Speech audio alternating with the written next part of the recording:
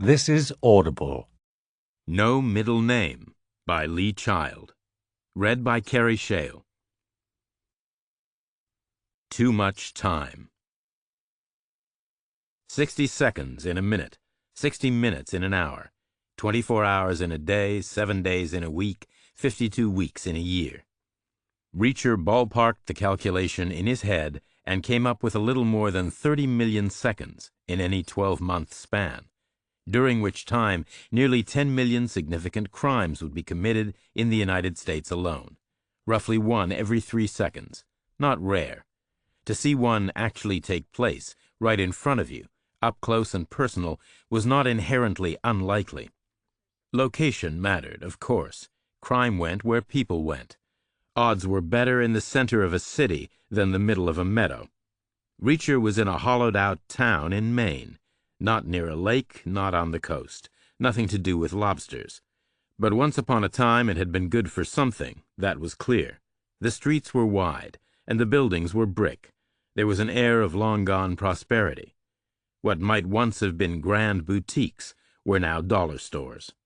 But it wasn't all doom and gloom. Those dollar stores were at least doing some business.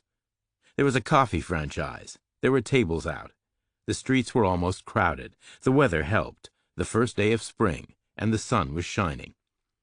Reacher turned into a street so wide it had been closed to traffic and called a plaza.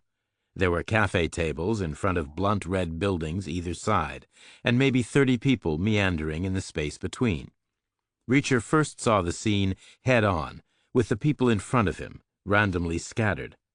Later he realized the ones that mattered most had made a perfect shape, like a capital letter T.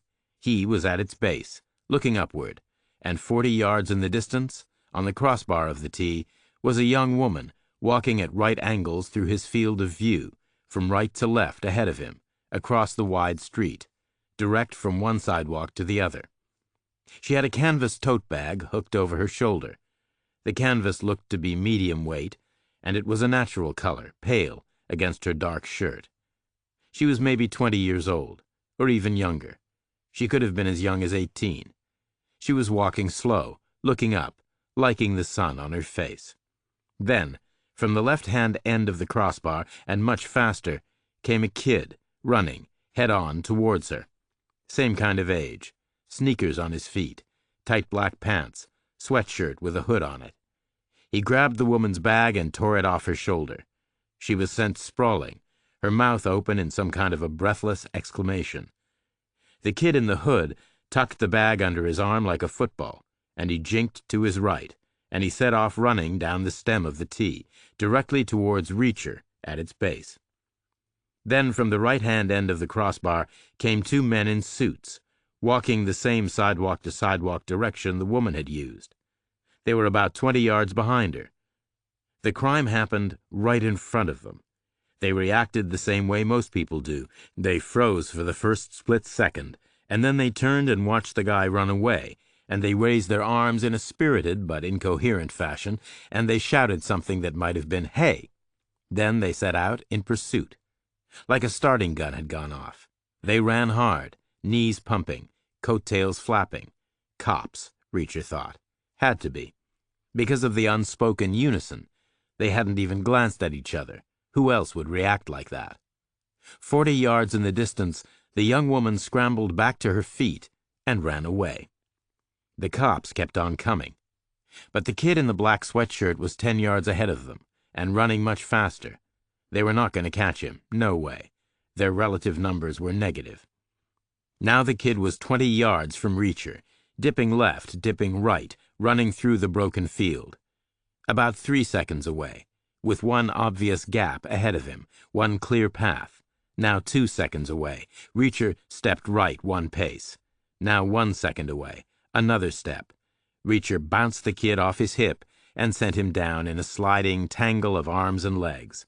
The canvas bag sailed up in the air, and the kid scraped and rolled about 10 more feet. And then the men in the suits arrived and were on him. A small crowd pressed close. The canvas bag had fallen to earth about a yard from Reacher's feet. It had a zipper across the top, closed tight. Reacher ducked down to pick it up, but then he thought better of it.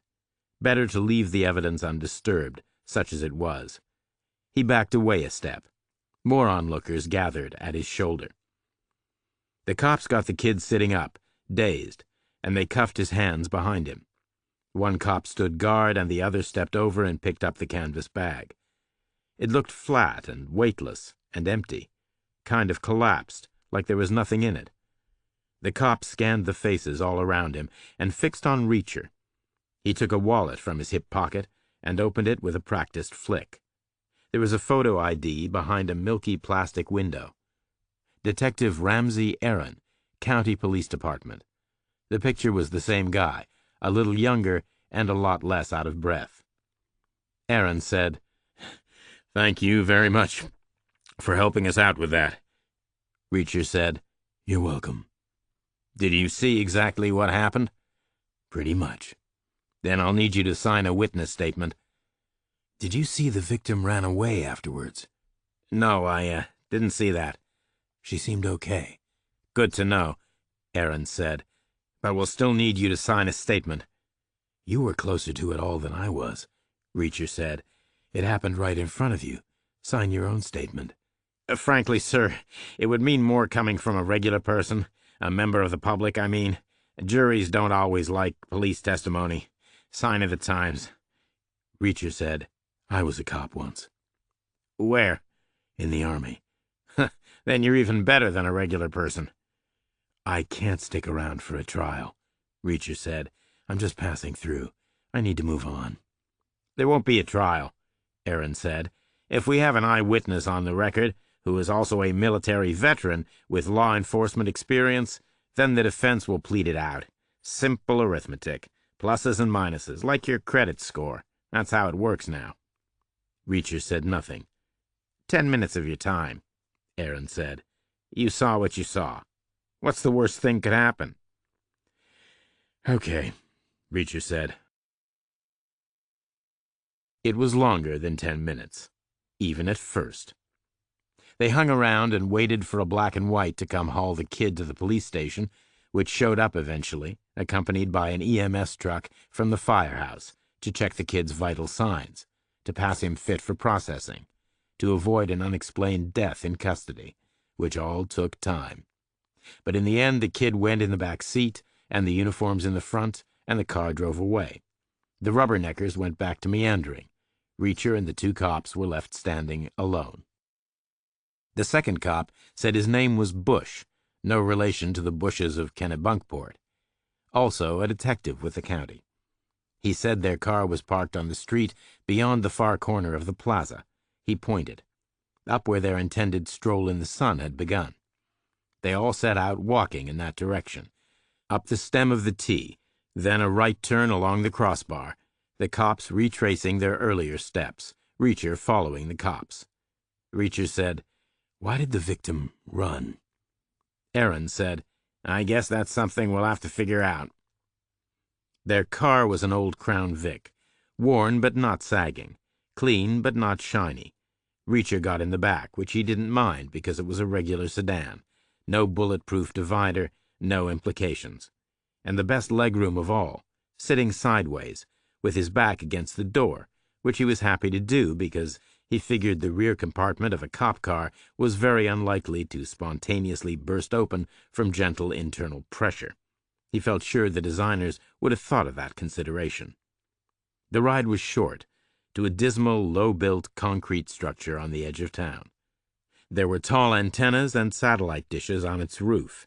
It had a parking lot with 3 unmarked sedans and a lone black and white cruiser, all parked in a line, plus about 10 more empty spaces, and the stove-in wreck of a blue SUV in one far corner.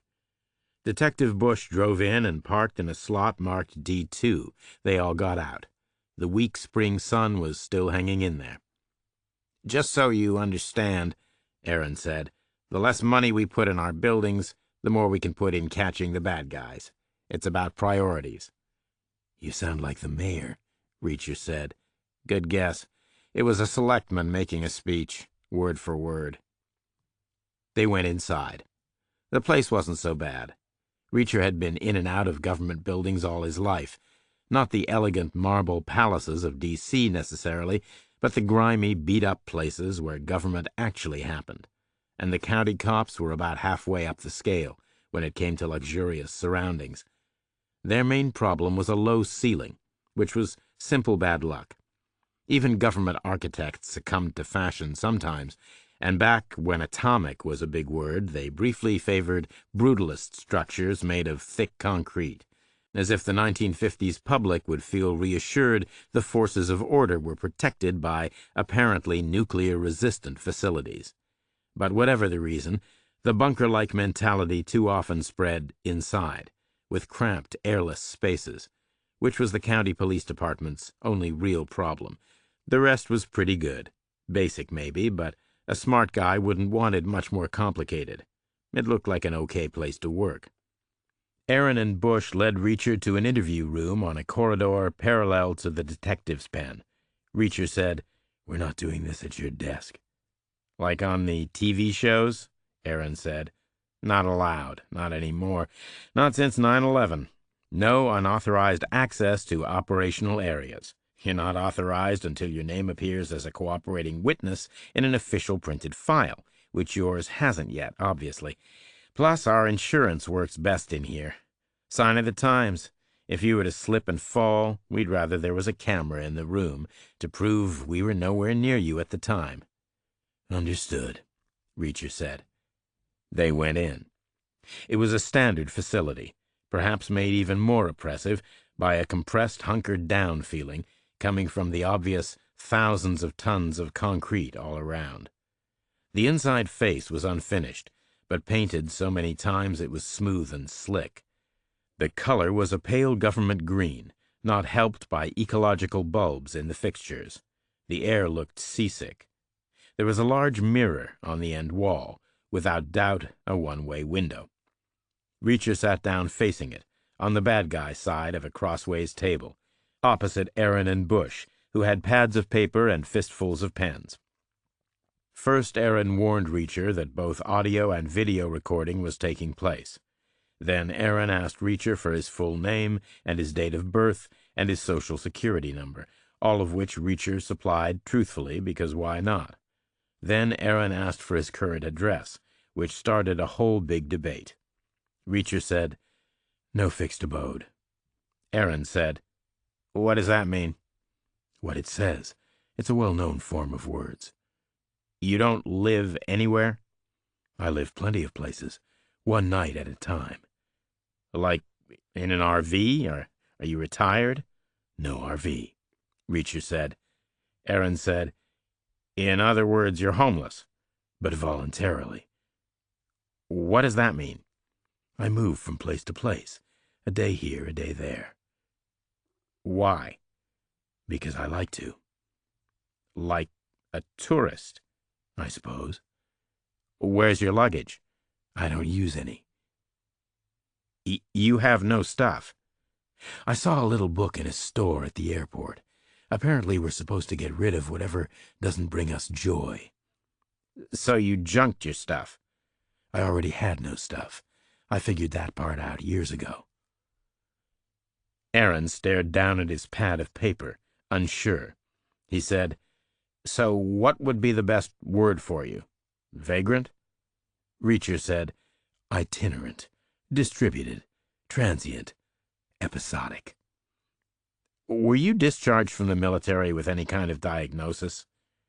"Would that hurt my credibility as a witness?" "I told you, it's like a credit score. No fixed address is a bad thing. PTSD would be worse. Defense counsel might speculate about your potential reliability on the stand. They might knock you down a point or two." "I was in the 110th MP," Reacher said.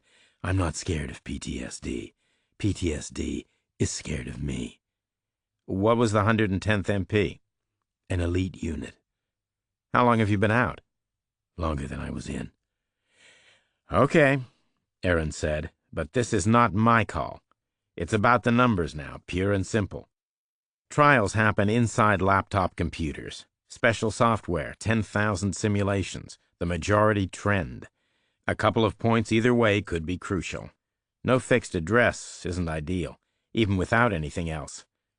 "Take it or leave it," Reacher said. They took it, like Reacher knew they would. They could never have too much. They could always lose some of it later. Perfectly normal. Plenty of good work got wasted, even on slam-dunk successful cases. So he ran through what he had seen, carefully, coherently, completely, beginning to end, left to right, near to far, and afterwards they all agreed that must have been about all of it. Aaron sent Bush to get the audio typed and printed, ready for Reacher's signature. Bush left the room, and Aaron said, "Thank you again." "You're welcome again," Reacher said. "Now, tell me your interest." "Like you saw, it happened right in front of us." "Which I'm beginning to think is the interesting part. I mean, what were the odds? Detective Bush parked in the D2 slot, which means he's number 2 on the detective squad. But he drove the car, and now he's doing your fetching and carrying, which means you're number 1 on the detective squad, which means the 2 biggest names in the most glamorous division in the whole county police department just happen to be taking a stroll in the sun 20 yards behind a girl who just happened to get robbed." "Coincidence," Aaron said. Reacher said, "I think you were following her." "Why do you think that?" "Because you don't seem to care what happened to her afterwards. Possibly because you know where she is. You know she'll be back soon to tell you all about it. Or you know where to find her because you're blackmailing her. Or she's a double agent. Or maybe she's one of your own, working undercover. Whichever, you trust her to look out for herself. You're not worried about her. It's the bag you're interested in. She was violently robbed, but you followed the bag, not her. Maybe the bag is important, although I don't see how. It looked empty to me." "That sounds like a real big conspiracy going on, doesn't it?" "It was your choice of words," Reacher said. "You thanked me for my help. My help in what, exactly? A spontaneous split-second emergency? Now, I don't think you would have used that phrase. You would have said, 'Wow, that was something, huh?' Or an equivalent, or just a raised eyebrow, as a bond or an icebreaker, like we're just 2 guys shooting the shit. But instead you thanked me quite formally. You said thank you very much for helping us out with that." Aaron said, "I was trying to be polite." Reacher said, "But I think that kind of formality needs a longer incubation." And you said, "with that." With what? For you to internalize something as that, I think it would need to be a little older than a split second. It would need to be previously established. And you used a continuous tense. You said I was helping you out, which implies something ongoing, something that existed before the kid snatched the bag and will continue afterwards. And you used the plural pronoun. You said, "Thanks for helping us out, you and Bush, with something you already own, with something you're already running, and it just came off the rails a little bit. But ultimately the damage wasn't too bad. I think it was that kind of help you were thanking me for, because you were extremely relieved. It could have been much worse if the kid had gotten away, maybe. Which is why you said thank you very much, which was way too heartfelt for a trivial mugging. It seemed more important to you." "I was being polite." "And I think my witness statement is mostly for the chief of police and the selectmen, not a computer game. To show them how it wasn't your fault. To show them how it wasn't you who just nearly screwed up some kind of a long-running operation. That's why you wanted a regular person. Any third party would do. Otherwise all you would have is your own testimony on your own behalf. You and Bush watching each other's back." "We were taking a stroll." "You didn't even glance at each other. Not a second thought. You just chased after that bag. You'd been thinking about that bag all day, or all week." Aaron didn't answer, and got no more opportunity to discuss it, because at that moment the door opened, and a different head was stuck in. It gestured Aaron out for a word. Aaron left, and the door snicked shut behind him. But before Reacher could get around to worrying about whether it was locked or not, it opened up again, and Aaron stuck his head back in and said, "The rest of the interview will be conducted by different detectives." The door closed again. Opened again. The guy who had stuck his head in the first time led the way. He had a similar guy behind him. Both looked like classic New England characters from historic black-and-white photographs, the product of many generations of hard work and stern self-denial. Both were lean and wiry, all cords and ligaments, almost gaunt. They were wearing chino pants with checked shirts under blue sport coats. They had buzzed haircuts. No attempt at style, pure function. They said they worked for the Maine Drug Enforcement Administration, a statewide organization. They said state-level inquiries outbid county-level inquiries, hence the hijacked interview. They said they had questions about what Reacher had seen. They sat in the chairs Aaron and Bush had vacated. The one on the left said his name was Cook, and the one on the right said his name was Delaney. It looked like he was the team leader. He looked set to do all the talking. About what Reacher had seen, he said again. Nothing more. Nothing to be concerned about. But then he said, "First, we need more information on one particular aspect. We think our county colleagues went a little light on it. They glossed right over it, perhaps understandably." Reacher said, "Glossed over what?" "What exactly was your state of mind, in terms of intention, at the moment you knocked the kid down?" "Seriously?"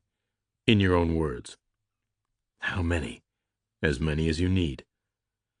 "I was helping the cops." "Nothing more?" "I saw the crime. The perpetrator was fleeing straight towards me. He was outrunning his pursuers. I had no doubt about his guilt or innocence, so I got in his way. He wasn't even hurt bad." "How did you know the two men were cops?" "First impressions. Was I right or wrong?" Delaney paused a beat. Then he said, "Now tell me what you saw." "I'm sure you were listening in the first time around." "We were," Delaney said. "Also to your continued conversation afterwards with Detective Aaron, after Detective Bush left the room. It seems you saw more than you put in your witness statement. It seems you saw something about a long-running operation." "That was speculation," Reacher said. "It didn't belong in a witness statement." "As an ethical matter?" "I suppose." "Are you an ethical man, Mr. Reacher?" "I do my best." "But now you can knock yourself out. The statement is done. Now you can speculate to your heart's content. What did you see?" "Why ask me?" "We might have a problem. You might be able to help." "How could I help?" "You are a military policeman. You know how this stuff works. Big picture. What did you see?" Reacher said, "I guess I saw Aaron and Bush following the girl with the bag. Some kind of surveillance operation. Surveillance of the bag, principally. When the thing happened, they ignored the girl completely.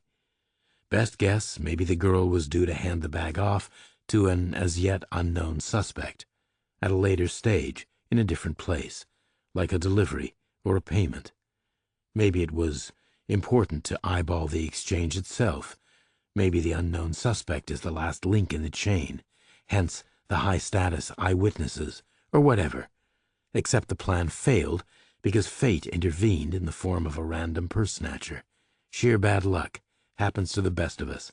And really no big deal. They can run it again tomorrow." Delaney shook his head. "We're in murky waters.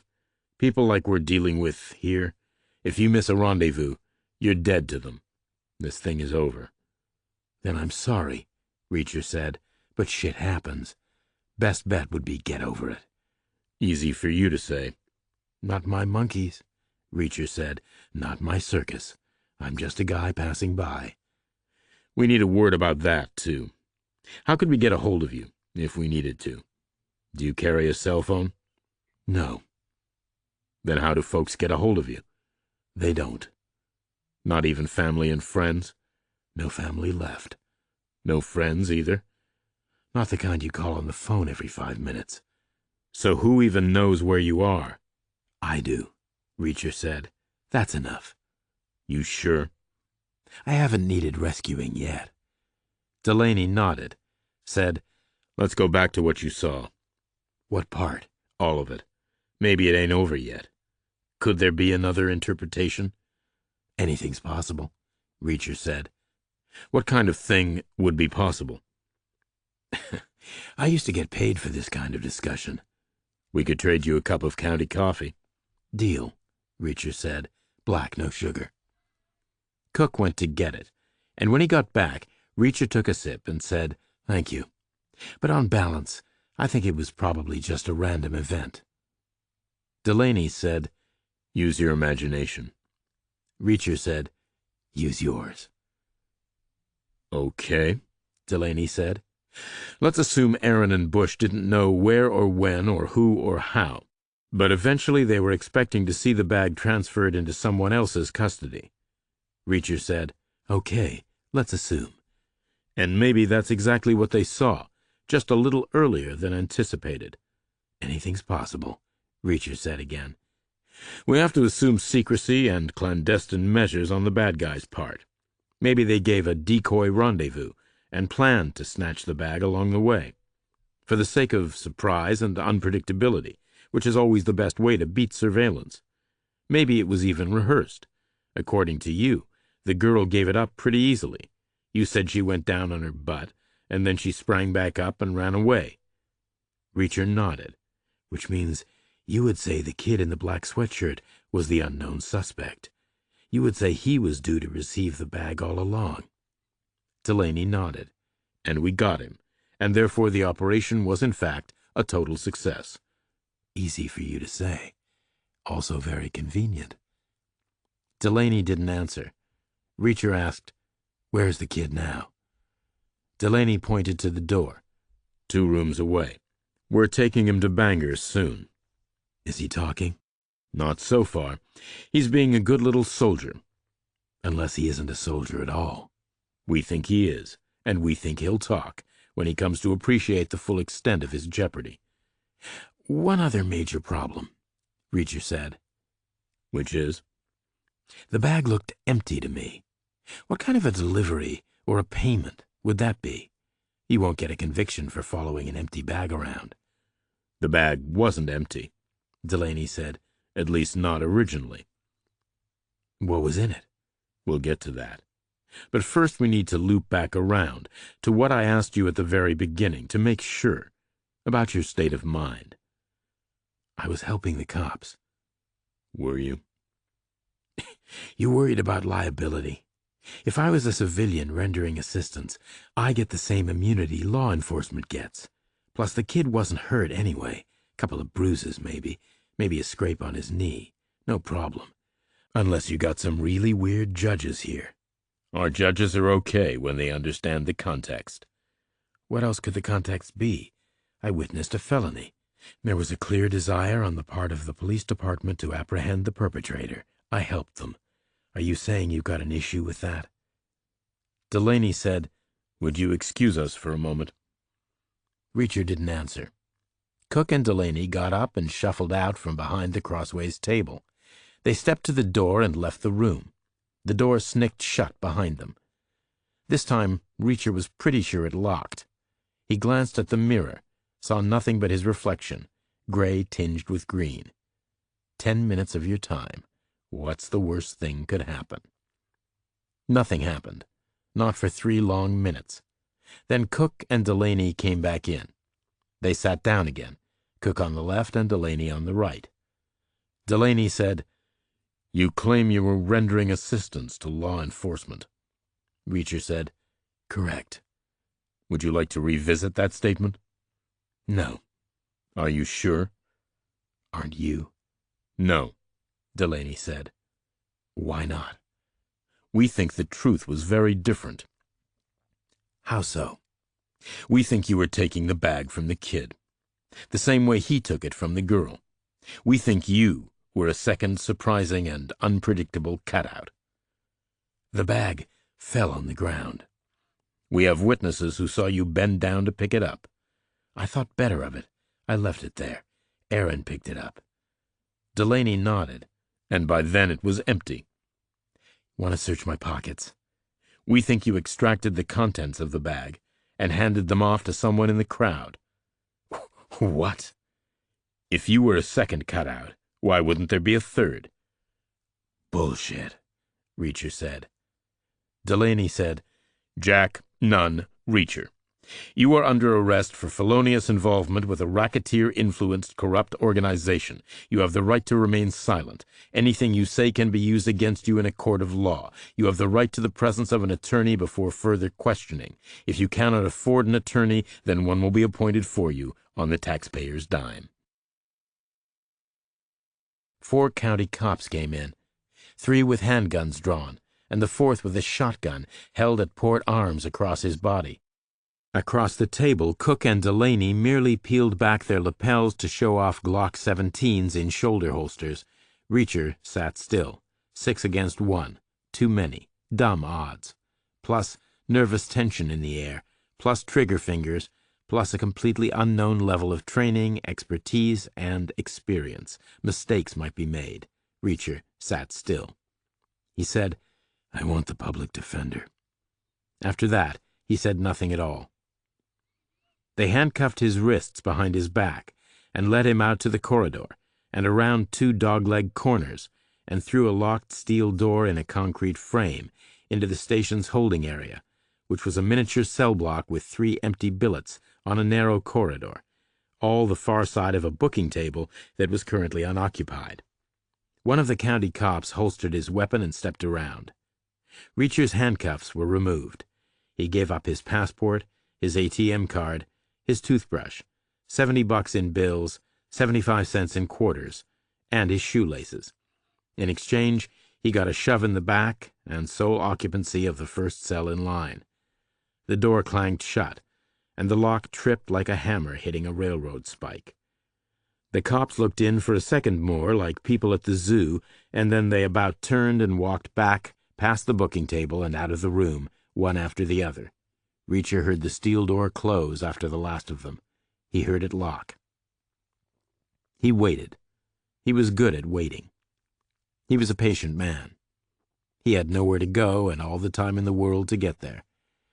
He sat on the bed, which was a cast concrete structure, as was a little desk with an integral stool.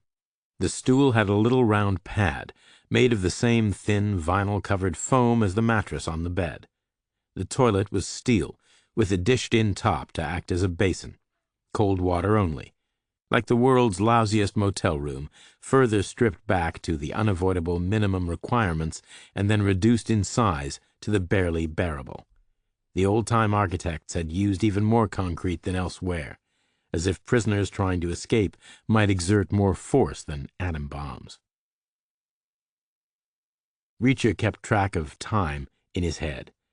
2 hours ticked by, and part of a third, and then the youngest of the county uniforms came by for a status check.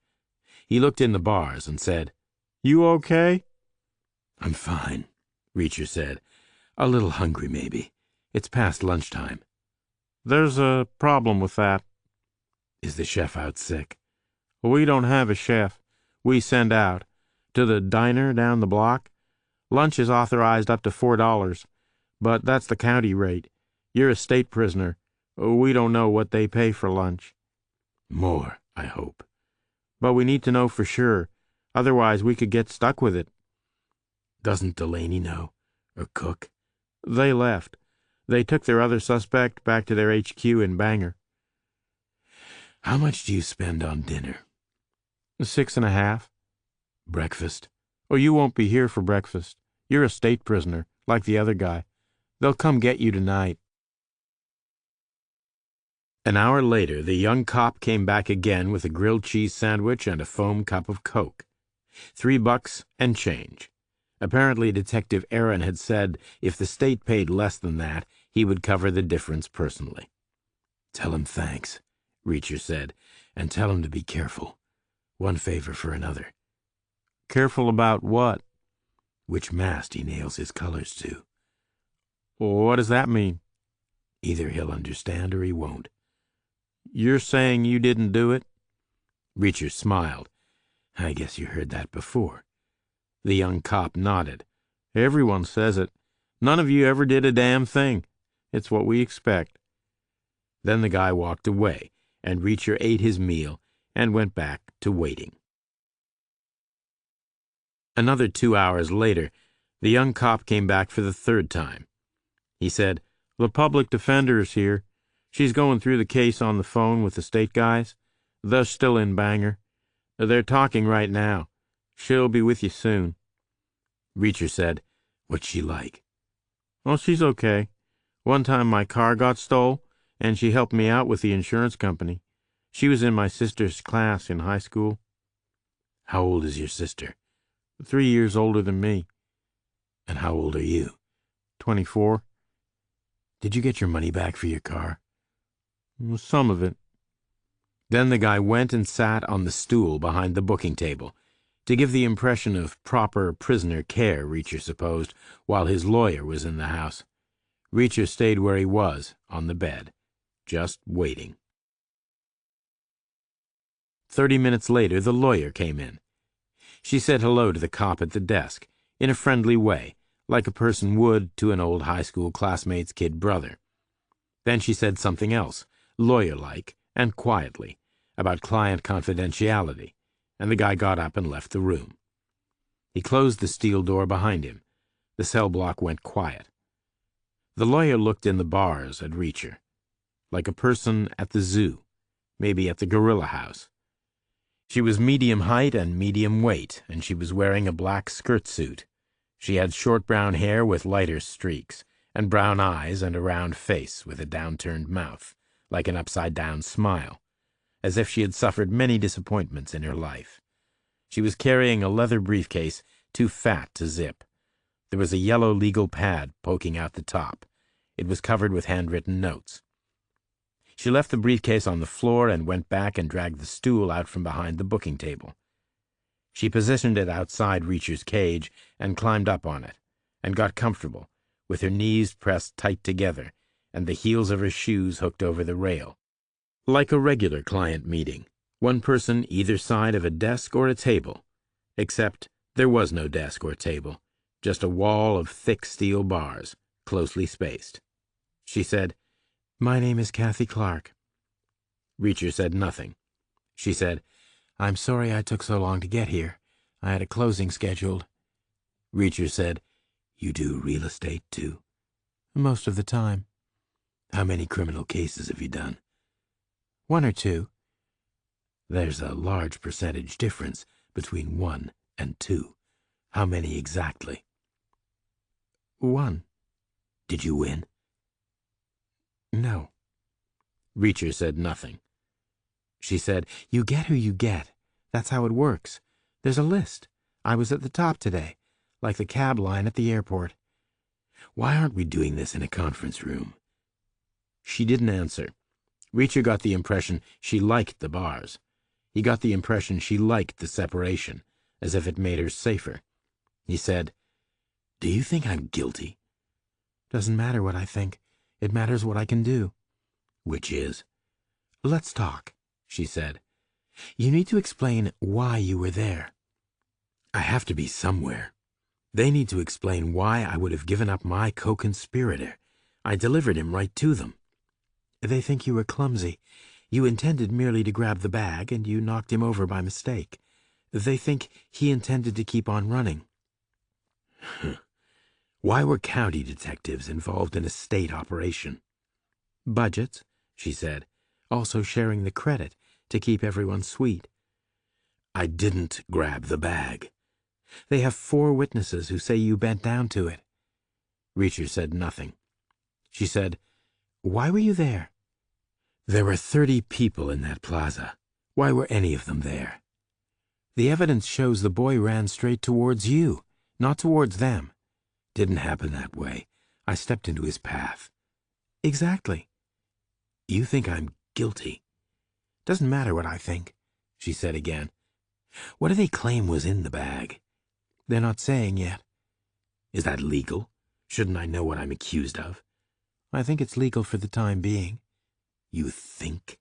I need more than that." "If you want a different lawyer, go right ahead and pay for one."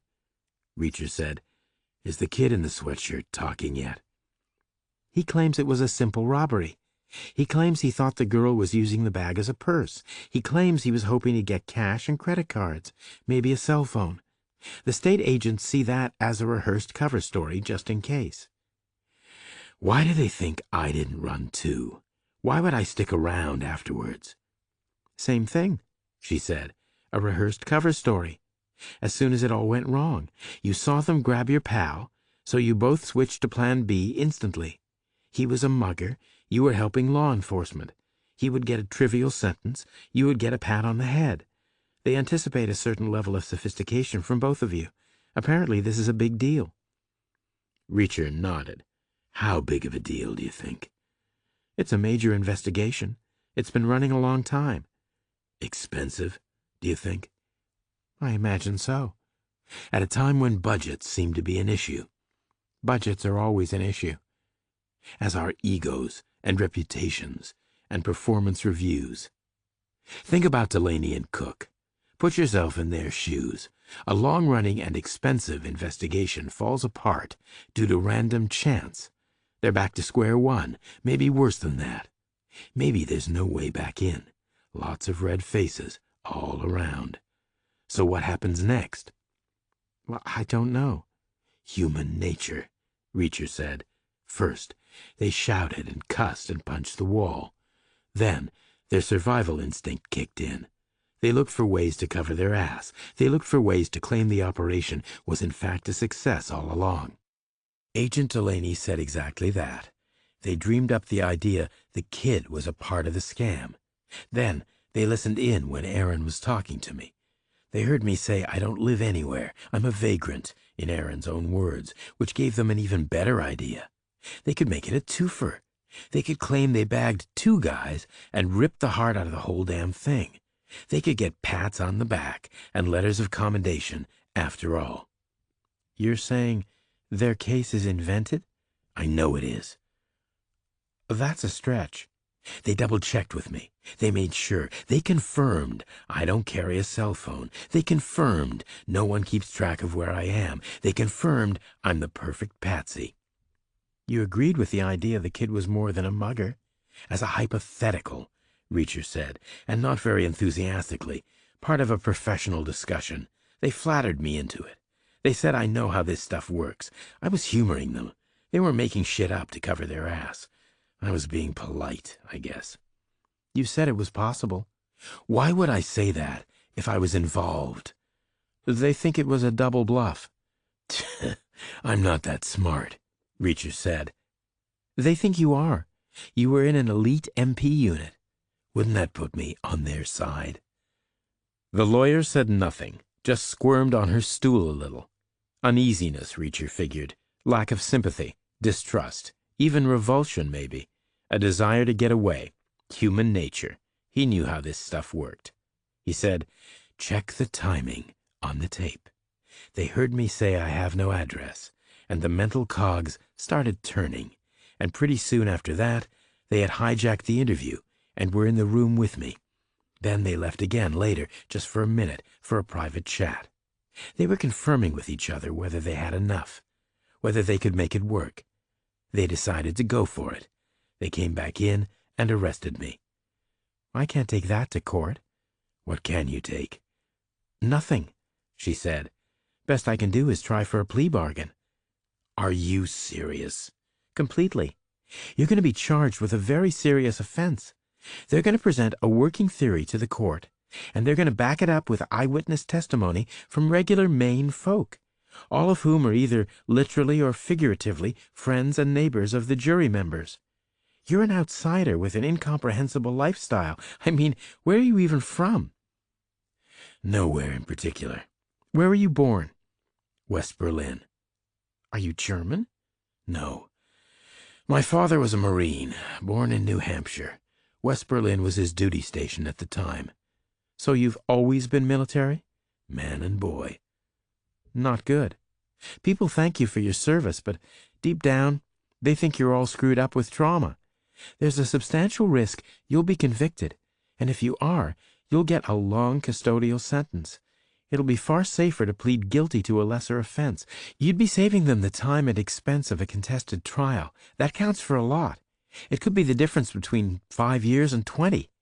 As your lawyer, I would be delinquent in my duty if I didn't recommend it.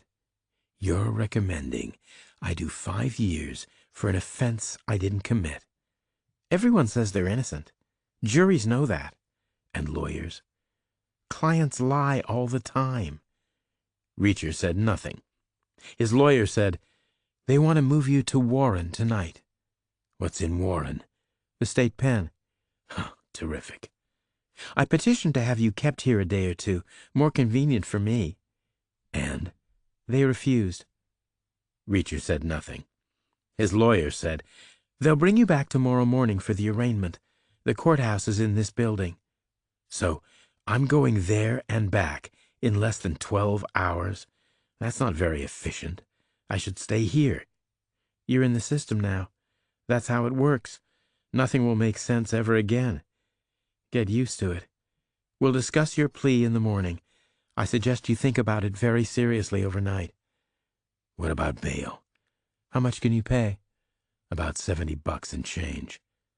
"The court would regard that as an insult," she said. "Better not to apply at all."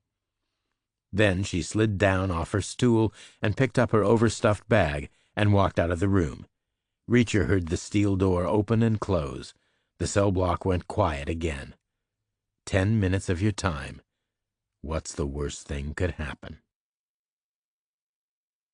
Another hour went by, and then the young cop came back in.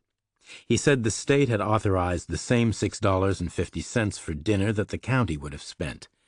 He said that would get most anything on the diner's menu. He recited a list of possibilities, which was extensive. Reacher thought about it for a moment. Chicken pot pie, maybe, or pasta, or an egg salad. He mused out loud between those three. The cop recommended the chicken pie. He said it was good. Reacher took his word for it. Plus coffee, he added. Lots of it, he emphasized. A really serious quantity. In a flask, to keep it warm. With the proper china cup and saucer. No cream, no sugar. The cop wrote it all down on a slip of paper with the stub of a pencil. Then he said, "Was the public defender okay?" "Sure," Reacher said. "She seemed a nice lady.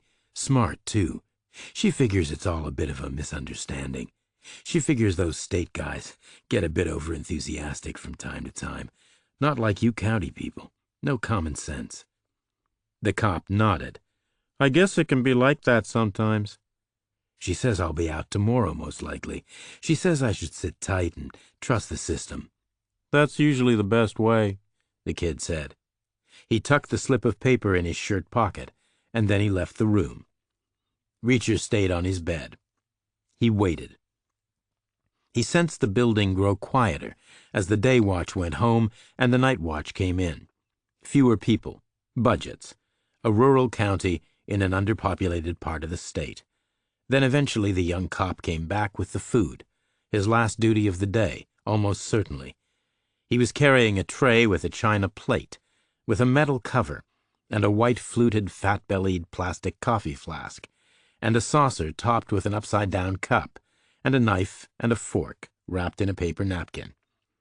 The plastic flask was the key component. It made the whole assemblage too tall to fit through the horizontal pass-through slot in the bars. The kid couldn't lay the flask down on its side on the tray.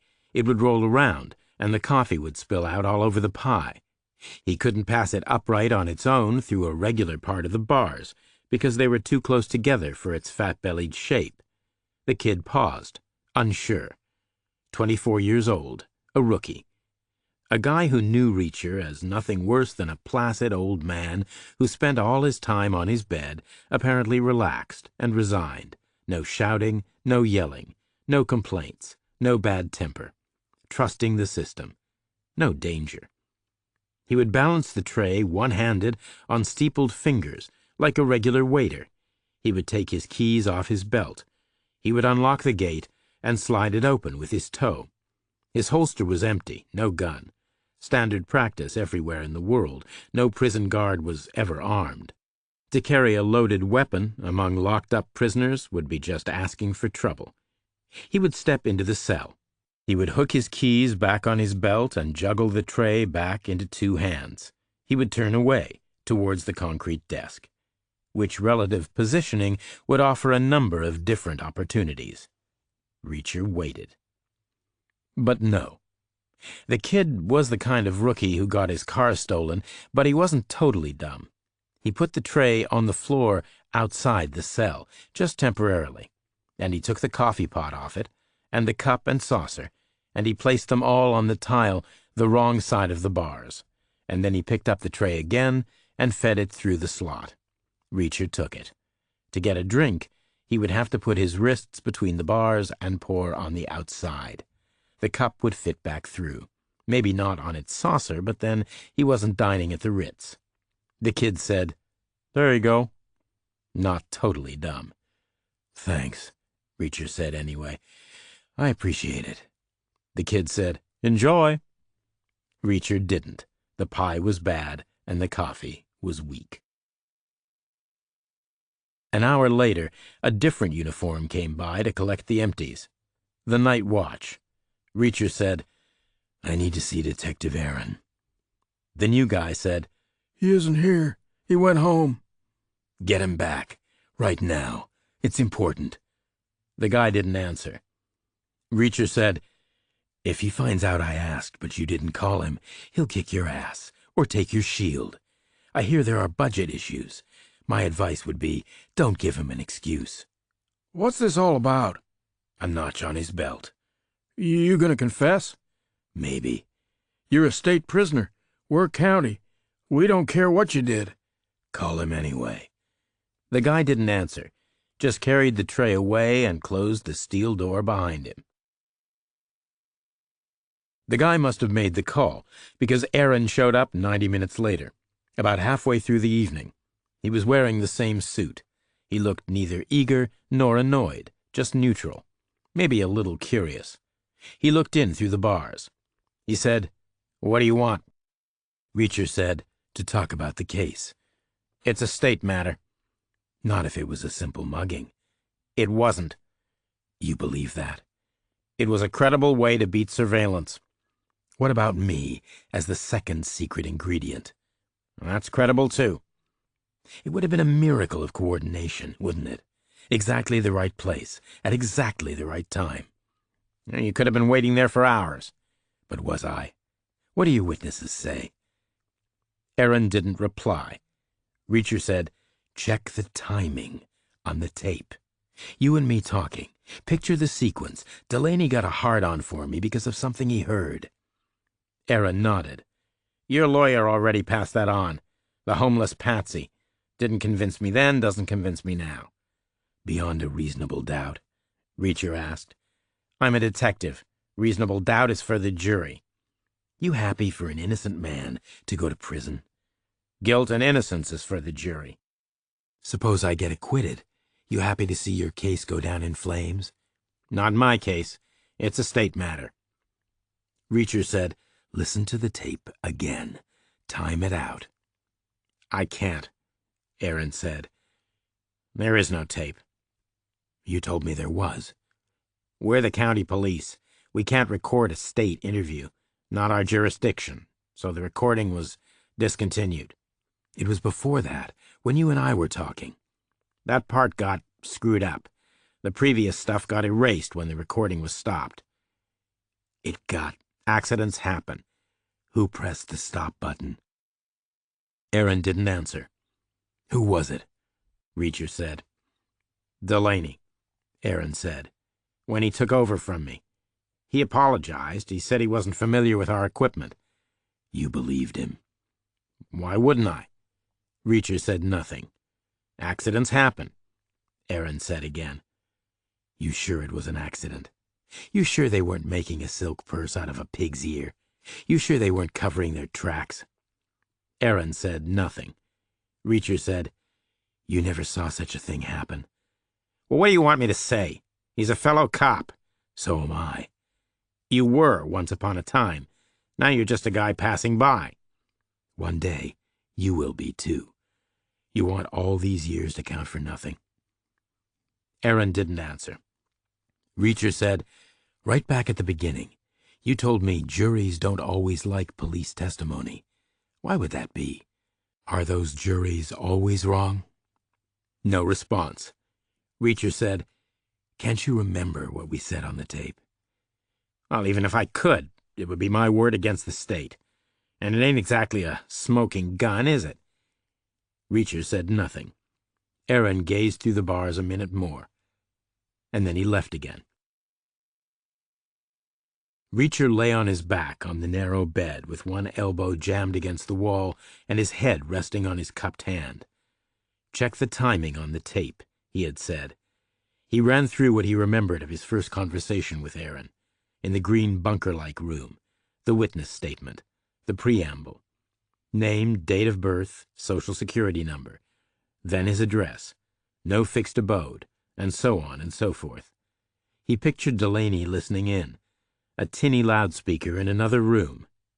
"In other words, you're homeless," Aaron had said. Delaney had heard him say it, loud and clear. How long did he take to spot his opportunity and come barging in? Too long, Reacher thought.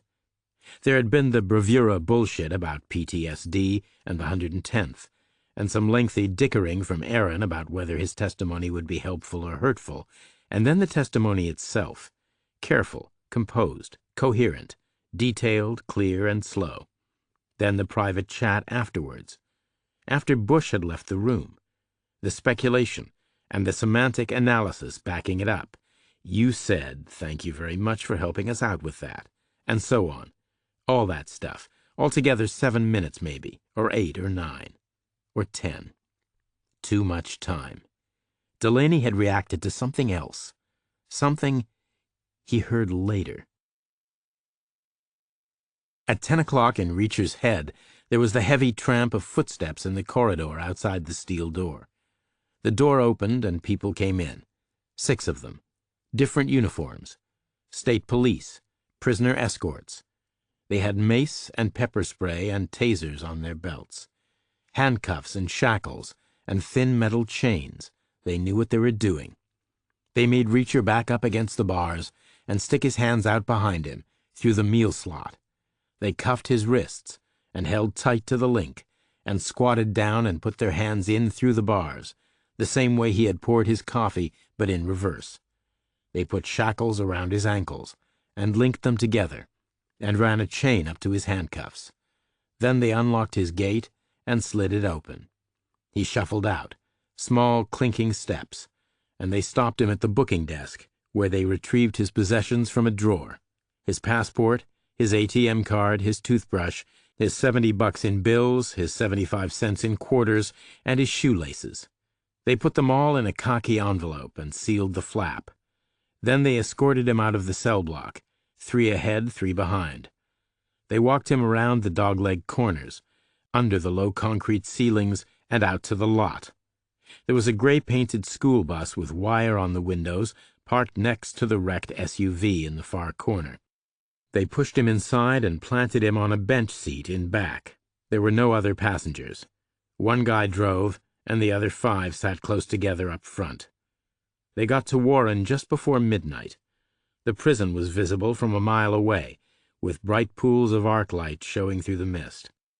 The bus waited at the gate, idling with a heavy diesel clatter, and spotlights played over it, and the gate ground open, and the bus drove inside. It waited again for a second gate, and then shut down in a brightly lit space near an iron door marked Prisoner Intake. Reacher was led through it, and down the right-hand spur of a Y-shaped junction to the holding pen for inmates as yet unconvicted. His cuffs and chains and shackles were removed. His possessions, in their khaki envelope, were filed away, and he was issued with a white jumpsuit uniform and blue shower shoes. He was led to a cell, more or less identical to the one he had just left. The gate was slid shut, and the key was turned. His escort left, and a minute later the light clicked off, and the block was plunged into noisy and restless darkness.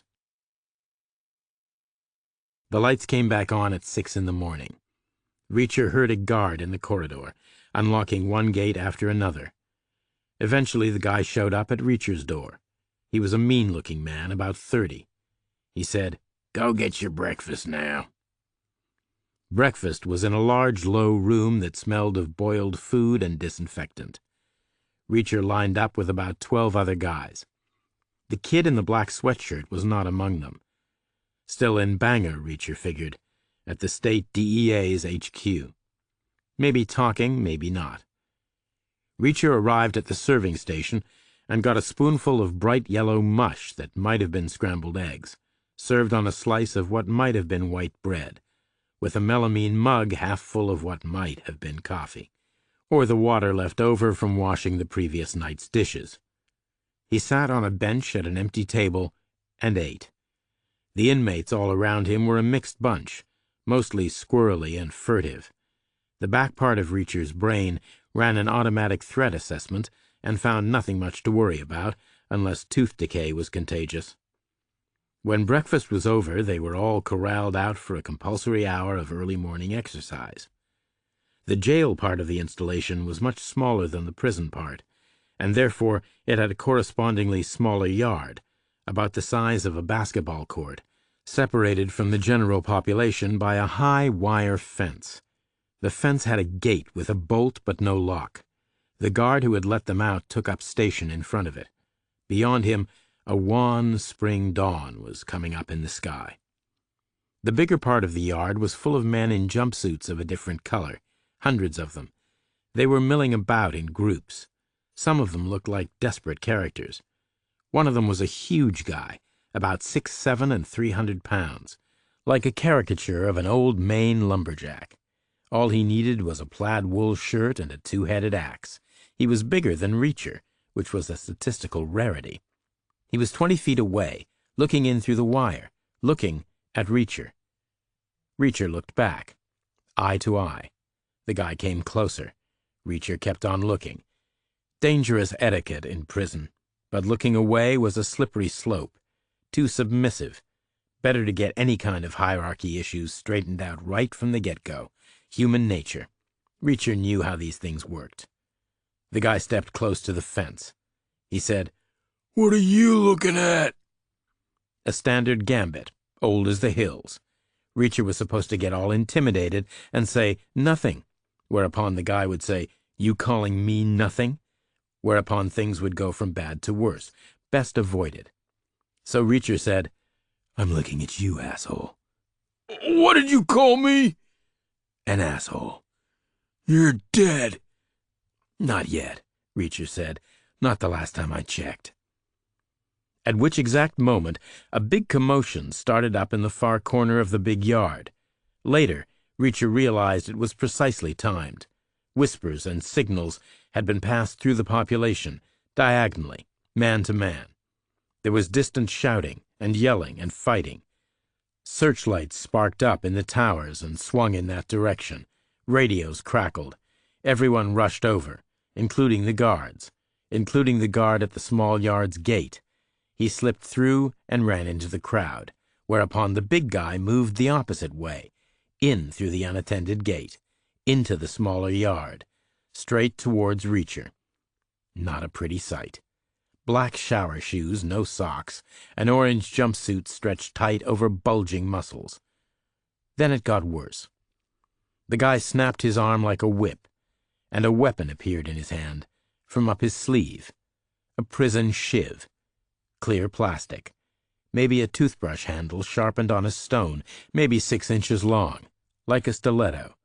A third of its length was wrapped with surgical tape, for grip. Not good. Reacher kicked off his shower shoes.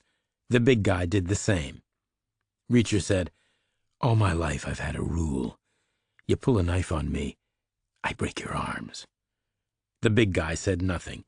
Reacher said, It's completely inflexible, I'm afraid. I can't make an exception just because you're a moron. The big guy stepped closer. The other men in the yard stepped back. Reacher heard the fence clink as they pressed up tight against it.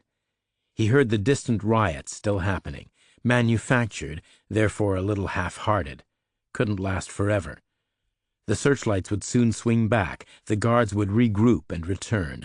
All he had to do was wait. Not his way. Last chance, he said. Drop the weapon and get down on the ground, or I'll hurt you real bad. He used his MP voice, honed over the years to a thing of chill and dread, all floating on the unhinged psycho menace he had been as a kid, brawling in back streets all over the world. He saw a flicker of something in the big guy's eyes, but nothing more. wasn't going to work. He was going to have to fight it out, which he was suddenly very happy about, because now he knew. 10 minutes of your time, you saw what you saw. He didn't like knives. He said, "Come on, fat boy. Show me what you got." The guy stepped in, rotating on the way, leading with the shiv. Reacher feinted to his left, and the shiv jerked in that direction, so Reacher swayed back to his right, inside the trajectory, and aimed his left hand inside out for the guy's wrist, but mistimed it a little and caught the guy's hand instead, which was like gripping a softball, and he pulled on it, which turned the guy more, and he slammed a triple right jab to the guy's face. Bang, bang, bang, a blur, all the while crushing the guy's right hand as hard as possible, shiv and all. The guy pulled back, and the sweat on Reacher's palm greased his exit, until Reacher had nothing but the shiv in his grip, which was okay, because it was a pick, not a blade, sharp only at the point, and it was plastic, so Reacher put the ball of his thumb where the tape ended and snapped it, like turning a door handle. So far so good. At that point, about 3 seconds in, Reacher saw his main problem as how the hell he was going to make good on his promise to break the guy's arms. They were huge. They were thicker than most people's legs. They were sheathed and knotted with slabs of muscle. Then it got worse again. The guy was bleeding from the nose and the mouth, but the damage seemed only to energize him. He braced and roared like the kind of guy Reacher had seen on strongman shows on afternoon cable in motel rooms, like he was psyching himself up to pull a semi-truck in a harness or lift up a rock the size of a Volkswagen. He was going to charge like a water buffalo. He was going to knock Reacher down and pummel him on the ground. The lack of shoes didn't help. Kicking barefoot was strictly for the health club or the Olympic Games. Rubbery shower shoes were worse than none at all, which Reacher supposed was the point of making prisoners wear them. So kicking the guy was off the menu, which was a sad limitation, but knees would still work, and elbows. The guy charged, roaring, arms wide, as if he wanted to catch Reacher in a bear hug. So Reacher charged too, straight back at him. It was the only real choice. A collision could be a wonderful thing, depending on what hit who first. In this case, the answers were Reacher's forearm and the big guy's upper lip. Like a wreck on the highway, like two trucks crashing head-on, like getting the guy to punch himself in the face. The prison sirens went off. Big picture, what do you see? The searchlights swung back. The riot was over. The prison yard went suddenly quiet. The big guy couldn't resist. Human nature. He wanted to look. He wanted to know. He turned his head. Just a tiny spasm. An instinct. Instantly crushed.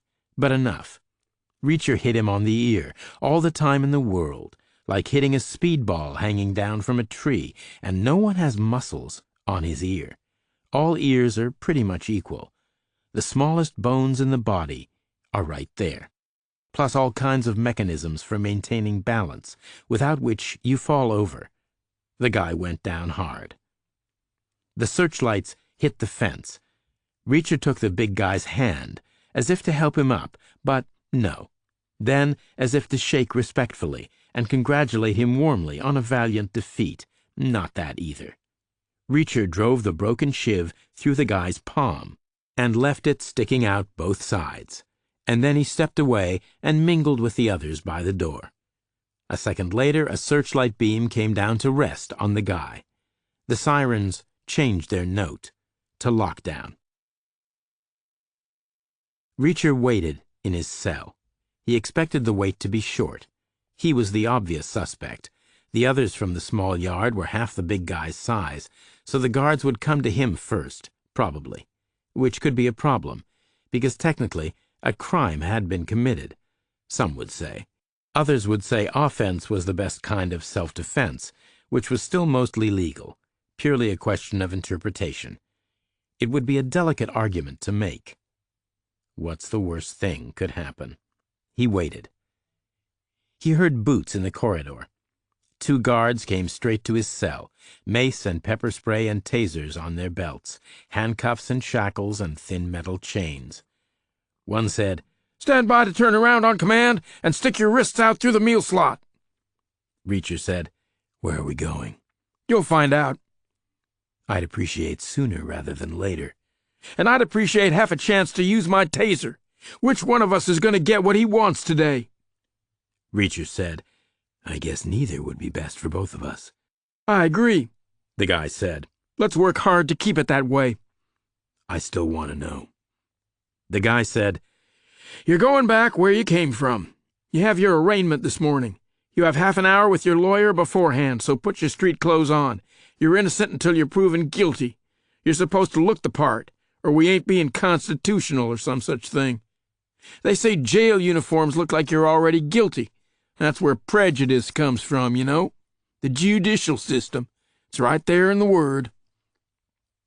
He led Reacher out of the cell, small clinking steps, and his partner crowded in from behind, and they met a team of 2 state prisoner escorts in an airlock lobby, halfway in and halfway out of the place, where responsibility was handed over from one team to the other, who then led Reacher onward out to a gray prison bus, the same kind of thing he had ridden in on. He was pushed down the aisle and dumped on the rearmost bench. One of the escorts got in behind the wheel to drive, and the other sat sideways behind him with a shotgun in his lap. They retraced the journey Reacher had made in the opposite direction less than 12 hours previously. They covered every yard of the same pavement. The 2 escorts talked all the way. Reacher heard some of the conversation. It depended on the engine note. Some of the words were lost. But he got plenty of gossip about the big guy found knocked down in the small yard that morning. No one was yet implicated in the incident because no one could understand it. The big guy was a month away from his first parole hearing. Why would he fight? And if he didn't fight, who would fight him? Who would fight him and win, and drag him back to the small yard like some kind of trophy? They shook their heads. Reacher said nothing. The drive back took the same duration, just shy of 2 hours. The same night and day, because their speed was not limited by visibility or traffic, but by a slow-revving engine and a short gearbox, good for stopping and starting in cities and towns, but not so good for the open road. But eventually they pulled into the lot Reacher recognized, next to the stove-in wreck of the blue SUV, and Reacher was beckoned down the aisle and off the bus, and in through the same door he had come out of. Inside was a lobby, lockable both ends, where his chains and cuffs were taken off, and he was handed over to a 2-person welcoming committee. One person was Detective Bush. The other person was the public defender, Kathy Clark. The 2 prisoner escorts turned around and left double-quick, anxious to get going, back later. Couldn't keep a bus standing idle. They gave the impression they had many different jobs that day, many bits and pieces. Maybe they did. Or maybe they liked a long, lazy lunch. Maybe they knew somewhere good to go. Reacher was left alone with Bush and the lawyer, just for a second. He thought, "You gotta be kidding me." He tapped Bush high on the chest, just a polite warning to the solar plexus like a wake-up call, enough to cause a helpless buzzing in all kinds of retaliatory muscles, but no real pain anywhere else. Reacher stuck his hand in Bush's pocket and came out with car keys. He put them in his own pocket and shoved the guy in the chest quite gently, as considerately as possible, just enough to send him staggering backward a pace or 2. He didn't touch the lawyer at all, just pushed past her and walked away, head up and confident, under the low ceilings, through the dogleg corridors, and out through the front door. He went straight to Bush's car, in the D2 slot, the Crown Vic, worn but not sagging, clean but not shiny. It started first time. It was already warmed up. The prisoner escorts were already beyond it. They were on their way to their bus. They didn't look back. Reacher took off, just as the first few "wait a damn minute" faces started showing at doors and windows. He turned right and left again on random streets, aiming at first for what passed for downtown. The first squad car was more than 2 whole minutes behind him, starting out from the station house itself. A disgrace. Others were worse. It was not the county police department's finest 5 minutes. They didn't find him. Reacher called on the phone just before lunch from a payphone. The town still had plenty. Cell reception was poor. Reacher had quarters from under cafe tables, always a few, enough for local calls at least. He had the number from a business card pinned up behind the register in a 5 and dime, even cheaper than the dollar stores. The card was one of many, as if together they made a defensive shield. It was from Detective Ramsey Aaron, of the County Police Department, with a phone number and an email address. Maybe some kind of neighborhood outreach. Modern police did all kinds of new things. Evidently, the number on the card rang through to Aaron's desk. He answered first ring. He said, "This is Aaron." Reacher said, "This is Reacher." "Why are you calling me?" "To tell you two things." "But why me?" "Because you might listen." "Where are you?" "I'm a long way out of town by now. You're never going to see me again. I'm afraid your uniformed division let you down badly." "You should give yourself up, man." "That was the first thing," Reacher said. "That ain't going to happen. We need to get that straight from the get-go, or we'll waste a lot of energy on the back and forth. You'll never find me, so don't even try. Just give it up gracefully. Spend your time on the second thing instead." "Was that you at the prison? With the parolee that got beat up?" "Why would a parolee be in prison?" What's the second thing?" "You need to find out exactly who the girl with the bag was, and exactly who the kid in the sweatshirt was. Names and histories, and exactly what was in the bag." "Why?" "Because before you tell me, I'm going to tell you. When you see I'm right, maybe you'll start paying attention." "Who are they?" Reacher said, "I'll call again later." He was in the diner down the block, where his lunch and his dinner had come from, the safest place to be, amid all the panic. No one in there had ever seen him before. No cop was going to come in for a coffee break, not right then, out of the question. And the police station was the eye of the storm, which meant, for a block all around, the squad cars were either accelerating hard to get away and go search some other distant place, or braking hard as they came back in again, all negative and disappointed and frustrated. In other words, there was visual drama and emotion, but therefore not very much patient looking out through the car windows at the immediate neighborhood surroundings. The phone was on the wall of a corridor in the back of the diner, with restrooms left and right, and a fire door at the end. Reacher hung up and walked back to his table. He was one of 6 people sitting alone in the shadows. No one paid him attention. He got the feeling strangers were not rare, at least as a concept. There were old photographs on the wall, plus old-time artifacts hung up on display. The town had been in the lumber business. Fortunes had been made. People had been in and out constantly for 100 years, hauling loads, selling tools, putting on all kinds of mock outrage about prices. Maybe some part of the town was still working, a lone sawmill here or there. Maybe some people were still coming by. Not many, but enough. Certainly no one stared in the diner. No one hid behind a newspaper and surreptitiously dialed a phone. Reacher waited. He called again, a random number of minutes after the first hour had gone by. He cupped his hand over his mouth so the background noise wouldn't sound the same twice. He wanted them to think he was always on the move. If they thought he wasn't, they would start to ask themselves where he was holed up, and Aaron seemed a smart enough guy to figure it out. He could step right in and pull up a chair. The phone was answered on the first ring. Aaron said, "This is Aaron." Reacher said, "You need to ask yourself a transportation question. 6 guys took me to Warren last night, but only 2 guys brought me back this morning. 6 guys was a lot of overtime in one evening. Overkill, some might say, for one prisoner in a bus, especially when budgets are an issue. So why did it happen that way?" "You were an unknown quantity. Better safe than sorry." "Then why didn't I get the same 6 guys again this morning? They don't know me any better now than they did last night." Aaron said, "I'm sure you're going to tell me why." "2 possibilities. Not really competing. Kind of interlinked." "Show me." "They really wanted to get me there last night. It was important I went. My lawyer put in a reasonable request. They said no. They signed off on an unnecessary round trip that did nothing but waste gas and man-hours. They assigned 6 guys to make sure I got there safe and sound. And? They didn't expect me to leave again this morning, so they didn't assign escorts. So when it came to it, they had to scramble an odd job crew who already had a bunch of other stuff to do today. That doesn't make sense. Everyone expected you to leave again this morning. For the arraignment. Standard procedure. Common knowledge. So why the scramble? I don't know. They weren't expecting me to leave. They knew you had to.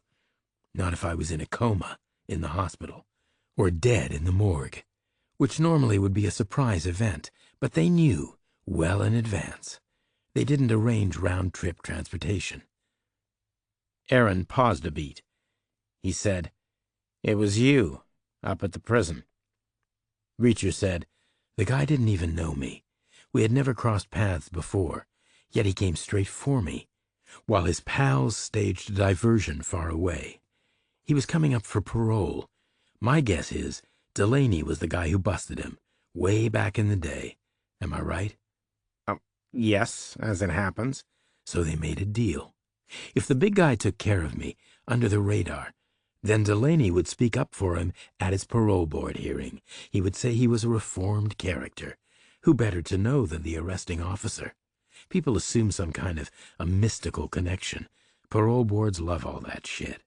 The guy would have walked, except he didn't get the job done. He underestimated his opponent. Possibly he was badly briefed. You're admitting felony assault. You'll never find me. I could be in California tomorrow. Aaron said, "Tell me who the girl was, and the boy in the sweatshirt. Show me you know what you're talking about here." The boy and the girl were both stooges, both blackmailed into playing a part. Probably the girl had just gotten busted, maybe her second time, maybe even her first, by the state DEA, by Delaney.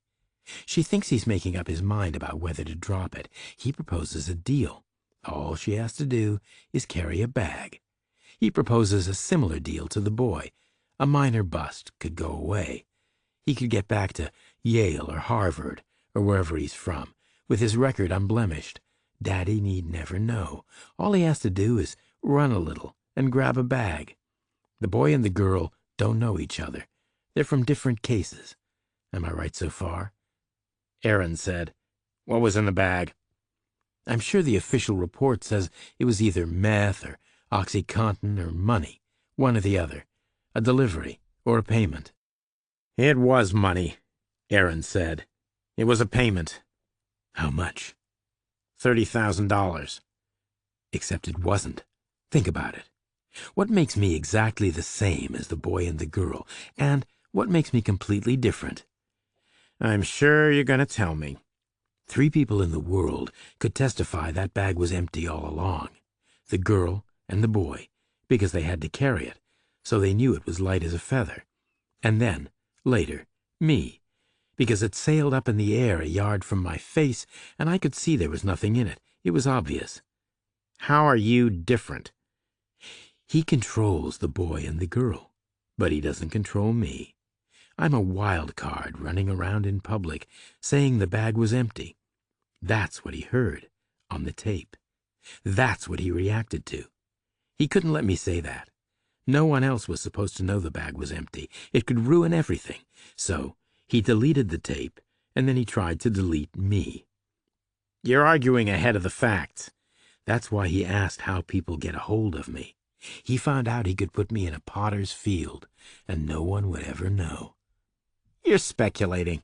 There's only one way this thing works. Delaney stole the 30 grand.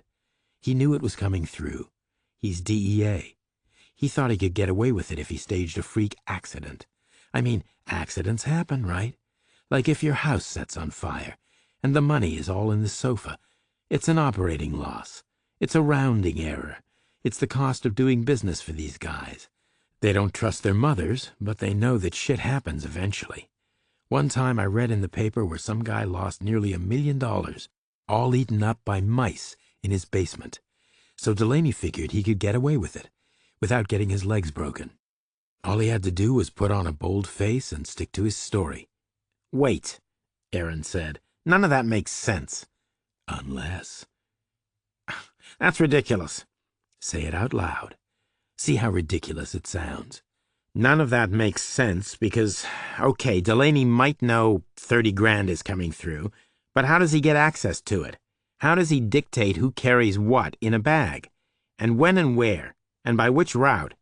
Unless, Reacher said again. This is crazy. Say it. Unless Delaney is walking on the dark side of the street. Don't hide behind flowery language. Say it out loud. Unless Delaney is himself a link in the chain. Still kind of flowery. Unless Delaney is secretly a drug dealer as well as a DEA agent.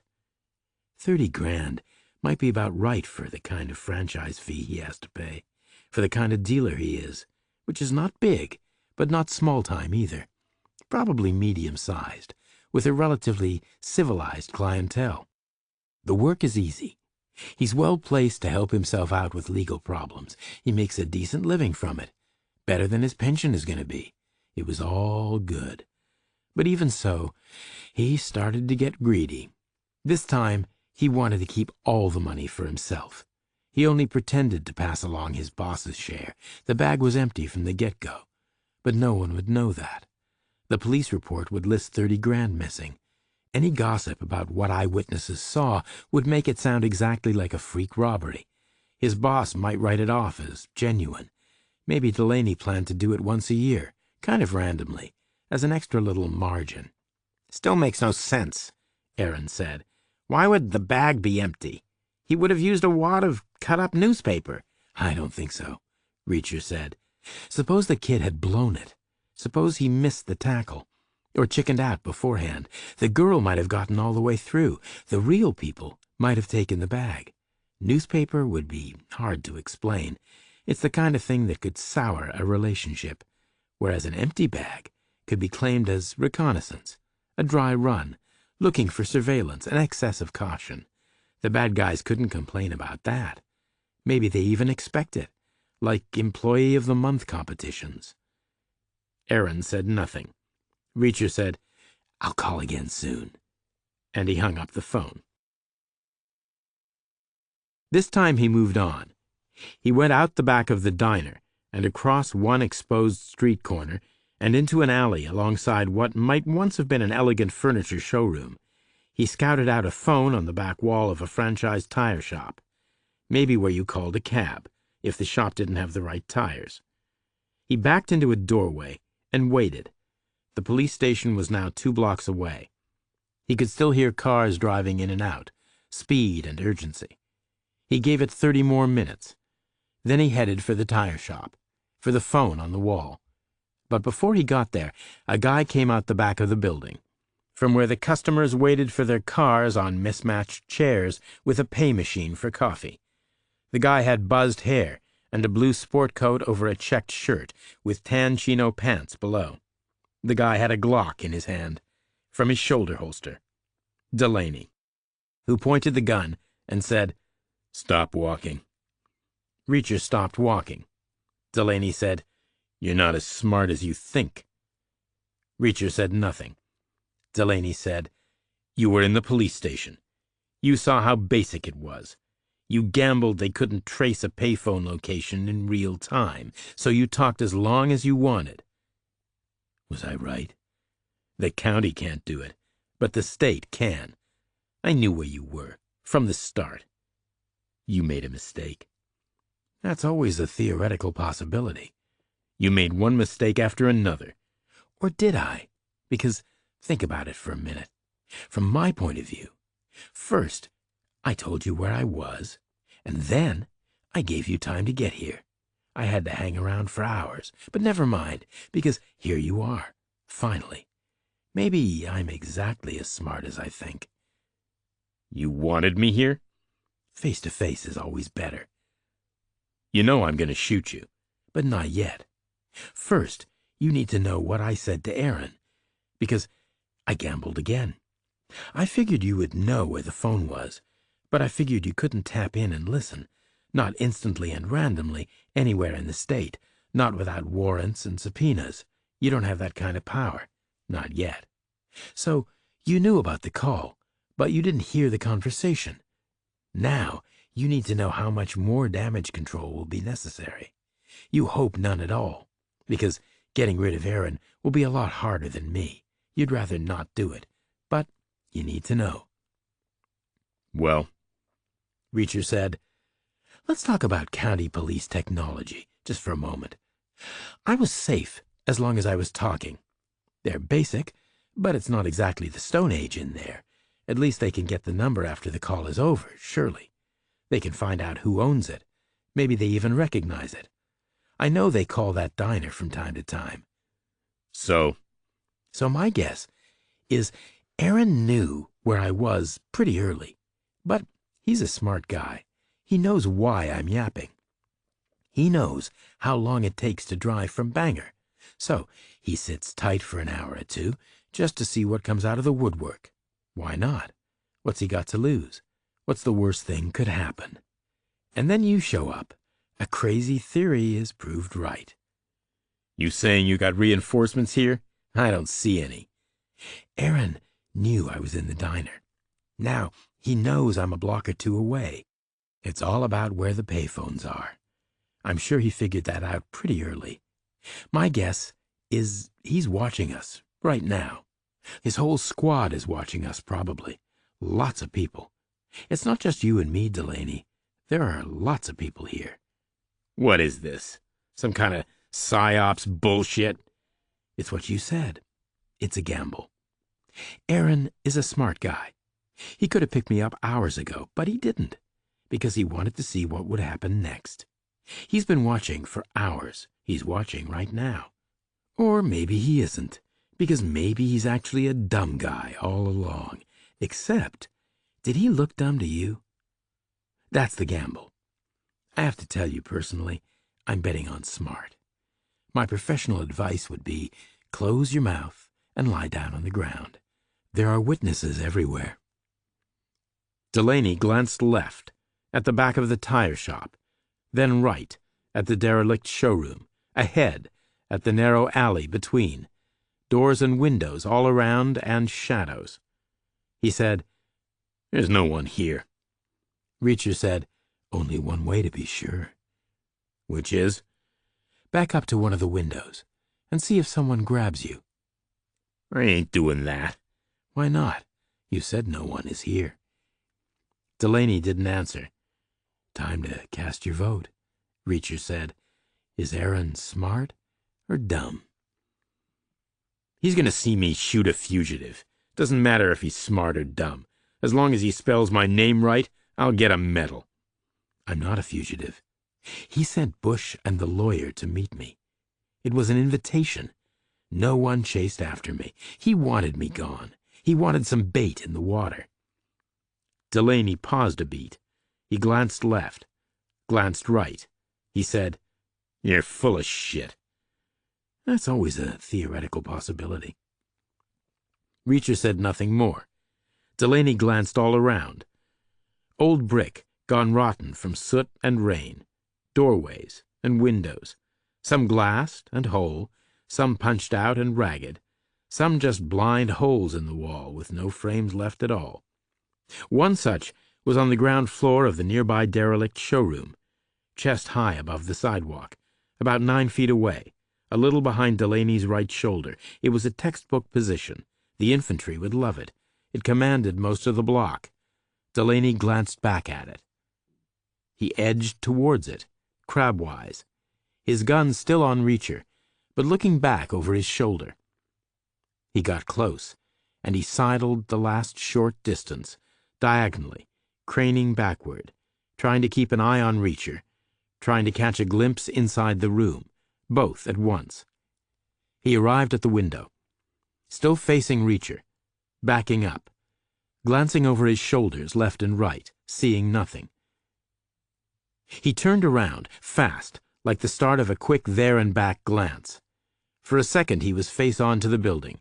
He went up on his toes, and he put his palms on the sill, Glock and all, temporarily awkward, and he levered himself up as high as he could, and he bent forward and stuck his head inside for a look. A long arm grabbed him by the neck and reeled him in. A second arm grabbed his gun hand. A third arm grabbed his coat collar and tumbled him over the sill into the darkness inside. Reacher waited in the diner, with coffee and pie all paid for by the county police department. 2 hours later, the rookie uniform came in. He had driven to Warren to get the khaki envelope with Reacher's stuff in it. His passport, his ATM card, his toothbrush, his $70 in bills, his 75 cents in quarters, and his shoelaces. The kid accounted for it all and handed it over. Then he said, "They found the 30 grand. It was in Delaney's freezer at home, wrapped up in aluminum foil and labeled steak." Then he left, and Reacher laced his shoes again and tied them off. He put his stuff in his pockets and drained his cup and stood up to go. Aaron came in the door. He said, "Are you leaving?" Reacher said yes, he was. "Where are you going?" Reacher said he had no idea at all. "Will you sign a witness statement?" Reacher said no, he wouldn't. "Even if I ask you nicely?" Reacher said no, not even then. Then Aaron asked, "What would you have done if I hadn't put guys in that window?" Reacher said he was nervous by that point. He was about to make mistakes. Opportunities would have presented themselves. I'm sure I would have thought of something. "In other words, you had nothing. You were gambling everything on me being a good cop." "Don't make a whole big thing out of it," Reacher said. "Truth is, I figured it would be about 50-50 at best." He walked out of the diner, away from town, to a left-right choice on a county road. North or south? Canada one way and New Hampshire the other. He chose New Hampshire and stuck out his thumb.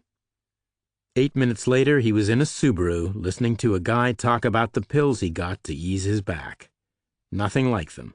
Best thing ever, the guy said. Second Son. Chapter 1. On a hot August Thursday in 1974, an old man in Paris did something he had never done before. He woke up in the morning, but he didn't get out of bed. He couldn't. His name was Laurent Moutier, and he had felt pretty bad for 10 days and really lousy for 7. His arms and legs felt thin and weak, and his chest felt like it was full of setting concrete. He knew what was happening. He had been a furniture repairman by trade, and he had become what customers sometimes brought him, a wormy old heirloom, weakened and rotted beyond hope. There was no single thing wrong with him. Everything was failing all at once. Nothing to be done. Inevitable. So he lay patient and wheezing, and waited for his housekeeper. She came in at 10 o'clock, and showed no great shock or surprise. Most of her clients were old, and they came and went with regularity.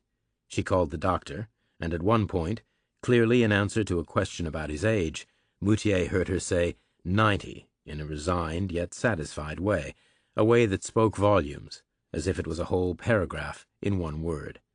It reminded him of standing in his workshop, breathing in dust and glue and varnish, looking at some abject, crumbly cabinet, and saying, "Well now, let's see," when really his mind had already moved on to getting rid of it.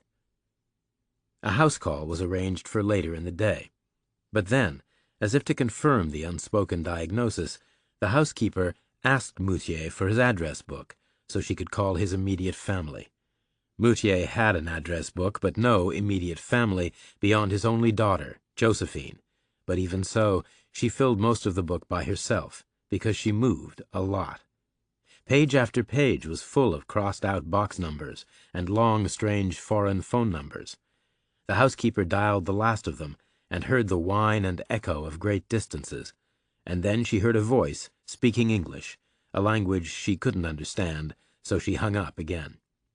Moutier saw her dither for a moment, but then, as if to confirm the diagnosis once again, she left in search of the retired schoolteacher 2 floors below, a soft old man, whom Moutier usually dismissed as practically a cretin, but then how good did a linguist need to be to translate "ton père va mourir" into "your father is going to die"?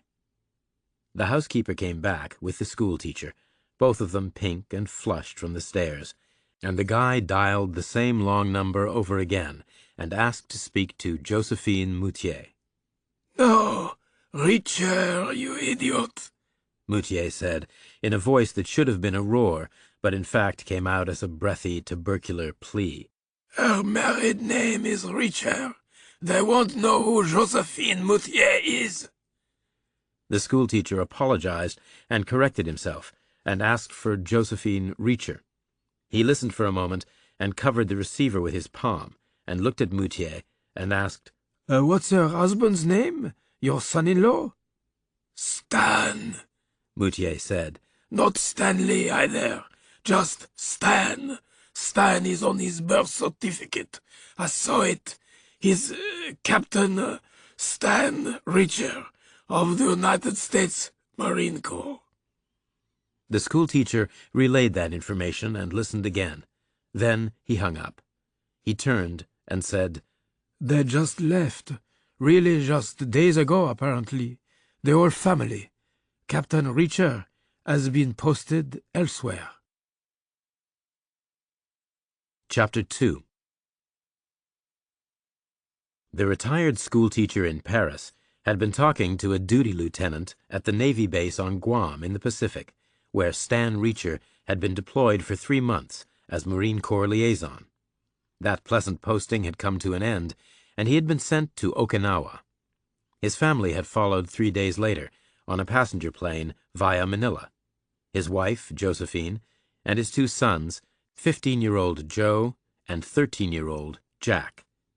Josephine Reacher was a bright, spirited, energetic woman, at 44 still curious about the world and happy to be seeing so much of it, still tolerant of the ceaseless moves and the poor accommodations. Joe Reacher, at 15, was already almost full-grown, already well over 6 feet and well over 200 pounds, a giant next to his mother, but still quiet and studious, still very much Clark Kent, not Superman. Jack Reacher, at 13, looked like an engineer's napkin sketch for something even bigger and even more ambitious, his huge, bony frame like the scaffolding around a major construction project. 6 more inches and a final 80 pounds of beef would finish the job, and they were all on their way. He had big hands and watchful eyes. He was quiet, like his brother, but not studious. Unlike his brother, he was always called by his last name only. No one knew why, but the family was Stan and Josie, Joe, and Reacher, and it always had been. Stan met his family off the plane at Futenma Air Station, and they took a taxi to a bungalow he had found half a mile from the beach. It was hot and still inside, and it fronted on a narrow concrete street with ditches either side. The street was dead straight and lined with small houses set close together, and at the end of it was a blue patch of ocean. By that point, the family had lived in maybe 40 different places, and the move-in routine was second nature. The boys found the second bedroom, and it was up to them to decide whether it needed cleaning. If so, they cleaned it themselves, and if not, they didn't.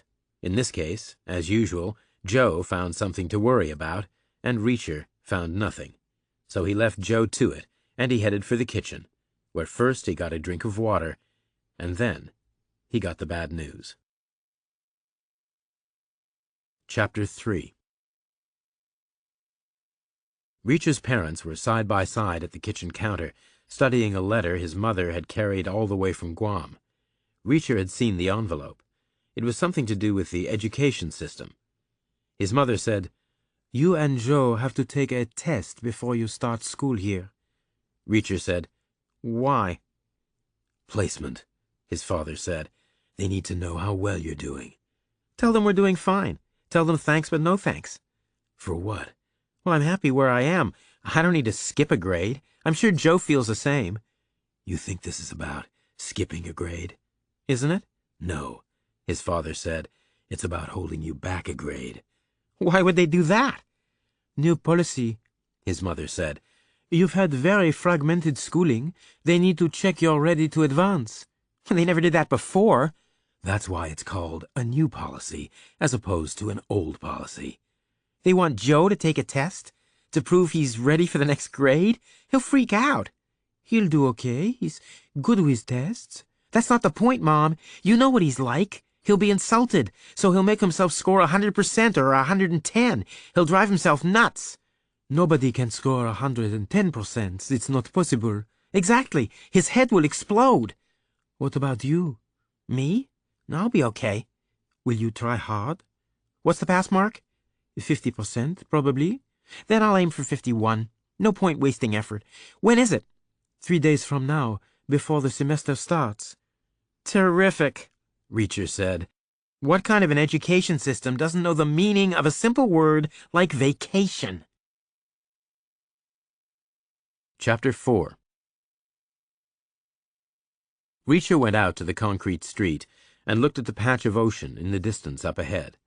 The East China Sea, not the Pacific. The Pacific lay in the other direction. Okinawa was one of the Ryukyu Islands, and the Ryukyu Islands separated the two bodies of water. There were maybe 40 homes between Reacher and the water on the left-hand side of the street, and another 40 on the right. He figured the homes closer to him and further from the sea would be off-post housing for marine families, and the homes further from him and nearer the water would be locally owned by Japanese families who lived there full-time. He knew how real estate worked. Just steps to the beach. People competed for places like that, and generally the military let the locals have the best stuff. The DOD always worried about friction, especially on Okinawa. The air station was right in the center of Genowan, which was a fair-sized city. Every time a transport plane took off, the schools had to stop teaching for a minute or two because of the noise.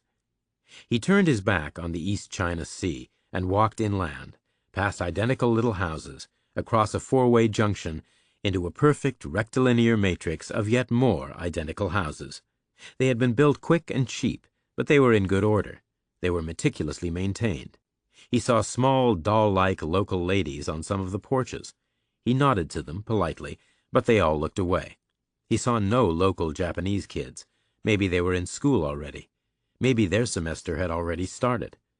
He turned back, and 100 yards later found Joe out on the streets, looking for him. Joe said, "Did they tell you about the test?" Reacher nodded. "No big deal. We have to pass." "Obviously we'll pass." "No, I mean we have to really pass this thing. We have to crush it. We have to knock it out of the park." "Why?" "They're trying to humiliate us, Reacher." "Us? They don't even know us. People like us, thousands of us. We have to humiliate them back. We have to make them embarrassed they even thought of this idea. We have to piss all over their stupid test." "Well, I'm sure we will. How hard can it be?" Joe said, "It's a new policy, so it might be a new kind of test. There might be all kinds of new things in it." "Like what?" "I have no idea. There could be anything." "Well, I'll do my best with it. How's your general knowledge?" I know that Mickey Mantle hit 303 10 years ago, and 285 15 years ago, and 300 20 years ago, which averages out to 296, which is remarkably close to his overall career average of 298, which has to mean something." "They're not going to ask about Mickey Mantle." "Who then?" Joe said, "We need to know, and we have a right to know. We need to go up to that school and ask what's in this thing." Reacher said, "You can't do that with tests. That's kind of opposite to the point of tests, don't you think? We're at least entitled to know what part or parts of which curriculum is being tested here. It'll be reading and writing, adding and subtracting, maybe some dividing if we're lucky. You know the drill. Don't worry about it. It's an insult." Reacher said nothing. Chapter 5. The Reacher brothers walked back together across the four-way junction and into the long concrete street. Their new place was ahead and on the left. In the distance, the sliver of sea glowed pale blue in the sun. There was a hint of white sand, maybe palm trees. Between their place and the sea, there were kids out on the street. All boys, Americans, black and white, maybe 24 of them. Marine families, neighbors. They were clustered outside their own places at the cheap end of the street, 1,000 steps from the beach. Reacher said, "Let's go take a look at the East China Sea." Joe said, "I've seen it before. So have you." "Hey, we could be freezing our butts off in Korea all winter. We were just on Guam. How much beach does a person need?" As much as a person can get. We have a test in 3 days. Exactly, so we don't have to worry about it today. Joe sighed, and they walked on, past their own place, toward the sliver of blue. Ahead of them, the other kids saw them coming. They got up off curbstones and stepped over ditches and kicked and scuffed their way to the middle of the road. They formed up in a loose arrowhead, facing front, arms folded, chests out, more than 20 guys, some of them as young as 10, some of them a year or two older than Joe. Welcome to the neighborhood.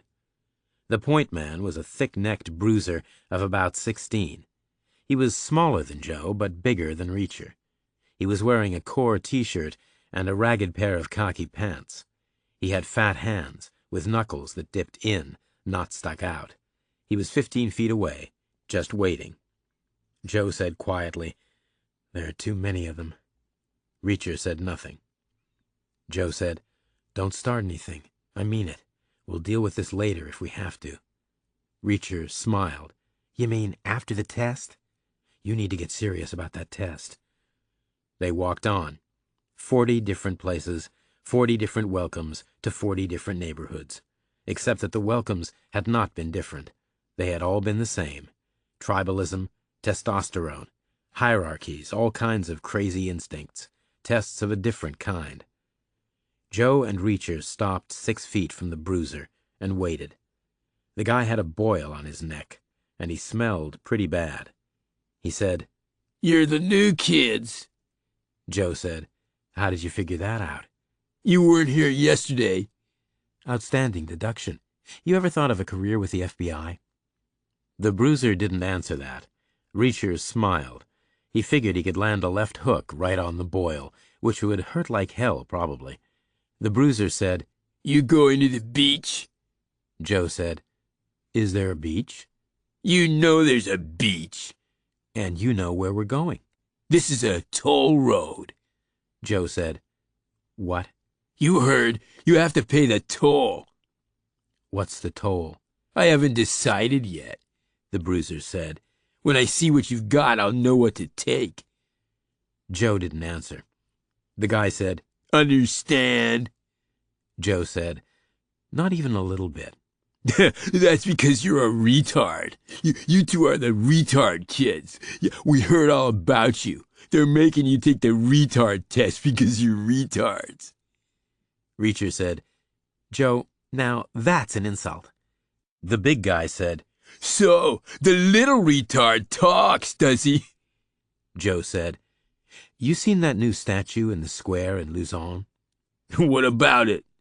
"The last kid who picked a fight with my brother is buried in the pedestal." The guy looked at Reacher and said, "That doesn't sound very nice. Are you a psycho retard?" Reacher said, "What's that?" "Oh, it's like a psychopath." Oh, you mean do I think I'm right to do what I do and feel no remorse afterward? I guess." Reacher said, Then yes, I'm pretty much a psychopath. Silence, except for a distant motorbike. Then 2 motorbikes. Then 3. Distant but approaching. The big kid's gaze jumped to the 4-way junction at the top of the street. Behind him, the arrowhead formation broke up. Kids wandered back to the curbs and their front yards. A bike slowed and turned into the street and puttered slowly along. On it was a Marine in BDUs. No helmet. An NCO back from the base, his watch finished. He was followed by 2 more, one of them on a big Harley. Disciplinarian dads coming home. The big kid with the boil said, "We'll finish this another time." Joe said, "Be careful what you wish for." Reacher said nothing. Chapter 6.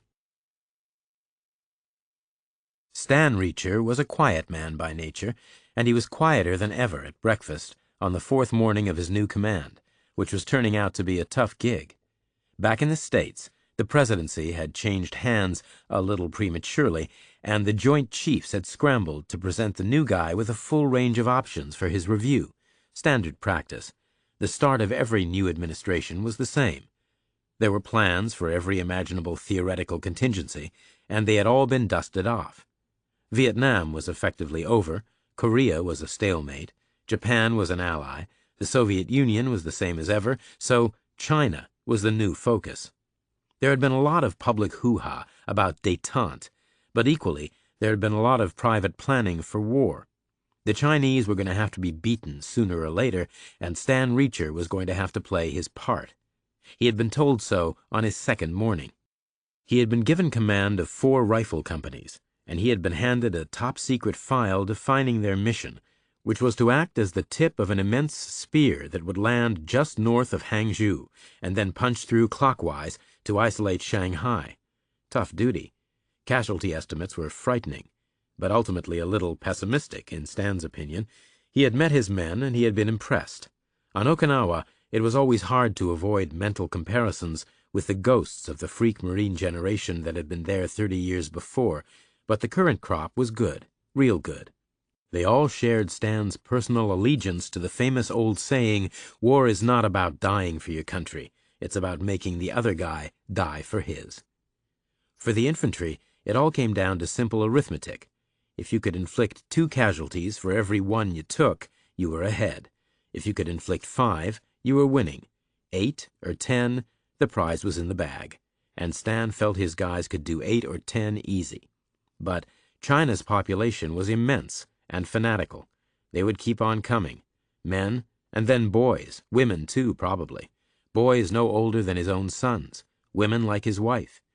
He watched them eat, and imagined husbands and fathers 1,000 miles away doing the same thing.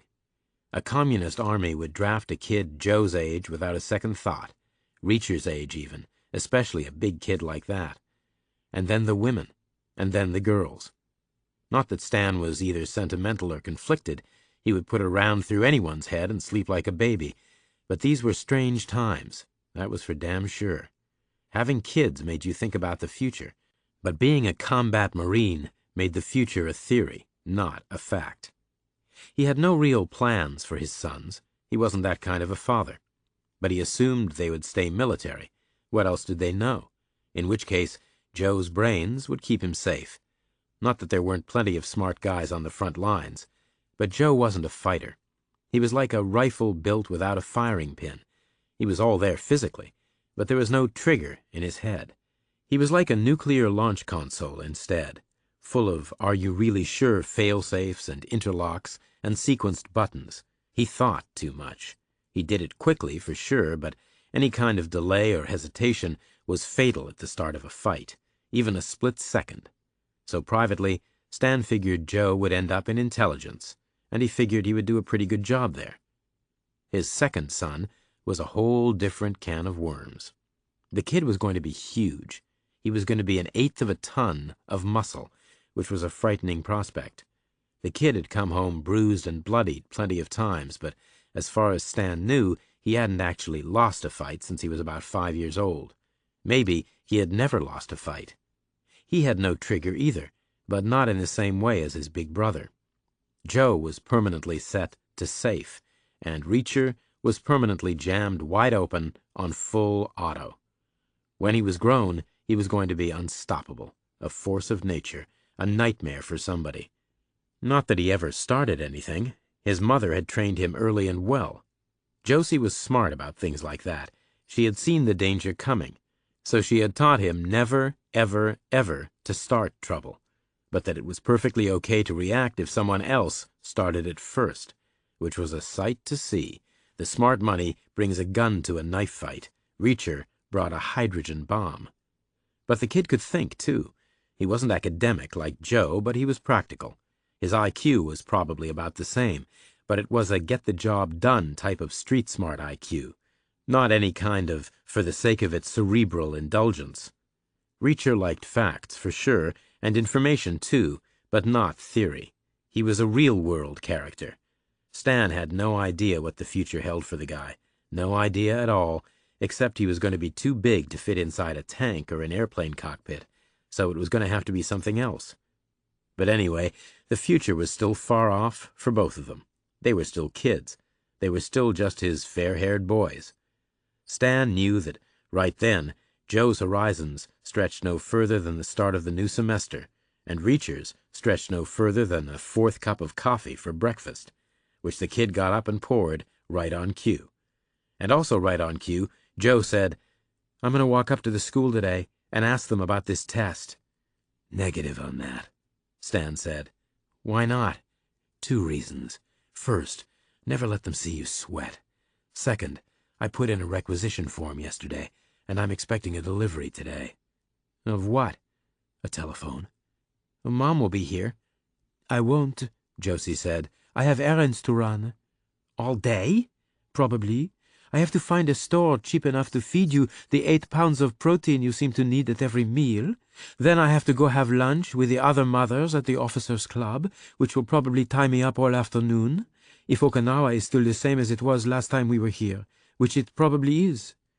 "Reacher can wait home for the telephone," Joe said. "He doesn't need a babysitter." That's beside the point, Stan said. Go swimming, go play ball, go chase girls, but don't go ask about the test. Just do your best when it rolls around. Chapter 7. At that moment, it was very late the previous evening in Paris, and the retired schoolteacher was back on the phone with the Navy station on Guam.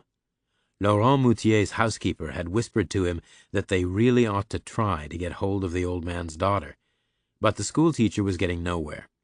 The duty lieutenant on Guam had no personal insight into the Pentagon's plans for China, but Stan Reacher's new posting was classified as secret, so no foreign citizen was going to hear a thing about it, not from the Navy, no sir, no way, no how. Moutier heard the audible half of the back and forth from his bed. He could understand English a little, enough to get by, and just enough to hear things between the lines. He knew exactly how the military worked. Like practically every other 20th century male in Europe, he had been in the service. He was already 30 years old when World War I broke out, but he volunteered immediately and survived all 4 years, Verdun and the Somme included, and he came out the other end with a chest full of medals and no scars longer than his middle finger, which was statistically the same thing as completely unscathed. On his day of demobilization, a lugubrious, one-armed, one-eyed brigadier wished him well, and then added, apropos of nothing, "Mark my words, Moutier, a great war leaves a country with 3 armies, an army of cripples, an army of mourners, and an army of thieves." And Moutier found all 3 immediately on his return to Paris. There were mourners everywhere, mothers, wives, fiancées, sisters, old men. Someone said that if you gave every dead soldier a 1-page obituary, just one lousy page to list all his hopes and dreams, then the resulting pile of paper would still stand taller than the Eiffel Tower itself. Thieves were everywhere, some solo, some in mobs or gangs, some with a political tint, and Moutier saw cripples all day long, some in the natural course of events, but many more at work, because his furniture repair operation had been commandeered by the government and told to make wooden legs for the next 10 years, which Moutier did out of parts of tables bought up cheap from bankrupt restaurants. It was entirely possible there were veterans in Paris stumping around on the same furniture they had once dined off. The 10-year government contract expired a week before the Wall Street crash, and the next 10 years were hard, except that he met the woman who quickly became his wife, a beauty foolish enough to take on a battered 45-year-old wreck like him. And a year later, they had their only child, a mop-haired girl they called Josephine, who had grown up and married a Marine from New Hampshire in America, and who was currently completely uncontactable, despite the vast array of technological innovations Moutier had witnessed in his lifetime, many of them invented by the Americans themselves. Chapter 8. Stan Reacher pulled his field cap low and walked away to work. A minute later, Josie headed out shopping, with a big bag and a thin purse. Reacher sat on the curb, waiting for the kid with the boil to come out to play. Joe stayed inside, but not for long. 30 minutes later, he came out with combed hair and a jacket. He said, "I'm going to take a walk." "To the school?" Reacher asked. "Least said, soonest mended." "They're not humiliating you. You're humiliating yourself. How does scoring 100% make you feel good when you already asked what the questions were?" "It's a matter of principle." "Not my principle," Reacher said. "My principle is they set these things so average people can pass them, which gives me enough of a chance that I don't feel I have to get my panties in a wad beforehand." "You want people to think you're average?" "I don't care what people think." "You know you have to wait here for the delivery, right?" "Yeah, I'll be here," Reacher said, "unless the fat, smelly kid comes out with so many friends I end up in the hospital." "Nobody's coming out with anybody. They all went to a ball game. This morning, in a bus. I saw them. They'll be gone all day." Chapter 9. The telephone delivery arrived while Reacher was eating lunch. He had made himself a cheese sandwich and a pot of coffee, and was halfway through both when the delivery guy knocked on the door. The guy unpacked the box himself and handed Reacher the phone. He said he had to keep the box. Apparently there was a shortage of boxes on the island. The phone was a weird instrument. It was like no phone Reacher had seen before. He put it on the countertop next to the remains of his sandwich and looked at it from all angles. It was definitely foreign and probably about 30 years old, from some beaten nation's wartime warehouses then. Mountains of stuff had been inherited. 100,000 typewriters here, 100,000 binoculars there, 100,000 telephones, rewired and reissued. At the right time, too. Turning tents and Quonset huts all over the world into permanent brick and stone buildings must have put a lot of pressure on a lot of people. Why wait for Bell Labs or GE when you can just back up a truck to a warehouse in Frankfurt?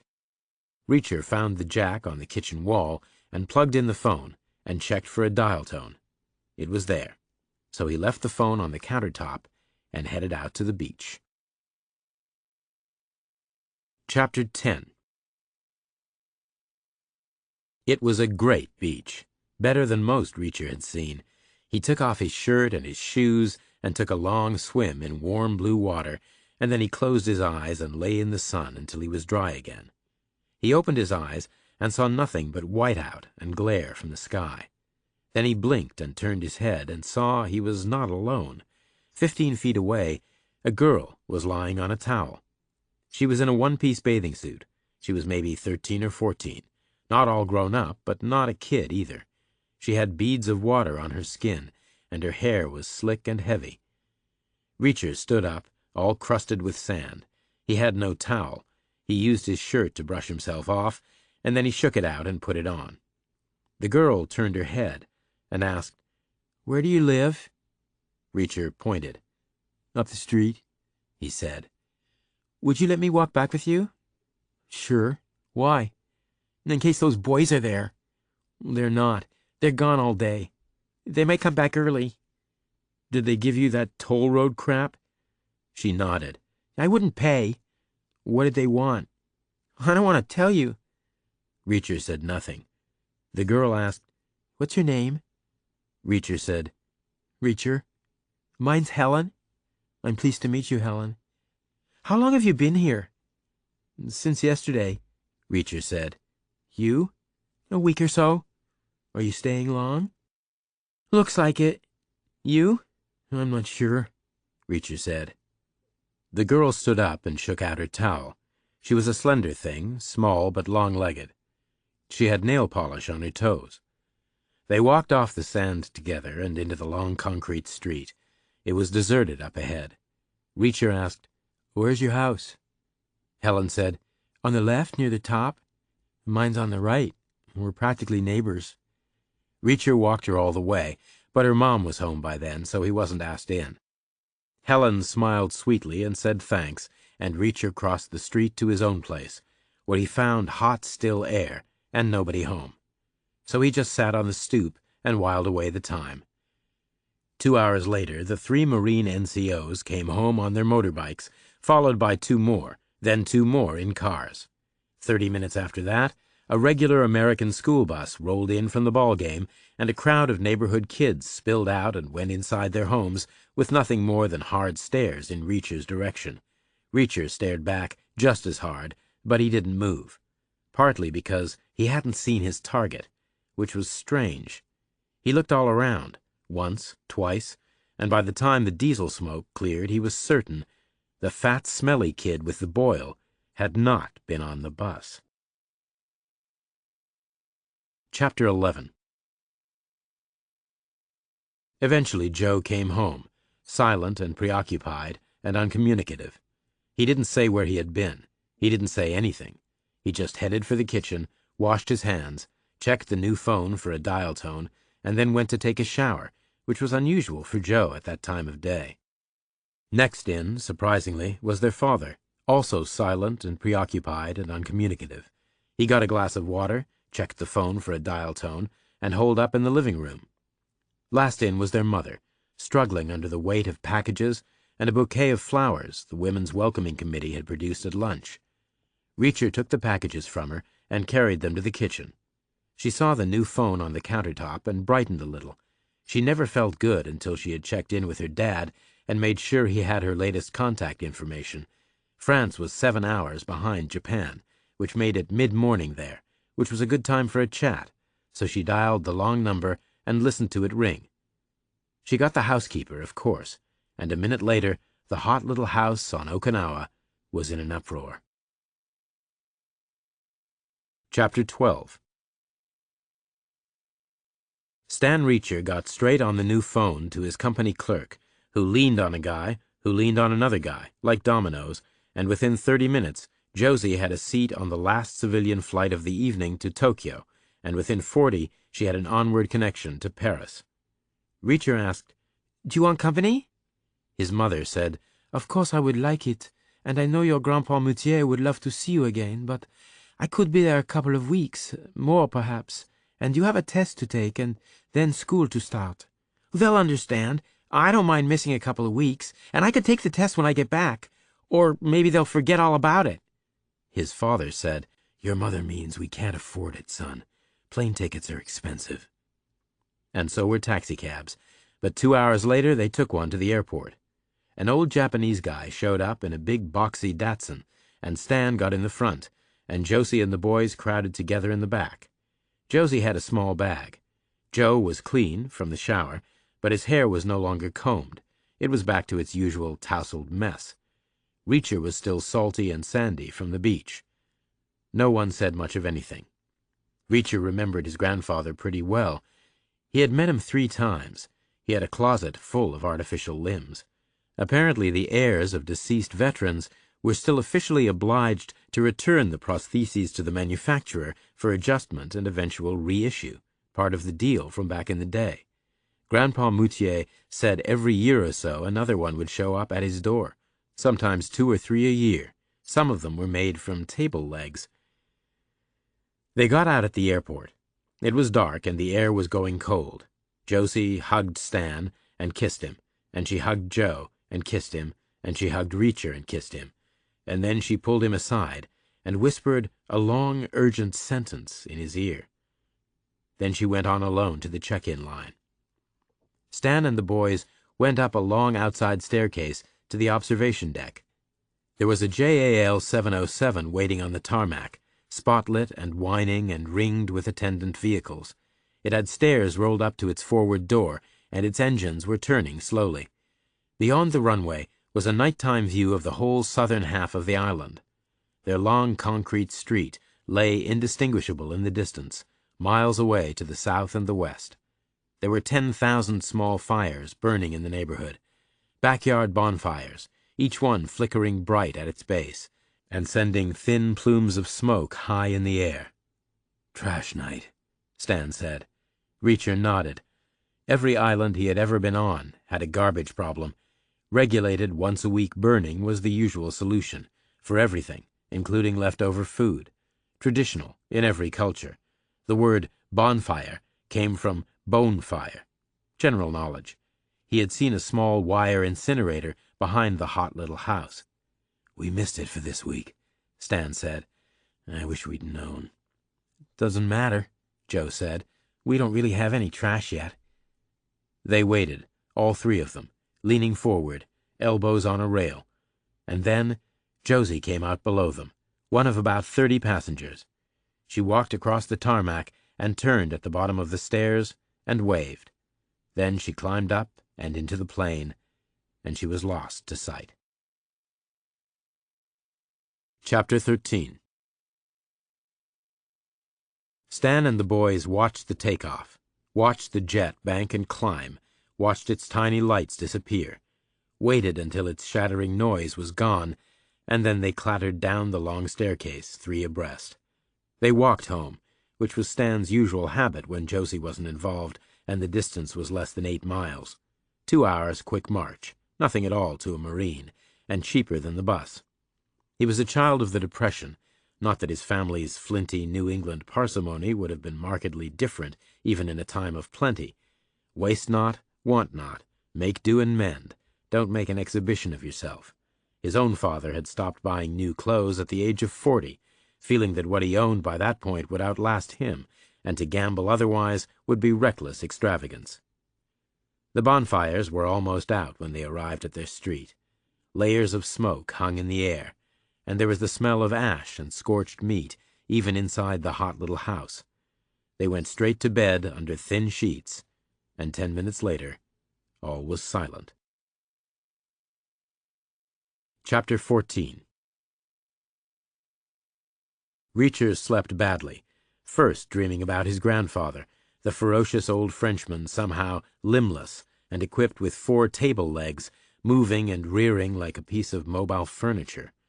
Then he was woken in the early hours by something stealthy in the backyard, a cat or a rodent or some other kind of scavenger, and then again much later, when the new phone rang twice. Too soon for his mother to have arrived in Paris, too late for a report of a fatal accident en route to Tokyo. Something else, obviously, so he ignored it both times. Joe got up at that point, so Reacher took advantage of the solitude and rolled over and slept on, until after 9 o'clock, which was late for him. He found his father and his brother in the kitchen, both of them silent and strained, to a degree he found excessive. No question that Grandpa Moutier was a nice old guy, but any 90-year-old was by definition limited in the life expectancy department. No big surprise. The guy had to croak sometime. No one lives forever, and he had already beaten the odds. The guy was already about 20 years old when the Wright brothers flew, for God's sake. Reacher made his own coffee because he liked it stronger than the rest of his family. He made toast, poured cereal, ate and drank, and still no one had spoken to him. Eventually, he asked, "What's up?" His father's gaze dipped and swiveled and traversed like an artillery piece, and came to rest on a point on the tabletop about a foot in front of Reacher's plate. He said, "The phone this morning." "Not Mom, right?" "No, not that." "Then what?" "We're in trouble." "What, all of us?" "Me and Joe." Reacher asked, "Why, what happened?" But at that point the doorbell rang, so there was no answer. Neither Joe or his father looked like moving, so Reacher got up and headed for the hallway. It was the same delivery guy as the day before. He went through the same ritual. He unpacked a box and retained it, and handed Reacher a heavy spool of electric cable. There must have been 100 yards of it. The spool was the size of a car tire. The cable was for domestic wiring, like Romex, heavy and stiff, sheathed in gray plastic. The spool had a wire cutter attached to it by a short chain. Reacher left it on the hallway floor and headed back to the kitchen. He asked, "Why do we need electric cable?" "We don't," his father said. "I ordered boots." "Well, you didn't get them. You got a spool of wire." His father blew out a sigh of frustration. "Then someone made a mistake, didn't they?" Joe said nothing, which was very unusual. Normally, in that kind of a situation, he would immediately launch a series of speculative analyses, asking about the nature and format of the order codes, pointing out that numbers can be easily transposed, thinking out loud about how QWERTY keyboards put alphabetically remote letters side by side, and therefore how clumsy typists are always a quarter-inch away from an inadvertent jump from, say, footwear to hardware. He had that kind of a brain. Everything needed an explanation. But he said nothing. He just sat there, completely mute. "What's up?" Reacher said again, in the silence. Nothing for you to worry about, his father said. It will be unless you two lighten up, which I guess you're not going to do any time soon, judging by the look of you. I lost a code book, his father said. A code book for what? For an operation I might have to lead. China? How did you know that? Where else is left? It's theoretical right now, his father said. Just an option. But there are plans, of course. And it will be very embarrassing if they leak. We're supposed to be getting along with China now. Is there enough in the code book to make sense to anyone? Easily. Real names, plus code equivalents for 2 separate cities, plus squads and divisions. A smart analyst could piece together where we're going, what we're going to do, and how many of us are coming. How big of a book is it? It's a regular 3-ring binder. Well, who had it last? Reacher asked. Some planner, his father said, but it's my responsibility. When did you know it was lost? Last night. The call this morning was a negative result for the search I ordered. Not good, Reacher said. But why is Joe involved? He isn't. That's a separate issue. That was the other call this morning. Another 3-ring binder, unbelievably. The test answers are missing, up at the school, and Joe went there yesterday. I didn't even see the answer book, Joe said. I certainly didn't take it away with me. Reacher asked, So what exactly did you do up there? Nothing in the end. I got as far as the principal's office, and I told the secretary I wanted to talk to the guy about the test. Then I thought better of it and left. Where was the answer book? On the principal's desk, apparently, but I never got that far. You were gone a long time. I took a walk. Around the school? Partly. And other places. Were you in the building across the lunch hour? Joe nodded. And that's the problem, he said. That's when they think I took it. What's going to happen? It's an honor violation, obviously. I could be excluded for a semester, maybe the whole year. And then they'll hold me back a grade, which will be 2 grades by then. You and I could end up in the same class. You could do my homework, Reacher said. This is not funny. Don't worry about it. We'll have moved on by the end of the semester anyway. Maybe not, their father said. Not if I'm in the brig, or busted back to private, and painting curbstones for the rest of my career. We all could be stuck on Okinawa forever. And at that point the phone rang again. Their father answered. It was their mother on the line, from Paris, France. Their father forced a bright tone into his voice, and he talked and listened. And then he hung up and relayed the news that their mother had arrived safely, and that old man Moutier wasn't expected to live more than a couple of days, and that their mother was sad about it. Reacher said, I'm going to the beach. Chapter 15. Reacher stepped out through the door and glanced toward the sea. The street was empty. No kids. He took a snap decision and detoured to the other side and knocked on Helen's door, the girl he had met the day before. She opened up and saw who it was and crowded out next to him on the stoop and pulled the door all the way closed behind her, like she was keeping him secret, like she was embarrassed by him. She picked up on his feeling and shook her head. My dad is sleeping, she said. That's all. He sat up and worked all night, and now he's not feeling so hot. He just flaked an hour ago. Reacher said, You want to go swimming? She glanced down the street, saw no one was there, and said, Sure, give me 5 minutes, okay? She crept back inside, and Reacher turned and watched the street, half hoping that the kid with the boil would come out, and half hoping he wouldn't. He didn't. Then Helen came out again, in a bathing suit under a sundress. She had a towel. They walked down the street together, keeping pace, a foot apart, talking about where they'd lived and the places they'd seen. Helen had moved a lot, but not as much as Reacher. Her dad was a rear echelon guy, not a combat Marine, and his postings tended to be longer and more stable. The morning water was colder than it had been the afternoon before, so they got out after 10 minutes or so. Helen let Reacher use her towel, and then they lay on it together in the sun, now just inches apart. She asked him, Have you ever kissed a girl? Yes, he said. Twice. The same girl 2 times, or 2 girls once each? 2 girls, more than once each. A lot? Maybe 4 times each. Where? On the mouth.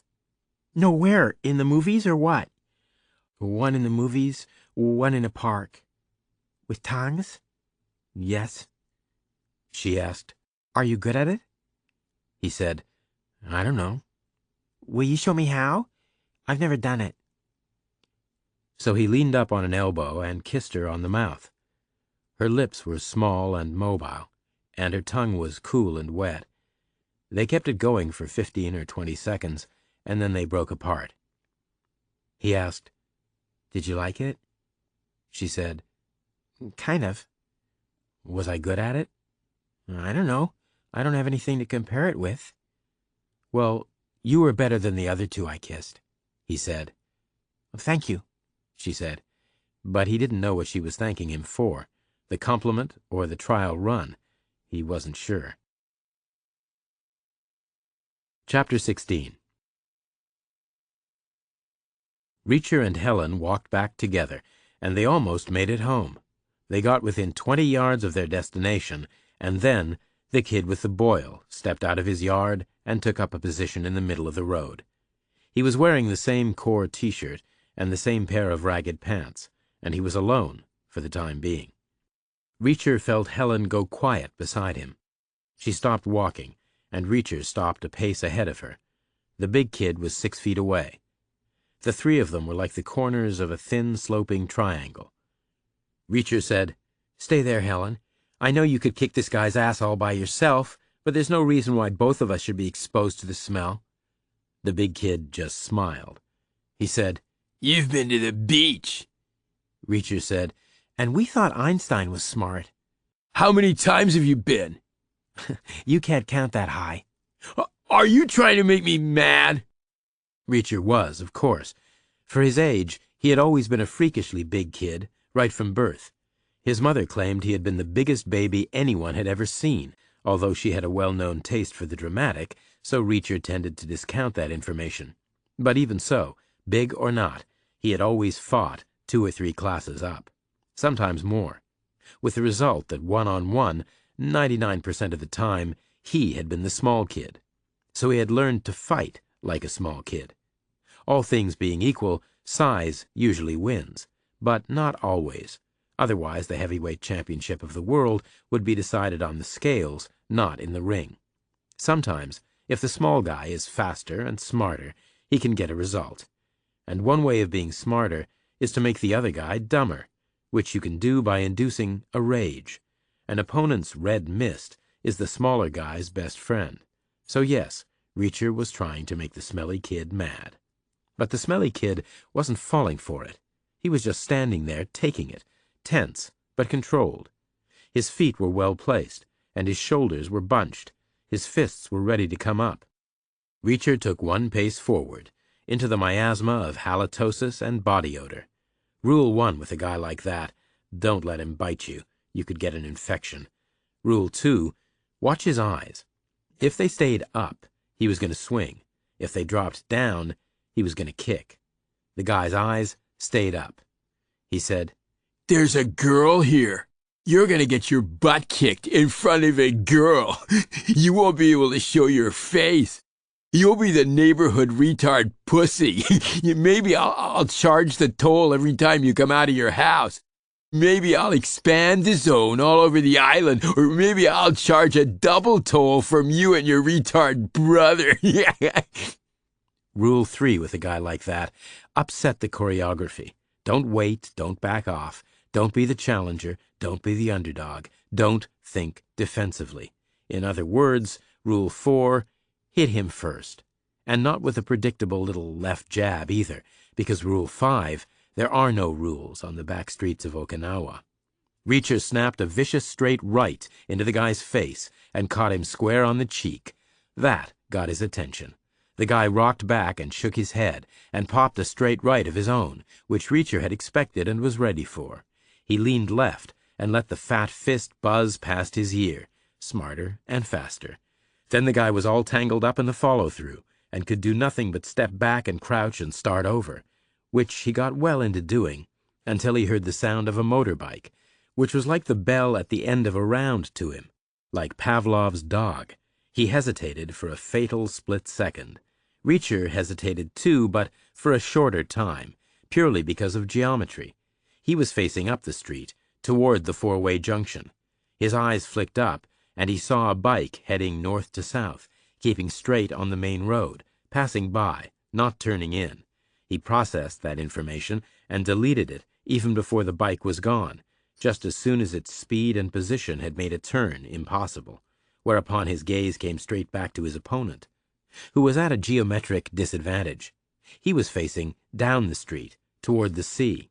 He had nothing to go on but sound, and the sound was loud and diffuse, not specific, no spatial cues, just an echoing roar.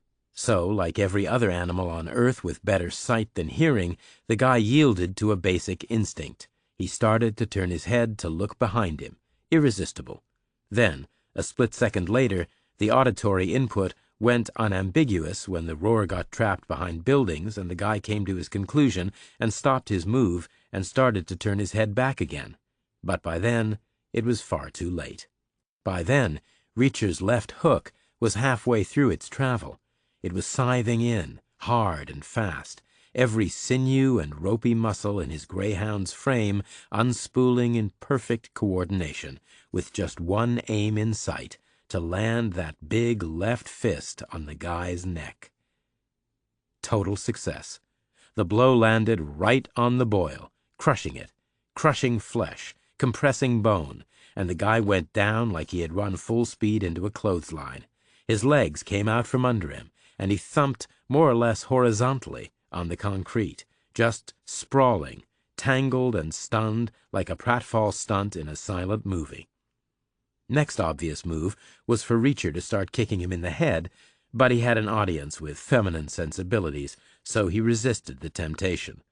The big guy got his face off the floor, and he looked nowhere in particular and said, "That was a sucker punch." Reacher nodded. "But you know what they say, only suckers get sucker punched." "Oh, we're gonna finish this." Reacher looked down. "Looks kind of finished already." "Dream on, you little punk." "Take an 8 count, Reacher said. "I'll be back." Chapter 17. Reacher hustled Helen up to her house, and then he jogged across the street to his own. He went in the door and ran through to the kitchen and found his father in there, alone. "Where's Joe?" Reacher asked. "Taking a long walk," his father said. Reacher stepped out into the backyard. It was a square concrete space, empty except for an old patio table and 4 chairs and the empty incinerator. The incinerator was about the size of a big round garbage can. It was made of diagonal steel mesh. It was up on little legs. It was faintly gray with old ash, but it had been emptied and cleaned after its last use. In fact, the whole yard had been swept. Marine families, always meticulous. Reacher headed back to the hallway. He crouched over the spool of electric cable and unwound 6 feet of wire and snipped it off with the cutters. His father asked, "What are you doing?" "You know what I'm doing, Dad," Reacher said. "I'm doing what you intended me to do. You didn't order boots. You ordered exactly what arrived. Last night, after the code book went missing. You thought the news would leak, and Joe and I would get picked on as a result. You couldn't bring us knives or knuckle dusters, so you thought of the next best thing." He started to wind the heavy wire around his fist, wrapping one turn after another, the way a boxer binds his hands. He pressed the malleable metal and plastic flat and snug. His father asked, "So has the news leaked?" "No," Reacher said. "This is a previous engagement." His father ducked his head out the door and looked down the street. He said, "Can you take that guy?" "Does the Pope sleep in the woods?" "He has a friend with him." "The more the merrier." "There are other kids watching." "There always are." Reacher started wrapping his other hand. His father said, "Stay calm, son. Don't do too much damage. I don't want this family to go 3 for 3 this week, as far as getting into trouble is concerned." "He won't rat me out." "I know that. I'm talking about a manslaughter charge." "Don't worry, Dad," Reacher said. "It won't go that far." "Make sure it doesn't." but I'm afraid it'll have to go a certain distance, a little further than normal. What are you talking about, son? I'm afraid this time I'm going to have to break some bones. Why? Mom told me to, in a way. What? At the airport, Reacher said. She took me aside, remember? She told me she figures this place is driving you and Joe crazy. She told me I had to keep an eye on you and him both. She said it's up to me. Your mother said that? We can look after ourselves. Yeah? How's that working out so far? But this kid has nothing to do with anything. I think he does, Reacher said. Since when? Did he say something? No, Reacher said, but there are other senses apart from hearing. There's smell, for instance. And then he jammed his bulbous gray fists in his pockets and stepped out into the street again. Chapter 18. 30 yards away, there was a horseshoe gaggle of maybe 10 kids, the audience. They were shifting from foot to foot and vibrating with anticipation. About 10 yards closer than that, the smelly kid was waiting, with a sidekick in attendance. The smelly kid was on the right, and the sidekick was on the left. The sidekick was about Reacher's own height, but thick in the shoulders and chest, like a wrestler, and he had a face like a wanted poster, flat and hard and mean. Those shoulders and that face were about 90% of the guy's armory, Reacher figured. The guy was the type that got left alone solely because of his appearance, so probably he didn't get much practice, and maybe he even believed his own bullshit. So maybe he wasn't really much of a brawler. Only one way to find out. Reacher came in at a fast walk, his hands still in his pockets, on a wide curving trajectory, heading for the sidekick, not slowing at all, not even in the last few strides, the way a glad-handing politician approaches, the way a manic church minister walks up to a person, as if delivering an eager and effusive welcome was his only aim in life. The sidekick got caught up in the body language. He got confused by long social training. His hand even came halfway up, ready to shake. Without breaking stride, Reacher headbutted him full in the face. Left, right, bang, a perfect 10. For style and content, and power and precision. The guy went over backward, and before he was a quarter of the way to the floor, Reacher was turning toward the smelly kid, and his wrapped hands were coming up out of his pockets. In the movies, they would have faced off, long and tense and static, like the OK Corral, with taunts and muttered threats, hands away from their sides, up on their toes, maybe circling, narrowed eyes on narrowed eyes, building the suspense. But Reacher didn't live in the movies. He lived in the real world. Without even a split-second's pause, he crashed his left fist into the smelly guy's side, a vicious low blow, the second beat in a fast rhythmic 1-2 shuffle, where the 1 had been the headbutt. His fist must have weighed north of 6 pounds at that point, and he put everything he had into it. And the result was that whatever the smelly kid was going to do next, he was going to do it with 3 busted ribs, which put him at an instant disadvantage, because busted ribs hurt like hell, and any kind of violent physical activity makes them hurt worse. Some folks with busted ribs can't even bear to sneeze. In the event, the smelly kid didn't do much of anything with his busted ribs. He just doubled over like a wounded buffalo. So Reacher crowded in and launched a low clubbing right and bust some more ribs on the other side. Easy enough. The heavy cable wrap made his hands like wrecking balls. The only problem was that people don't always go to the hospital for busted ribs, especially not in Marine families. They just tape them up and gut it out. And Reacher needed the guy in a hospital cot, with his whole concerned family all around him, at least for one evening. So he dragged the guy's left arm out from his midsection clutch, clamping the guy's wrist in his own left hand, clumsy because of the wire, and he twisted it through a 180-degree turn so the palm was up and the soft side of the elbow was down, and then he smashed his own right fist clean through the joint. And the guy howled and screamed and fell to his knees, and Reacher put him out of his misery with an uppercut under the jaw. Game over. Reacher looked left to right around the silent semicircle of spectators and said, "Next?" No one moved. Reacher said, "Anyone?" No one moved. Okay, Reacher said. Let's all get it straight. From now on, it is what it is. And then he turned and walked back to his house. Chapter 19. Reacher's father was waiting in the hallway, a little pale around the eyes.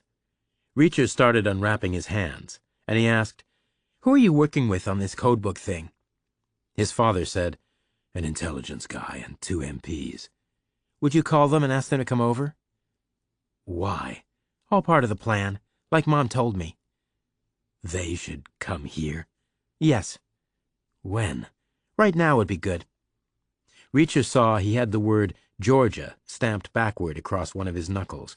Must have been where the wire was manufactured. Raised lettering on the insulation. A place he had never been. His father made the call to the base, and Reacher watched the street from a window. He figured with a bit of luck the timing would be perfect, and it was, more or less. 20 minutes later, a staff car pulled up, and 3 men in uniform got out.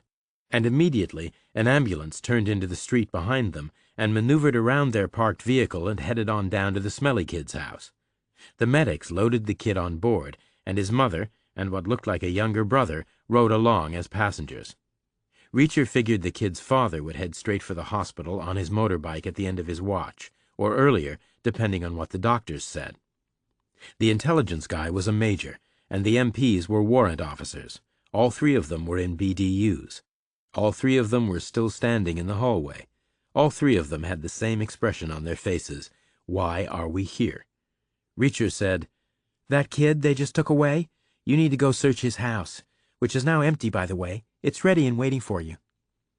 The 3 guys looked at each other. Reacher watched their faces.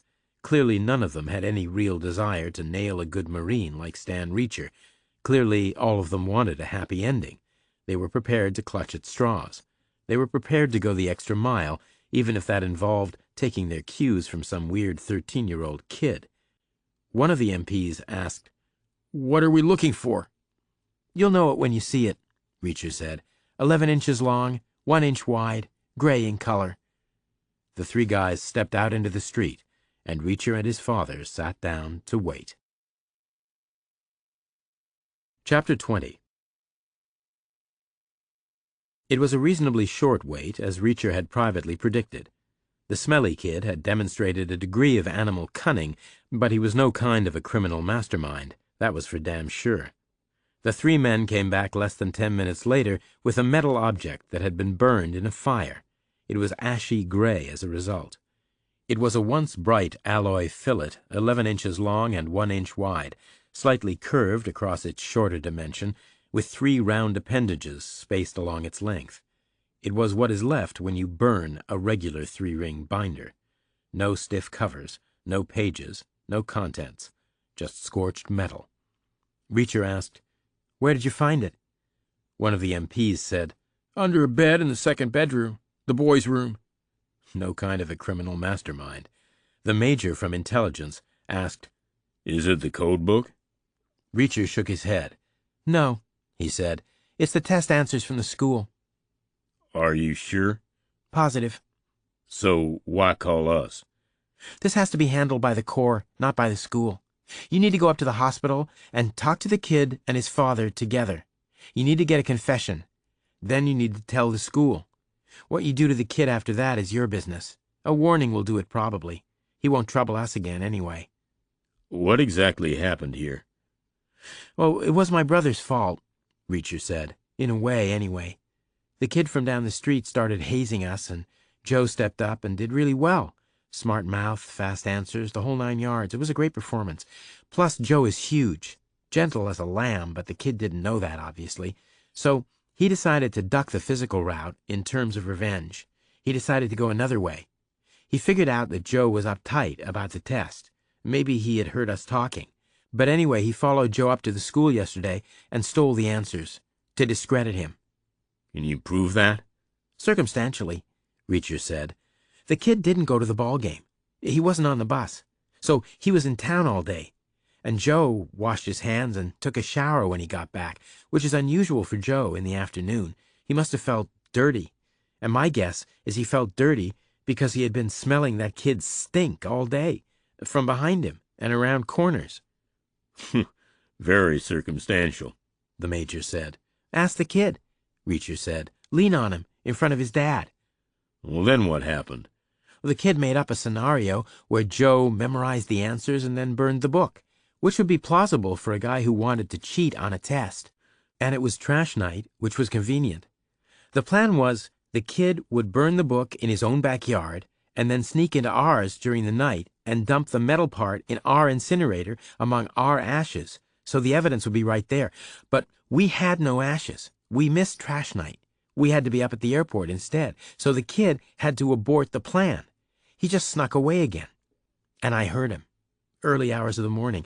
I thought it was a cat or a rat. Any trace evidence? You might find footprints out there, Reacher said. The yard was swept at some point, but there's always dust, especially after trash night. The MPs went away and took a look at the yard, and then they came back with quizzical expressions on their faces, as if to say, the kid could be right. The intelligence major got a look on his own face, like, I can't believe I'm about to say this to a 13-year-old. And then he asked, Do you know where the code book is, too? No, Reacher said. Not for sure, but I could make a pretty good guess. Where? Help my brother out with the school, and then we'll talk. Chapter 21. The three Marines came back 90 minutes later. One of the MPs said, You bust that kid up pretty good, didn't you? He'll live, Reacher said. The other MP said, He confessed. It went down like you figured. How did you know? Logic, Reacher said.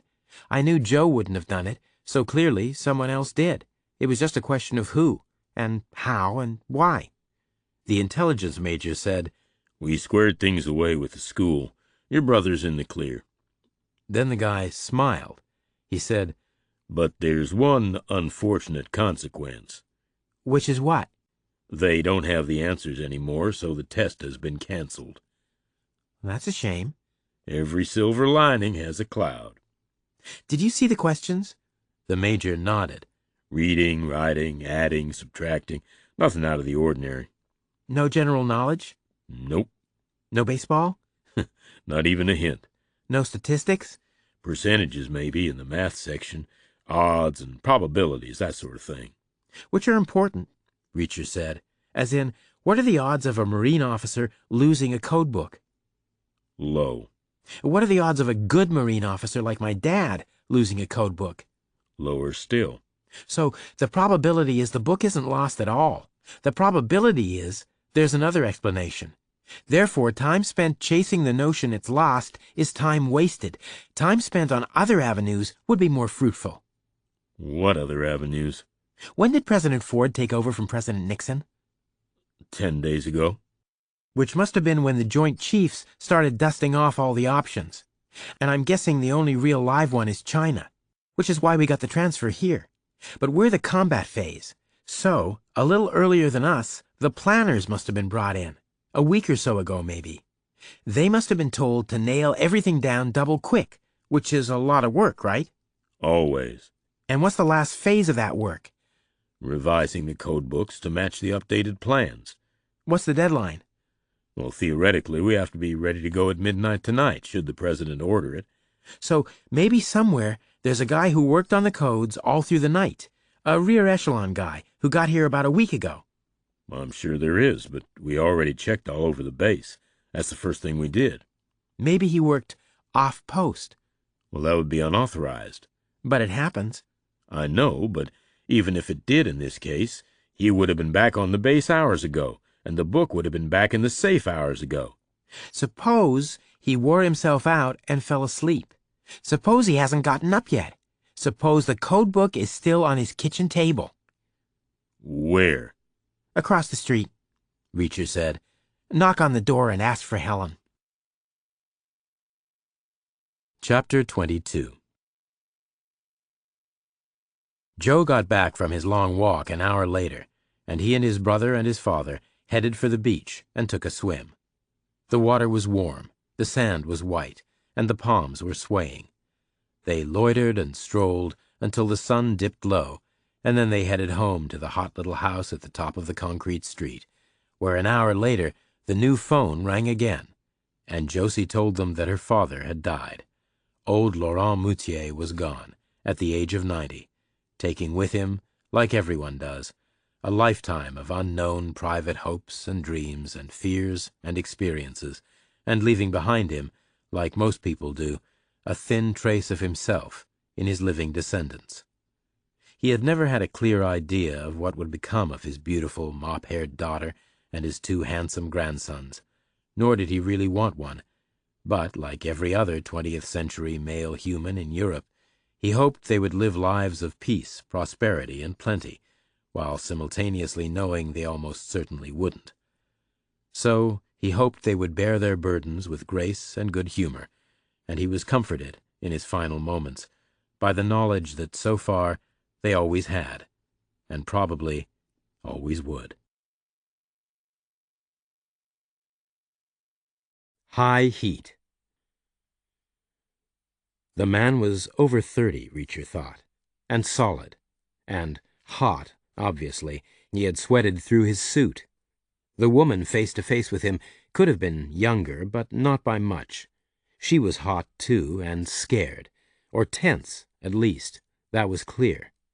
The man was too close to her. She didn't like that. It was nearly 8:30 in the evening, and going dark, but not cooling off. 100 degrees, someone had said. A real heat wave. Wednesday, July 13th, 1977, New York City. Reacher would always remember the date. It was his second solo visit. The man put the palm of his hand flat on the woman's chest, pressing damp cotton against her skin, the ball of his thumb down in her cleavage. Not a tender gesture, but not an aggressive gesture either. Neutral, like a doctor. The woman didn't back off. She just froze in place and glanced around, without seeing much. New York City, 8:30 in the evening, but the street was deserted. It was too hot. Waverly Place, between 6th Avenue and Washington Square. People would come out later, if at all. Then the man took his hand off the woman's chest, and he flicked it downward, like he wanted to knock a bee off her hip, and then he whipped it back up in a big roundhouse swing and slapped her full in the face, hard, with enough power for a real crack. But his hand and her face were too damp for pistol-shot acoustics, so the sound came out exactly like the word. Slap. The woman's head was knocked sideways. The sound echoed off the scalding brick. Reacher said, "Hey!" The man turned around. He was dark-haired, dark-eyed, maybe 5'10", maybe 200 pounds. His shirt was transparent with sweat. He said, "Get lost, kid." On that night, Reacher was 3 months and 16 days shy of his 17th birthday. But physically, he was pretty much all grown up. He was as tall as he was ever going to get, and no sane person would have called him skinny. He was 6'5", 220, all muscle. The finished article, more or less, but finished very recently. Brand new. His teeth were white and even. His eyes were a shade close to navy. His hair had wave and body. His skin was smooth and clear. The scars and the lines and the calluses were yet to come. The man said, "Right now, kid." Reacher said, "Ma'am, you should step away from this guy." Which the woman did, backward, 1 step, 2, out of range. The man said, "Do you know who I am?" Reacher said, "What difference would it make?" "You're pissing off the wrong people." "People?" Reacher said. "That's a plural word. Are there more than one of you?" "You'll find out." Reacher looked around. The street was still deserted. "When will I find out?" he said. "Not right away, apparently." "What kind of smart guy do you think you are?" Reacher said, "Ma'am, I'm happy to be here alone if you want to take off running." The woman didn't move. Reacher looked at her. He said, "Am I misunderstanding something?" The man said, "Get lost, kid." The woman said, "You shouldn't get involved." "I'm not getting involved," Reacher said. "I'm just standing here in the street." The man said, Go stand in some other street. Reacher turned back and looked at him and said, Who died and made you mayor? That's some mouth, kid. You don't know who you're talking to. You're gonna regret that. When the other people get here? Is that what you mean? Because right now, it's just you and me. And I don't foresee a whole lot of regret in that. Not for me, anyway. Not unless you've got no money. Money? For me to take. What, now you think you're gonna mug me? Not, mug you, Reacher said. More of a historical thing. An old principle. Like a tradition. You lose a war, you give up your treasure. Are we at war, you and me? Because if we are, you're gonna lose, kid. I don't care how big of a corn-fed country boy you are. I'm gonna kick your ass. I'm gonna kick it bad. The woman was still 6 feet away, still not moving. Reacher looked at her again and said, Ma'am, is this gentleman married to you or related to you in some other way, or known to you either socially or professionally? She said, I don't want you to get involved. She was younger than the guy, for sure, but not by much. Still way up there, 29 maybe. A pale-colored blonde. Apart from the vivid red print from the slap, she was plenty good-looking, in an older woman kind of a way. But she was thin and nervous. Maybe she had a lot of stress in her life. She was wearing a loose summer dress that ended above her knee. She had a purse hooked over her shoulder. Reacher said, At least tell me what it is you don't want me to get involved in. Is this some random guy hassling you on the street? Or not? What else would it be? Domestic quarrel, maybe? I heard of a guy who bust one up, and then the wife got real mad with him afterwards for hurting her husband. I'm not married to this man.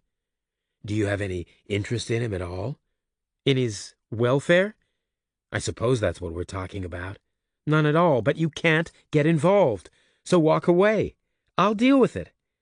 Suppose we walk away together. How old are you, anyway? Old enough, Reacher said, for walking at least.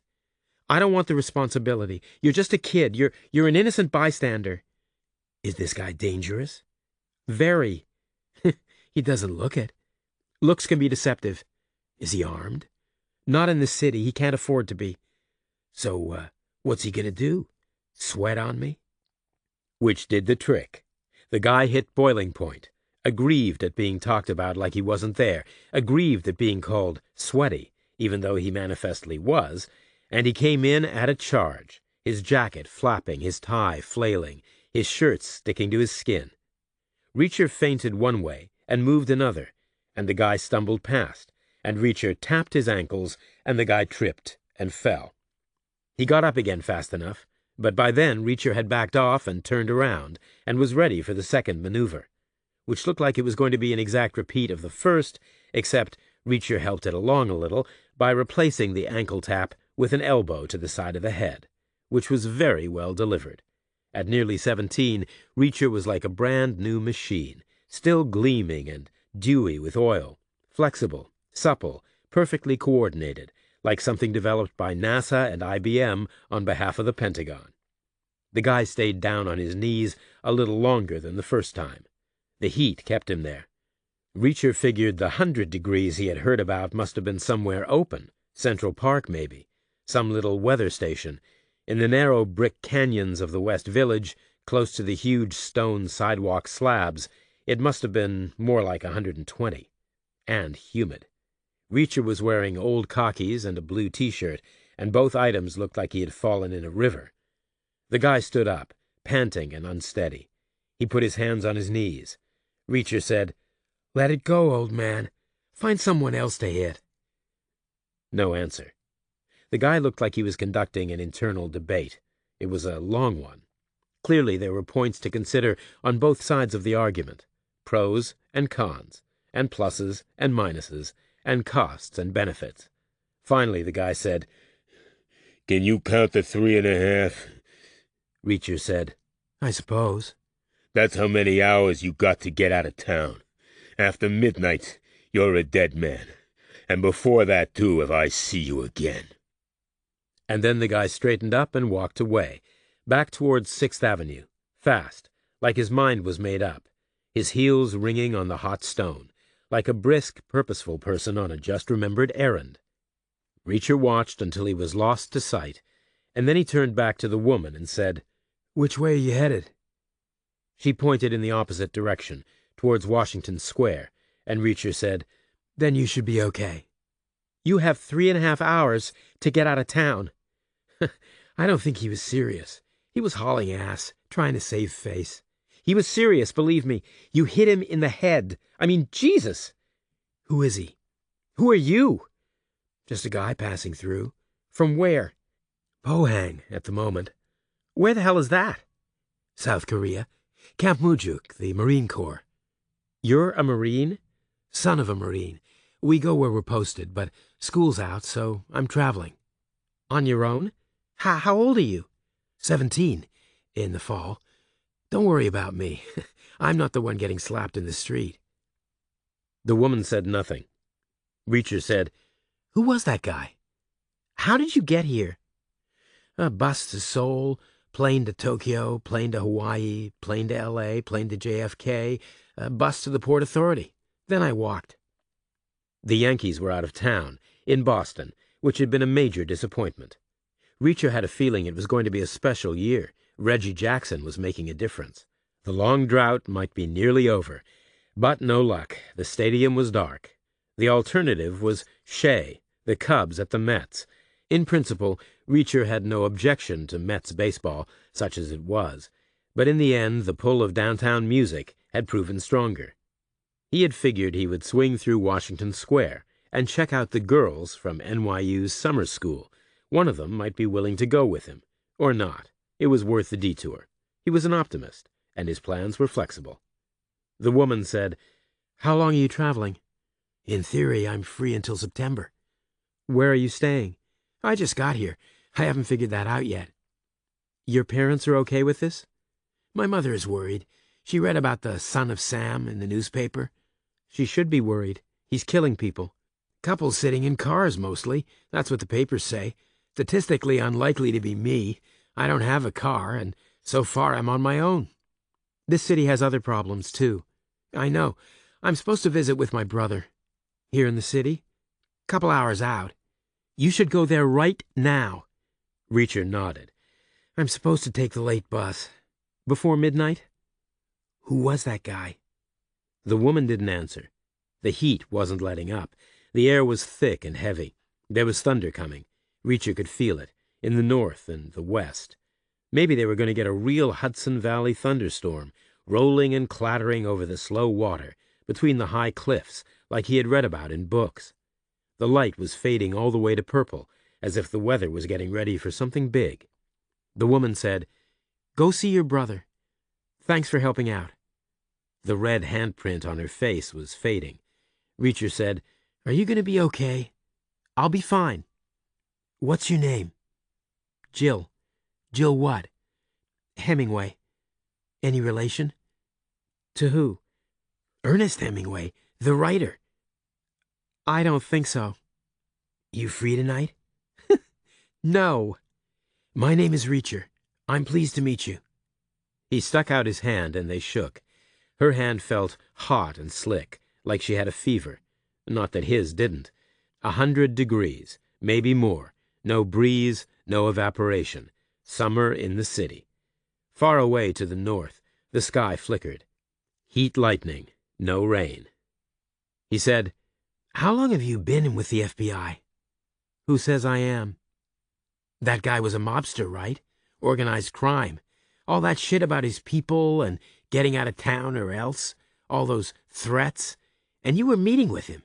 He was checking for a wire when he put his hand on you. And I guess he found one." "You're a smart kid." "Where's your backup? There should be a van with people listening in."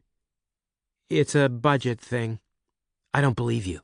The city, maybe, but the feds are never broke." "Go see your brother. This isn't your business." "Why wear a wire with no one listening?"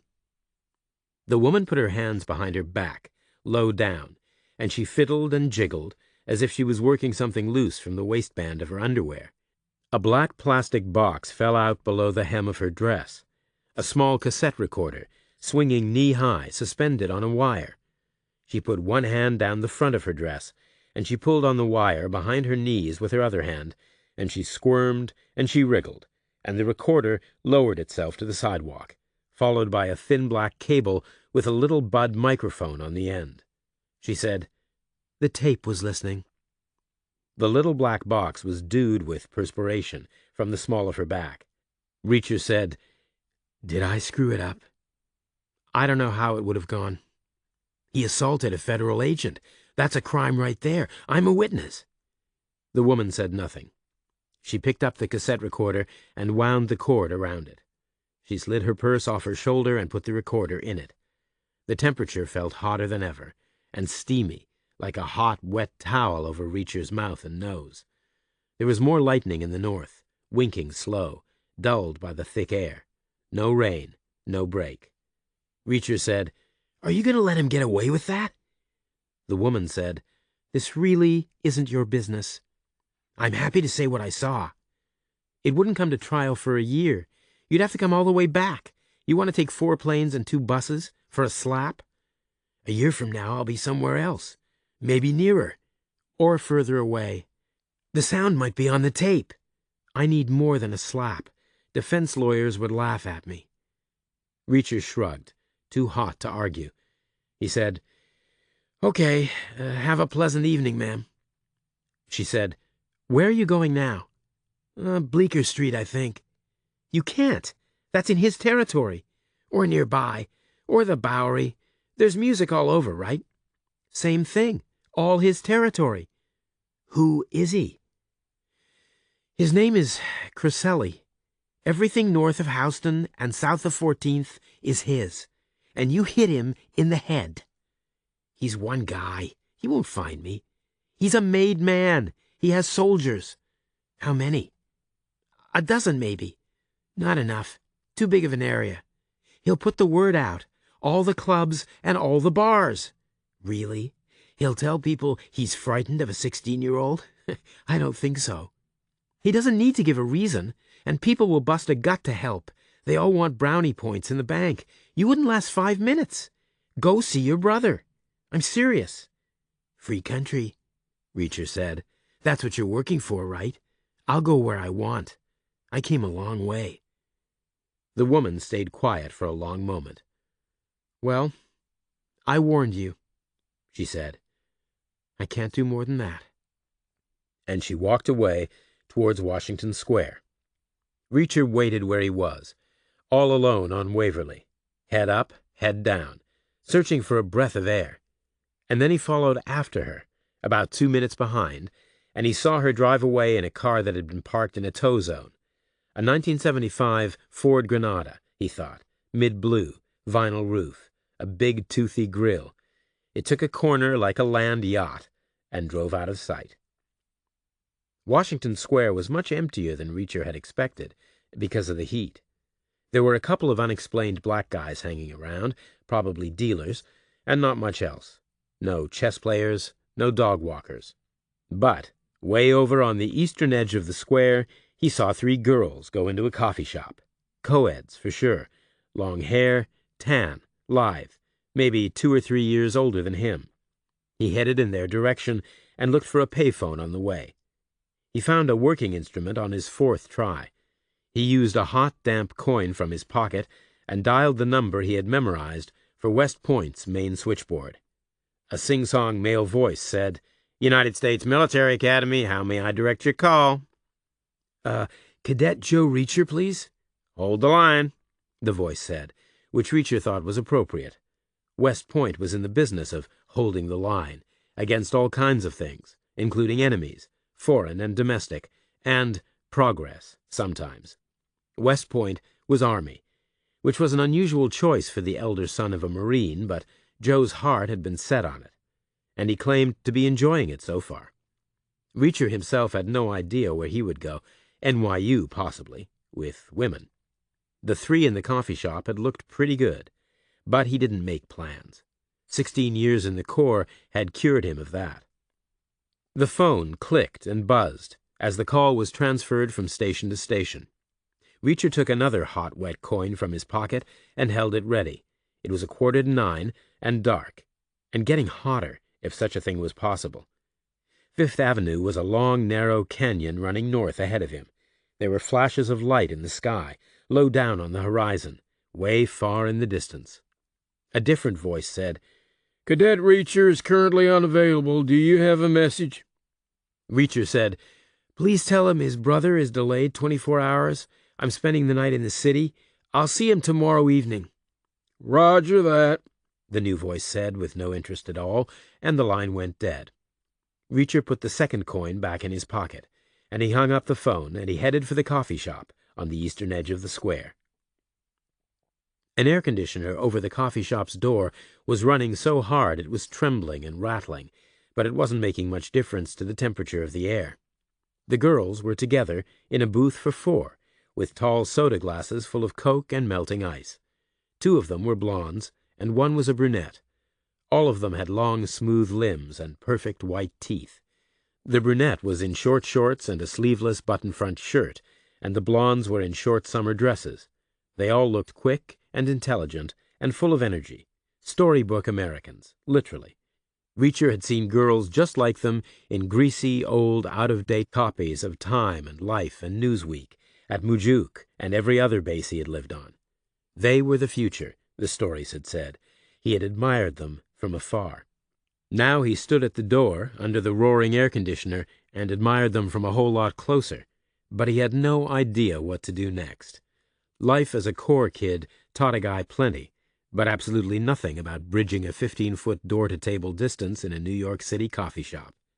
Up to that point, his few conquests had not really been conquests at all, but mutual experiments with corps girls just as isolated as himself, and just as willing and enthusiastic and desperate. Their only negatives had been their fathers, who were all trained killers with fairly traditional views. The 3 students in front of him were a whole different can of worms. Much easier from the parental point of view, presumably, but much harder in every other way. He paused. Nothing ventured, nothing gained. He moved on, 15 feet, and he approached their table, and he said, "Do you mind if I join you?" They all looked up. They all looked surprised. They were all too polite to tell him to get lost. They were all too smart to tell him to sit down. New York City, in the summer of 1977. The Bronx, burning. Hundreds of homicides. The son of Sam. Irrational panic everywhere. He said, "I'm new here. I was wondering if you could tell me where to go to hear some good music." No answer. 2 pairs of blue eyes, 1 pair of brown, looking up at him. He said, "Are you headed somewhere this evening?" The brunette was the first to speak. She said, "Maybe." "Where to?" "Dunno yet." A waitress came by, barely older than the co-eds themselves, and Reacher maneuvered himself into a spot where her approach gave him no choice but to sit down, as if he had been swept along. The brunette scooted over and left an inch between her thigh and his. The vinyl bench was sticky with heat. He ordered a Coke. It was way too hot for coffee. There was an awkward silence. The waitress brought Reacher's Coke. He took a sip. The blonde directly opposite asked him, "Are you at NYU?" "I'm still in high school," he said. She softened a little, as if he was a rare curiosity. "Where?" she asked. "South Korea," he said. "Military family." "Huh, fascist," she said. "Get lost." "What does your dad do for a living?" "He's a lawyer." "Get lost yourself." The brunette laughed. She was an inch shorter than the others, and her skin was a shade darker. She was slender, elfin, almost. Reacher had heard the word, not that it meant much to him. He had never seen an elf. The brunette said, "The Ramones might be at CBGB, or Blondie." Reacher said, "I'll go if you go." "It's a rough area." "Compared to what? Iwo Jima?" "Where's that?" "It's an island in the Pacific." "Sounds nice. Does it have beaches?" "Lots of them." "What's your name?" "Chrissy." "Pleased to meet you, Chrissy. My name is Reacher." "First or last?" Only. You have only one name? That anyone uses. So if I come to CBGB with you, do you promise to stick close by? Which was pretty much a do bears sleep in the woods type of a question, in Reacher's opinion. Is the Pope a Catholic? He said, Sure, count on it.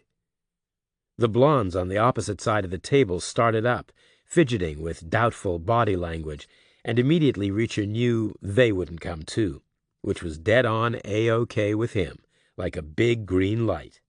A one-on-one excursion, like a real date. 9 o'clock in the evening, Wednesday, July 13th, New York City, and his first civilian conquest was almost upon him, like a runaway train. He could feel it coming, like an earthquake. He wondered where Chrissy's dorm was. Close by, he guessed. He sipped his Coke. Chrissy said, So, let's go, Reacher. Reacher left money on the table for 4 Cokes, which he guessed was the gentlemanly thing to do. He followed Chrissy out through the door, and the night heat hit him like a hammer.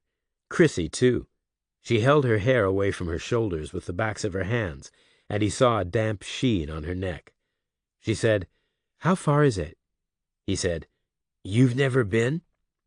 It's a bad area. I think we have to go east about 5 blocks, past Broadway and Lafayette to the Bowery. Then about 3 blocks south to the corner with Bleecker. Oh, it's so hot. That's for sure. Maybe we should take my car for the AC. You have a car? Sure. Here in the city? Right there. And she pointed to a small hatchback car on the curb, about 50 feet away. A Chevrolet Chevette, Reacher thought, maybe a year old, maybe baby blue, although it was hard to tell under the yellow streetlights. He said, Doesn't it cost a lot to keep a car in the city? She said, Parking is free after 6 o'clock. But what do you do with it in the daytime? She paused a beat, as if unraveling the layers of his question, and she said, No, I don't live here. I thought you did. Sorry, my mistake. I figured you were at NYU. She shook her head and said, Sarah Lawrence. Who's she? It's a college. Where we go. In Yonkers, north of here. Sometimes we drive down and see what's going on. Sometimes there are NYU boys in that coffee shop. So we're both out-of-towners. Not tonight, Chrissy said. What are your friends going to do? About what? About getting home tonight. I'm going to drive them, Chrissy said, like always. Reacher said nothing. But they'll wait, Chrissy said. That's part of the deal. The Chevette's air conditioner was about as lousy as the coffee shops, but something was better than nothing. There were a few people on Broadway, like ghosts in a ghost town, moving slow, and a few on Lafayette, slower still, and the homeless people on the Bowery, waiting for the shelters to open. Chrissy parked 2 blocks north of the venue, on Great Jones Street, between a car with its front window broken and a car with its back window broken. But it was under a working streetlight, which looked to be about as good as it got, short of employing a team of armed guards, or a pack of vicious dogs, or both. And the car would have been no safer left on Washington Square anyway. So they got out into the heat, and walked to the corner through air thick enough to eat. The sky was as hot and hard as an iron roof at noontime, and it was still flickering in the north, with the kind of restless energy that promised plenty and delivered nothing. There was no line at the door of the club, which Chrissy felt was a good thing because it meant there would be spots to be had at the front, near the stage, just in case it really was the Ramones or Blondie that night. A guy inside took their money, and they moved past him into the heat and the noise and the dark, towards the bar, which was a long, low space with dim light and sweating walls and red diner stools. There were about 30 people in there, 28 of them kids no older than Chrissy, plus one person Reacher already knew, and another person he was pretty sure he was going to get to know pretty well and pretty soon. The one he knew was Jill Hemingway, still thin and blonde and nervous, still in her short summer dress. The one he felt he would get to know looked a lot like Crosselli, a cousin maybe. He was the same kind of size and shape and age, and he was wearing the same kind of clothes, which were a sweated-through suit and a shirt plastered tight against a wet and hairy belly. Jill Hemingway saw Reacher first, but only by a second. She moved off her stool and took a step, and immediately the guy in the suit started snapping his fingers and gesturing for the phone. The barkeep dumped the instrument in front of him, and the guy started dialing. Hemingway pushed her way through the thin crowd in the main room and came up to Reacher face to face and said, "You idiot!" Reacher said, "Jill, this is my friend Chrissy. Chrissy, this is Jill, who I met earlier this evening. She's an FBI agent." Beside him, Chrissy said, "Hi, Jill." Hemingway looked temporarily nonplussed and said, "Hi, Chrissy." Reacher said, "Are you here for the music?" Hemingway said, "I'm here because this is one of the few places Criselli doesn't get total cooperation. Therefore, this is one of the few places I knew he would have to put a guy. So I'm here to make sure nothing happens to you." "How did you know I would come here?" "You live in South Korea. What else have you heard of?" Chrissy said, "What exactly are we talking about?" Criselli's guy was still on the phone. Reacher said, "Let's sit down." Hemingway said, "Let's not. Let's get you the hell out of here." Chrissy said, "What the hell is going on?" There were tiny cafe tables near the deserted stage. Reacher pushed through the crowd, left shoulder, right shoulder, and sat down, his back to a corner, most of the room in front of him. Chrissy sat down next to him, hesitant, and Hemingway paced for a second, and then she gave it up and joined them. Chrissy said, "This is really freaking me out, guys. Will someone please tell me what's going on?" Reacher said, "I was walking down the street, and I saw a guy slap Agent Hemingway in the face. And I hoped my presence would discourage him from doing it again. He took offense. Turns out he's a mobster. Jill thinks they're measuring me for concrete shoes." "And you don't?" "Seems oversensitive to me." Chrissy said, "Reacher, there are whole movies about this stuff." Hemingway said, "She's right. You should listen to her. You don't know these people. You don't understand their culture. They won't let an outsider disrespect them. It's a matter of pride. It's how they do business. They won't rest until they fix it." Reacher said, "In other words, they're exactly the same as the Marine Corps. I know how to deal with people like that. I've been doing it all my life." "How do you plan to deal with them?" "By making the likely cost too high, which it already is, frankly. They can't do anything in here because they'd be arrested, either by you or the NYPD, which is too high of a cost. It would mean lawyers and bribes and favors, which they won't spend on me. I'm not worth it. I'm nobody. Criselli will get over it." "You can't stay in here all night." "He already tried it on the street, and he didn't get very far. 10 minutes from now, he'll have 6 guys out front. Then I'll go out the back. He'll have 6 guys there, too." Chrissy said, "You know when I asked you to stick close by to me?" Reacher said, "Sure." "You can forget that part now, okay?" Reacher said, "This is nuts." Hemingway said, "You hit a made man in the head. What part of that don't you understand? That just doesn't happen. Get used to it, kid. And right now, you're in the same room as one of his goons, who just got off the phone." "I'm sitting next to an FBI agent." Hemingway said nothing in reply to that. Reacher thought, NYU, Sarah Lawrence. Hemingway had never confirmed it either way. He had asked her, "How long have you been with the FBI?" She had answered, "Who says I am?" He said, "Are you or are you not?" She said nothing. "It's not real hard. It's a yes or no answer." "No," she said, "it really isn't." "What does that mean?" "It's yes and no, not yes or no." Reacher paused a beat. "What, you're freelancing here?" he said. "Is that it? This isn't really your case? Which is why there was no backup van? Which is why you were using your little sister's tape player?" "It was my tape player." "I'm suspended." "You're what?" "Medical grounds. But that's what they always say. What it means is they took my badge, pending review." "Of what?" "Like you said, the lawyers and the bribes and the favors. They're weighing me in the balance. Me against all the good stuff." "This was Criselli?" Hemingway nodded. "Right now he's fireproof. He had the investigation shut down. I figured I might get him to boast about it, on the tape. I might have gotten something I could use, to make them take me back. Why wasn't Criselli armed in the city? Part of the deal. They all can do what they want in every other way, but the homicide figure has to come down. Give and take. Everyone's a winner. Does Criselli know you're suspended? Of course he does. He made them do it. So, in fact, the goon in the same room as me knows it too, right? Is that what we're saying here? He knows you're not about to pull a badge or a gun.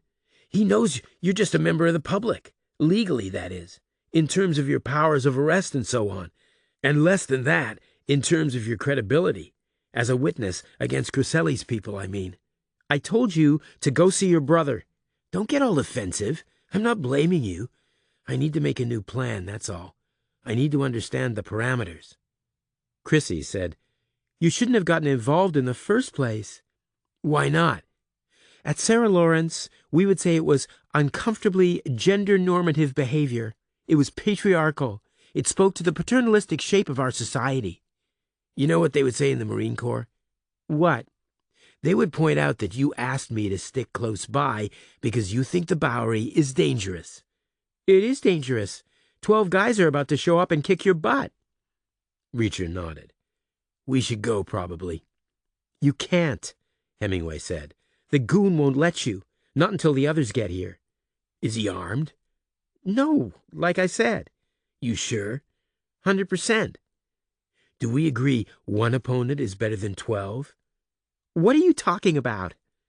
Wait here, Reacher said. Reacher walked across the dim room as graceful as a bulked-up greyhound, with all the dumb confidence a guy gets from being 6'5" and 220 and 16 years old. He moved on through the bar, towards the restroom corridor. He had been in relatively few bars in his life, but enough to know they were superbly weapons-rich environments. Some had pool cues, all neatly lined up in racks, and some had martini glasses, all delicate and breakable, with stems like stilettos, and some had champagne bottles, as heavy as clubs. But the CBGB bar had no pool table, and its customers were apparently indifferent to martinis and champagne. The most numerous local resource was long-neck beer bottles, of which there were plenty. Reacher collected one as he walked, and in the corner of his eye he saw Criselli's guy get up and follow him, no doubt worried about rear exits or bathroom windows. There was, in fact, a rear exit at the end of the restroom corridor, but Reacher ignored it. Instead, he stepped into the men's room, which was perhaps the single most bizarre place he had ever seen, outside of a military installation. The walls were bare brick, covered in dense graffiti, and there were 3 wall-hung urinals and a lone sit-down toilet, all exposed, up on a step like a throne. There was a 2-hole metal sink and unspooled toilet rolls everywhere. No windows. Reacher filled his empty beer bottle with water from the faucet, for extra weight, and wiped his palm on his T-shirt, which neither dried his hand nor made his shirt appreciably wetter, but he got a decent grip on the long glass neck, and he held the bottle low down by his leg, and he waited. Criselli's guy came in seconds later. He glanced around, first amazed by the decor, then reassured by the lack of windows, which told Reacher all he really needed to know. But at 16 he still played it by the book, so he asked anyway. He said, "Do we have a problem, you and me?" The guy said, "We're waiting for Mr. Criselli. He'll be here in a minute, which won't be a problem for me, but it will be for you." So Reacher swung the bottle. The water kept in by centrifugal force, and it caught the guy high on the cheekbone and rocked him back, whereupon Reacher whipped the bottle down again and smashed it on the lip of a urinal, glass and water flying everywhere, and he jabbed the jagged, broken circle into the guy's thigh to bring his hands down, and then again into his face, with a twist, flesh tearing and blood flowing, and then he dropped the bottle and shoved the guy in the chest to bounce him off the wall, and as he came back towards him, he dropped a solid headbutt straight to the guy's nose, which was game over, right there, helped a little by the way the guy's head bounced off the urinal on his way to the floor, which all made a conclusive little head injury trifecta: bone, porcelain, tile. Good night and good luck. Reacher breathed in and breathed out, and then he checked the view in the busted mirror above the sink. He had diluted smears of the guy's blood on his forehead. He rinsed them off with lukewarm water and shook like a dog, and headed back through the bar into the main room. Jill Hemingway and Chrissy were on their feet in the middle of the dance floor. He nodded them towards the exit. They set off towards him, and he waited to fall into step. Hemingway said, "Where's the goon?" Reacher said, "He had an accident." "Jesus." They hustled on into the lobby corridor, fast and hot. Too late. They got within 10 feet of the street door, and then it opened wide, and 4 big guys in sweated-through suits stepped in, followed by Crosselli himself. All 5 of them stopped, and Reacher stopped, and behind him Chrissy and Jill Hemingway stopped. 8 people, all in a strung-out single-file standoff, in a hot, narrow corridor, with perspiration running down the bare brick walls. From the far end of the line, Crosselli said, "We meet again, kid." Then the lights went out. Reacher couldn't tell if his eyes were open or closed. The darkness was total and profound, like the next stop after nothing. And the darkness was completely silent, way down at some deep primeval level, all the low subliminal hum of modern life suddenly gone, leaving nothing in its place except blind human shufflings, and a kind of whispered, eerie keening that seemed to come up from ageless rocks below, from the 20th century to the Stone Age, at the flick of a switch. From behind him, Reacher heard Chrissy's voice say, "Reacher?" "Stand still," he said. "Okay." "Now turn around." "Okay." He heard her feet on the floor, shuffling. He searched his last retained visual memory for where the first of Crosselli's guys had stopped. The middle of the corridor, facing dead ahead, maybe 5 feet away. He planted his left foot and kicked out with his right, hard, blindly, aiming groin high into the pitch-black emptiness ahead. But he hit something lower, making contact a jarring split second before he expected, a kneecap maybe, which was fine. Either way, the first of Crosselli's guys was about to fall down, and the other 3 were about to trip over him. Reacher spun around and felt for Chrissy's back, and he put his right arm around her shoulders, and with his left hand he found Hemingway, and he half pulled and half pushed them back the way they had come, through to the bar, where a feeble, battery-powered safety light had clicked on, which meant it hadn't been the flick of a switch. The whole building had lost power. He found the restroom corridor, and pushed Chrissy ahead of him, and pulled Hemingway behind him to the rear door, and they barged through it, out to the street, which was way too dark.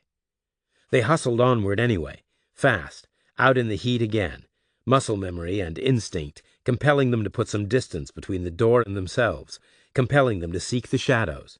But it was all shadows.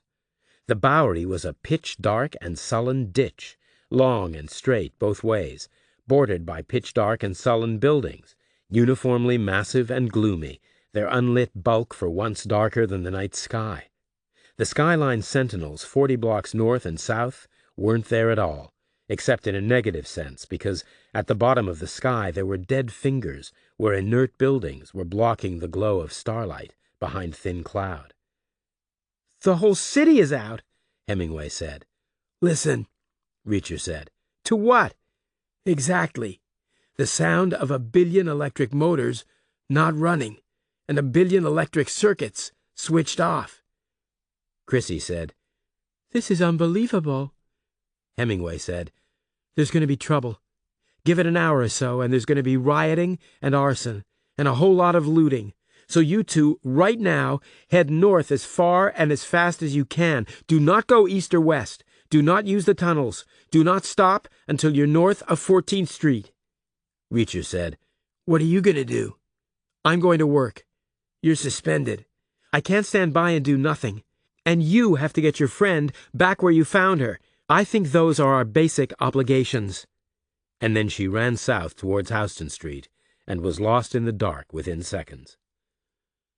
The street light on Great Jones was no longer working, but the blue Chevette was still under it, gray and formless in the dark, as yet unmolested. Chrissy opened it up and they got in, and she started the motor and put it in gear. She didn't turn on the lights, which Reacher understood. Disturbing the massive darkness didn't seem right, or possible even.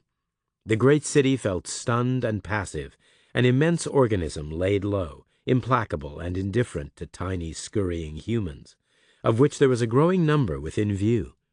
Windows were opening, and folks on lower floors were walking downstairs and coming out, standing near their doors and peering about, full of wonder and apprehension.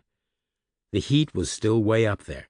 It wasn't cooling down at all. 100 degrees, maybe more, clamping down, and now smug and settled and supreme, unchallenged by fans or air conditioning or any other kind of man-made mediation. Great Jones Street was one way west, and they crossed Lafayette and Broadway and continued on West 3rd, Chrissy driving slow and tentative, not much faster than walking pace, a dark car in the dark, one of very few about. Maybe drivers had felt compelled to pull over as part of the general paralysis. The traffic lights were all out. Each new block was newly weird, still and silent, blank and gray, absolutely unlit. They turned north on LaGuardia Place and went counterclockwise around the bottom right-hand corner of Washington Square back to the coffee shop. Chrissy parked where she had before, and they got out into the soupy air and the silence. The coffee shop was dark, obviously, with nothing to see behind its dusty glass window. The air conditioner above the door was silent, and the door was locked. Reacher and Chrissy cupped their hands and pressed them to the glass and peered through, and saw nothing except vague black shapes in the dark. No staff, no customers. Maybe a health board thing. If the refrigerators went out, maybe they had to abandon ship. Reacher said, "Where will your friends have gone?" Chrissy said, "No idea. You said there was a plan. If one of us gets lucky, we meet back here at midnight." "I'm sorry you didn't get luckier."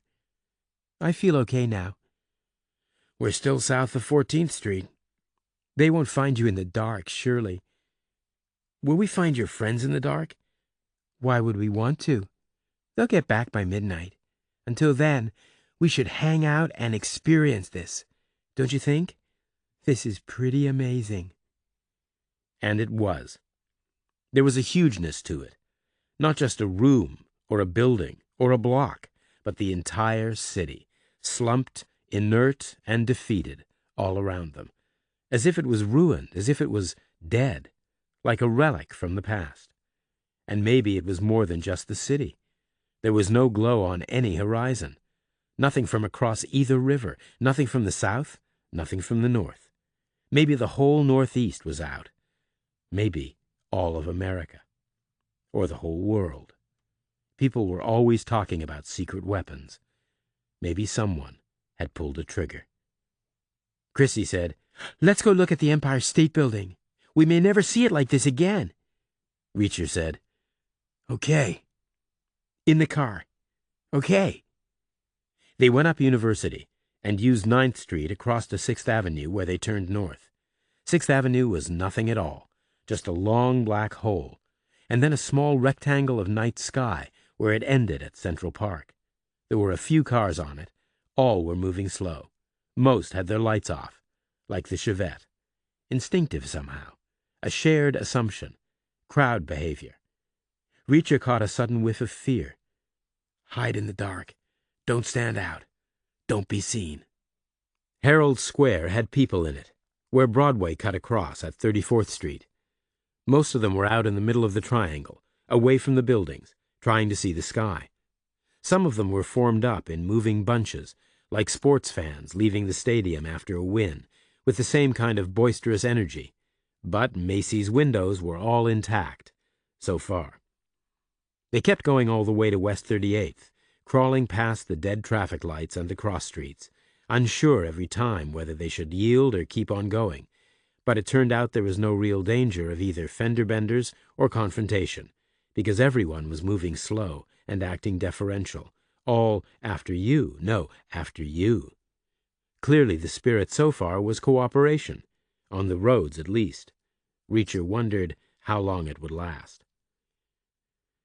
They went east on 38th and turned on 5th, 4 blocks north of the Empire State. Nothing to see, just a broad, dark base, like both sides of every other block. And then nothing above, just spectral darkness. They parked on the 5th Avenue curb, on the block north of 34th Street, and got out for a closer look. 34th was a double-wide street, with a clear view east and west, dark all the way, except for an orange glow in the far distance above what must have been Brooklyn. Fires were burning there. It's starting, Reacher said. They heard a cop car coming north on Madison, and they saw it cross the 6-lane width of 34th Street 1 block over. Its lights looked amazingly bright. It drove on out of sight, and the night went quiet again. Chrissy said, "Why did the power go out?" "Don't know," Reacher said. "Overload from all the AC, or a lightning strike somewhere, or the electromagnetic pulse from a nuclear explosion. Or maybe someone didn't pay the bill." "Nuclear explosion?" "It's a known side effect, but I don't think it happened. We'd have seen the flash, and depending where it was, we'd have been burned to a crisp." "What kind of military are you?" "No kind at all. My dad's a Marine, and my brother's going to be an Army officer, but that's them, not me." "What are you going to be?" "I have no idea. Probably not a lawyer." "Do you think your FBI friend was right about riots and looting?" "Maybe not so much in Manhattan." "Are we going to be okay?" Reacher said, "We're going to be fine. If all else fails, we'll do what they did in the olden days. We'll wait for morning." They turned onto 34th Street and drove over as close as they could get to the East River. They stopped on a trash-strewn triangle half under the FDR Drive, and they stared through the windshield over the water to the dark lands beyond. Queens, dead ahead. Brooklyn, to the right. The Bronx way far to the left. The fires in Brooklyn looked pretty big already. There were fires in Queens, too, and the Bronx, but Reacher had been told there were always fires in the Bronx. Nothing behind them, in Manhattan. Not yet. But there were plenty of sirens. The darkness was getting angry, maybe because of the heat. Reacher wondered how Macy's windows were doing. Chrissy kept the engine running for the AC. The gas was about half full. The tails of her shirt hid her shorts completely. She looked like she was wearing nothing else, just the shirt, which looked great. She was very pretty. He asked, "How old are you?" She said, 19. "Where are you from?" "California." "You, like it here?" "So far. We get seasons. Heat and cold. "Especially heat." She asked, "How old are you?" "I'm legal," he said. "That's really all you need to know." "Is it?" "I hope so." She smiled and turned off the engine. She locked her door and leaned over to lock his. She smelled of hot, clean girl. She said, "It's going to get warm in here." "I hope so," he said again. He put his arm around her shoulders and pulled her close and kissed her. He knew how to do it. He had more than 3 years of practice. He put his free hand on the curve of her hip. She was a great kisser. Warm, wet, plenty of tongue. Closed eyes. He pushed her shirt up a little and ducked his hand under it. She was lean and firm, hot and a little damp. She brought her spare hand over and put it under his shirt. She smoothed it up over his side, over his chest, and down to his waist. She put the tips of her fingers under his waistband, which he took to be an encouraging sign. They came up for air, and then they started again. He moved his free hand to her knee and slid it up the wondrous smooth skin of her thigh, on the outside, with his thumb on the inside, to the hem of her shorts, and back again, to the other knee, and up her other leg, just as smooth and luscious, his fingers on the inside this time, his thumb on the outside, all the time trying to imagine anything more splendid than the feel of a warm girl's skin, and failing. And this time he went a little further, until his leading finger was jammed against the hard seam between her legs, at the bottom of her zip. She clamped hard on his hand, which at first he took as an admonition, but then he realized she had another purpose in mind, so he kept his hand there, pushing hard as she ground away, almost lifting her off the seat. Then she sighed and gasped and went all rubbery, and they came up for air again. And he moved his crushed hand to the buttons on her shirt, and he tried to make his fingers work, which they did reasonably well. 1 button, 2, 3, all the way down until her shirt fell open. They kissed again, the third marathon, and his free hand went to work in a different area, first outside a silky bra, and then inside, from below, until it was all pushed up, and her small, damp breasts were his. He moved his mouth to her neck, and then to her nipples, and he put his hand back where it had been before, and she started grinding again, long and slow, breathing hard, until for a second time she sighed and gasped and fell against him as if she had no bones in her body. Then she put a hand on his chest and pushed him away, back towards his window, which again he took as a reproach, until she smiled like she knew something he didn't, and unbuttoned his pants. Slim, brown fingers took care of his zip, at which exact point, for the first time in his life, he truly understood the phrase, died and gone to heaven. Her head went down into his lap, and he felt cool lips and a tongue, and he closed his eyes. And then he opened them again and stared about, determined to remember every last detail of his situation, the where and the when, and the how, and the who, and the why, especially the why, because his conscious mind could find no logical path between the Port Authority bus terminal and what had to be some kind of enchanted kingdom. New York, New York, it's a wonderful town. That was for damn sure. So he stared around, locking it all in. The river, the formless burrows beyond, the distant fires, the wire fences, the bleak concrete pillars holding up the road above. He saw a man, standing 30 yards away in the dark, silhouetted against the glow coming off the water. Mid-20s, maybe, judging by his posture, medium height, thick in the upper body, a geeky shape to his head because of uncooperative hair. He had the kind of hair that should have been cut much shorter, but it was 1977. He was holding something in his right hand. Chrissy was still busy. She was unquestionably the best ever. No comparison. None at all. He wondered if Sarah Lawrence was co-ed. He could go there, just as good as NYU. Not that they were likely to get married or anything, but maybe she had friends, or a sister. In fact, he knew she had friends, the 2 blondes. They'll wait. That's part of the deal. They had 2 hours until midnight, which suddenly seemed like nothing at all. The guy moved in the dark. He rolled around a pillar, light on his feet, staying covered, checking the blind spot at 90 degrees, checking the other direction, and then moving forward, fast and straight, to the next pillar, towards the Chevette. The guy eased around the new pillar, just to check his new blind spot, and then he pulled back and merged with the concrete, barely visible again, all the time being very careful with the thing in his hand, as if it was valuable or especially fragile. Chrissy was still busy, and she was doing a fine job. Died and gone to heaven wasn't even close.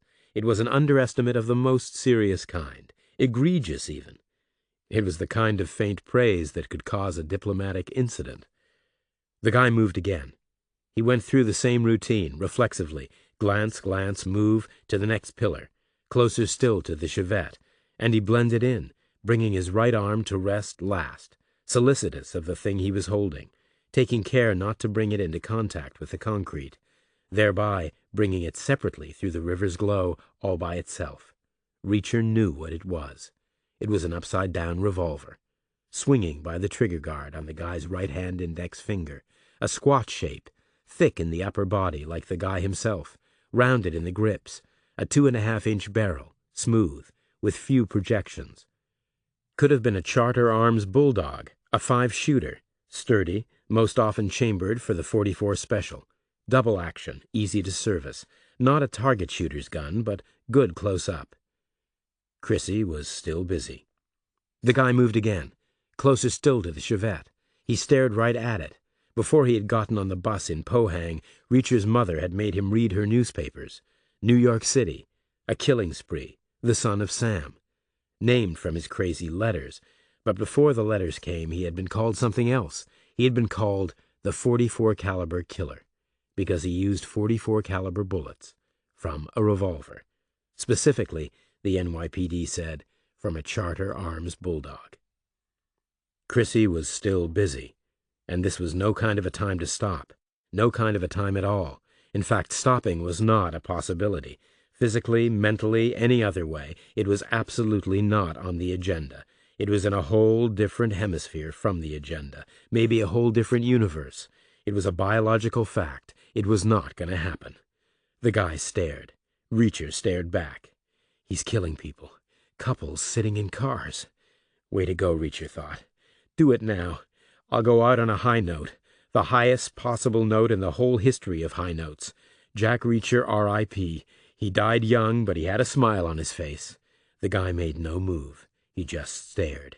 Reacher stared back. The guy made no move. Couples sitting in cars. But they weren't. Not from an exterior perspective. Chrissy's head was in his lap. Reacher was alone in the car. Just a driver, off the road in the emergency, waiting in the passenger seat for the extra legroom. The guy stared. Reacher stared back. Chrissy was still busy. The guy moved on. To the next pillar, and the next, and then he was lost to sight. And then Chrissy's work was done. Afterwards, they repaired the damage as well as they could, straightening and zipping and buttoning and combing. Chrissy said, "Better than Blondie?" Reacher said, "How could I tell?" "Better than Blondie live on stage at CBGB, I mean." "Oh, a lot better." "No real comparison." "You like Blondie, right?" "Best ever." "Well, top 5 or 10. "Shut up." She started the engine again and put the air on max. She slid down in her seat and lifted her shirt tails so the vents blew straight up against her skin. Reacher said, "I saw someone." "When?" "Just now." "Doing what?" "Peering into this car." "Who?" "Some guy." "For real? That's kind of creepy." Reacher said, "I know, and I'm real sorry, but I have to go find Jill Hemingway. I should tell her first. She needs some favors." "Tell her what?" "What I saw." "What did you see?" "Something she should know about." "Was it one of Crisselli's guys?" "No." "So how is it important?" "She might be able to use it." "Where is she?" "I have no idea. Let me out in Washington Square, and I'll walk.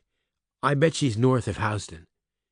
"You would be going right back in there, where we got chased out before." "Let's call that phase our reconnaissance." "What would you do this time?" "Fastest way to find Hemingway is to look for Crisselli." "I'm not going to let you." How could you stop me?" "I would tell you not to. I'm your girlfriend, at least until midnight." "Is this what they teach you at Sarah Lawrence?" "Pretty much." "Works for me," Reacher said. "We'll just hang out, see if she comes by." "Really?" "I mean it." "Why?" "Laws of physics. A random encounter doesn't get more likely just because both parties are moving." "Okay, where?" "Let's say the corner of Bleecker and Broadway. That might make the encounter less random." "That's way down there." "It's a block from Houston. We can break out south if we need to." "We? Was it you who wanted me to stick close by? This is a whole different type of crazy." Reacher nodded. "I understand," he said. "I really do. It's your choice. You can let me out in Washington Square. That would be fine. Don't think I'll ever forget you." "Really?" If I'm done before midnight, I'll come say goodbye. I mean, really, you won't forget me? That's very sweet. Also very true. As long as I live. Chrissy said, Tell me more about the guy you saw. Reacher said, I think it was the son of Sam. You are crazy. I'm serious. And you just sat there? Seemed like the best thing to do. How close did he get? About 20 feet. He had a good look, and he walked away. The son of Sam was 20 feet from me? He didn't see you. I think that's why he walked away. She glanced all around in the dark and put the car in gear. She said, The son of Sam is an NYPD case, not the FBI. Reacher said, Whoever passes on a tip gets a brownie point. I imagine that's how it works. What's the tip? The way he moved. There were more sirens behind them. First Avenue, Second Avenue, uptown, downtown, crosstown. There were plenty of cops on the streets. The mood was changing. Reacher could taste it on the air. I'll come with you, Chrissy said, for the experience. These are the big things we'll always remember. They used 34th Street again, back towards the center of the island, back towards the heart of darkness. The city was still pitch black, still dead like a giant creature fallen on its back. There were broken windows. There were people roaming in groups carrying stuff. There were police cars and fire trucks speeding through the streets, all lit up and whooping and barking, but their lights didn't make much impression on the blackness, and their sirens didn't seem to worry the roaming people. They merely scuttled into doorways as the cars and trucks passed. The people reminded Reacher of tiny nighttime organisms working on a corpse, penetrating its skin, exploring it, disassembling it, feeding off it, recovering its nutrients, recycling its components, like a dead whale feeds a million sea creatures on the ocean bed. They turned south on Fifth Avenue at the Empire State Building and drove slowly in the middle lane, passing knots of people in the roadway, 2 of which were carrying a rolled-up carpet, 3 of which were loading the trunk of a big battered car with something in boxes. They veered left onto Broadway at 23rd Street, past the ghostly Flatiron Building, and they continued south, around Union Square, across 14th Street, into enemy territory, and onward. The mayhem got a little worse the further south they went. Broadway looked narrow, like a dark trench through a dark landscape, and there were busted windows and people everywhere, moving in groups, fast and furtive and silent, barely visible at all, except for the glow of cigarettes. They passed 4th Street and 3rd, where they had been before, and Chrissy started to slow the car, and Reacher said, Change of plan. I think 6th Avenue and Bleecker might be better. Chrissy said, Why? What is Crisselli worried about right now? Getting his stuff ripped off, like anyone, if he has stuff. I think he does. I mean, how does he earn money between Houston and 14th? Maybe protection rackets and hookers and so on, but dope, for sure. He must have a stash somewhere. But where? Not an ancestral home in Little Italy, because that's way south of Houston. You know the geography pretty well. I've studied it from afar. And he walked west from Waverly, after the slapping incident, towards 6th Avenue. Obviously he was heading back to make his phone calls. About me. So his HQ must be west of Waverly. You think Hemingway knows where it is? I'm sure she does, and I'm sure she's watching it right now. I'm assuming no one gave her an actual role tonight because she's suspended, so she's still freelancing. I bet she's hoping some bunch of guys busts down Crisselli's door so she can get a record of what's inside. Maybe she'll even get Crisselli defending it, which would be pretty much a slam dunk, wouldn't it?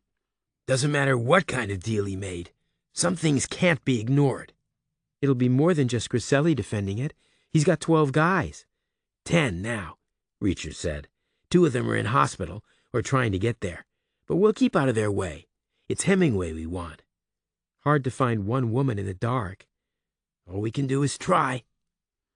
So they rolled onward, towards Houston Street, past a big stereo store with 2 busted windows and not much left inside, and they made the right and crept west, past the dark wasteland streets of Soho coming in from the left, Mercer and Green and Worcester and West Broadway and Thompson and Sullivan and McDougal.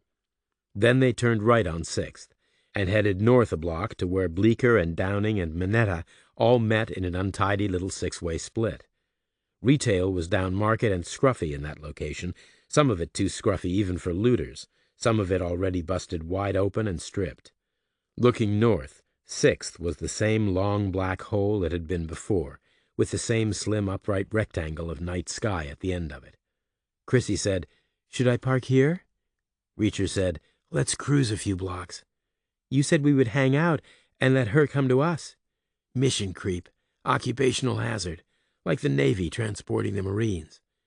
I'm an English major." "Just 5 minutes, okay?" "Okay," she said. But they didn't need 5 minutes. They were done in barely 60 seconds. They made the tight left onto Downing, and a right on Bedford, and a right on Carmine, back towards Bleecker again, and in a doorway on the right side of the street, Reacher caught a flash of pale skin and blonde hair, and he pointed, and Chrissy jammed to a stop, and Jill Hemingway stepped out of the dark and bent down to Reacher's window, like a sole streetwalker talking to an enlisted man. Reacher expected Hemingway to be mad at his reappearance, but she wasn't. He figured she felt exposed, or caught out in her own obsession, which she was, basically, and she looked a little sheepish about it. He asked, "Is this place near here?"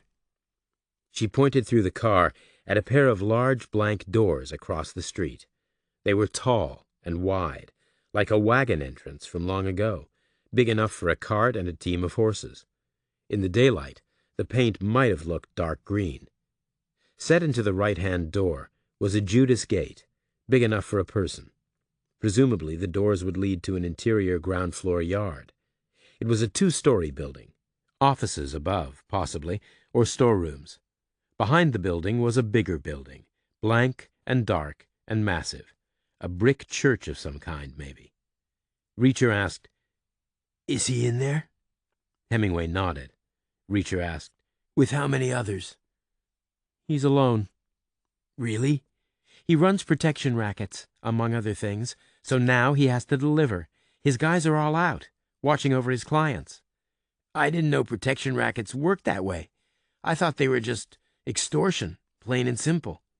"They are, basically, but he needs to maintain some kind of credibility, and he needs to keep his best cash cows in business. There's a lot of damage being done tonight. Plenty of places are going to go under. No more payoffs from them, and a wise man keeps an eye on his cash flow." Reacher turned and looked at the doors. "You hoping someone will break in?" "I don't know what's taking them so long. That's the problem with junkies. No get up and go."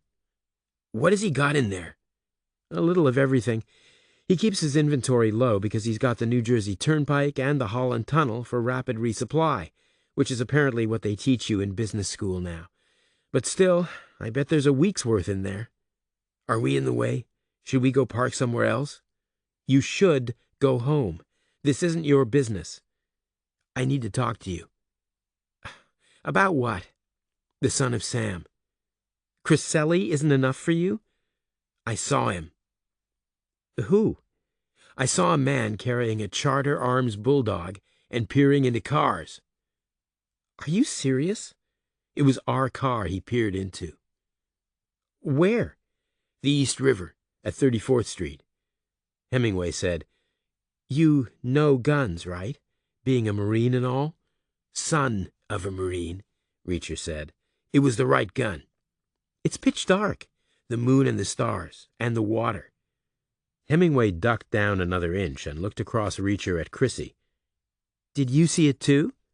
Chrissy said, "No." "How come?" "I wasn't looking." Hemingway said, "I don't know what to do. Okay, let's say we have a confirmed sighting, but so what? We already know the son of Sam is in New York. That's the point of the guy. It adds no new information. You'd need something more. You'd need to know who he is." "Do you?"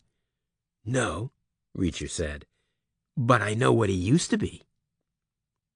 They parked on Bleecker, intending to walk back and join Hemingway in her doorway hideout, But suddenly Bleecker had people on it, some of them in groups, some of them in pairs, some of those groups and pairs carrying stuff too heavy for comfort, and therefore consequently looking for alternative modes of transportation, such as small hatchback cars, each one apparently ideal for hauling a large television.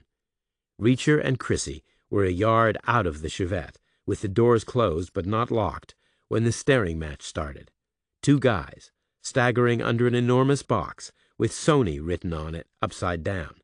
They came in a straight line, eyeballing the Chevette all the way, and Reacher said, "Keep walking, guys." The guy on the left was a shadowy, grunting figure, and he said, "Suppose we don't." "Then I'll kick your butt and steal your television." "Suppose you drive us." "Just keep walking," Reacher said. They didn't. They eased the box carefully to the ground and stood up again, breathing deep, two dark figures in the dark. Even from 6 feet away it was hard to make out detail, but their hands hadn't gone to their pockets yet, which was a good sign. It meant any upcoming combat was likely to be unarmed, which was reassuring. Reacher had grown up in a culture of extreme violence, it being hard to describe the U.S. Marine Corps any other way, and he had taken its lessons on board, with the result that he hadn't lost a fight in more than 10 years, against Corps kids from the same culture, and against rivalrous local youth all around the world, who liked to think the U.S. military was nothing special, and to try to prove it by proxy, usually unsuccessfully. Two punks on a blacked-out New York City street were unlikely to prove an unprecedented problem unless they had knives or guns, which was unknowable at that point. The guy on the right said, "Maybe we'll take the girl with us. Maybe we'll have ourselves some fun." The guy on the left said, "Just give us the keys and no one gets hurt." Which was the moment of decision. Surprise was always good. Delay was always fatal. Guys who let a situation unfold in its own good time were just stockpiling problems for themselves. Reacher ran at the left-hand guy, 2 choppy steps, like an infielder charging a grounder, and he didn't slow down. He ran right through the guy, leading with his forearm held horizontal, jerking his elbow into the guy's face. And as soon as he felt the guy's nose burst open, he stamped down and reversed direction around the box, and went after the second guy, who flinched away and took Reacher's charging weight flat in the back. The guy pitched forward like he had been hit by a truck, and Reacher kicked him in the head, and the guy lay still. Reacher checked their pockets. No knives, no guns, which was usually the case. But it had been their choice. They could have kept on walking. He hauled the right-hand guy next to the left-hand guy, close together, shoulder to shoulder, and he picked up the heavy box like a strong man in the circus, struggling and tottering, and he took 2 short steps and dropped it on their heads, from waist height. Chrissy said, "Why did you do that?" "Rules," Reacher said. "Winning ain't enough. The other guy has to know he lost." "Is that what they teach you in the Marine Corps?" "More or less." "They'll wreck the car when they wake up." "They won't. They'll throw up and crawl home, by which time you'll be long gone anyway." So Chrissy locked up, and they walked back through the heat to where Hemingway was waiting on Carmine. Reacher said, "No progress?" Hemingway said, "Not yet." "Maybe we should go recruit someone. There are plenty of people on Bleecker." "That would be suborning a felony." "Means to an end." "Tell me what you meant about the guy with the bulldog." "Can you use it?" "Depends what it is." "It was dark," Reacher said, "obviously." "But?" "He was in his mid-20s, I would say, medium height, heavy in the chest and shoulders, quite pale, with wavy hair that wouldn't lie down." "Carrying a .44 bulldog?" "Most bulldogs are 44s, but I don't have X-ray vision." "How far away was he?" 20 feet at one point." "How long were you eyeballing him?" 20 seconds, maybe." 20 seconds at 20 feet, Hemingway said, "in a blackout? That's a tough sell. I bet there have been 1,000 reports tonight. People freak out in the dark." "He was a trained man," Reacher said. "Trained how?" "The way he moved through the available cover. He's ex-military. He's had infantry training." "So have lots of guys. You ever heard of Vietnam?" "He's too young. This guy was of age 6 or 7 years ago. The draft was winding down. You had to be pretty unlucky. And I don't think he was ever in combat. I've seen lots of people back from Vietnam. They're different. This guy was all theory and training. Second nature, for sure. Pretty slick. But he had never lived or died by it. I can guarantee that. And I don't think he was a Marine. They're different, too. I think he was Army. And I think he's been in Korea. It was like a fingerprint. I think he did basic and infantry, with the urban specialization. And I think he served in Seoul, like a particular combination. That's how he looked. I see it all the time. You ever been there? Well, Seoul teaches you to move a certain way. But he's been out at least 2 years because of the hair, and he's had time to get a bit heavy.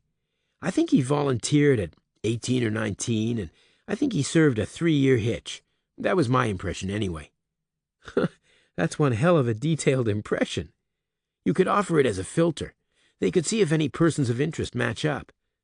It was 20 seconds in the pitch dark. What else have they got? Maybe I could. Suppose it worked. Suppose they get the guy. Would that be good for you? Well, of course it would. So what's the downside? Sounding desperate and pathetic? Your call. You should try it, Chrissy said. Someone needs to catch the guy. Hemingway said nothing. They waited, all crammed together in the doorway opposite Crisselli's place, with absolutely nothing happening. They heard sirens and snatches of conversation from people passing by on Bleecker, like headline news. It was now only 90 degrees. The lights had gone out at Shea in the bottom of the 6th, with the Mets trailing the Cubs by 2-1. Subway riders had spent scary hours trapped underground, but were slowly making their way back to the surface. Cars were using chains and ropes to tear the shutters off stores. Even Brooks Brothers on Madison had been looted. Crown Heights and Bushwick were on fire. Cops had been hurt, and arrests had been made. Then the last of the passers-by moved on, and Carmine went quiet again, and the clock in Reacher's head ticked around towards midnight. He said to Chrissy, "I'll walk you back to your car. Your friends will be waiting." She said, "Are you staying here?" "Might as well. I already missed my bus." "Do you think the roads are open?" "Wide open. They want people to leave." "Why?" "Fewer mouths to feed here." "Makes sense," Chrissy said. They walked together to the corner and around it, where the Chevette waited undisturbed. The 2 guys were still laid out in the roadway under the box, like a cartoon accident. They were still breathing. Reacher said, "Want me to ride with you?" "No," Chrissy said. "We go back alone. That's part of the deal." "You know how to go?" "Up on 6th and across on 4th, and then it's right there." "Roger that." "Take care, okay?" "I will," Reacher said. "You too. I'll never forget you." "You will." "Check back next year. See if I have." "Okay. Let's see who remembers. Same night, same place. Deal?" "I'll be there," Reacher said. She got into the car, and she eased away from the tangle of limbs behind her, and she made the left on 6th, and she waved through her open window, and then she was gone. Hemingway said, "I'm going to put it in the system. Your impression, I mean. That's the smart play here. They'll ignore it, of course, but it will be in the record. I can say, 'Told you so' afterwards, if you're right. That's always worth a point or two, sometimes more. Being right afterwards can be a wonderful thing." "It's a filter," Reacher said. "That's all. It's about efficiency. But I still need Crisselli. The son of Sam wouldn't get you out of jail? I need Crisselli. Why? Because he burns me up. You ever read a book called Moby Dick? Okay, I get it, and I admit it. Crisselli is my great white whale. I'm obsessed. But what can I do about it? What could anyone with a whale pressing on her head? Is that how you feel? Like you have a whale pressing on your head? That's exactly how I feel." "Then let's trade," Reacher said. "What for what?" "I need a ride out of town." "When?" "As soon as possible. I'm sure my brother's worrying about me, which I'm sure is hard on the old guy. I need to put him out of his misery. I'm not a taxi dispatcher. You have a car. I'm not a chauffeur either. You could lend it to me. How would I get it back? I don't know. Do you even have a license? Not exactly. No deal, she said. Okay, Reacher said. What were you going to do for me? Suppose an unknown suspect broke into Crisselli's place and you got to look inside. Then the unknown suspect fled, but you were too busy securing the scene to chase him. I've been waiting 2 hours for that to happen, but it hasn't. I could do it. You're 16 years old. How is that relevant? Entrapment is bad enough. Entrapment with minors is probably worse. Who would ever know, apart from you and me? I have no way of getting you a ride out of town. Reacher paused a beat and said, Maybe we should refine the plan. What plan? Hemingway said. We don't have a plan. Probably better if it's not you who makes the discovery. It could look like a personal vendetta. It could give Crisselli's lawyers something to work with. Probably better if it's not even the FBI at all. Better if it's the NYPD. Don't you think? An independent agency, with no axe to grind. If they discover a dope dealer and his stash in their city, then it's out there. It can't be denied. It is what it is. Your people will have to hush up their deal, and they'll have to admit you were right all along, and you can turn your review procedure into a medal ceremony. The NYPD is busy tonight. They have a narcotics division, surely. Make the call ahead of time. Get a sense of how long they're going to be, and we'll try to time it exactly right. I'll bust in, you hang back and keep an eye on things for a minute until the cops show up, and then we'll both slip away, and you can drive me north. Meanwhile, the NYPD will be building your case for you, and by the time you're back in town, your bosses will be rolling out the red carpet. How far north do you want to go? West Point. It's up the river a ways. I know where it is. So do we have a deal? Hemingway didn't answer. Hemingway finally agreed about 30 minutes later, close to 1 o'clock in the morning. But the plan went wrong immediately. First, they couldn't find a working phone. They searched up and down Carmine, and they tried the corner with 7th Avenue and the corner with Bleecker and 6th Avenue, and every payphone they found was silent. They didn't know if it was the result of the blackout or just the general abject state of the city. Reacher figured the phone company had its own electricity in its own wires, so he was all in favor of carrying on the search. But Hemingway was reluctant to foray further in case she missed something over at Crisselli's place, so she walked back to the doorway on Carmine, and Reacher went on alone, across 6th, and on the corner between Minetta Street and Minetta Lane, he found a phone with a dial tone. It was too dark to see the numbers, so he dialed by feel, 0 for the operator, and he waited a long time before she answered. He asked for the NYPD's 6th Precinct, and waited again even longer, before the call was picked up and a voice barked, "Yes."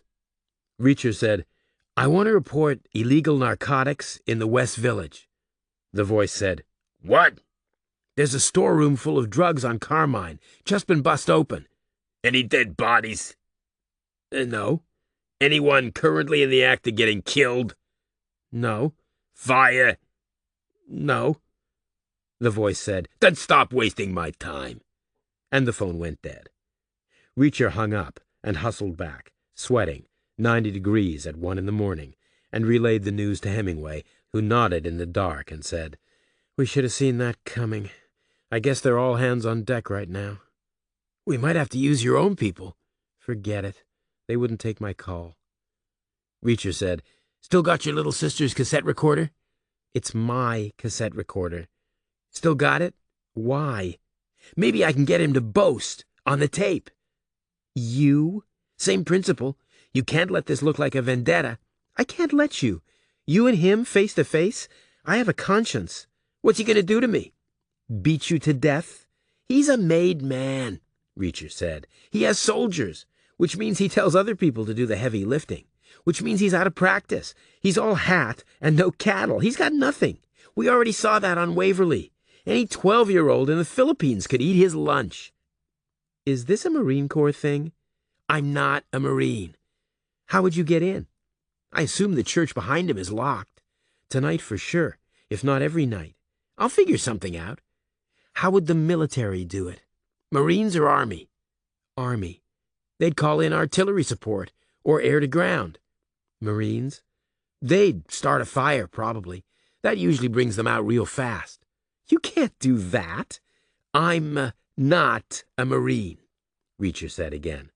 He looked across the street. The second-story windows were dark, obviously, which meant Cresselli could be right there, watching, but without seeing much. A man in a dark room watching a lit street had an advantage. A man in a dark room watching a dark street might as well have saved himself the eye strain. Reacher crossed the dark street, to the double doors. He put his fingertips on them. They felt like sandpaper, 50-year-old paint, plus 50 years of smoke and grime and dust. He tapped, first with his fingernails, then, gently, with his knuckles. The wood felt old and thick and solid, like it had been shipped 100 years before from some ancient forest out west. He slid his palms across the surface until he found the Judas Gate. Same paint, same grime, same wood.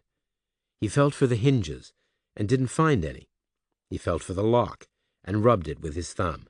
It seemed to be a small round Yale, worn brass, probably as old as the paint.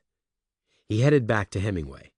He said, "The doors are probably 2 or 3 inches thick, and the Judas Gate is all of a piece, all quality lumber, probably hard as a rock by now. Then maybe the Army way is the only way. Maybe not. The Judas Gate opens inward. The lock is an old Yale, put in maybe 50 years ago. I'm guessing they didn't chase out a void in the door. Not in wood that hard, not back then. People weren't so uptight about security. I bet the lock is surface-mounted on the back like an old house. The tongue is in a little surface-mounted box. 2 screws is all. There will be another door out of the yard, into the building. Might have a newer lock. Then I'll knock and rely on charm. I can't let you do this. It's the least I can do. I screwed you up before. You might have gotten something. You were going to take that slap and keep him talking. He had already found the wire, but he's arrogant. He's got an ego. He might have carried on regardless, just to taunt you. That's what I was hoping. Then let me put it right." Reacher turned around and lifted his shirt and bared his back to Hemingway. He felt hot fingers scrabbling at his waistband, gapping it out, fitting the plastic box behind the elastic on his shorts. Then he felt the scrape of a wire, and her hand burrowed up his back, under his shirt, to his shoulder blade, and then on over the top, a curious vertical embrace, her breath on his neck. And then she turned him around again to face her, and her other hand went up the front of his shirt, to find the microphone, to pass it from hand to hand, and to pull it down into place. She stopped with it trapped against his chest, and she kept her hand there, flat, nothing between her palm and his skin except the small pebble of technology. She said, "I put it in my bra, but you don't have one." "Imagine that," Reacher said. "There's nothing to keep it in place." Reacher felt an immediate film of sweat between his chest and her hand. He said, "Got a Band-Aid in your purse?"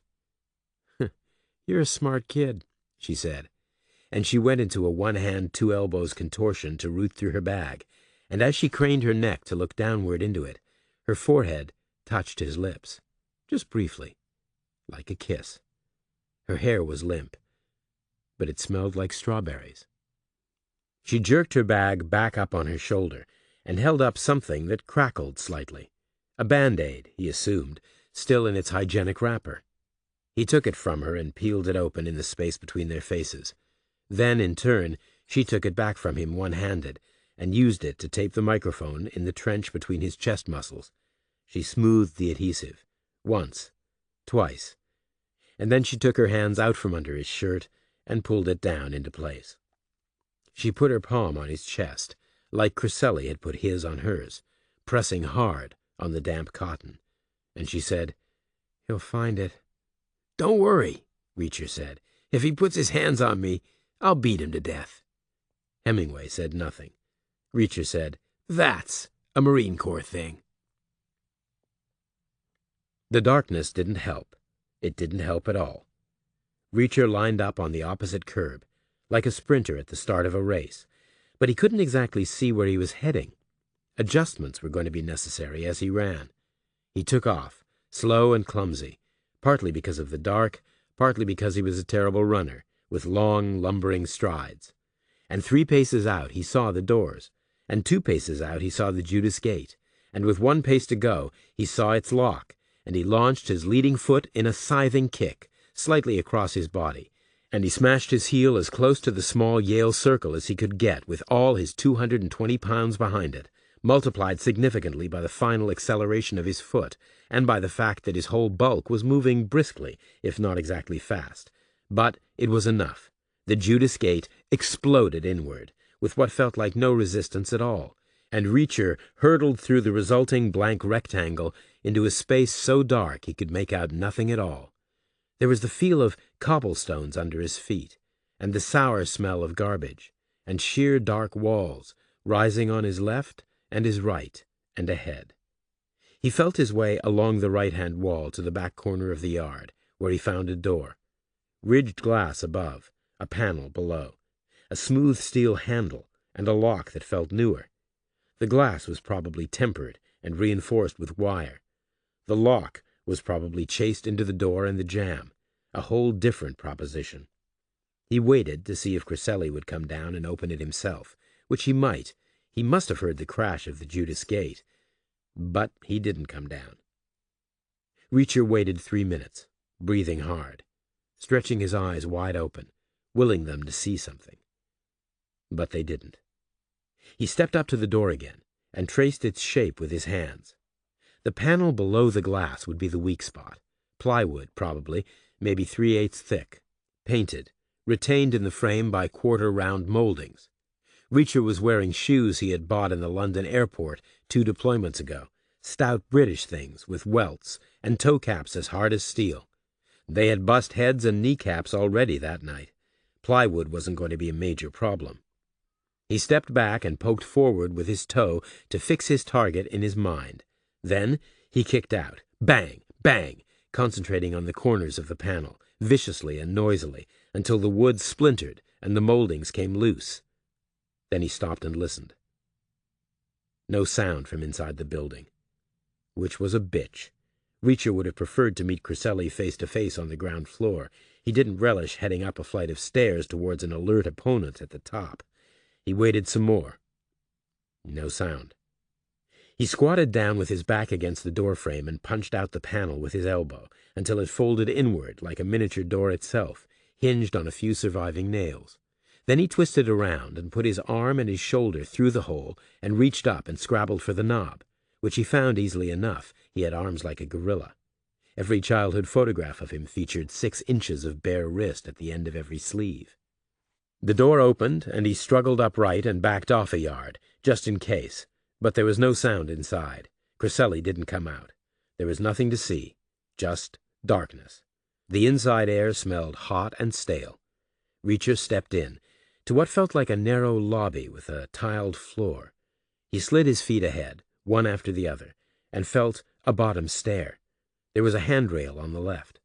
The opposite wall was less than 3 feet away. It was painted, and damp with condensation. Reacher went up the stairs, his right hand out in front of him, his left holding the handrail. There was a yard-wide half-landing, and then the stairs dog-legged and continued upward. At the top was dusty, superheated air, and a 6x3 upstairs lobby with a sticky carpet and a door at each end, a front room and a back room. Under the back room door was a bar of faint, warm light. Reacher stared at it, like a thirsty man in the desert might stare at a cold drink. It was a candle, probably. It was the first man-made light he had seen in more than 3 hours. He put his hand under his shirt at the back and pushed the button Hemingway had showed him. "It's red," she had said, which hadn't helped, because he didn't have eyes in the back of his head, and it was pitch dark anyway. So he had learned it by feel. He tapped his chest so that a thump could mark the start of the recording. Then he put his hand on the doorknob. Reacher twisted the knob and pushed the door. 1, 2, fast and hard, and he stepped into a room lit by a guttering candle. The flame danced in the rush of air.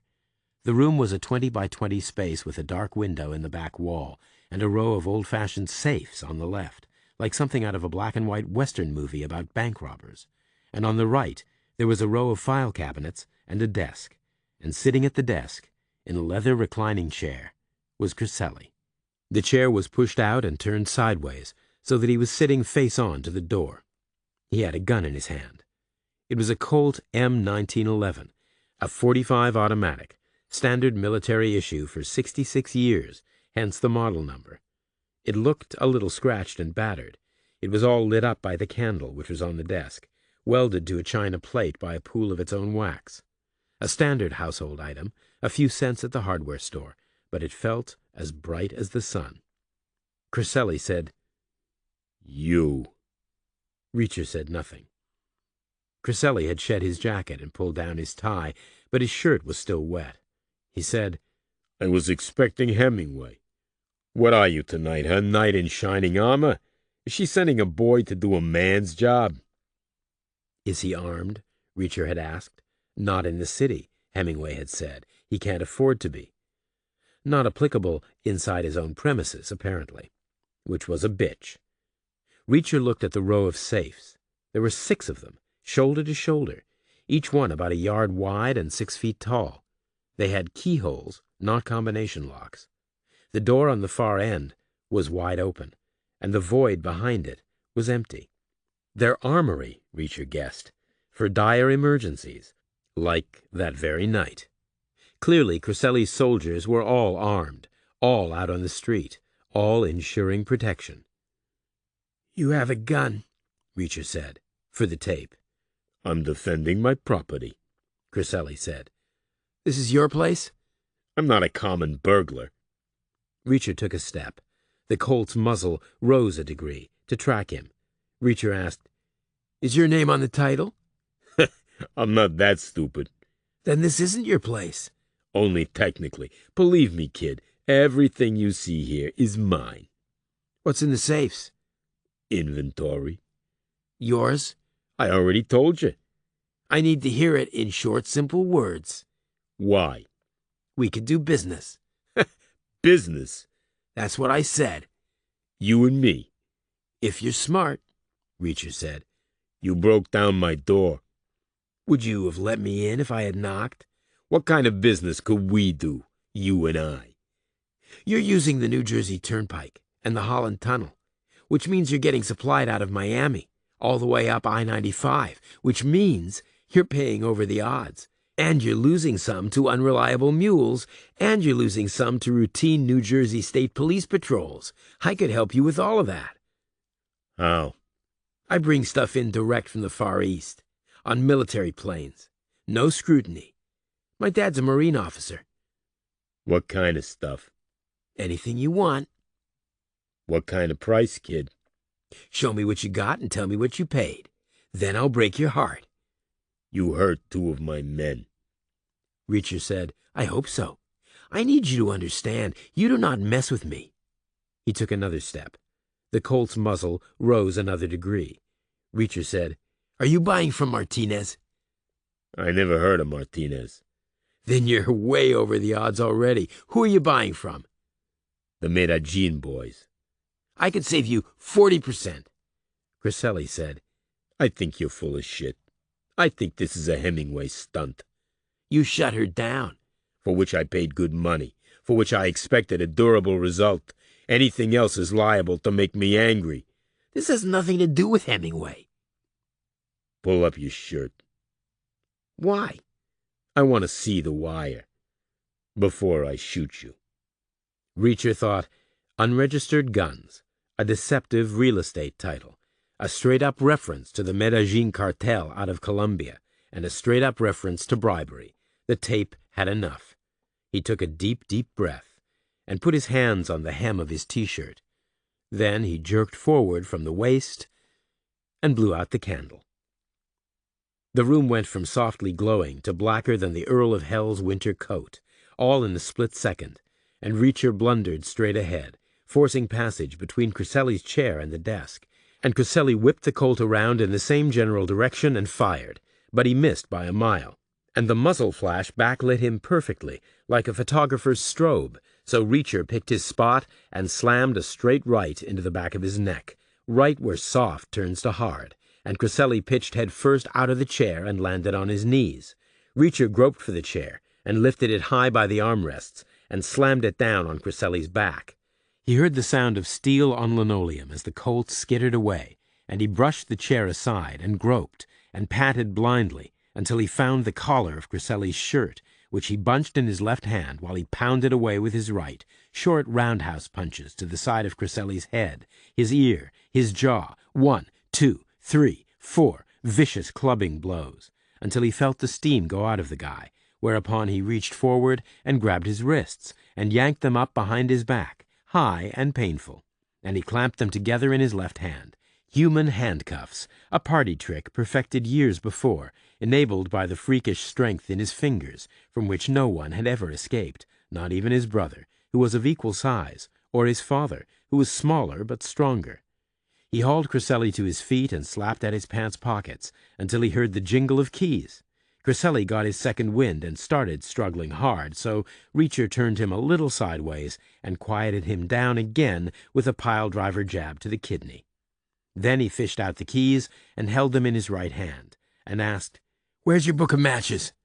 Crisselli said, "You're gonna die, kid." "Obviously," Reacher said. "No one lives forever." "I mean tonight, kid." Reacher separated a key by feel and pressed the point high on Crisselli's cheek. He said, "If so, you won't see it happen. I'll take your eyes out first." "Matches in the desk drawer," Crisselli said. Reacher turned him again and slammed a short right to his stomach to fold him over and keep him preoccupied, and he walked him, bent over and puking, to the desk, and he used his free hand to rattle open the drawers and to root around, all by feel. There was all kinds of stuff in the drawers: staplers, pens, rolls of Scotch tape, some in dispensers, pencils, paper clips, and a book of matches, a little limp and damp. Using a matchbook one-handed was practically impossible, so Reacher turned Crisselli towards the window wall and let go of his wrists and shoved him hard, and used the resulting few undisturbed seconds to detach a match and strike it, all fizzing and flaring in the dark, and to light the candle with it once again, by which time Crisselli was shaping up for a charge, so Reacher stepped towards him and dropped him with a right to the solar plexus, just as the room bloomed back to its former cozy glow. A solar plexus was worth at least a minute, Reacher thought, and he used that minute to cross the room and pick up the Colt, and to dump its magazine, and to eject the shell from its chamber, and to pick up the chair, and to set it back on its casters, and to turn it, just so, and to find the Scotch tape, and to pick the guy up, and to dump him in the chair, and to start taping his wrists to the frame. Scotch tape was weaker than duct tape, but Reacher made up for it with length, around and around, right hand, left hand, until the guy looked like he had two broken wrists in casts made of some kind of new see-through yellowish plaster. Then came his ankles. In all, Reacher used 6 whole rolls of tape, and after that there was no way the guy was moving. Then Hemingway came in the door. She looked at the candle first, and then at Crisselli. Reacher said, "He admits on tape everything here is his." She said, "I heard a gunshot. He missed. It was about 20 degrees off on the port side. I was worried. It's the Godfather should worry. This is a made man." "What did he say on the tape?" "Take it out of my pants and listen for yourself." Which she did. Reacher felt the hot, quick fingers again, and the weird embrace under his shirt as the microphone was passed from hand to hand. Then she clicked and waited, and clicked again, and a thin, tinny version of Crisselli's voice filled the room, taking responsibility for everything in it, admitting to the Medellin connection, admitting to the bribe, and hinting at the size of it. She said, "You have his keys?" Reacher said, "Right here in my hand." "Open the safe doors," which he did, starting next to the empty armory, working away from the window until all of the safes stood open. All of them were full of smooth-packed, plastic-wrapped bricks, some brown or green in color, most white or yellow. She said, "Can you get his keys back in his pocket?" He did, and said, "What next?" "Does his phone work?" He tried it and said, "Yes." She gave him a number and said, "It's our internal credible threat hotline."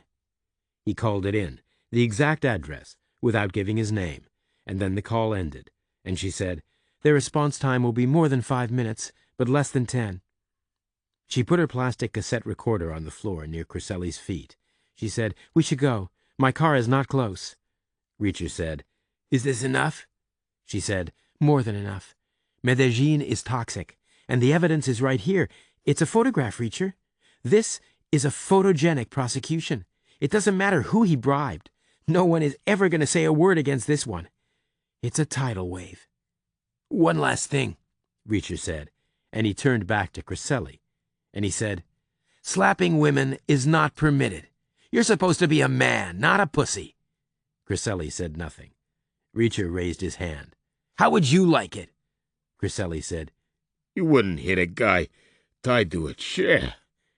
Reacher said, "Watch me," and slapped the guy in the face, hard, a real crack, wet or not, and the chair went up on its side legs and balanced and tottered, and then thumped down on its side, with its casters spinning and Crisselli's head bouncing around like a pinball. Then they hit the bricks, and Hemingway's prediction of 5 to 10 came true, in that they saw hurrying cars about 6 minutes out, and then a pair of heavy trucks, a lot of firepower, and why not for a credible threat? Hemingway's car was 4 blocks away on Sullivan. It was the mid-blue Granada Reacher had seen before, with the vinyl roof and the toothy grill. He said, "You sure this gets you off the hook?" She said, "Count on it, kid. Being right afterwards is a wonderful thing." "Then give me a ride out of town." "I should stay. Give them time to grieve. Give them time to figure out how it's really their own idea. I've seen this shit before. All organizations are the same. You need to lay low for a day. You need to be out of the spotlight." "West Point?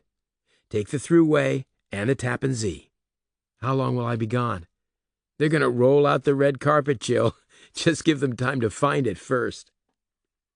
They drove a long, long time in the dark, and then they hit neighborhoods with power, with traffic lights and street lights, and the occasional lit room.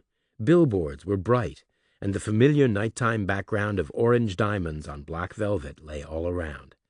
Hemingway said, "I have to stop and call." Reacher said, "Call who?" "The office." "Why?" "I have to know whether it worked."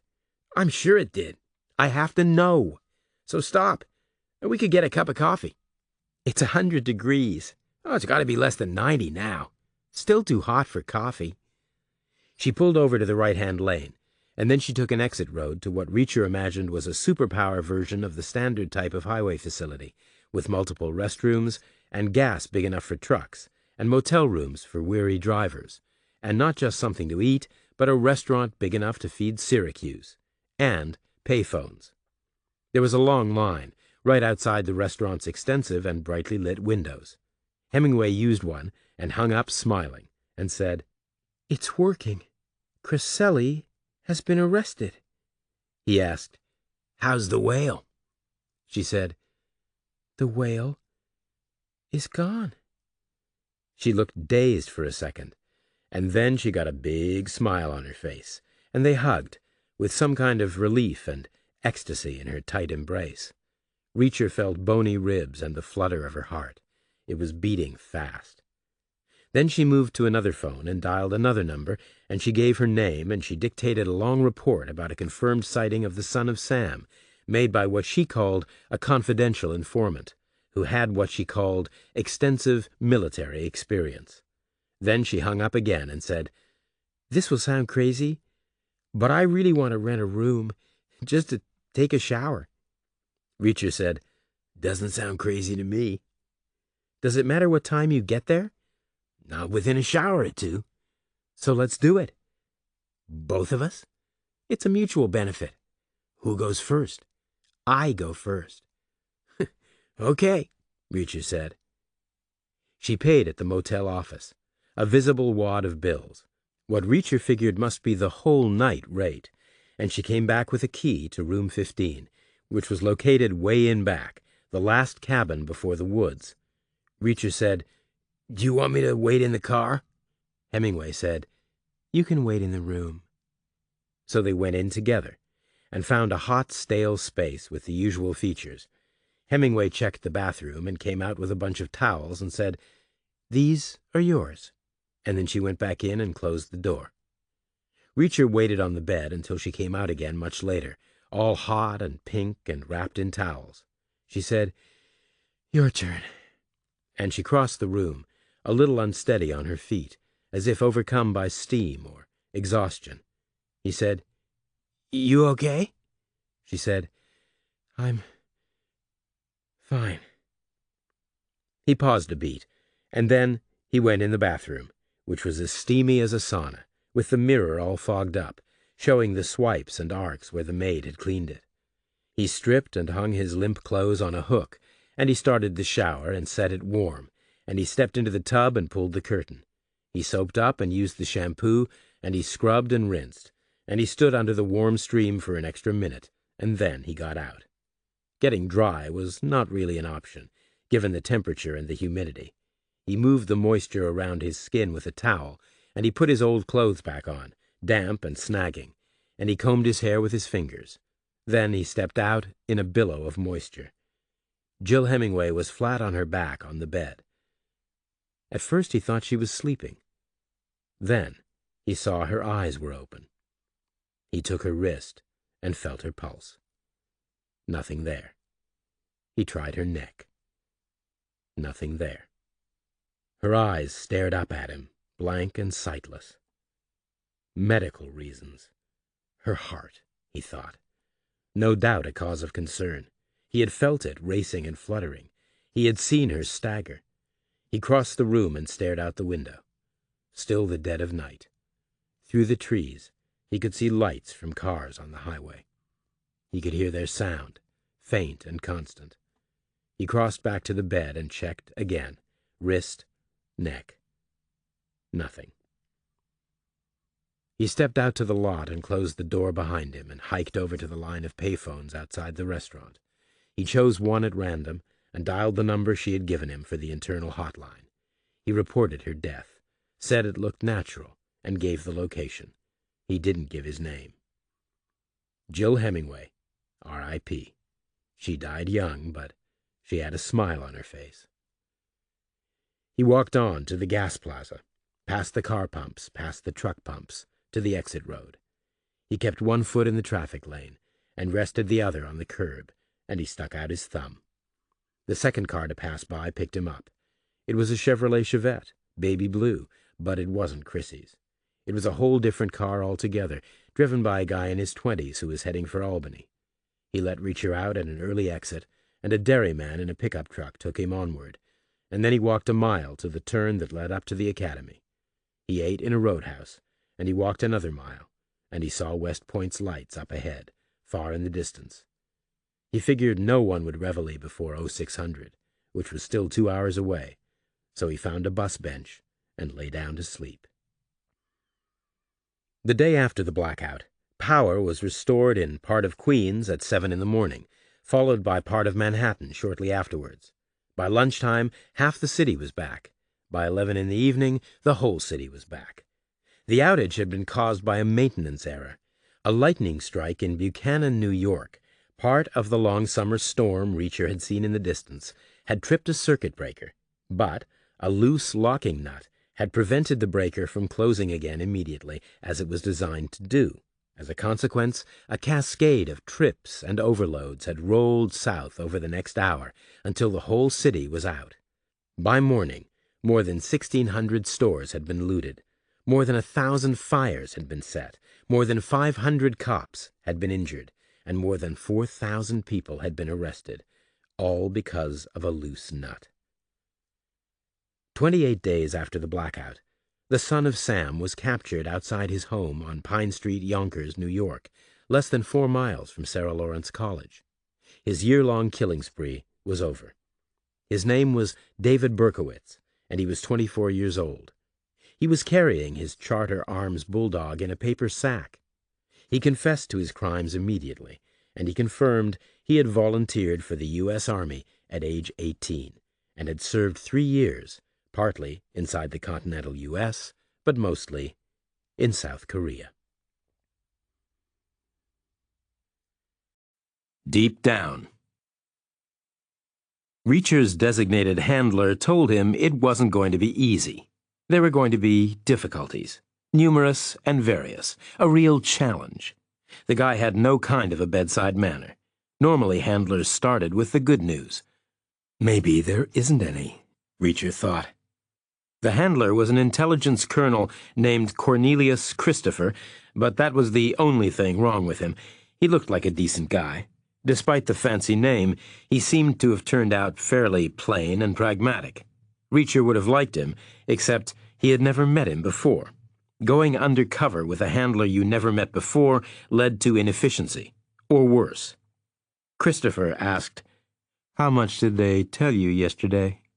Reacher said, "I was in Frankfurt yesterday, which is in Germany. No one told me anything, except to get on a plane to Dulles and then report to this office." "I see," Christopher said. "What should they have told me?" "You really know nothing about this?" "Some local trouble with staff officers." "So they did tell you something." "No one told me anything, but I'm an investigator. I do this stuff for a living, and some things are fairly obvious. I'm a relatively new guy who has so far been posted almost exclusively overseas. Therefore, I'm almost certainly unknown to the kind of staff officer who doesn't get out much." "Out of where?" "The Beltway, for instance. Call it a 2-mile radius from this very office. Maybe they also have a fishing cottage on a lake somewhere, but that's not the kind of place I'm likely to have been." "You're not very happy, are you?" "I've had more promising days." "What's your problem?" "When does this thing start?" "This afternoon." "Well, that's my problem, right there. I've got a handler I never met before, and a situation I know nothing about." "Scared?" "It's bad workmanship. It's shoddy and confused. It shows no pride, because you guys are always the same. There's a clue in the title, remember?" "What title?" "Your title. Military Intelligence. Ideally, both of those words should mean something to you, but surely at least one of them does. One at a time, if you wish. On alternate days, if you prefer." "Oh, feel free to give me your honest opinion." Reacher said, "So, what do I need to know?" And at that same minute, a car backed out of a driveway in a distant location, slowly. A front-wheel drive car, with a yelp as the tires turned. Not the shriek of speed, the opposite, a suburban sound. Rubber on a tended blacktop driveway, like the smell of the sprinkler on the summer air. Then the car paused, and the driver selected a forward gear, and the car rolled south, gently, over the speed bumps that the driver himself had argued should be put in for the safety of the children. Then the car turned a little west, towards the highway, ready to join the mighty flow towards the capital. Colonel Cornelius Christopher sat forward and made a space on his desk, paired hands coming together, back to back, and then sweeping apart, pushing clutter aside. The move was emphatic, but purely metaphorical. There was nothing on the desk. No clutter. A good man-manager, Reacher thought. He let me have my say, and now we're moving right along. Christopher said, "There's no danger. It's going to be all talking." Reacher said, "Talking about what?" "You were right. It's about staff officers. There are 4 of them. One of them is bad. They're all political liaison people. To the House and the Senate. They practically live there, you know the type. Going places, fast track. Better not to get in their way." "Specifically?" "The Army is asking for a new sniper rifle. We're giving evidence to some new pre-committee. Begging, basically. Our legislative overseers. Well, not really. They sent senior staffers instead. We're not even talking to elected officials." "Now you don't sound very happy." "I'm not here to be happy. The liaison officers are sitting in on these hearings, obviously, and one of them is leaking. Design criteria, load, range, size, shape, weight, and budget. Leaking to who? A likely bidder located overseas, we assume. A foreign manufacturer, in other words. Someone that wants the business. Someone that likes a rigged game. Is the business worth it? How many sniper rifles do we buy, and how much do we pay for them? It's the implied endorsement. They can sell copies for $5,000 each to the freak market, the price of a decent used car, as many as they want, like selling crack. Who else is at these hearings? There's our 4 liaison and the 4 staffers we're pitching to, plus our procurement guy and the Marine procurement guy, plus a Ranger sniper and a Marine sniper for color commentary. The Marines are involved, in a minority way. They didn't bring their own liaison, for instance, but it's definitely a joint project. No other way of doing a thing like this. So why wouldn't it be the Marines leaking? Their procurement guy or their sniper? Why assume it's our guys? The leaks are via a fax machine inside the Capitol building, which is where our liaison guys have their offices. How certain are you of that? Completely. Could be the staffers. They're in the Capitol building, presumably. Different phone network. Our legislative overseers are on some new super-duper thing. Our offices are still steam-powered. Okay, so it's one of our guys. I'm afraid so, Christopher said. Motive? Money. Got to be. I can't see anyone forming a deep ideological attachment to a European firearms manufacturer, can you?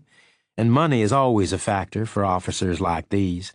They're mixing with corporate lawyers and lobbyists all the time. It's easy to feel like the poor relation. Can't we just watch their fax machine? Not inside the Capitol building.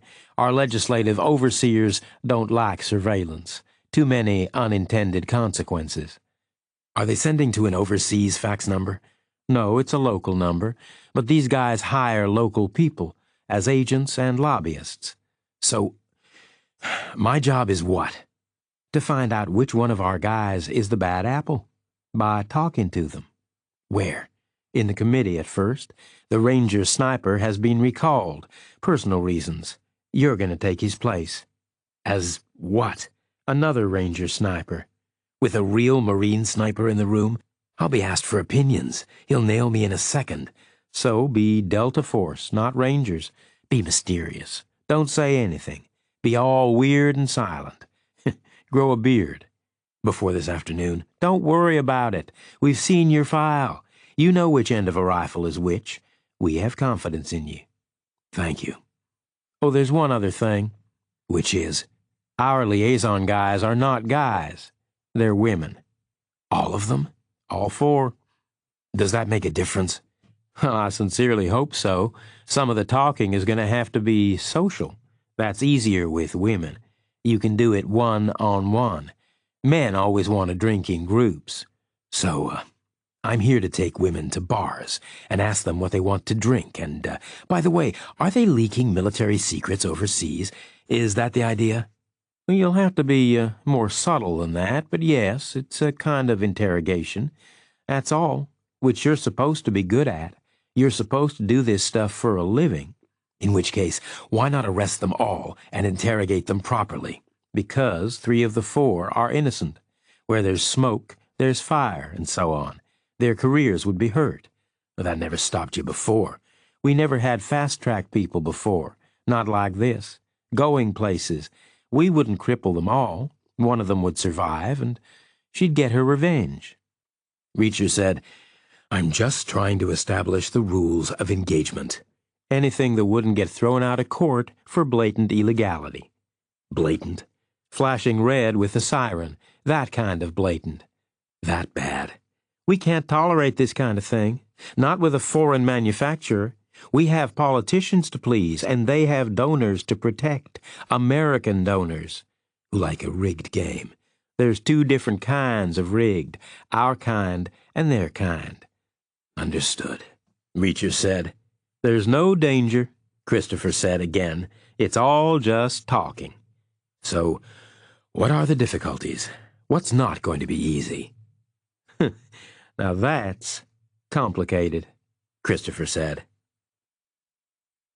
The front-wheel drive car joined the traffic stream on the highway. It became just one of thousands, all heading the same way, all fast and focused and linear and metallic. like giant rounds fired from giant chain gun barrels somewhere far behind them, which was a mental image the driver liked very much. He was a bullet, implacable and relentless, singular in his purpose. He was heading for his target. His aim was true. Across the barrier, no one was heading in the other direction. The morning flow was all one way, high speed and crowded, towards the distant city. Christopher did the thing with his hands again, clearing metaphorical clutter off his desk and out of the conversation, ready for a new topic. The difficulties. He said, "It's a speed issue. We have to be quick, and at the same time we have to keep things normal for the Marine Corps. We can't let them suspect we have a leak, so we can't stop talking or they'll guess. But we can't let much more stuff go overseas, so you can't waste time." Reacher said, "What, this is going to be like speed dating?" "You're new in town, so why wouldn't you?" "I would. Believe me, it would be like a dream come true, but it takes two to tango, and I'm a realistic guy. On a good day, I could get a woman to look at me, maybe, but 4 women all at once is not very likely." Christopher nodded. "That's the complication," he said. "That's the difficulty we were worrying about. Plus, these women are scary. West Pointers, off-the-charts IQs, fast-track, going places. You can imagine." "I don't have to imagine. I was at West Point." "We know. We checked. You didn't overlap with any of them." "Are any of them married?" "No, fortunately. Fast-track women don't get married. Not until the time is right." "Any serious relationships?" "Same answer." "Are they older or younger than me?" "Older. 29 and 30. "Then that's another negative. Most women date older men. And what rank am I going to be?" "You're going in as a sergeant. Most snipers are. Women like that don't want enlisted men." Christopher nodded again. "I said at the beginning this wasn't going to be easy. But think logically. You might not need to go through all 4. You might hit lucky the very first time, or the second. And you might just know anyway. We have to assume the guilty one will resist any kind of contact. It could be that 3 say yes and 1 says no, in which case, she's the one. They'll all resist contact. They'll all say no. Maybe 1 slightly more emphatically than the others.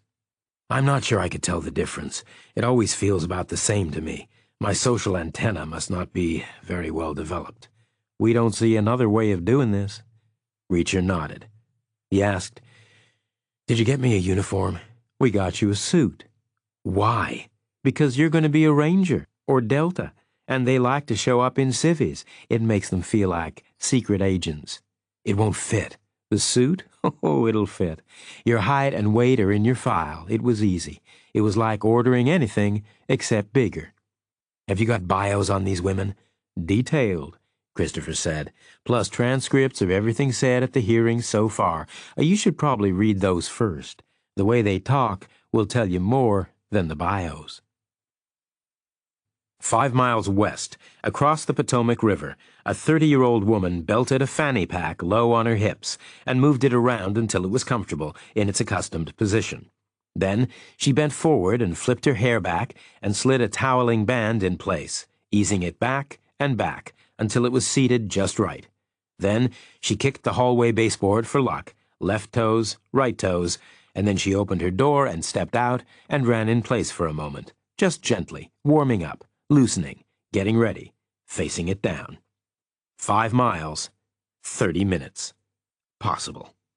It would depend on the lights, fundamentally.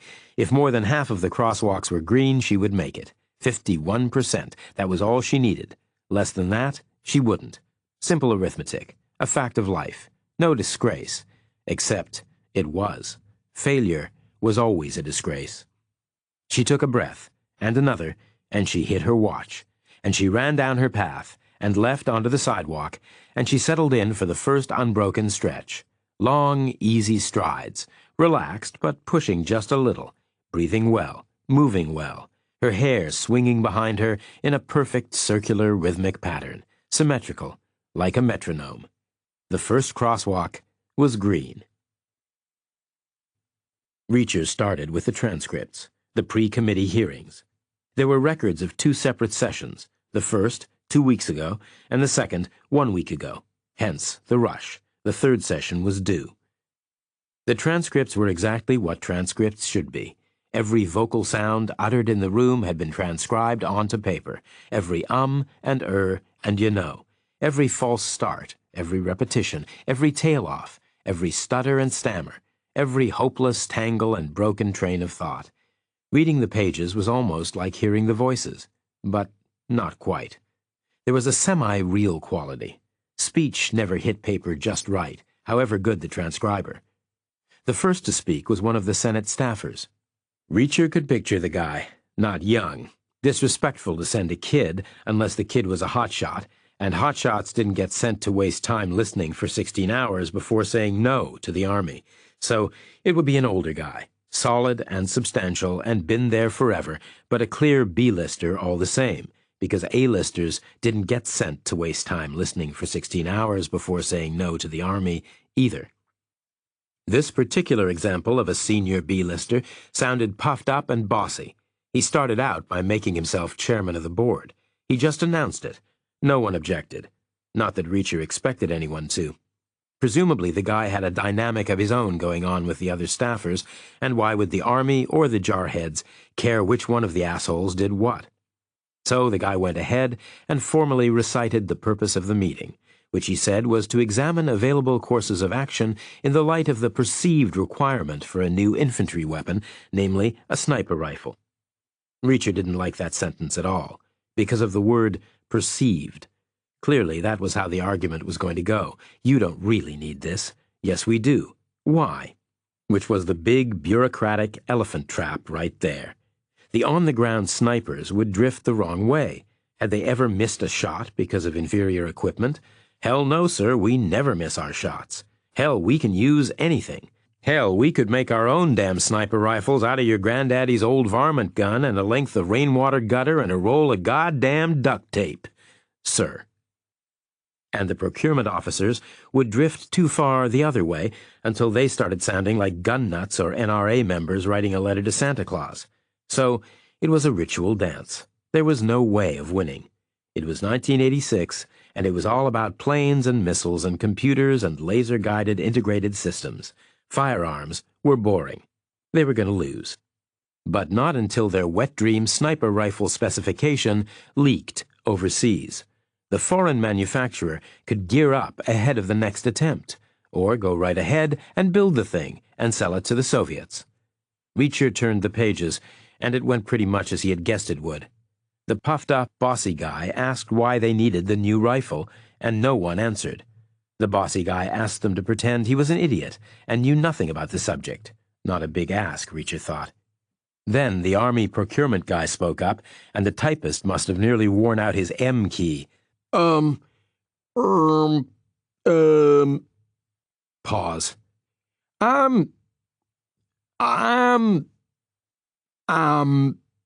The bossy guy said they could come back to that.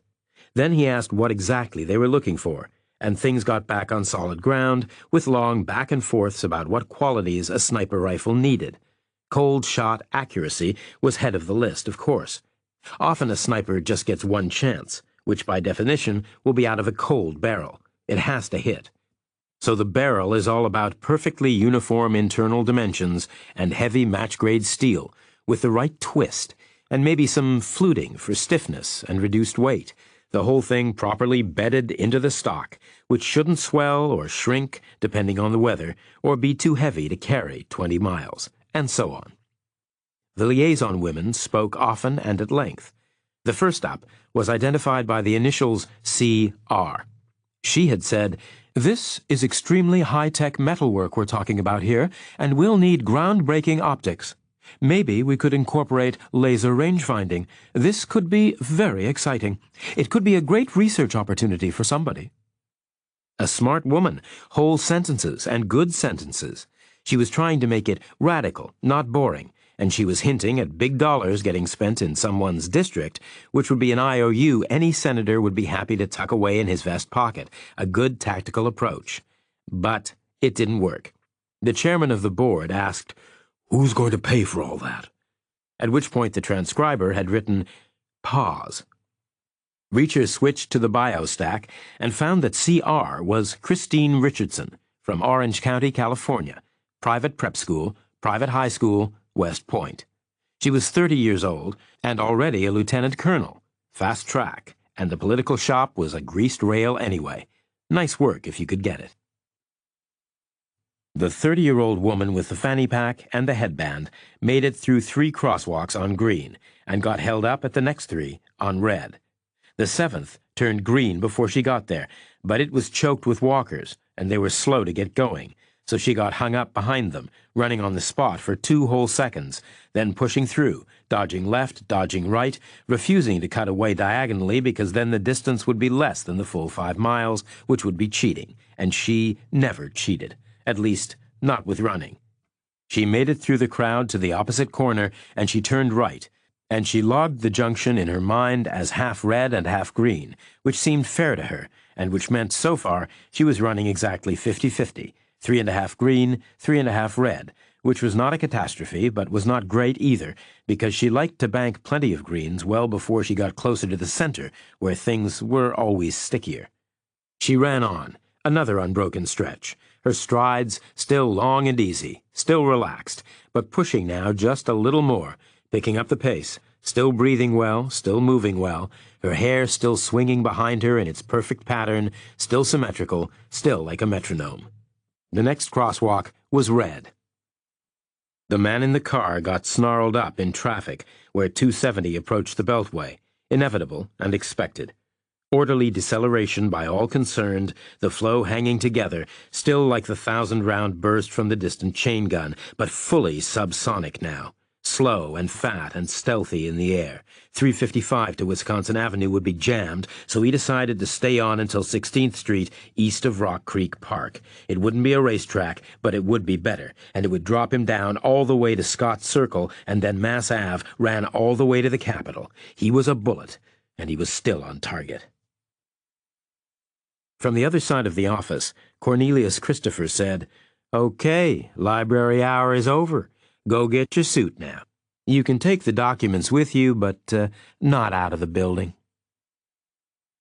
The supply office was 2 floors down, not exactly full of exploding fountain pens or cameras concealed in buttonhole flowers, but full of distantly related stuff, and certainly full of all the items needed to turn an honest man into a fake.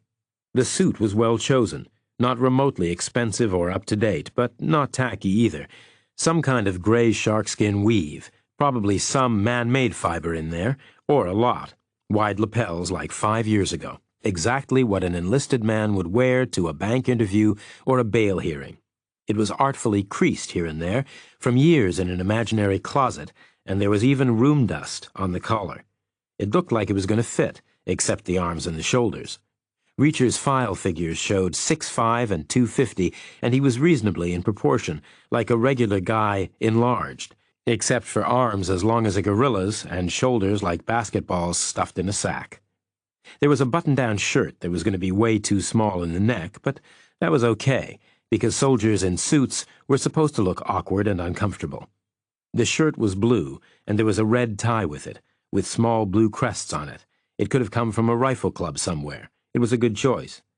The undershirt and the boxers were standard white PX items, which was fine because Reacher had never heard of anyone buying that kind of stuff anywhere else. There was a pair of black PX socks and a pair of black dress uniform shoes. They looked to be the right size. The supply guy said, "Try it all on. If there's a problem, we can do some alterations. If not, you should keep it on, get used to it, and wear it in some. You'd already be on a bus or a plane by now if you were really coming in from somewhere." The shirt sleeves ended up half-staff, and the neck couldn't get close to buttoning, but the effect was okay. Every sergeant in civvies Reacher had ever seen wrenched his tie loose after about 10 minutes. The suit coat was tight across the shoulders, and the sleeves stopped short of the knobs on the side of his wrists. He stood back and checked a mirror. Perfect. A sergeant's salary was embarrassingly close to the poverty line, and sergeants didn't read GQ, not usually. The whole ensemble looked exactly like $100 grudgingly spent at the outlet mall ahead of a sister-in-law's second wedding. The supply guy said, "Keep it on. It'll do." Reacher was supposed to supply his own pocket junk, so next up was ID. It had his real name and his photograph on it, but a master sergeant's rank, and an infantry unit sufficiently generic to be plausible for a guy deployed with special forces, shooting individuals one at a time from a mile away. "How do I communicate with the colonel?" Reacher asked. Try the telephone, The supply guy said. "Sometimes hard to find a phone in a hurry." "There's no danger," the supply guy said. "It's all just talking." The woman with the fanny pack and the headband crossed the Potomac on the Francis Scott Key Bridge, high above the water, running hard, die straight, through the hot, swampy air, a glorious, unbroken sprint, heading for Georgetown but not planning to get there. She was going to turn right on M Street, which became Pennsylvania Avenue, all the way to Washington Circle, and then New Hampshire Avenue to DuPont Circle, and then Mass Ave the rest of the way to the Capitol itself. A crazy route, geographically, but any other option was either less or more than 5 miles, and 5 miles was what she ran, to the inch. Anyone else would have used her car's odometer on a quiet Sunday morning. But she had bought a surveyor's wheel, a big yellow thing on a stick, and she had walked with it 4 separate times before she came up with 8,800 yards exactly, and not a single step less or more. Precision was important. She ran on. By that point, she could feel a wide sweat stripe all the way down her back, and her throat was starting to burn. Pollution hanging over the sluggish river, a visible cloud. But she dug in and pushed on. Long, long strides, fast cadence, arms pumping. Her headband was soaked. But she was ahead of schedule, just. Many variables ahead, but she had a chance of making it. 5 miles in 30 minutes. 8,800 yards in 1,800 seconds. 14 2/3 feet a second. Not an international distance, so there was no world record, no national record, no Olympic record. But the greats might have done it in 24 minutes. So 30 was acceptable, for her, with traffic and lights and office workers in the way. She pushed on, breathing hard, still moving well, right up there in the zone.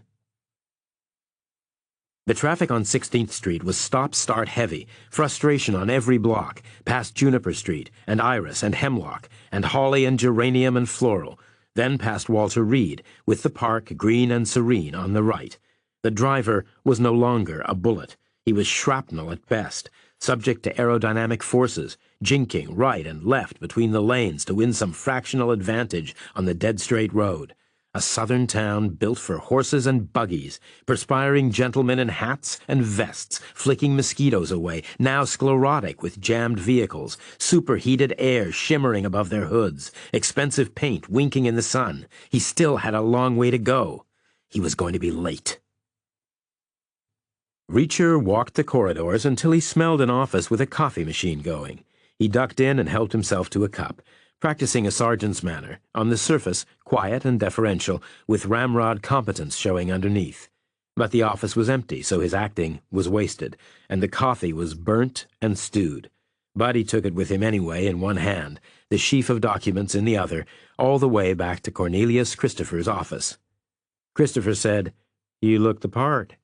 Reacher said, "Do I? Your file says you're pretty good with a long gun." "I do my best. You could have been a real sniper. Too much waiting around, too much mud. The best snipers are always country boys. And you're a city boy. I'm a nowhere boy. I grew up on Marine bases. Yet you joined the Army? I'm naturally contrary. Did you finish your reading?" "Not yet. We checked for financial irregularities," Christopher said, "or financial excesses, I suppose. But they're all living within their means. Appropriate accommodations, 4-cylinder cars, good clothes but small wardrobes, modest jewelry, no vacations, not that they'd take a vacation anyway, not fast-track people, not if they want to be chief of staff one day or a defense industry lobbyist." Reacher put the 30-year-old Lieutenant Colonel Christine Richardson to the bottom of the pile and started in on the second of the women, 29 years old and a mere major, name of Bryony Walker, the daughter of a retired naval officer, brought up mostly in Seattle and San Diego, public elementary school, public high school, valedictorian, West Point. Christopher said, "I hope it's not her." Reacher said, "Why?" "Well, the naval connection." "You like the Navy?" "Not much, but it's still a military family." The third candidate was another 30-year-old light colonel, this one called Darwin DeWitt. And right there, Reacher knew she wasn't the product of a military family, not with a name like that. In fact, she was the daughter of a Houston businessman who owned about 100 dent repair franchises. Private education all the way. Softball star, West Point. The fourth was Alice Vaz, age 30, lieutenant colonel, granddaughter of another lieutenant colonel, except this one had been called Mikhail Vasilievich, and he had been lieutenant colonel in the Red Army, a Soviet. His son, Alice's father, had gotten out of Hungary just in time with a pregnant wife, and Alice had been born in the United States, a citizen, California, public elementary, public high, West Point. Notice anything definitive? Christopher asked. Reacher said, "Their names are perfectly alphabetical. Alice, Bryony, Christine, and Darwin. Yeah, okay, apart from that. 2 of them are rich girls. What does that do to your money motive?" Maybe taking money is a habit with rich people. Maybe that's how they get rich in the first place. Did you notice anything else? No. Neither did we. The woman with the fanny pack and the headband was on New Hampshire Avenue, gunning hard up the rise, the hubbub of DuPont Circle already visible in the haze ahead. She was up 2 greens on the crosswalks, and she could see it already, reaching the Capitol steps, slamming her hand on her wrist to stop the watch, gasping for air, once, twice, bent over, hands on knees, then raising her head, then bringing her arm up slowly, and blinking the sweat from her eyes, and focusing on the pale LCD readout, and seeing the magic numbers 29-something. She could do it. She hammered on, striding short because of the gradient, really breathing, really hurting, but still moving well. The man in the car was still on 16th Street. He had the air on high, but even so he could feel sweat on his back, vinyl upholstery, and a 4-cylinder motor with no power to spare for a big compressor. He was just past Harvard Street, getting to where young and rent-strapped aides were forced to live. No cars for them. They were walking to work, right alongside him, about the same speed. He watched one, a girl in pantyhose despite the heat, the nylon scissoring fast, ugly white athletic sneakers on her feet, with tube socks, her dress shoes no doubt in the big bag she was carrying, along with briefing papers and position papers and talking points, maybe with a makeup kit, hoping against hope everyone else would be busy, and she would get to go on the television news for a comment. There were male versions, too, dressed out of a Brooks Brothers sale, heads high, striding out. Every block brought more of them, 2s and 3s, until both sidewalks were full of them, all heading the same way, power walking, almost an army, an unstoppable force, clean-living and idealistic young people setting out to do good for their country. They were going to get to work before him. The traffic was awful. The transcript showed that the second pre-committee hearing had picked up more or less exactly where the first had left off, solidly on the safe ground of technical discussions, about minutiae like actions and stocks and bedding and triggers and scopes. It was as if a collective but unspoken agreement had been reached to avoid unpleasant issues and to run out the clock with the kind of things shooters like to talk about. The 4 liaison women poked and prodded and drew the men out endlessly, going over things again and again, refining details until Reacher could practically see the new weapon in his mind's eye. 3 of them were doing it just to keep the ball rolling, and the 4th was lapping it all up, no doubt picturing her contact in a foreign boardroom, reading her facts, unable to believe the precision of the specification he was being handed. Who was the 4th? Christine Richardson and Darwin DeWitt did most of the talking. The transcript looked like a movie screenplay where CR and DD were the big stars. They each got plenty of ink, but their approaches were different. Richardson was rah-rah for the Army, every question and every point laying a kind of guilt trip on the politicians for not rushing to make the world a safer place. DeWitt showed more concern for the congressional point of view. She was almost a 5th skeptic. Devil's advocate, maybe, or perhaps her sympathies genuinely lay elsewhere. Perhaps her Houston dent repair upbringing had made her a fiscal conservative. But wherever she was coming from, she laid bare the details of the secret spec as much as anyone. Bryony Walker and Alice Vaz said less, Walker was all about accuracy, the naval family. She wanted the rifle to be like the guns on her daddy's ships, artillery instruments, infallible when properly aimed. And she was weirdly interested in the end results. She asked about head shots and chest shots, about how it felt to wait while the bullet flew, about what they saw through the scope afterwards. The effect was almost pornographic. Alice Vaz asked mostly wider questions. The others debated rifle stocks made of composite materials, which wouldn't shrink or swell no matter the conditions, and she asked about the conditions. Where in the world was this rifle likely to go? How hot? How cold? How high? How wet? She didn't get clear answers, and after a spell she gave up. There were no AV attributions in the last 20 pages of the transcript. Christopher asked, "Gut feeling?" Reacher said, "Just from this? Why not?" "Then I would say it's Christine Richardson. She sounds like the prime mover. She wants everything spelled out every which way. No secrets with that woman." "I could say she's trying to sell it. I could say she thinks the political guys will find that stuff interesting." "No, she knows they don't. But she keeps on talking anyway. She won't let them leave anything vague or unspecified. Why is that?" "Maybe she has OCD." "What's that?" "Obsessive-compulsive disorder. Like, alphabetizing your underwear." "How do you alphabetize underwear?" "Figure speech." "So you're happy with Richardson?" "Nope," Christopher said. "We think it's her, too. From the externalities in the transcripts, at least. The issue is going to be proving it." The woman with the fanny pack and the headband was on Mass Ave, approaching Scott's Circle, and the man in the car was on 16th Street, approaching Scott's Circle. Their average speeds for the last many minutes had been more or less identical, at 10 miles an hour. Her progress steady and resolute and relentless. His frustratingly stop, start, fast, fast, slow. She was pushing hard, ready for an iconic athletic breakthrough, desperate for it. And he was agitated about the time, anxious about being late, wishing he could have parked and taken the metro without getting back at the end of the day to find all his wheels had been stolen. It happened like this. She was on the left-hand sidewalk, on Mass Ave, and he was at right angles to her, in 16th Street's extreme right lane, wanting to come off into the Circle.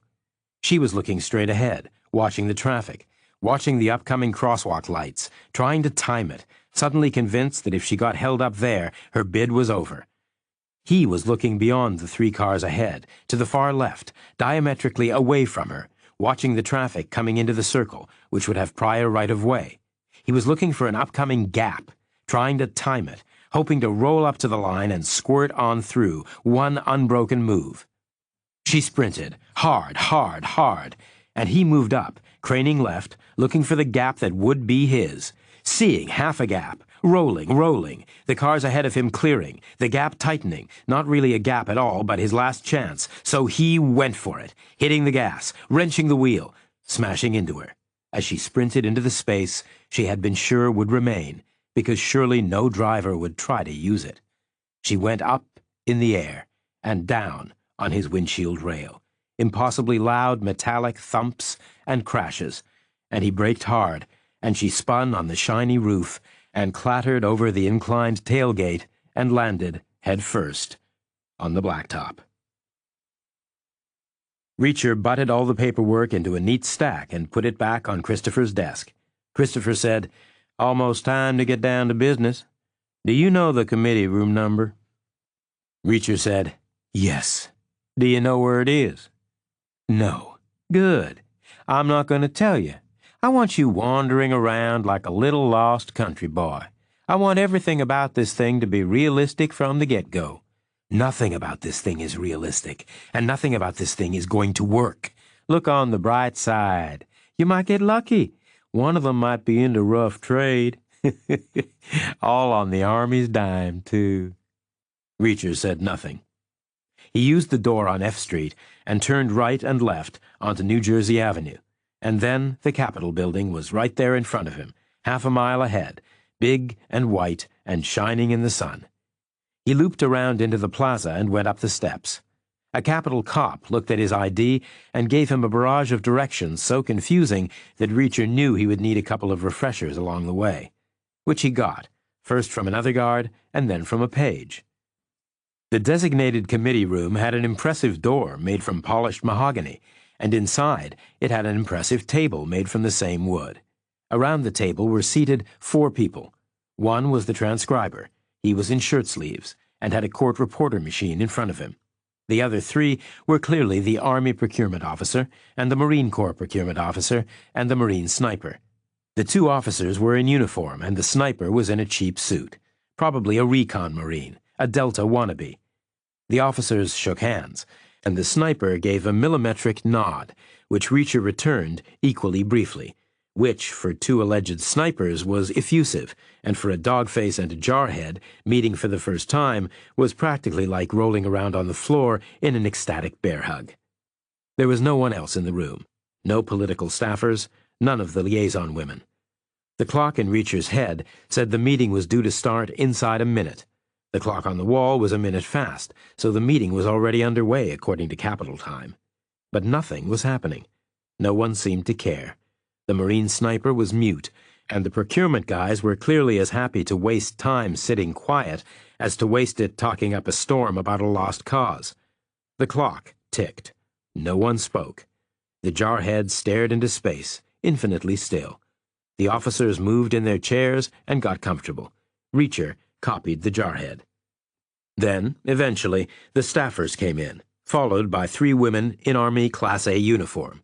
3 women, not 4. Class A uniform, female officer, the nameplate is adjusted to individual figure differences and centered horizontally on the right side between 1 and 2 inches above the top button of the coat. Reacher scanned the black plastic rectangles. DeWitt, Vaz, and Walker were there. Richardson was not. A and B and D were present, but C was missing. No Christine. The 4 staffers looked a little upset, and the 3 women looked very unhappy. They all sat down, in what were clearly their accustomed places, leaving 1 chair empty, and the guy at the head of the table said, "Gentlemen, I'm afraid we have some very upsetting news. Earlier today, Colonel Richardson was struck by a car as she was running to work at Scott Circle." Reacher's first thought was, running? Why? Was she late? But then he understood. Jogging, fitness, shower and dress at the office. He had seen people do that.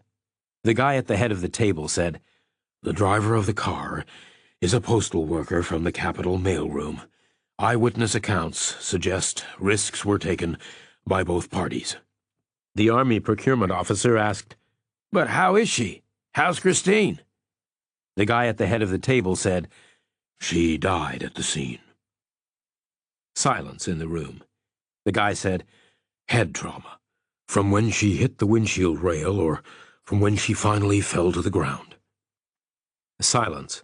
No sound in the room, except the patter of the transcriber's machine as he caught up with what had been said. Then even he went quiet. The guy at the head of the table said, "Accordingly, I suggest we close down this process and resume it at a more suitable time." The Army procurement officer asked, "When?" "Let's schedule it for the next round of budget discussions." "When are those?" "A year or so." Silence. Then Bryony Walker said, "No, sir. We have a duty to fulfill. The process must be completed. Colonel Richardson would have wanted it no other way." No answer.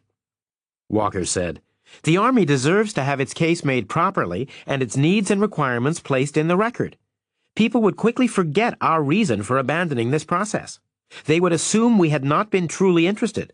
So I propose we complete our mission by making certain every detail and every parameter have been adequately clarified and accurately recorded. Then at least our legislators will know exactly what they are approving or rejecting, as the case may be." The guy at the head of the table said, "Does anyone wish to speak against the proposal?" No answer. "Very well," the guy said. "We will do as Major Walker suggests and spend the rest of the day going over everything one more time, just in case there's something we missed." And go over it they did. Reacher recognized the sequence of individual discussions from the transcripts. They started at the beginning and worked their way through. Most items were simply reiterated and reconfirmed, but there were some lingering live debates. Bryony Walker was all out for bolt action. The naval family, the accuracy issue. A bolt action was operated manually, as gently as you liked, so the gun stayed still afterwards, with no microscopic tremors running through it. On the other hand, a semi-automatic action was operated by gunpowder explosions and was absolutely guaranteed to put tremors into the gun afterwards, perhaps for a critical length of time. How long? One of the staffers asked. Would be critical? Walker asked back. No. How long do these tremors last? Some fractions of a second, possibly. How big are they? Certainly big enough to hurt accuracy at 1,000 yards or more. The staffer looked across the table and said, Gentlemen. The Army procurement guy looked at his Marine counterpart, who looked at his sniper, who stared into space. Then everyone looked at Reacher. Reacher said, What was the first item you discussed? The staffer said, Cold shot accuracy. Which is important. Why? Because a sniper will often get just one opportunity. With a bullet that was chambered when? I think we heard testimony that it can have been several hours previously. Long waits seem to be part of the job. Which means any tremors will have disappeared long ago. You could chamber the round with a hammer. If you assume the money shots are always going to be singles and widely spaced, possibly by hours or even days, then the action doesn't matter. So you'd accept a semi-automatic sniper rifle? No, sir, Reacher said. Major Walker is correct. Possibly the money shots won't always be the first shots, and accuracy is always worth pursuing whenever possible, and bolt actions are rugged, reliable, simple, and easy to maintain. They're also cheap. So, then came a debate about which bolt action was best. The classic Remington had fans in the room, but so did Winchester and Seiko and Ruger. And at that point, Alice Vaz started up with more of her big-picture questions. She said, The way to understand our requirements for not only actions but also stocks and bedding, it seems to me, is to understand where and how this rifle will actually be used, at what altitude, at what barometric pressures, in what extremes of temperature and humidity, what new environments might it face. So to shut her up, the Army procurement guy ran through just about everything in the war plans locker. No names and no specific details, of course, but all the meteorological implications. High altitude plus freezing mist. Extreme dry heat with sand infiltration. Rainforest humidity and high ambient temperature. In snow many degrees below zero. In downpours, and so on. Then one of the staffers insisted that the steel for the barrel had to be domestic, which was not a huge problem. Then another insisted that the optics had to be domestic too, which was a bigger problem. Reacher watched the women seated opposite. Darwin DeWitt wasn't saying much, which was a surprise after her star turns the first 2 times out. She was a little more than medium height, and still lithe, like the teenage softball star she had been. She was dark-haired and pale-skinned, with features more likely to be called strong than pretty, but she was spared from being plain by mobile and expressive eyes. They were dark, and they moved constantly but slowly, and they blazed with intelligence and some kind of inner fire. Maybe she was burning off surplus IQ to stop her head from exploding. Bryony Walker was the Navy daughter, and she looked it, neat and controlled and severe, except for an unruly head of hair, untamed even by what looked like a recent and enthusiastic haircut. She, too, had an animated face, and she, too, had a lot going on behind her eyes. Alice Vaz was the best looking. Reacher didn't know the word. Elfin, maybe. Gamine. Probably somewhere in between. She had darker skin than the other two, and a cap of short dark hair, and the kind of eyes that switch between a twinkle and a death ray in, well, the blink of an eye. She was smaller than the other two, and slight in a European kind of way, and maybe smarter, too. Ultimately, she was controlling the conversation, by hemming it in with questions too boring to answer. She was making the others focus. The meeting dragged on. Reacher made no further contributions beyond an occasional grunt of assent. Eventually conversation dried up, and the guy at the head of the table asked if everyone agreed the Army's needs and requirements were now properly in the record. All hands went up. The guy repeated the question, this time personally to and directly at Bryony Walker, possibly a courtesy, possibly out of spite. Her own words fed back to her. But Walker took no offense. She just agreed. Yes, she was completely satisfied. Whereupon the four staffers stood up and left the room, hustling and bustling and without a word, as if to take time out to say goodbye would hopelessly overburden their busy schedules. The women stood up, but the next out of the room was the Army procurement guy, who just clapped his Marine buddy on the shoulder and disappeared. Whereupon the Marine clapped his NCO on the shoulder, and they walked out together, leaving just Reacher and the women in the room. But it didn't stay that way for long. The women were already in a huddle, not exactly leaning in, but face to face, a tight little triangle, shoulder to shoulder, touching each other, like regular women, but maybe the West Point version. They drifted in lockstep to the door. There was a polite glance from Alice Vaz, and then they were gone. Reacher stayed where he was. No big rush. Nothing he could have done about it. Maybe there were guys who could have pulled it off. Hey, I'm sorry about your dead buddy that I never met, but can I separate you from your grieving pals and take you out and buy you a drink? Reacher was not one of those guys. But the women weren't going anywhere. He was sure of that. He got up and stepped out and saw them where the corridor widened into a lobby. They were still together in their tight huddle, not going anywhere, just talking. Lots of social rules. They would end up in a bar, for sure, but not yet. Reacher drifted back to a bank of payphones and dialed. He leaned on the wall. He saw Bryony Walker glance at him, then glance away. Just the out-of-towner making a call, maybe to his local buddies, telling them he's done for the day, asking them where the action is at night. Christopher said, "Yes." Reacher said, "Did you hear about Christine Richardson?" "Yes, we did." "So, it's going to be a little harder now." "It might be over now, if Richardson was the leak all along." "Suppose she wasn't?" "Then it might be easier, not harder, with the other three. Emotion helps.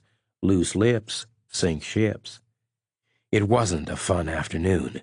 Romance is on no one's mind. They're talking to each other. There's no way into a conversation like that. Exploit any opportunity you can. You're not in the Capitol, but you're monitoring their fax line, right? Correct. Including tonight? Of course. What do you know? It's not DeWitt. How do you know? She was upset. She's 30 years old, and she never had anyone die before. It's natural to be upset. But if she had a secret agenda, she'd have gotten over it, to do her work. But she didn't. She hardly said a word. She sat there like the whole thing had no purpose, which was absolutely the appropriate reaction for anyone without an agenda of her own. Had either of the other two gotten over it? Alice Vaz was all over it.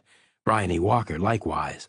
And Walker made a real big fuss about going through it all one more time, with every detail stated for the record. So she could check if she missed anything in her last two faxes? That's a possible interpretation. What did Vaz do? Same thing she did in the transcripts. Big geography. She should quit and run a travel agency. What are you going to do? I don't know yet. Just monitor that fax line for me. Reacher hung up the phone. The women were still in the lobby, still talking, still not going anywhere. He set off towards them, just strolling, like a man with an hour to kill, like a stranger in town, drawn towards the only faces he knew. Plan A was to keep the pretense going, maybe getting into the group via Bryony Walker's interest in gunshot wounds. Maybe she was a sniper groupie. He could offer some opinions, head shot or chest shot. Well, ma'am, I favor the throat shot. If you hit it just right, you can make their heads come off. Plan B was to abandon the pretense and come clean as an MP captain under cover for MI and see where that road led, which might be all the way home. If he made out Richardson had been the prime suspect, then whoever worked hardest to reinforce that conclusion would be the guilty one. If no one worked hard, then Richardson had been the guilty one all along. He strolled on. Plan A or Plan B. They made the decision for him. They handed it to him on a plate. They were civilized women, and reflexively polite in the way that military people always are. He was heading close to them. He wasn't going to pass by on the other side, so he had to be acknowledged. Bryony Walker looked straight at him, but Darwin DeWitt was the first to speak. She said, We weren't introduced. I guess it wasn't that kind of an afternoon. No, ma'am, Reacher said. I guess it wasn't. He said his name. He saw each of the three file it away in her memory. He said, I was sorry to hear about Colonel Richardson. DeWitt nodded. It was a shock. Did you know her well? We all came up together. We expected to carry on together. Brother officers, Reacher said, or, sisters, I guess. We all felt that way. Reacher nodded. They could all afford to feel that way. No rivalry. Not yet. They faced no significant bottleneck until the leap from brigadier general to major general, from 1 star to 2. Then a little rivalry might bite. Bryony Walker said, It must have happened to you, Sergeant. You must have lost people. Ma'am, 1 or 2. And what do you do on days like that? Well, ma'am, typically we would go to a bar and toast their journey. Usually starts out quiet and ends up happy, which is important, for the good of the unit. Alice Vaz said, What unit? I'm not at liberty to say, ma'am. What bar? Whatever is close at hand. DeWitt said, The Hyatt is a block away. They walked over to the Hyatt, but not exactly together, not a foursome. More accurately, a threesome and a singleton in a loose association, held together only by Reacher playing dumb enough to miss the hints he should get lost. The women were too polite to make it more explicit. But even so, the walk was excruciatingly embarrassing. Out of the grounds, across Constitution, on to New Jersey Avenue, across Louisiana and D Street, and then they were there, at the Hyatt's door. Reacher stepped up promptly and held it open, because immediate action was required right there, right then. Indecisive loitering on the sidewalk would have led to heavier hints. They shuffled past him, first Vaz, then DeWitt, and finally Walker. Reacher fell in behind them. They found the bar. Not the kind of place Reacher was used to. For one thing, there was no bar, not as such. Just low tables, low chairs, and waiter service. It was a lounge. Walker looked at Reacher and asked, What should we drink? Reacher said, Pitchers of beer, but I doubt if they have those here. A waiter came, and the women ordered white wine spritzers. It was summer. Reacher ordered hot coffee, black, no sweeteners required. He preferred not to clutter a table with jugs and bowls and spoons. The women murmured among themselves, a trio, with occasional guilty glances at him. Unable to get rid of him, unable to be rude to him. He asked, Do those meetings usually go like that? Apart from the thing with Colonel Richardson, I mean. Vaz said, Your first?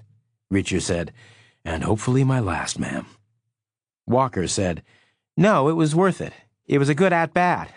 They can't say no to everything, so we just made it fractionally more likely they'll say yes to something else, sometime soon. You like your job? Do you like yours, Sergeant? Well, yes, ma'am, most of the time. I could give the same answer. The waiter brought the drinks, and the women returned to their three-way private conversation. Reacher's coffee was in a wide, shallow cup, and there wasn't much of it. He was a couple of mouthfuls away from the next awkward moment. They hadn't gotten rid of him leaving the capital, and they hadn't gotten rid of him entering the hotel. The end of the first round of drinks was their next obvious opportunity. All it would take was an order. Sergeant, you're dismissed. No way of fighting that, not even under Plan B. Captain, you're dismissed, worked just as well when said by majors and lieutenant colonels. But it was Darwin DeWitt who left after the first round of drinks. She was still not talking much, and she clearly wasn't enjoying herself. She was finding no catharsis. She said she had work to do, and she got up. There were no hugs, just tight nods and brave smiles and meaningful glances, and then she was gone. Vaz and Walker looked at Reacher, and Reacher looked right back at Walker and Vaz. No one spoke. Then the waiter came back right on cue, and Vaz and Walker ordered more spritzers, and Reacher ordered more coffee. The second spritzer loosened Walker up a little. She asked Reacher what he felt when he pulled the trigger on a live human being. Reacher quoted a guy he knew. He said, recoil against his shoulder. Walker asked what was the longest kill he had ever made. Truth was, about 11 feet at that stage, because he was a cop, but he said 600 yards, because he was supposed to be a sniper. She asked with what? Truth was a Beretta M9, but he said an M21, an Art-2 scope, and a 7.62 NATO round. Alice Vaz asked, "Where was this?" Reacher said, "Ma'am, I'm not at liberty to say." Which sounds like a special forces scenario? I guess it does. 600 yards is fairly close range for you guys. Practically point blank, ma'am. Black bag for CIA or legitimate for us? Ma'am, I'm not at liberty to say. And those twin denials seemed to create some credibility. Both women gradually abandoned their defensive body language. Not that it was replaced by personal interest, it was replaced by professional interest, which came across in a poignant way. Neither woman had a realistic hope in her lifetime of becoming a battlefield commander. Both were forced to take a different route. But both seemed to look across the divide with concern. In an ideal world, they would be fighting, in which case they would want the best available weapons. No question about that. In which case, simple ethics demanded the best available weapons for those currently doing the fighting in the less-than-perfect world. Simple justice. And simple preparedness, too. Their sisters might never get there, but their daughters would one day. Walker asked Reacher his private opinion about the rifle design. Were there things that should be added, taken away? Reacher said, "Ma'am, I think they got it about right." Partly because that was the kind of thing a sergeant would say to an officer, and partly because it was true. Walker seemed happy with the answer. Then, both Walker and Vaz got up to use the restroom. Reacher could have used a pit stop too, but he didn't want to follow directly behind them. That would have been too weird, right after the walk from the Capitol, so he waited. He saw Vaz use a payphone on her way. There was a line of them in wooden hutches on the lounge's back wall. Vaz used the center phone. Walker didn't wait for her. She went on ahead. Vaz spoke for less than 10 seconds, and then hung up and continued on her way to the restroom. Walker never came back from the restroom. Vaz sat down alone and unconcerned and said Walker had gone back to the office. She had used the D Street door. She had a lot to do. And did Reacher want another drink? Reacher and Vaz, alone together. Walker on her own, on the loose. Reacher said, "You buying?" Vaz said, "Sure." Reacher said, "Then yes." "Then follow me," Vaz said. "I know a better place than this." The better place was tucked in close to the tracks, out the back of Union Station. It was better in the sense it had an actual bar. It was worse in every other way. In particular, it was in a lousy neighborhood, full of ugly brick and ramshackle buildings, with dark streets and all kinds of alleyways and yards all over the place, with more wires overhead than trees. The bar itself felt like a waterfront establishment, mysteriously landlocked, low and wide, and made a warren by subdivision into many different room-sized areas. Reacher sat with his back to a corner where he could see both front and rear doors at once. Vaz sat next to him, not close, but not far away either. She looked good, better than she had a right to. Class A uniform, female officer, was generally no kind of a flattering outfit. It was essentially tubular. Maybe Vaz's was tailored. It had to be. The jacket was waisted. It went in and out properly. The skirt was tight and a little short, just a fraction, but detectable by the human eye unaided. Vaz said, "I hope not to be in this shop much longer." "Where next?" "War plans, I hope." "Do they cash this shop's checks?" "You mean, can I take my credits with me?" "Absolutely. Politics and war plans, they're practically the same thing." "So when?" "As soon as possible." "But you're worried this business with Colonel Richardson will slow things down. No one likes a fuss, right? And the shop is understaffed now. Maybe they can't let you go." "You're pretty smart for a sergeant." "Rank has nothing to do with being smart, ma'am." "Tell me about yourself." "You first." "Nothing to tell," Vaz said. "California girl, West Point cadet. First I wanted to see the world, and then I wanted to control it. You?" "Marine Corps boy, West Point cadet. First I wanted to see the world, and then I wanted to survive it." "I don't remember many West Point cadets who became sergeants afterwards." "Some did, from time to time. In a way."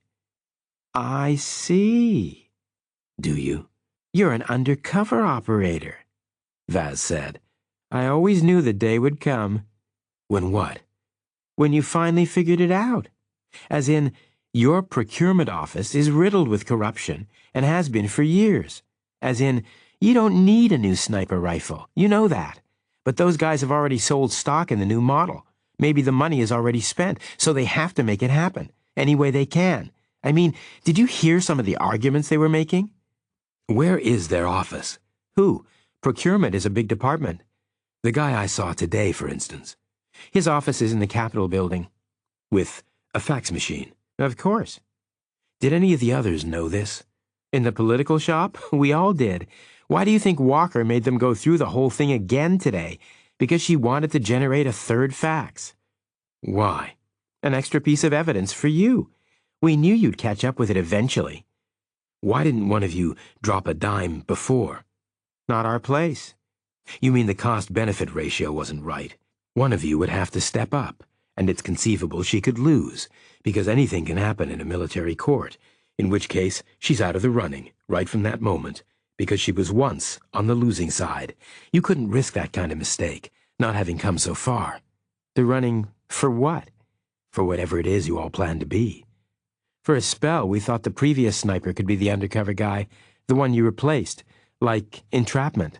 He was letting the officer push him to want more and more, but in the end we thought he was just a sniper. So we'd have nailed you for the real undercover guy in about a minute, except no one was really paying attention this afternoon. Because of Richardson. What did she think was happening? The same as we all did. Procurement is a swamp, and you'd notice sooner or later. What is it you plan to be?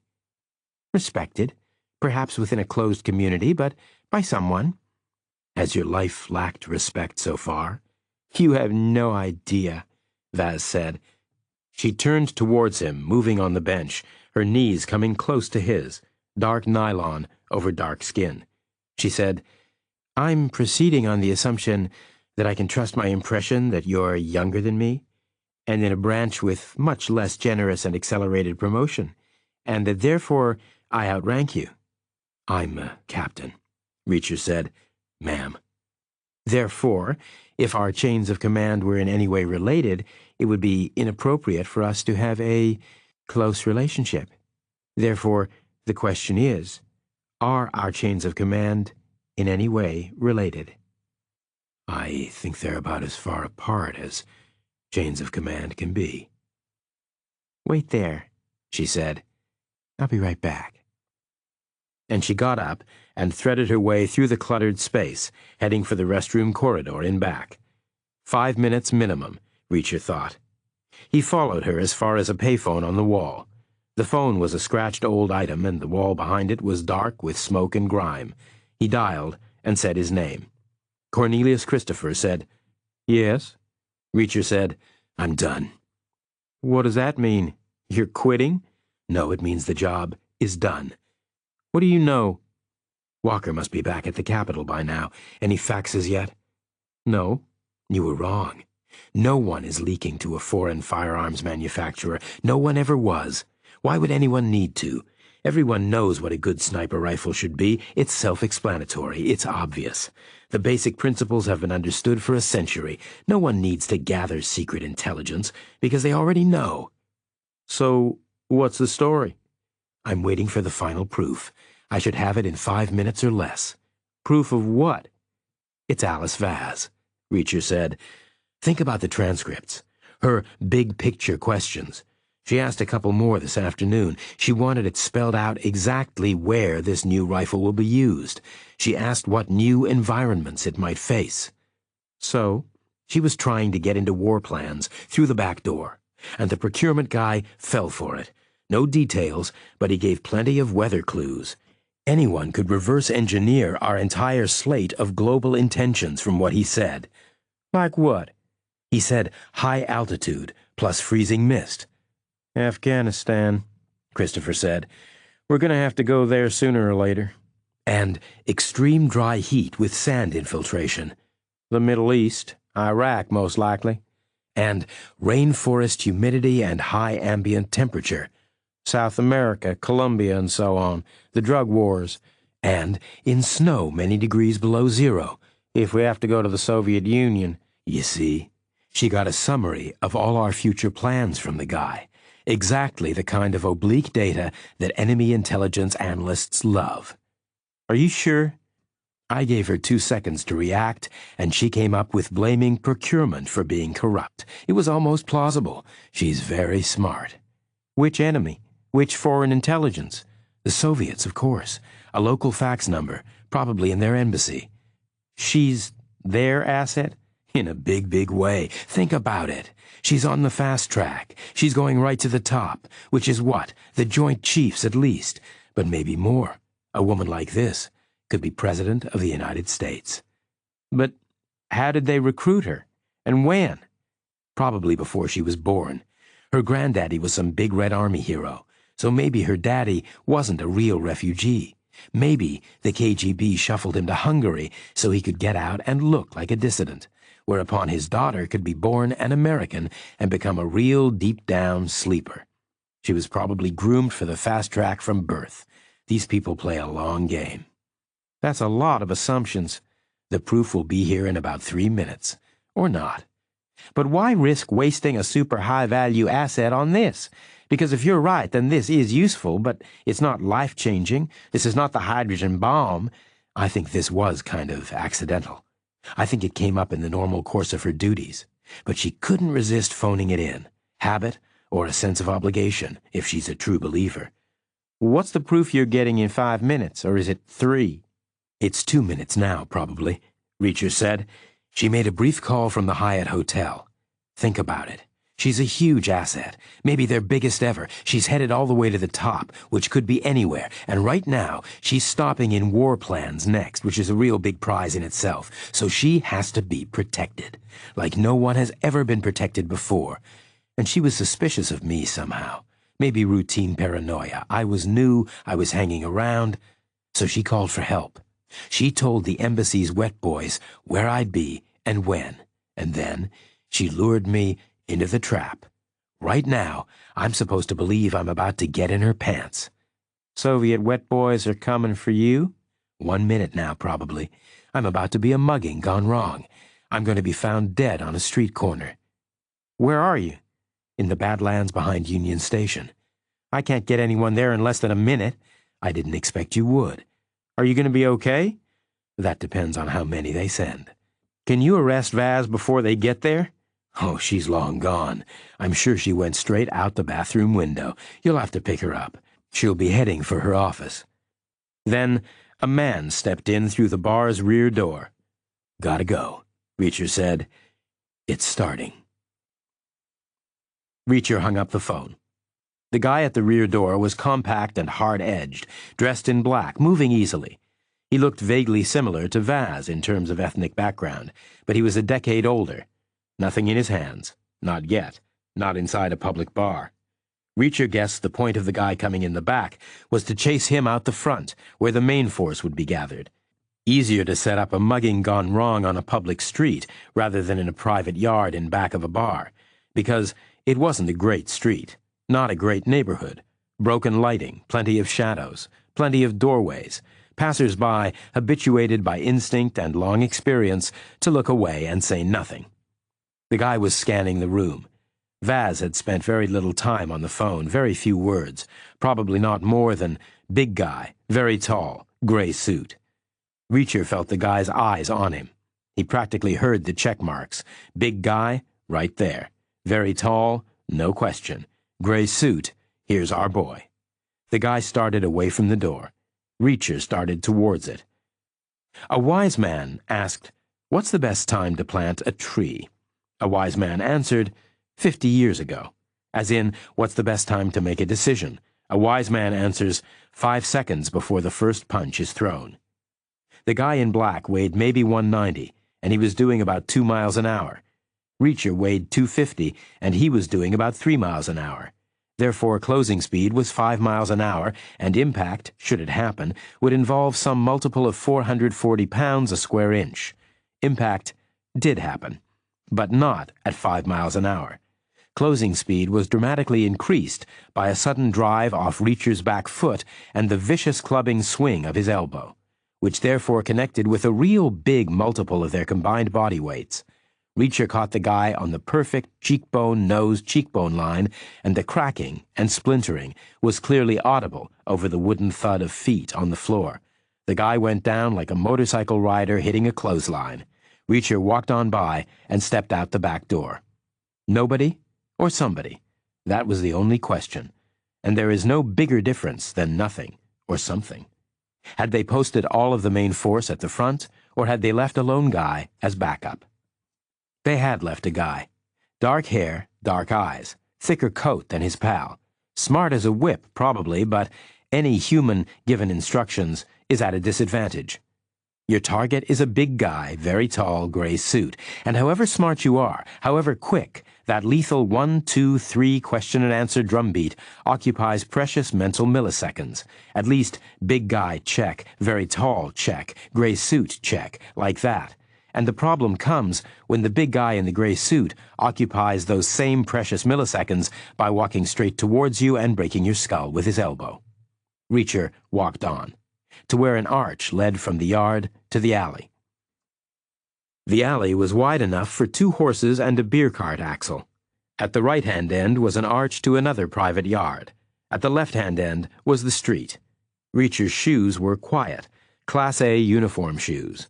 Therefore, man-made soles. No one wanted leather welts, more to polish. Reacher stopped short of the street and put his back against the left-hand wall. In a movie, there would be a busted shard of mirror at his feet. He could edge it out and check the view, but he wasn't in a movie. So he inched around and peered out, one eye. 30 feet away, 4 guys. Therefore, a total of 6 dispatched. 6 wet boys in a foreign embassy. Permanently, for her. Like no one has ever been protected before, a woman like this could be President of the United States. They had 2 cars parked on the far side of the street, diplomatic plates, probably never paid their parking fines. The guys were in a rough arc near the bar's door, their backs to Reacher, just standing there, semi-animated, like guys sometimes do for a spell, outside a bar. There was no busted shard of mirror, but there was a broken quarter brick about the size of a baseball, in no way reflective, but the need for a mirror was past. Reacher picked it up and stepped out to the street and turned left. 30 feet was 10 paces, and Reacher kept a steady speed through the first 5 of them, and then he wound up and threw the brick fragment at the nearer car and accelerated hard so that the brick shattered the rear windshield, and the 4 heads snapped towards the sound, and Reacher's elbow hit the first of those heads, all in a tight little 1, 2, 3 sequence, less than a second beginning to end. The first guy went down, obviously, vertically beneath Reacher's scything follow-through, and then Reacher spun back off the bounce and drove the same elbow backward into the next guy's head, which left 2 guys still on their feet, one close, one inconveniently distant. So Reacher feinted towards the farther one and then pivoted back and headbutted the nearer one, like he was trying to drive a fence post into dry-baked earth with his head, which left one still on his feet, which the guy put to good use by running for it. Reacher let him go. There were things Reacher didn't like to do. Running was one of them. 24 hours later, Reacher was back in Frankfurt, where he stayed for a week, before moving on to Korea for a regular tour. Neither he nor anyone in the world heard anything more about Alice Vaz. He had no idea whether his analysis had been right or wrong, close or wildly inaccurate. But, a month after his arrival in Seoul, he heard he was being considered for a medal, the Legion of Merit, to be specific, and for no discernible reason other than what might be gleaned from the notes in the manual. Awarded for exceptionally meritorious conduct in the performance of outstanding services to the United States.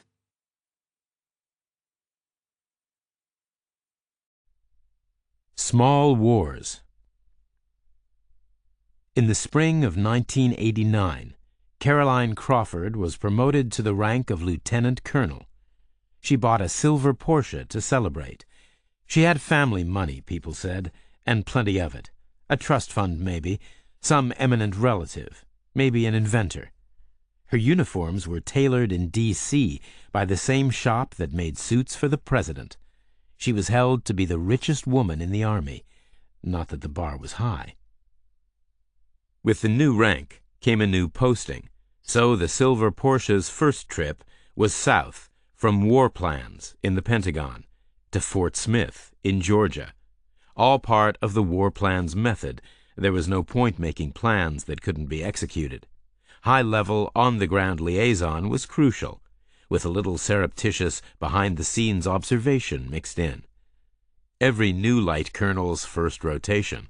Crawford was happy to do it, even though Fort Smith turned out to be a small, damp place in the woods full of desperate characters, special forces of various types, no tailored uniforms, which was okay, promising even, raw material possibly, for the kind of new units she was going to need. Input at an early stage could be vital. They might even name the units after her. She would make full bird within a year and a half. She would be fast-tracked to her first star. And she was entitled to have some input, wasn't she? Liaison was a two-way street. She was entitled to suggest what they should do, as well as listen to what they couldn't. The first week went well, even though it rained a lot.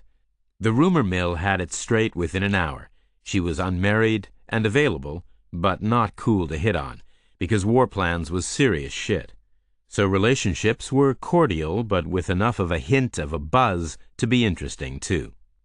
The visiting officers' quarters were adequate in every respect, like a motel, but more earnest. The woods were always damp, and stretched for miles all around, but there were roads through, some of them just forest tracks or fire breaks, others with lit-up signs on their muddy shoulders, eventually, an hour or so out, for barbecue sometimes, or bars with dancing. Life wasn't bad.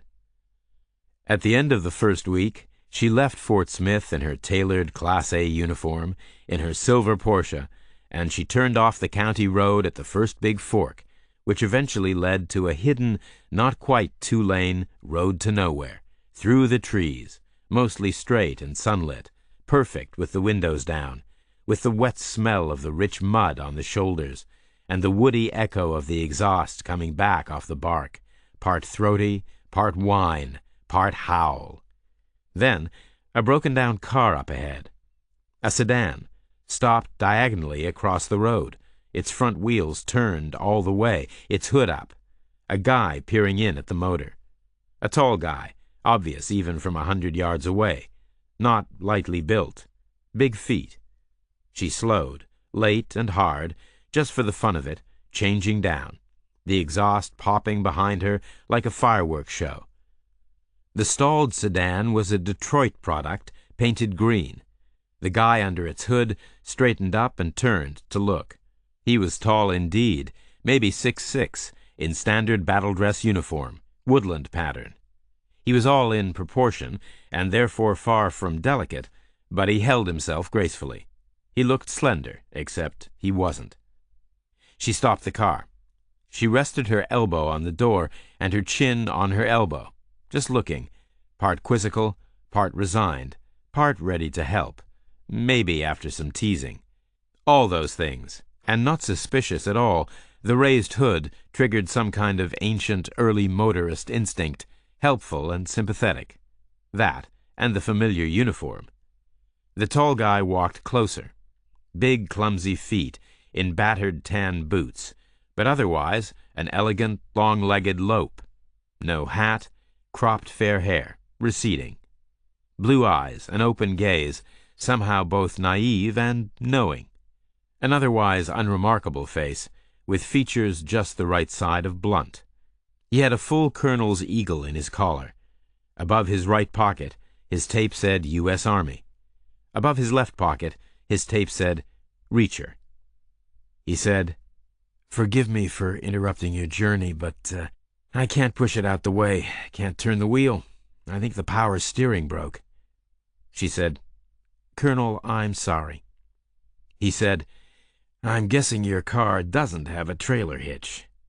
I could help you push. That's kind of you, but it would take 10 of us." She said, "Are you who I think you are?" "That depends." "You're Joe Reacher. You just got a new counterintelligence command." "Correct on both counts," Joe Reacher said. "I'm pleased to meet you." He glanced down at her nameplate. Plastic, white on black, because of the tailored Class A's. The nameplate is adjusted to individual figure differences, centered horizontally on the right side, between 1 and 2 inches above the top button of the coat. He looked at her unit insignia and her badges of rank. He said, "You must be Caroline Crawford. Congratulations." "You've heard of me?" "Part of my job, but it's not part of yours to know who I am." "Not part of my job, but part of my interest. I like to track the key players." "I'm not a key player." "Sir, bullshit, with respect, sir." "Academic interest or career interest?" She half smiled, half shrugged, but didn't answer. He said, "Both, right?" She said, "I don't see why it can't be." "How high do you plan to get?" 3 stars, she said. "In the Joint Chief's office, maybe. Anything more would be in the lap of the gods."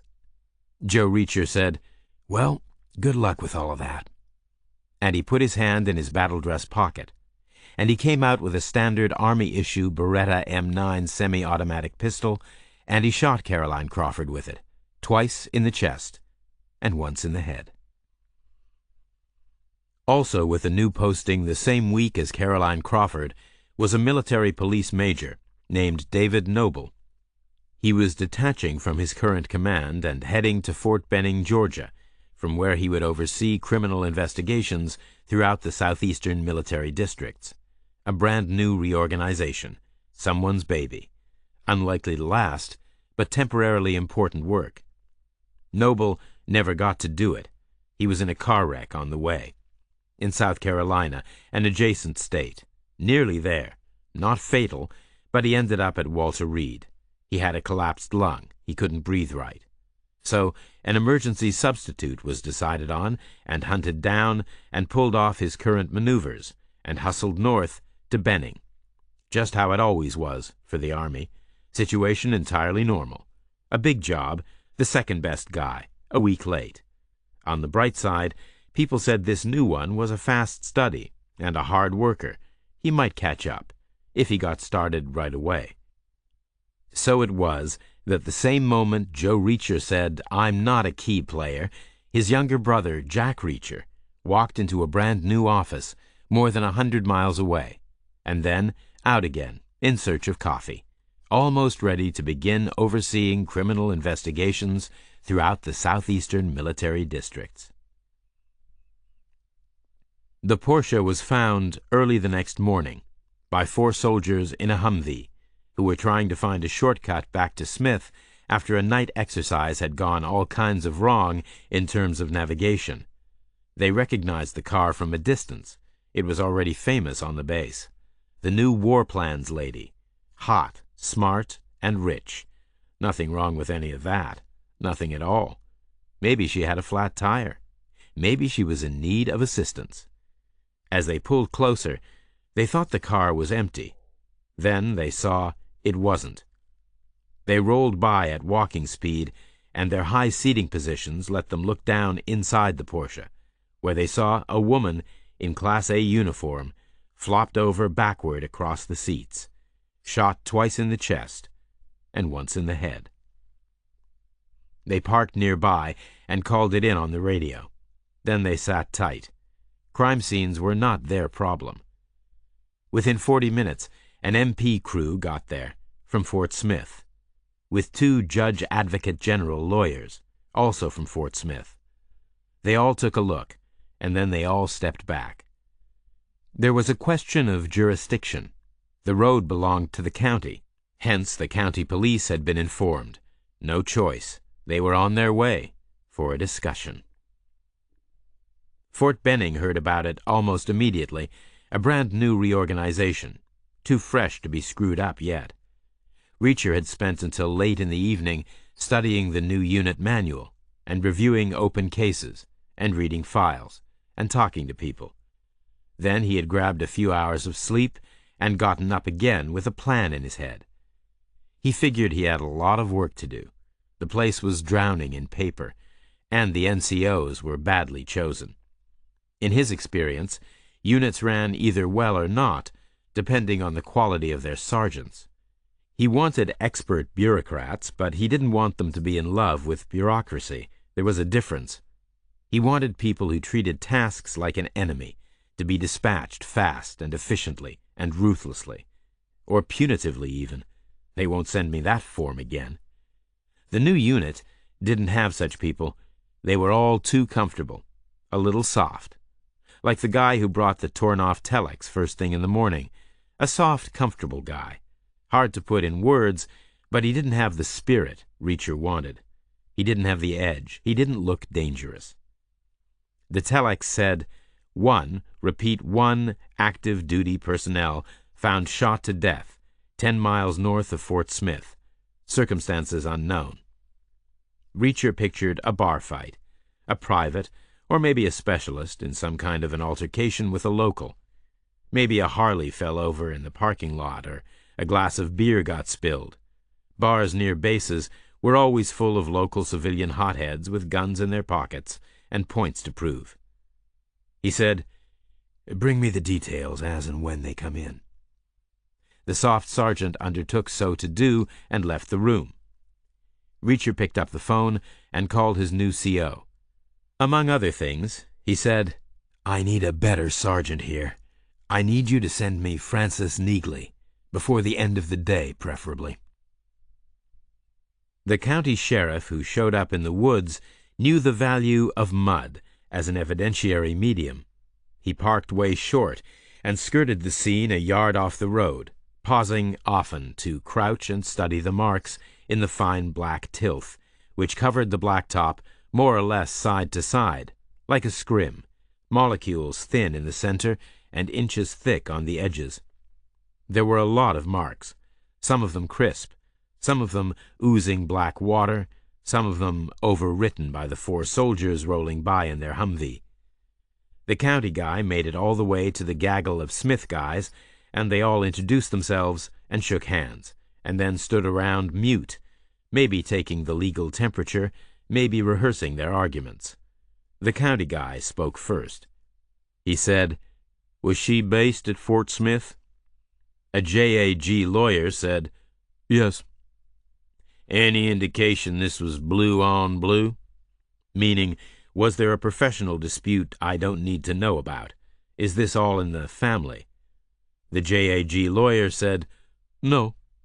"Therefore, she's mainly mine until I know for sure the shooter wasn't a civilian. I need to pay attention to a thing like this. I could have a crazy person running around in the woods. What was her name?" "Crawford." "What did she do at Fort Smith?" "I'm afraid I can't tell you that." "She was ambushed," the county guy said. "I can tell you that. The marks are clear. Someone faked a breakdown. She stopped to help. He had big feet." The ranking MP said, "What next?" The county guy said, "It's above my pay grade, literally in the township bylaws. I have to pass it on to state. No choice." "When?" "I already called. They'll be here soon. Then they can decide to keep it or pass it on to the Georgia Bureau of Investigation."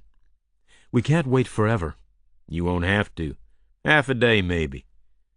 And then the guy crabbed back around the mud to his car, where he got in and sat by himself.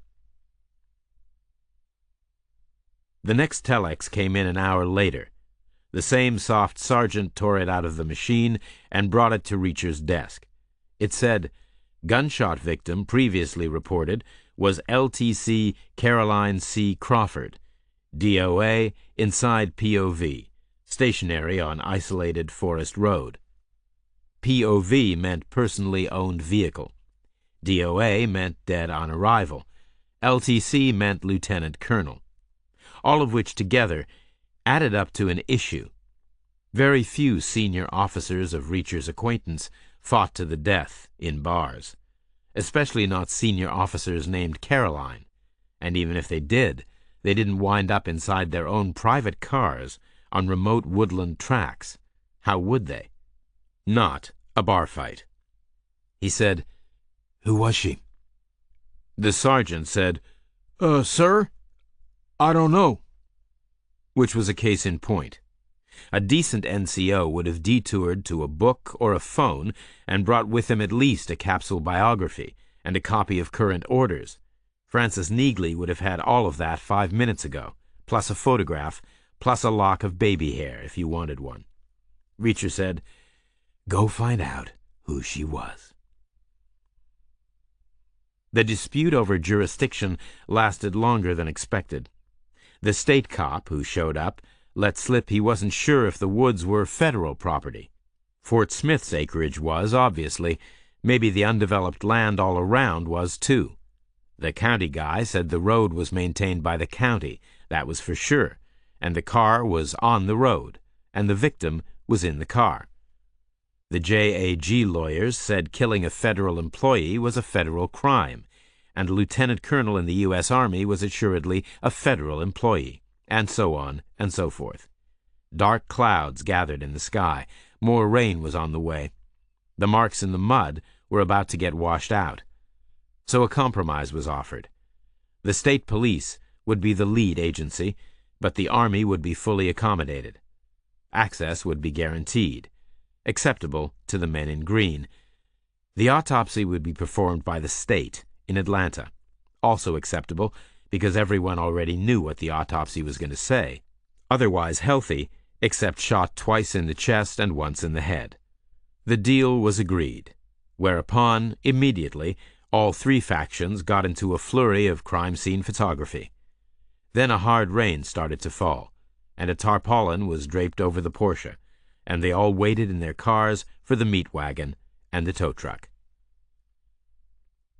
Reacher looked up and saw his sergeant standing in front of him, a silent approach. The guy had a sheet of paper in his hand, but he didn't pass it over. He spoke instead. He said, "Sir, permission to ask a question?" Which was a bad thing to hear from a unit NCO. It wasn't what it sounded like. It was a whole different announcement, like a girlfriend saying, "Honey, we need to talk."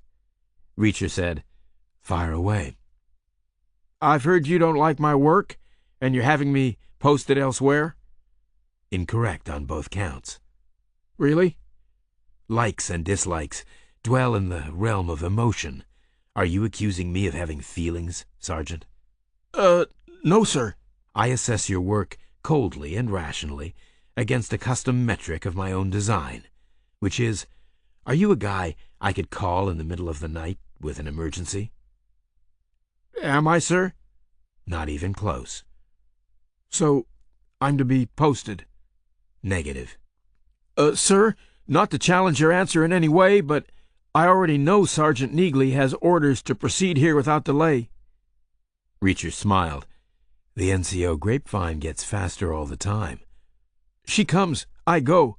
How else could it work? It could work by you sticking around and learning something. That's what's going to happen. Neagley will report to me, and you'll report to Neagley. At times, she'll offer advice and encouragement about how to improve your performance. We're of equal rank. Pretend she comes from a planet with double the gravity. Her rank is worth more than yours. How long will she be here? As long as it takes. You people need to think ahead. This reorganization is going to come out exactly ass backward. You're not going to be up on a hill peering down on all you survey. You're going to be deep in a hole, getting buried in paper. Because this is going to be the cover your ass unit. Everyone in the Army is going to report everything. So whatever turns bad in the end is automatically our fault because we didn't follow it up at the time. So you need to develop a very aggressive attitude toward paperwork. If you hesitate, it will bury you. Yes, sir. Therefore, you also need to trust your intuition. You need to smell the ones that matter. No time for extensive study. Are you an aggressive person who trusts his intuition, Sergeant? Maybe not enough, sir. What's on the piece of paper you're holding in your hand? It's a fax, sir. A history of Colonel Crawford's postings. Did you read it on the way in? Yes, sir. And? She's in war plans, currently liaising with the Special Operations School at Fort Smith. Which tells us what? I don't know how to put it. In your own words, Sergeant. She's a pointy head. The pointiest of all. War Plans is special. Regular pointy heads can't even get in the door. We're talking needle sharp here. Shot to death. Should we be worried? I think we should, sir. Intuition, Reacher said. It's a wonderful thing. Any practical steps? Start playing bad cop with the guys at Smith. Tell them we need more things sooner. In fact, tell them we require a Xerox of everything, a complete file, as per protocol. I think that's one of the issues not yet decided. Fake it till you make it, Sergeant. Get them in the habit. Yes, sir. And close the door on the way out. Which the guy did. Reacher dialed his phone. The Pentagon. A number on a desk outside an office with a window, answered by a sergeant, inevitably. Reacher said, "Is he there? It's his brother." "Wait one, Major." Then a shout, muffled by a palm on the receiver. "Joe, your brother is on line 2. Then a click. Then Joe's voice, asking, "Are you still in Central America?" Reacher said, "No, they pulled me out and sent me to Benning. Some other guy got in a car wreck, so I'm a day late and $1 short." "What's at Benning?" "It's a new thing. A lot of incoming reports. Success or failure will depend on high-speed triage, which is why I'm calling. I need background on a name at War Plans. It would take all day to get it anyplace else." "What's happening at War Plans?" "One of them died." "What exactly is it you're doing at Benning?" "The mission is to supervise all criminal investigations in the southeastern military districts. The likelihood is it will become a gigantic file cabinet." "Huh. Who was supposed to get the command?" "A guy named David Noble. Never met him. Fell asleep at the wheel, probably. Too eager to get here." "So you got it?" "Luck of the draw." Who died from War Plans?" "Caroline Crawford." "So you'll be investigating that?" "I expect someone will eventually." "How did she die?" "Shot. On a lonely road." "Who by?" "We don't know." She was a big star," Joe said.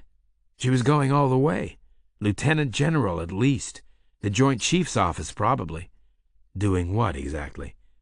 There are 3 possible vectors for the Cold War. It could go hot, or it could stay the same, or the Soviet Union could fall apart under its own weight. Obviously, a diligent planner looks at option 3 and asks, "Okay, what's next?" And small wars are next. Against half-assed nuisance countries, mostly in the Middle East. Caroline Crawford was working on Iraq. She was starting early and playing a real long game. A big gamble, but the payoff was huge. She would have owned the Middle East doctrine. That's about as good as it gets for a planner. Reacher said, "I assume all of that was behind closed doors. I assume I don't need to go looking for Iraqi assassins." Conventional wisdom would say the Iraqis didn't know who she was. As you say, it was behind closed doors, and there were many of them, and they were all closed tight. And she was too junior to attract attention anyway. "Any other external enemies?" "External to what?" "The United States. Either the Army or the general population." "I can't think of one." "Okay," Reacher said. "Thanks. Are you well and happy?" "What are you going to do?" "About what?" "Crawford." "Nothing, probably. I'm sure there's a jurisdiction thing. State police will claim it. I think they opened a new mortuary up in Atlanta. They're proud of it. It's like a new theater getting the best plays." "Yes, I'm well and happy. Do you have time to drive up and have dinner?" "It's about 1,000 miles. "No, it's about 693. That's not far." "Maybe I'll get there for a weekend." "Keep me in the loop about Crawford, if anything weird shows up, I mean. Part of my job." "I will," Reacher said, and he hung up the phone. His sergeant knocked on the door and came in with a faxed report and a short stack of photographs. The guy put them neatly on the desk and said, "This is all from the MPXO at Smith. It's everything they've got so far. We know what they know." "Did you read it on the way in?" "Yes, sir." "And?" "There are tire tracks and footprints. Probably a second vehicle was deployed as a barrier. The perpetrator seems to be a tall man with a long stride and large feet. Also noteworthy is the fact that JAG lawyers went with the MPs to the scene, and there were 3 gunshot wounds, 2 in the chest and 1 in the head. Good work, Sergeant. The guy said, "Thank you," and walked out. And a minute later, Francis Neagley walked in. Neagley was about the size of a male flyweight boxer, and could have beaten one easily unless the referee happened to be watching. She was in woodland pattern BDUs, newly washed and pressed. She had dark hair cut short, and a solid tan. She had spent the winter overseas, that was clear. She said, "I heard about the dead pointy head." Reacher smiled. The NCO grapevine. He said, "How are you?" "Grumpy. You pulled me out of an easy week at Fort Bragg, practically a vacation." Doing what? "Security for the Special Forces Command. They don't tend to need much. Not that it isn't good to see you." What do you know about Fort Smith? "It's their version of pointy heads. The theory and practice of irregular warfare. They call it a school." Why would they have JAG lawyers permanently on base? "The theory, I suppose. Rules of engagement and so forth. I imagine they're pushing the envelope." My brother says the dead pointy head was staking out a whole new doctrine for the Middle East. She wanted to own Plan B. If we don't get the big war, we get a bunch of small wars instead, starting with Iraq maybe. She was rolling the dice, and I guess Special Forces were rolling them right along with her. They don't fit well with the big war. Their only play is small. Was anyone talking about that at Bragg? Neagley shook her head. "That kind of thing would have to start at Smith. It's like espionage. You have to infiltrate the intellectual heart. Or like a political campaign, you have to build a constituency. You need key endorsements." So, if she wins, who loses? "No one loses.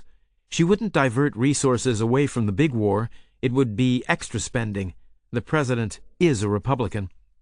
So, she was a woman with no enemies. "She was rich," Neagley said. "Did you know that?" Reacher said, "No." "People say it was family money. She bought a sports car to celebrate her promotion." What kind of sports car? "German." A Volkswagen? "I don't think so." Reacher leafed through the faxed report. A Porsche, he said. The POV she was found in. He scanned the rest of the report. Words, maps, charts. And the photographs. Mud, marks, wounds. He passed it all to Neagley. She scanned it in turn, the same way. Words, maps, charts, mud, marks, and wounds. She said, 2 in the chest and 1 in the head. That's an execution." Reacher nodded. The woman with no enemies. But not exactly, because it can't have been random. It wasn't a robbery. Not just some punk. Even a hillbilly would have taken the car. He'd have driven it hard all night and burned it in the morning. 2 in the chest and 1 in the head is standard military practice. Under certain circumstances, in certain units. You can look it up. Is it exclusively military? Probably not. And there are plenty of vets in the state of Georgia. We shouldn't narrow it down too much. We shouldn't put the blinders on. Neagley turned to the last page of the written report. She said, "We might as well put blindfolds on. It isn't our case. The state police has got it." How many rich people are there in the Army? Very few. How many are also smart enough to fast-track through one tough gig after another? Very few. So, does this feel random to you? Not with the execution-style placement, no. So, she was a specific target, deliberately ambushed. You can see the tire marks in the mud. The guy parked across the road, sawed back and forth a bit to make it look good, then he got out to wait. Big feet, that's how to narrow it down. This guy wears size 15 boots. Reacher took the paperwork back from her. He flipped forward to the maps. Not the kind of thing for sale at the gas station. Detailed government surveys of woodland and streams and roads and tracks of every description and purpose, all Xeroxed and tiled together on slightly overlapping pages. He said, "But that road doesn't really go anywhere. Maybe it's just a fire break. There's no logical reason to be on that road. You'd have to detour to get there, and then get yourself back on track again afterward, wherever you were going. Therefore, there's no logical way to predict she would use that road. The odds get worse and worse after the first big fork. She could have used any road. It's 10 to 1 at best. And who sets up a deliberate ambush on a 10 to 1 chance?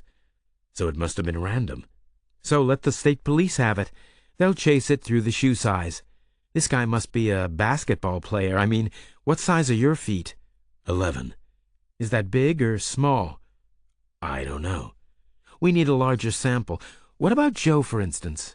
Reacher didn't answer. Neagley said, "What?" "Sorry, I was thinking." "What about?" "About Joe and his footwear habits. He's the same as me, I think. Maybe 11.5. And he's an inch taller, as I recall, as well as better looking. So if we ballpark it, we could round it up and say a size 12 is about right for guys about your height, and we could push it up to size 14 maybe to allow for some genetic variation, which has to mean a guy who wears a size 15 is not going to be any smaller than you, at least, and probably bigger, which makes him some kind of ape man who lives in the woods. Should be easy to spot. Should be easy to eliminate suspects. The state police will handle it fine." "We're supposed to supervise. The JAG's got us access." "I believe we're already getting all of Fort Smith's paperwork." "I think we need to be proactive." "In what way?" "In whatever way works. It had to be random, but it can't have been. There's a whole span of assumptions right there, and at least one of them can't be true. We'll have to figure it out sooner or later, because the state police will ask, also sooner or later. That's for damn sure." "Okay, we'll do what we can. Plus the autopsy will be happening." 2 hours later, the autopsy reported exactly what everyone expected. Otherwise healthy, the fatal shot was probably the first into the chest. Hard to be sure for both pathologist and perpetrator, hence the 2 follow-ups. The vertical triangle: chest, chest, head. Job done. All 3 bullets had been recovered inside the Porsche. They were badly mangled, but they were almost certainly 9mm parabellum. The entry wound in the forehead was exactly 9mm wide. The angle was plausible for a tall man firing downward into a stationary car, which matched the earlier photographs. The big feet had walked close, then shuffled around, possibly during a moment of conversation, and then they had stepped back and braced for the moment of truth. Recoil off the 9 wasn't terrible, but a sound footing was always a good idea. Range about 8 feet, Reacher guessed. Ideal. Chest, chest, head. Hard to miss at 8 feet. No brass in the photographs. The guy had picked up his shell cases and driven away in the decoy vehicle. A skilled worker. An execution. Neagley said, "The career gossip sounds fairly normal for a pointy head. She was a classroom superstar at West Point, a decent physical soldier, but mostly a geek. Therefore, always destined for the back rooms. Smooth acceleration all the way, really blossomed in war plans. It suited her somehow. She became her own person. She loosened up a little. Even started spending some of her money. Maybe she felt awkward before. That was when she first got the fancy uniforms." Reacher said, "Do we know anything about the money yet? As in where it originally came from?" "You think this is a financial crime?" "Who knows with rich people? They're different from you and me." "I've got a call in to the family. Difficult today, obviously, with her being dead and so on. There are protocols involved and procedures to follow. We'll probably end up talking to the family lawyer, but that's fine. These things can be complicated. We'll need him anyway." "Anything useful from the state police?" "They're looking for a tall guy with big feet. Not necessarily active duty military. Their minds are open. They acknowledge they have a lot of veterans, plus a lot of kids who have seen every execution style in history on cable TV and who have guns and vehicles." "Motive?" "They say robbery. Casting a net and seeing what showed up. like fishing on a lazy afternoon, on a road to nowhere. They say people take that road sometimes. She took it that day, obviously. Low odds. But a quiet and undisturbed location. They didn't steal anything. They panicked and ran. Does the state police really believe any of that? No. It's a polite hypothetical. They're bending over backward to be fair because JAG is right there at their elbows. But I hear deep down they're sure it's a soldier. They're assuming romantic because they haven't been told exactly how pointy her head was. Could it be romantic? There's no evidence of boyfriends, past or present, or girlfriends. The woman with no enemies. She wins, no one loses. Extra spending. It's all good, except it isn't. One of those facts is wrong. Which one is it? You said it was random, Reacher. It was a road to nowhere. You just told me that. What was the decoy vehicle? Do they know? The tire tracks were generic Firestones on 1 million domestic products, up to mid-size cars and mid-range pickup trucks. And before you ask, yes, the Army uses them extensively. I checked, and there's a set on the car I drove down in. You drove from Bragg? Well, it's not that far. Normal people like driving more than you do. Reacher said, they're going to ask us for a list of shoe sizes at Fort Smith. That's what's coming next. Smith is all special forces. Those guys run smaller than normal. I bet they're all size 9. That's not the point. We can't give them something like that. Not without lawyers. They'll be talking for months. This thing is going to turn into a nightmare. 30 minutes later, the fine print from the autopsy came in on the fax machine, and then the telex chunted into life with a new report from Fort Smith. The pathologist in Atlanta had weighed and measured and poked and prodded and x-rayed. Crawford had been slender but well-toned. All her organs were in perfect working order. She had long-heeled childhood breaks to her right collarbone and her right forearm. She had recent cosmetic dentistry. Toxology was clear, and there was no evidence of recent sex, and she had never been pregnant. Heart and lungs like a teenager. Nothing wrong with her at all, except for the bullets. The telex from Smith showed some initiative. The MPs out there had done some good work on a timeline for Crawford's first week on post. 7 completed days. A lot of talking, a lot of meetings. Different agendas, different constituencies, not just officers. She had talked to NCOs and enlisted men. She had eaten in the mess 2 nights and gone out 5. She had taken recommendations from the mess stewards, which was smart. They had long-term postings and could be relied upon to know the local joints, which were mostly an hour away at least, on the roads through the woods. Reacher checked back with the maps and traced them all. Barbecue, bars, a family restaurant, and even a movie theater. No place had an obvious linear way to get there. Every destination could be arrived at by a number of different looping routes. The roads had been made for forestry purposes, not ease of transportation. There had been speculation that the low-slung Porsche wouldn't handle them well, but Crawford had reported no problems. She had gone out and come back safe 5 straight times. A young staff officer, for once outside the D.C. bubble, making the most of things. Reacher had seen it before. Neagley came in and said, "The protocol office can't find the parents. They think the father might be deceased, but they're not sure, and they don't have a number for the mother, or an address. They're still looking." Then the soft sergeant trailed in behind her, with a torn-off telex in his hand. The Georgia State Police had made an arrest. Not a soldier. Not a military veteran. Reacher called Fort Smith direct for the skinny. The suspect was a black man who lived alone in a cabin on the muddy shore of a lake, 40 miles north and west of the post. He was 6 feet 7 inches tall and wore size 15 shoes. He drove a Ford Ranger pickup truck with Firestone tires, and he owned a 9mm handgun. He denied everything. Reacher looked up at the soft sergeant standing in front of him and said, "You're in charge now, soldier. Sergeant Neagley and I are going to Smith." Neagley drove, in her pool car from Bragg. It was a green Chevrolet with Firestone tires. The trip was about 110 miles, more or less due east from Benning. Most of the scenery was woods. New spring green leaves flashed by in the sun. Reacher said, "So, we'll call this the casting the net theory, like fishing on a lazy afternoon.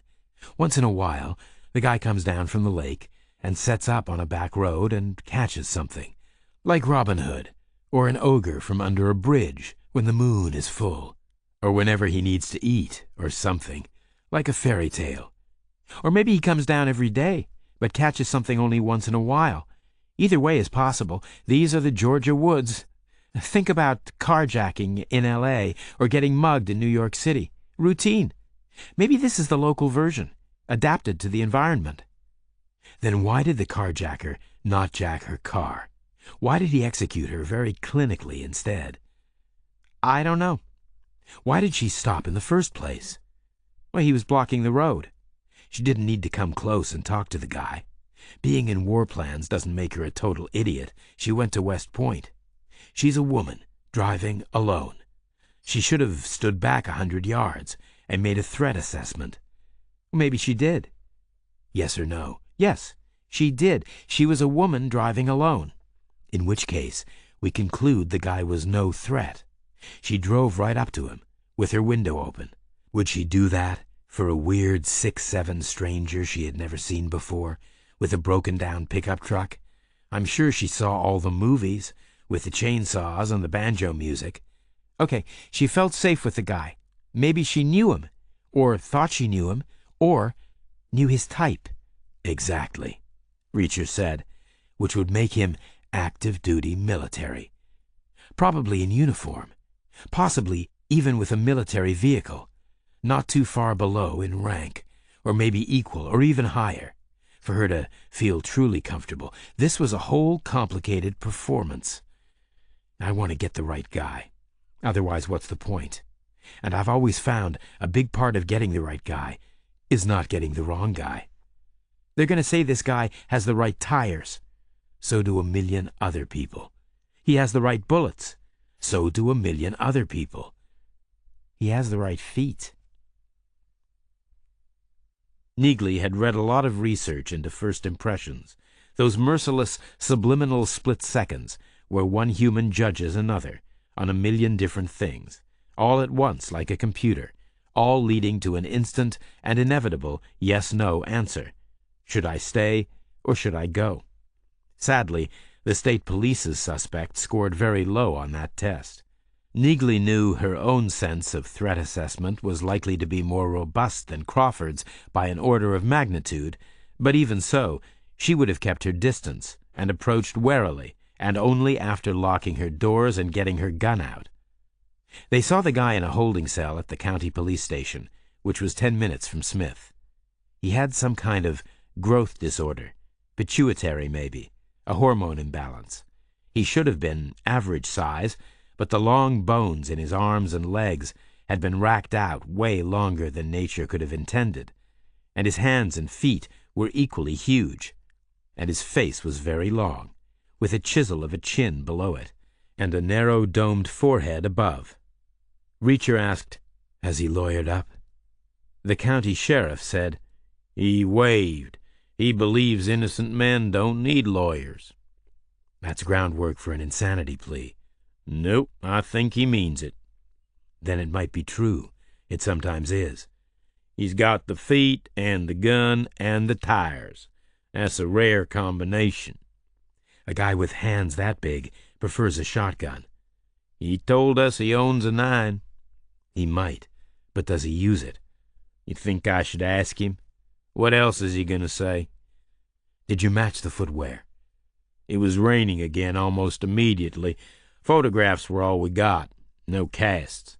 Not that we could have gotten casts anyway, wrong kind of mud. More like liquid peat, too spongy. I apologize on behalf of the state of Georgia for the poor quality of our mud. Not what you expect, I know. But spongy or not, we measured the prints with a ruler. They were size 15, just like the boots he was wearing when they brought him in. So, You can't match the tires either. Not exactly. For nicks or wear. The photograph is clear as to brand. Has he said where he was at the time? Home alone. No witnesses. So it's a closed case? The state police is expressing considerable satisfaction in the outcome, but no case is closed until the grand jury says so. Are they still looking? Not as hard. What's your problem, Major? This guy lives alone in a cabin. You know why that is? People are scared to look at him. He's repellent. That's all he's ever heard. Ever since he was a little kid, these growth things start early. So when it came time to earn some coin, why would he choose the role of smooth-talking con man, lulling passing drivers into a false sense of security? Why would he expect to succeed at that, given the way he's been looked at all his life? I think he's ugly, but I think he's innocent.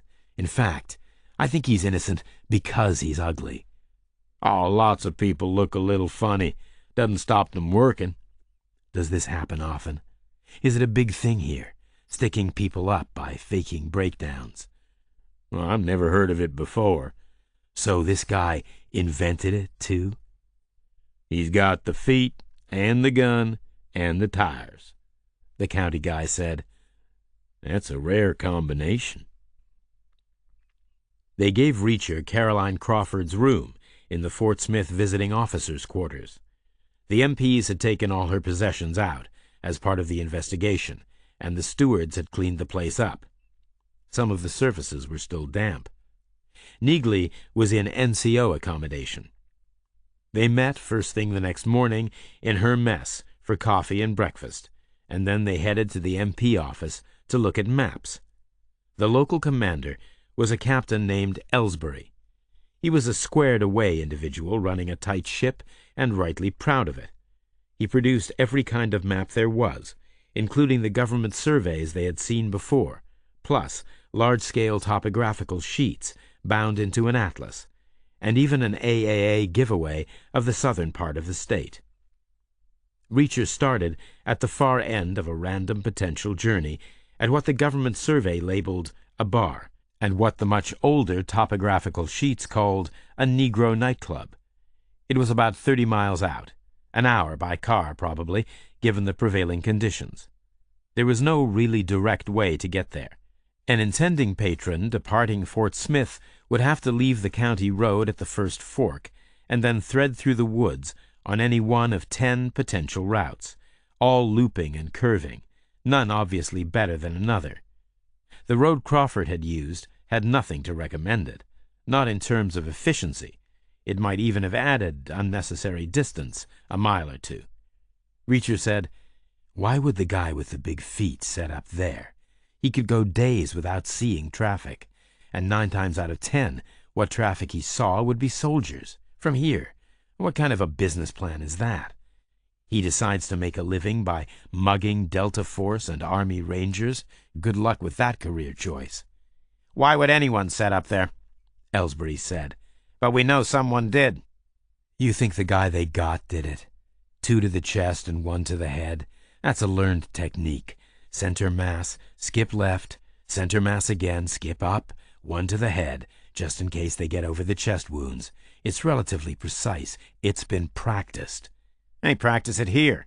But no one is unaccounted for, ahead of when she left. It wasn't one of ours laying in wait."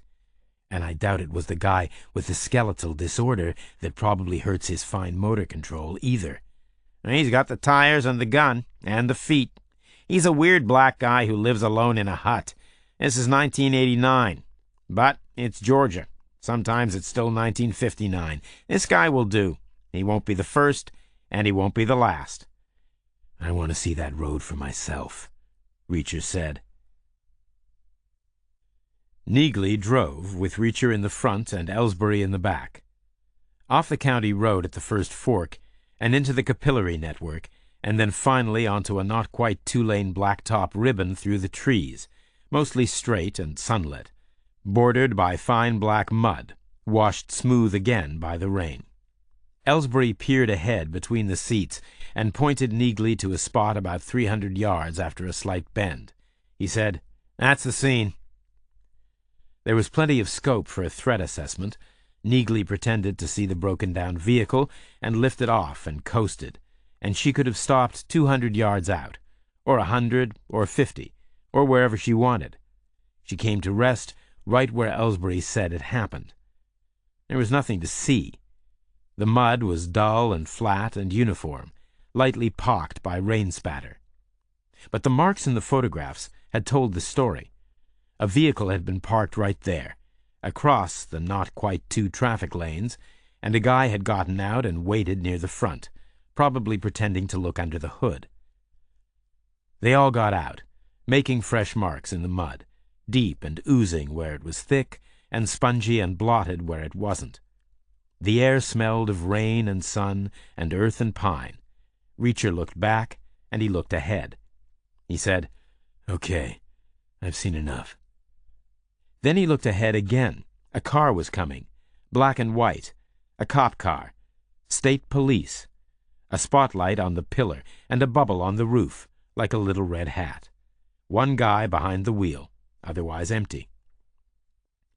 The car came to a stop, symmetrical with Neagley's, nose to nose, in the other traffic lane.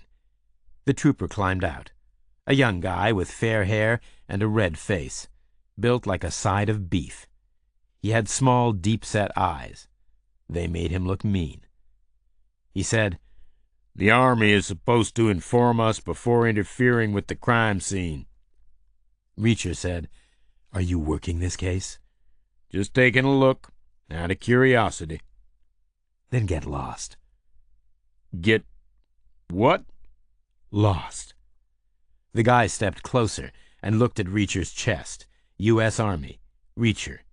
He said, "You're the boy who don't like our work."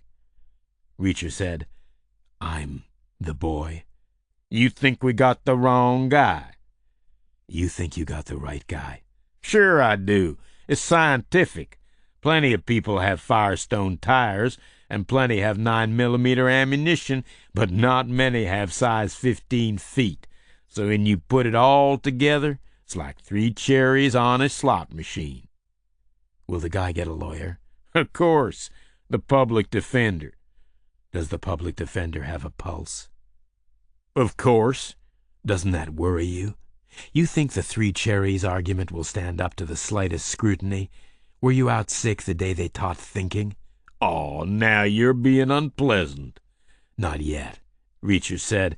"You'll notice the difference." "This is a public road. I could arrest you." "Theoretically possible. Like I could get a date with Miss America." "Are you planning to resist?" "Maybe I'll arrest you instead." "For what?" "I'm sure we could figure something out.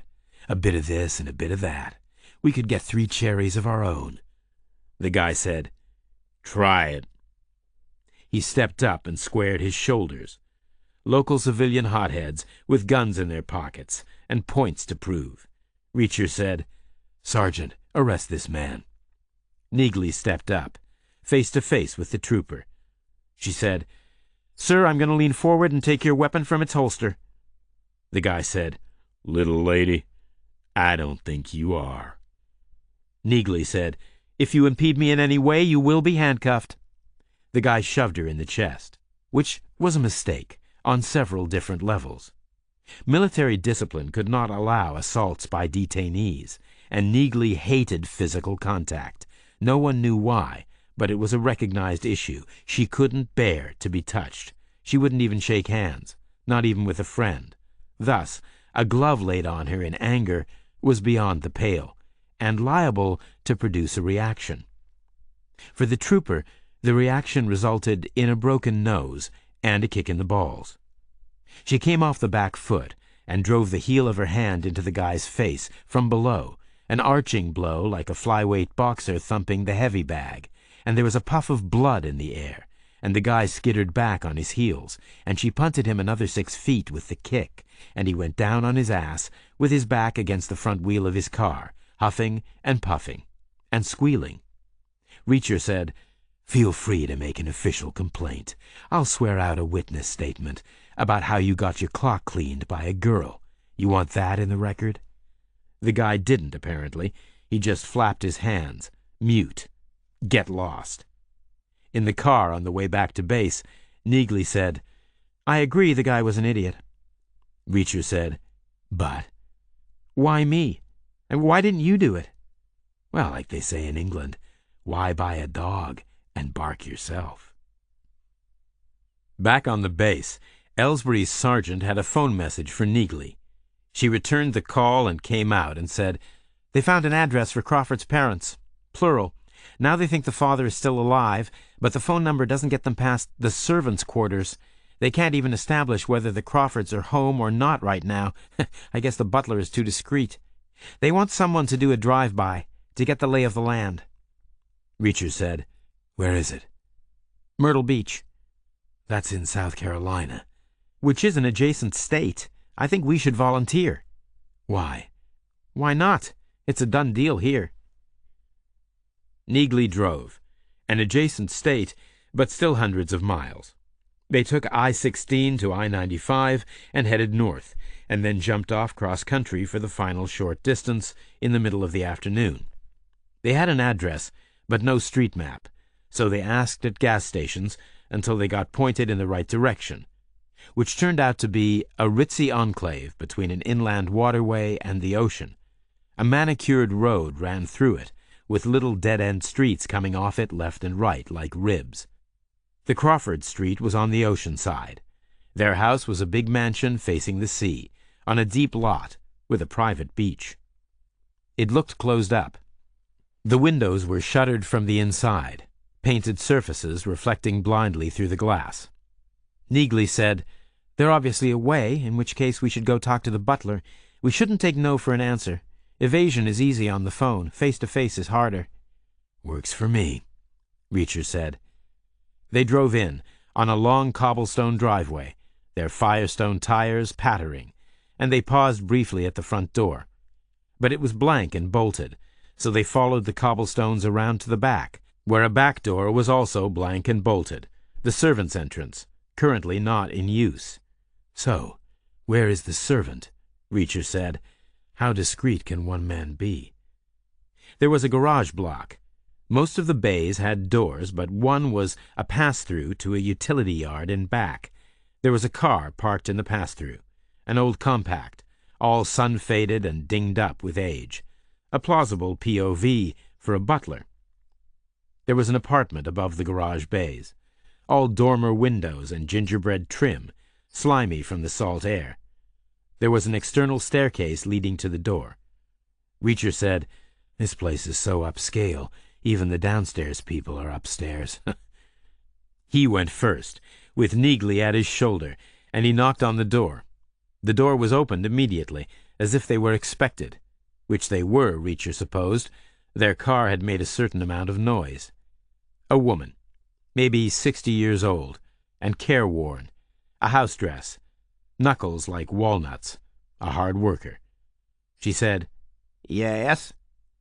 Reacher said, "Ma'am, we're from the U.S. Army, and we need to know Mr. and Mrs. Crawford's current location." "Does it concern their daughter?" "At this point, until I know their whereabouts, I'm not at liberty to say what it concerns."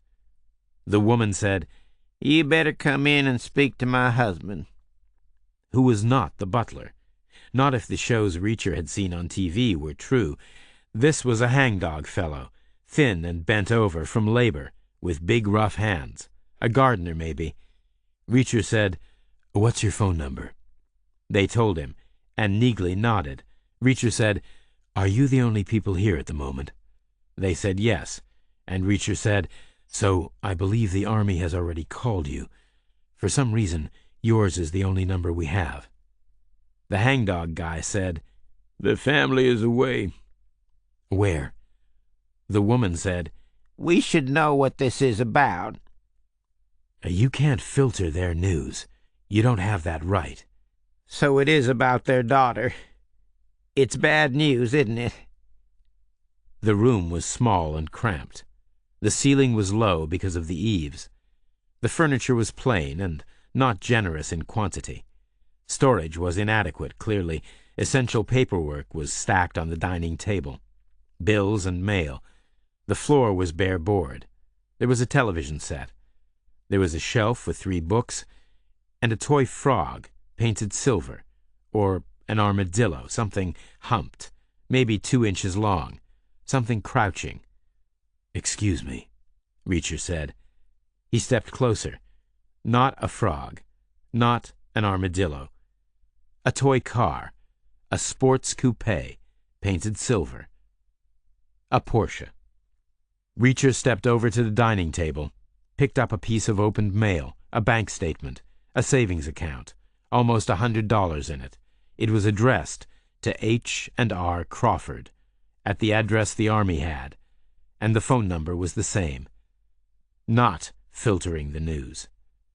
Reacher said, "Sir, ma'am, I very much regret it's my duty on behalf of the Commander-in-Chief to inform you your daughter was the victim of an off-post homicide 2 evenings ago.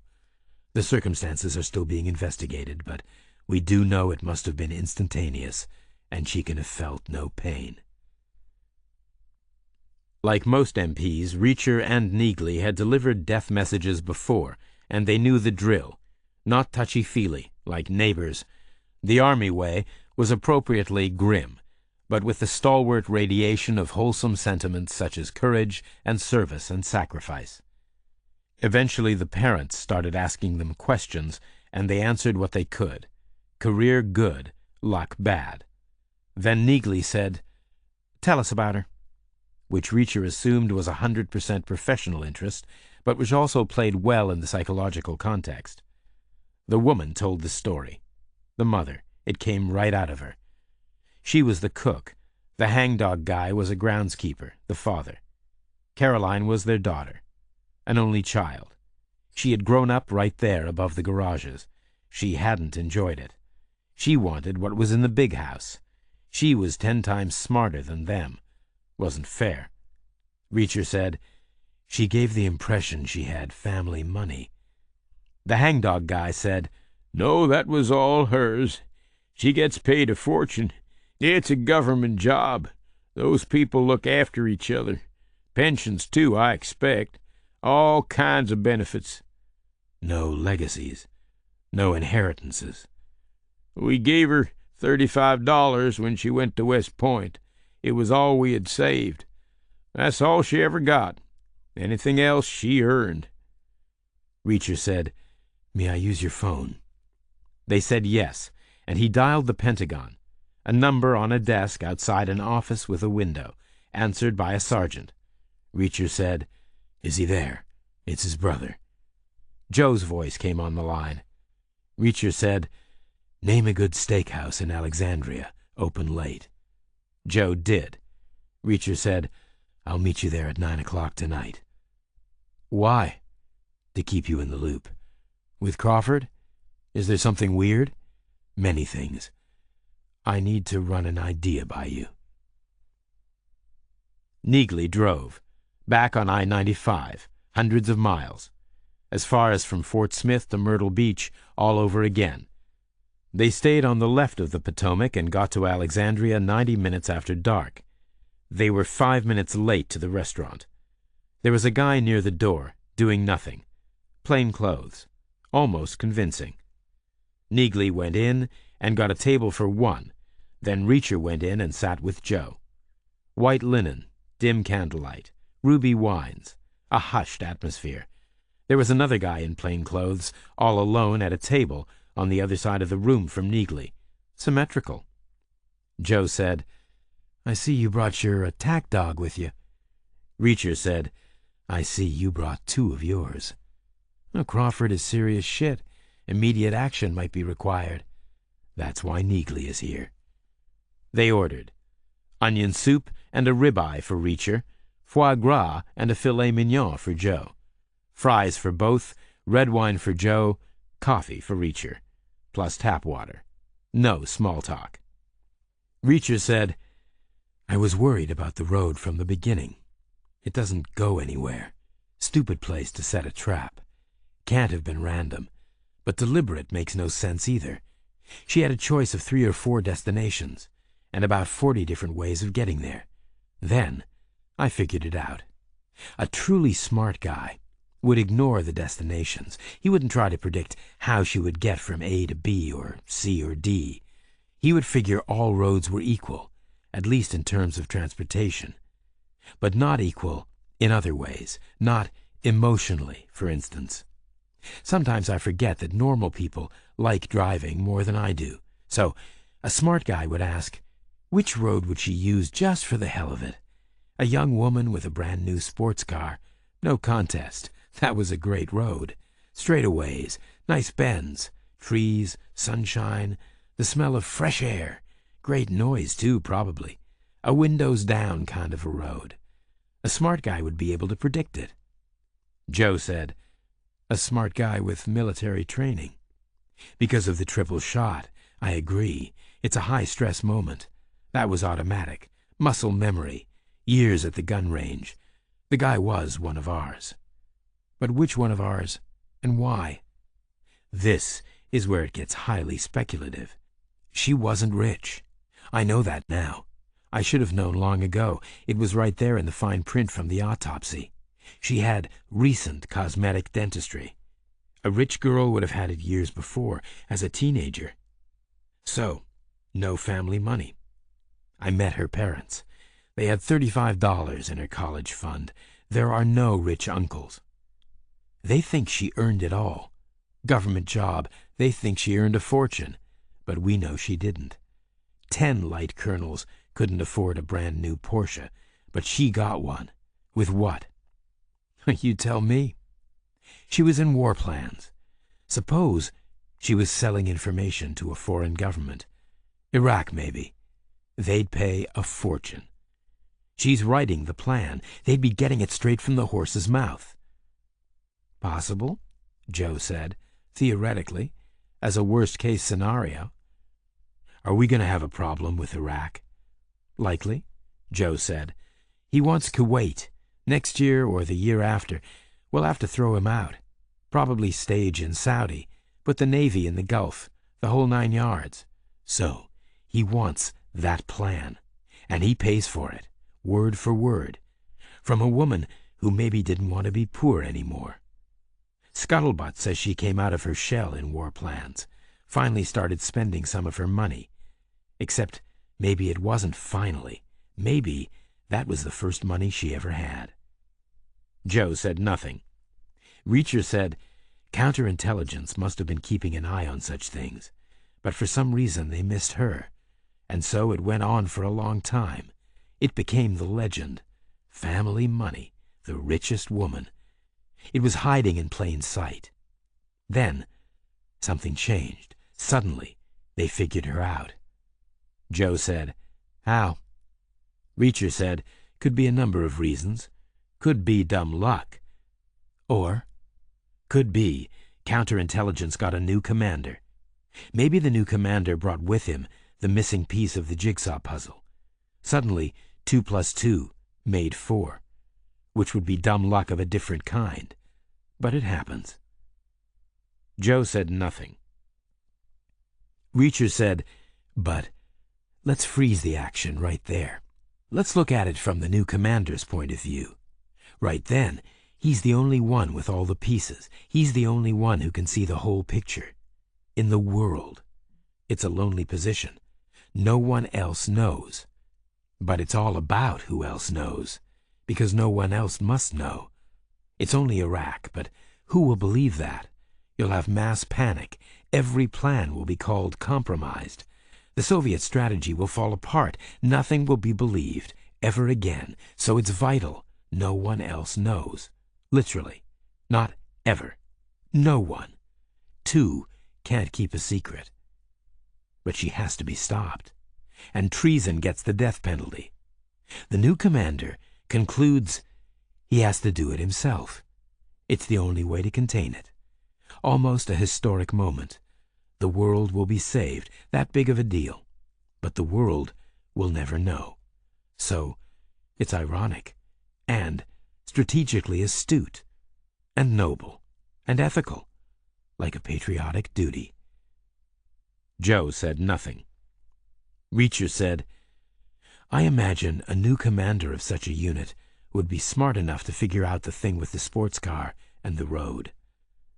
Joe said, The guy had size 15 feet. He had a maximum size 15.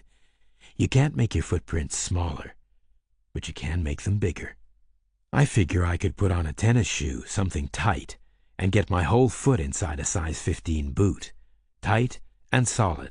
Not like clown shoes. I could stomp around making footprints like an astronaut on the moon. And you know where I got that idea? Joe said, No. The second time we lived on Okinawa. You were 6, maybe 7. You got into a thing where you would get up early in the morning and clump around in Dad's boots. I don't know why. Maybe it's a firstborn thing. Maybe you were trying to fill his shoes, literally. But I would hear you. And once you got him in trouble with Mom for making marks on the rug. Well, that's where I got the idea. Lots of people must have done that. How many grew up to be recently promoted commanders of counter-espionage units?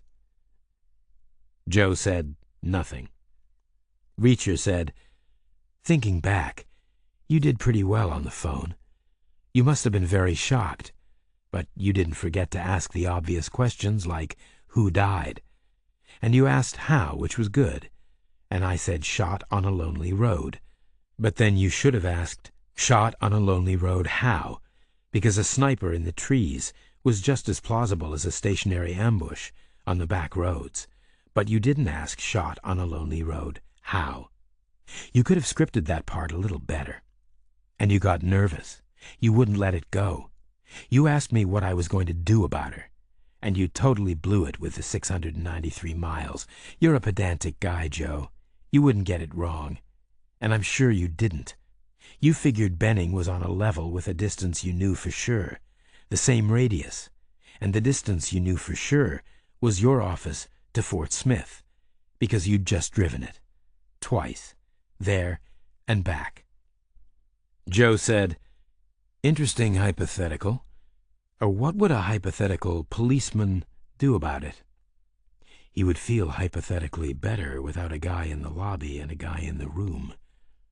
Just Neagley? She's driving the car. She's entitled to eat. Crawford is serious shit. Reacher said, Relax. The hypothetical policeman doesn't see a problem. He's a real-world person. I'm sure his analysis would have been the same as the hypothetical unit commander's, but there's a problem. I suppose the hypothetical size 15s were supposed to be a deal-breaker, a cold case forever, but they didn't work. They're railroading a guy. Size 15 feet, the same ammo as the hypothetical unit commander doing it himself, and the same tires. All a pure coincidence, but they're calling it 3 cherries on a slot machine. The guy is going down. What should a hypothetical unit commander do about that? I'm sure there's a code word, probably through the office of the president. Things get shut down. Guys get let go. Joe said nothing. Then, cases stay cold forever. Joe said, Okay. Then he said, You're a hell of a policeman to figure all that out. Reacher said, No, I'm a hell of a policeman to not quite figure it out, but to get you to confirm it for me anyway. And I'm proud of you. It had to be contained. No choice. You did well. Good thinking. And almost perfect performance. Almost. The 3 shots were bad. An obvious execution. You should have made it messy. The throat, maybe. Everyone assumes a round in the throat is a miss from someplace else. Automatic amateur hour. You can add a headshot if it makes you feel better, but make it weird, like in the eye or the ear.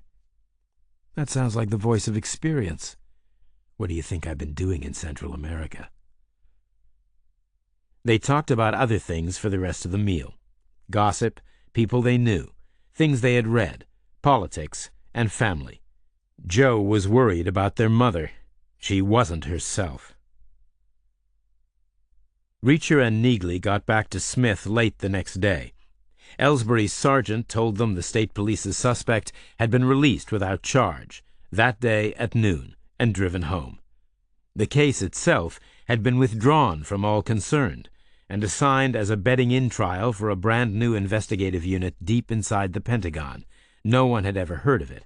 Conclusions would be announced within a year or two, if available. Then another telex came in. Apparently, Major David Noble had recovered from his automobile accident and was anxious to assume his intended command.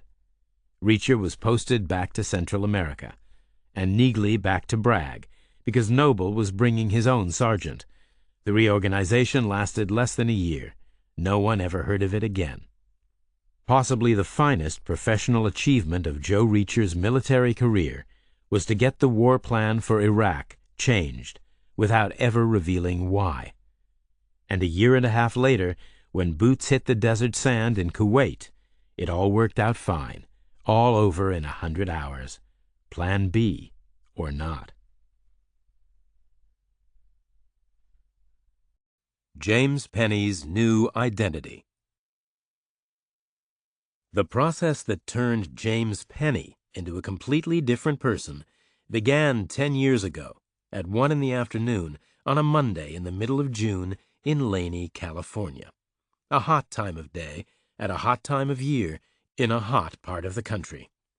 The town sits comfortably on the east shoulder of the road that winds from Mojave to L.A., 50 miles south of the one and 50 miles north of the other. Due west, the southern rump of the Coastal Range Mountains is visible. Due east, the Mojave Desert disappears into the haze. Very little happens in Laney. After that Monday, in the middle of June 10 years ago, even less ever did. There was one industry in Laney, one factory, a big spread of a place. A long, low assembly shed, weathered metal siding built in the 60s. Office accommodations at the north end, in the shade, 2 stories of them. The first floor was low grade. Clerical functions took place there, billing and accounting and telephone calling. The second story was high grade. Managers and designers occupied the space. The corner office at the right-hand end used to be the personnel manager's place. Now it was the human resources manager's place. Same guy, new title on his door. Outside that door, in the long second-floor corridor, was a line of chairs. The human resources manager's secretary had rustled them up and placed them there that Monday morning. The line of chairs was occupied by a line of men and women. They were silent. Every 5 minutes, the person at the head of the line would be called into the office. The rest of them would shuffle up one place. They didn't speak. They didn't need to. They knew what was happening. Just before 1 o'clock, James Penny shuffled up one space to the head of the line. He waited a long 5 minutes and stood up when he was called, stepped into the office, closed the door behind him, sat down again in front of the desk. The human resources manager was a guy called Odell. Odell hadn't been long out of diapers when James Penny started work at the Laney plant. "Mr. Penny," Odell said. Penny said nothing, but he nodded in a guarded way. "We need to share some information with you," Odell said. Then he stopped like he needed a response out of Penny before he could continue. Penny shrugged at him. He knew what was coming. He heard things, same as anybody else. "Just give me the short version, okay?" he said. Odell nodded. "We're laying you off." "For the summer?" Penny asked him. Odell shook his head. "For good," he said. Penny took a second to get over the sound of the words. He'd known they were coming, but they hit him like they were the last words he ever expected Odell to say. "Why?" he asked. Odell shrugged. He didn't look like he was enjoying this, but on the other hand, he didn't look like it was upsetting him much either. "Downsizing," he said. "No option. Only way we can go." "Why?" Penny said again. Odell leaned back in his chair and folded his hands behind his head. Started the speech he'd already made many times that day. "We need to cut costs," he said. "This is an expensive operation. Small margin, shrinking market. You know that. Penny stared into space and listened to the silence breaking through from the factory floor. So you're closing the plant? Odell shook his head again. We're downsizing is all.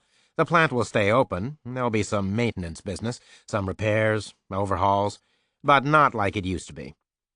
The plant will stay open, Penny said. So how come you're letting me go? Odell shifted in his chair, pulled his hands from behind his head, and folded his arms across his chest defensively. He had reached the tricky part of the interview. It's a question of the skills mix, he said. We had to pick a team with the correct blend of skills. We put a lot of work into the decision, and I'm afraid you didn't make the cut. What's wrong with my skills? Penny asked. I got skills. I've worked here 17 years. What's wrong with my damn skills? Nothing at all, Odell said. But other people are better. We have to look at the broad picture. It's going to be a skeleton crew, so we need the best skills, the fastest learners, good attendance records. You know how it is. Attendance records? Penny said. What's wrong with my attendance records? I've worked here 17 years. You saying I'm not a reliable worker? Odell touched the brown file folder in front of him.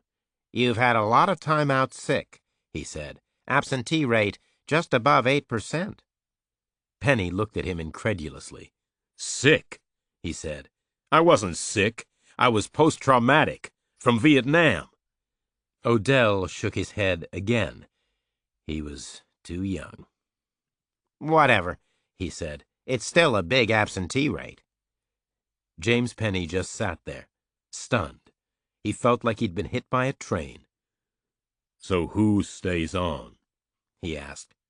We looked for the correct blend, Odell said again. Generally, the younger end of the workforce. We put a lot of management time into the process. We're confident we made the right decisions. You're not being singled out. We're losing 80% of our people. Penny stared across at him. You staying? Odell nodded and tried to hide a smile, but couldn't. There's still a business to run, he said. We still need management. There was silence in the big corner office. Outside, the hot breeze stirred off the desert and blew a listless eddy over the metal building.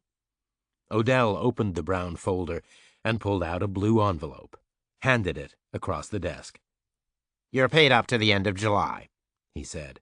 Money went in the bank this morning. Good luck, Mr. Penny. The 5-minute interview was over. Odell's secretary appeared and opened the door to the corridor. Penny walked out. The secretary called the next man in. Penny walked past the long, quiet row of people and made it to the parking lot, slid into his car. It was a red Firebird, a year and a half old, and it wasn't paid for yet. He started it up and drove the mile to his house.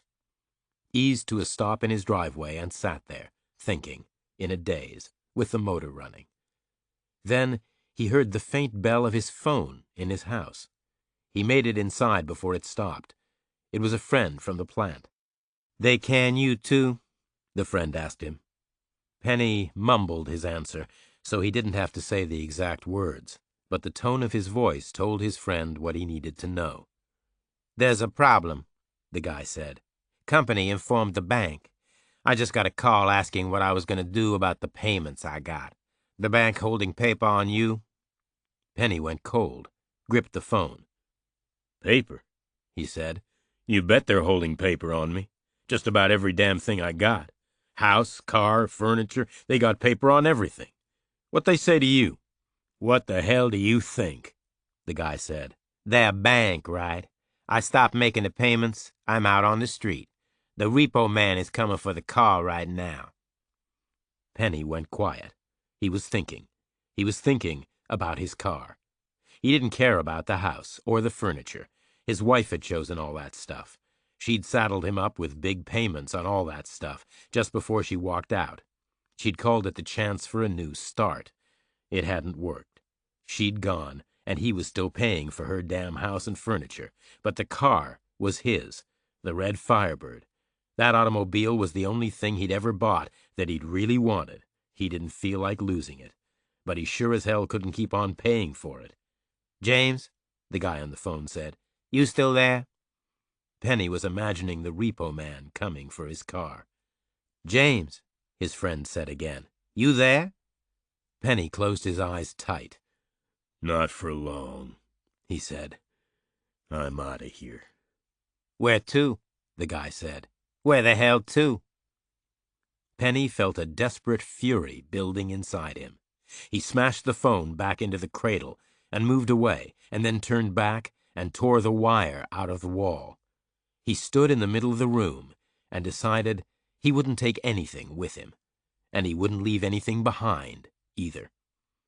He ran to the garage and grabbed his spare can of gasoline, ran back to the house, emptied the can over his ex-wife's sofa. He couldn't find a match, so he lit the gas stove in the kitchen and unwound a roll of paper towels, put one end on the stovetop, and ran the rest through to the living room. When his makeshift fuse was well alight, he skipped out to his car and started it up, turned north toward Mojave, and settled in for the drive. His neighbor noticed the fire when the flames started coming through the roof. She called the Laney Fire Department. The firemen didn't respond. It was a volunteer department, and all the volunteers were in line inside the factory, upstairs in the narrow corridor. Then the warm air moving off the Mojave Desert freshened up into a hot breeze, and by the time James Penny was 30 miles away, the flames from his house had set fire to the dried scrub that had been his lawn.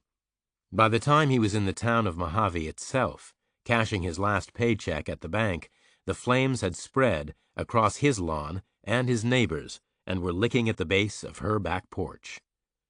Like any California boomtown, Laney had grown in a hurry. The factory had been thrown up around the start of Nixon's first term. 100 acres of orange groves had been bulldozed, and 500 frame houses had quadrupled the population in a year. There was nothing really wrong with the houses, but they'd seen rain less than a dozen times in the 31 years they'd been standing, and they were about as dry as houses can get. Their timbers had sat and baked in the sun and been scoured by the dry desert winds. There were no hydrants built into the streets. The houses were close together, and there were no windbreaks. But there had never been a serious fire in Laney, not until that Monday in June. James Penny's neighbor called the fire department for the second time after her back porch was well alight. The fire department was in disarray. The dispatcher advised her to get out of her house and just wait for their arrival. By the time the fire truck got there, her house was destroyed. And the next house in line was destroyed too. The desert breeze had blown the fire on across the second narrow gap and sent the old couple living there scuttling into the street for safety. Then Laney called in the fire departments from Lancaster and Glendale and Bakersfield, and they arrived with proper equipment and saved the day. They hosed the scrub between the houses, and the blaze went no farther. Just 3 houses destroyed, Penny's and his 2 downwind neighbors. Within 2 hours the panic was over, and by the time Penny himself was 50 miles north of Mojave, Laney's sheriff was working with the fire investigators to piece together what had happened. They started with Penny's place, which was the upwind house, and the first to burn, and therefore the coolest. It had just about burned down to the floor slab, but the layout was still clear, and the evidence was there to see. There was tremendous scorching on one side of where the living room had been. The Glendale investigator recognized it as something he'd seen many times before. It was what is left when a foam-filled sofa or armchair is doused with gasoline and set alight. He explained to the sheriff how the flames would have spread up and out, setting fire to the walls and ceiling, and how, once into the roof space, the flames would have consumed the rafters and dropped the whole burning structure downwards into the rest of the building. As clear a case of arson as he had ever seen. The unfortunate wild cards had been the stiffening desert breeze and the close proximity of the other houses. Then the sheriff had gone looking for James Penny, to tell him somebody had burned his house down, and his neighbors. He drove his black and white to the factory and walked upstairs and past the long line of people and into Odell's corner office. Odell told him what had happened in the 5-minute interview just after 1 o'clock. Then the sheriff had driven back to the Laney station house, steering with one hand and rubbing his chin with the other. And by the time James Penny was driving along the towering eastern flank of Mount Whitney, 150 miles from home, there was an all-points bulletin out on him. Suspicion of deliberate arson, which, in the dry desert heat of Southern California, was a big, big deal. The California Highway Patrol is one of the world's great law enforcement agencies. Famous throughout America and the world, romantic, idealized. The image of the West Coast motorcycle cop astride his powerful machine is one of the nation's great icons. Smart tan shirt, white tee underneath, white helmet, mirrored aviator glasses, tight jodhpurs, gleaming black boots. Cruising the endless sunny highways, marshaling that great state's huge transient population toward a safe destination. That's the image. That's why Joey Gunston had lined up to join. But Joey Gunston soon found out the reality is different. Any organization has a glamour side and a dull side. Gunston was stuck on the dull side. He wasn't cruising the sunny coastal highways on a big bike. He was on his own in a standard police spec Dodge, grinding back and forward through the Mojave Desert on US 91. He had no jodhpurs, no boots. His white tee was a limp gray rag, and his mirrored shades were cheap Ray-Ban copies he'd paid for himself in L.A., which he couldn't wear anyway because he was working the graveyard shift, 9 at night until 6 in the morning. So Joey Gunston was a disillusioned man. But he wasn't bitter. He wasn't that type of a guy. The way it worked with Joey, hand him a disappointment, and he wouldn't fold up. He would work harder. He would work so damn hard that he would escape the dull side and get the transfer over to the glamour side. He figured it was like paying his dues. He figured he'd work US 91 in a factory beige Dodge with plastic CHP badging stuck on the doors as long as it took to prove himself. So far, it had taken 31 months. No news about a transfer to US 101 and a motorcycle, not even a hint, but he wasn't going to let his standards drop. So he carried on, working hard. That involved looking out for the break he knew had to be coming. Problem was, the scope for a break on US 91 was pretty limited. It's the direct route between LA and Vegas, which gives it some decent traffic, and there's some pretty scenery. Gunston's patch stretched 120 miles from Barstow in the west over to the state line on the slope of Clark Mountain. His problem was the hours he worked. At night, the traffic slackened, and the pretty scenery was invisible. For 31 months, he'd done nothing much except stop speeders, and about twice a week radio in for ambulances when some tanked guy ran off the road and smashed himself up. But he carried on hoping. That Monday night at 9 o'clock, he'd read through the bulletins pinned up in the dispatcher's office. He'd copied the details into a leatherette notebook his sister had bought for him. One of those details concerned an APB on a Laney guy, James Penny, arson and criminal damage, believed to be on the loose in a red Firebird. Gunston copied the plate number in large writing so he'd be able to read it in the gloom of his car. Then he'd cruised 60 miles east and holed up on the shoulder near Soda Lake. A lot of guys would have gone right to sleep. Gunston knew his colleagues were working day jobs, maybe security in L.A. or gumshoeing in the valleys, and sleeping the night away in their Dodges on the shoulder. But Gunston never did that. He played ball and stayed awake, ready for his break. It arrived within an hour. 10 o'clock that Monday evening. The red Firebird streaked past him heading east, maybe 85 miles an hour, maybe 90. Gunston didn't need to check his leatherette notebook. The plate jumped right out of the dark at him. He fired up the Dodge and floored it. Hit the button for the lights and the siren. Jammed his foot down and steered with one hand. Used the other to thumb the mic. "In pursuit of a red Firebird," he radioed. "Plate matches APB." There was a crackle on the speaker, and the dispatcher's voice came back. "Position?" he asked. "Soda Lake," Gunston said. "Heading east, fast." "Okay, Joey," the dispatcher said. "stick with him. Nail him before the line. Don't be letting the Nevada guys get in on this, right?" "You got it, Chief," Gunston said. He eased the Dodge up to 100 and wailed on into the night. He figured the Firebird might be a mile ahead. Conceivable that Penny might slew off and head down into the town of Baker, but if he didn't, then Penny was his. The break had maybe arrived. He caught up with the red Firebird after 3 miles. The turn down to Baker was gone. Nothing on the road ahead except 57 more miles of California and then the state of Nevada. He eased the wailing Dodge up to 20 yards behind the Firebird's rear end and hit the blue strobes, changed the siren to the deafening electronic pock, pock, pock he loved so much, grinned at his windshield. But the Firebird didn't slow up. It eased ahead. Gunston's speedo needle was shivering around the 110 marker. His knuckles tightened round the grimy vinyl wheel. "Son of a bitch," he said. He jammed his foot down harder and hung on. The red Firebird topped out at maybe 112. It was still there ahead of him, but the acceleration was gone. It was flat out. Gunston smiled. He knew the road ahead, probably better than a guy from Laney did. The climb up the western slope of Clark Mountain was going to tilt things the good guy's way.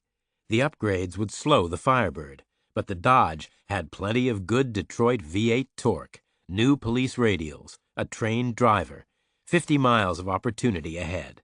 Maybe US 101 and a big bike were not so far away. He chased the red Firebird for 30 miles. The grade was slowing both cars. They were averaging about 90. The Dodge's siren was blaring the whole way, pock, pock, pock, for 20 minutes, red and blue lights flashing continuously. Gunston's conclusion was this Penny guy had to be a psycho, burning things up, then trying to outrun the CHP through the dark. Then he started to worry. They were getting reasonably close to the state line. No way was he going to call in and ask for cooperation from the Nevada boys. Penny was his. So he gripped the wheel and moved up to within feet of the speeding red car, closer and closer, trying to force the issue. 10 miles short of the state line, a spur runs off US 91 down to the small town of Nipton. The road leaves the highway at an oblique angle and falls away down the mountain into the valley.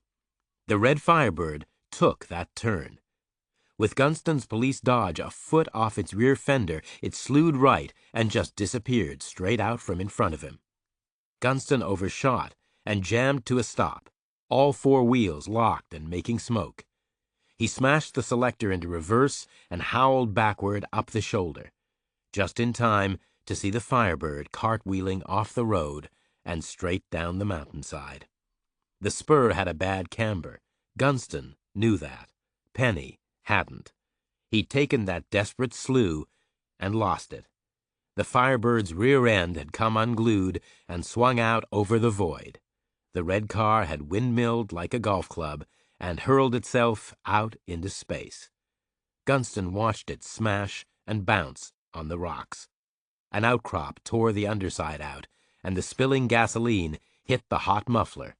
And the next thing Gunston saw was a belch of flame and a huge explosion rolling slowly 100 feet down the mountainside. The California Highway Patrol dispatcher told Joey Gunston to supervise the recovery of the crashed red Firebird himself. Nobody was very upset about the accident.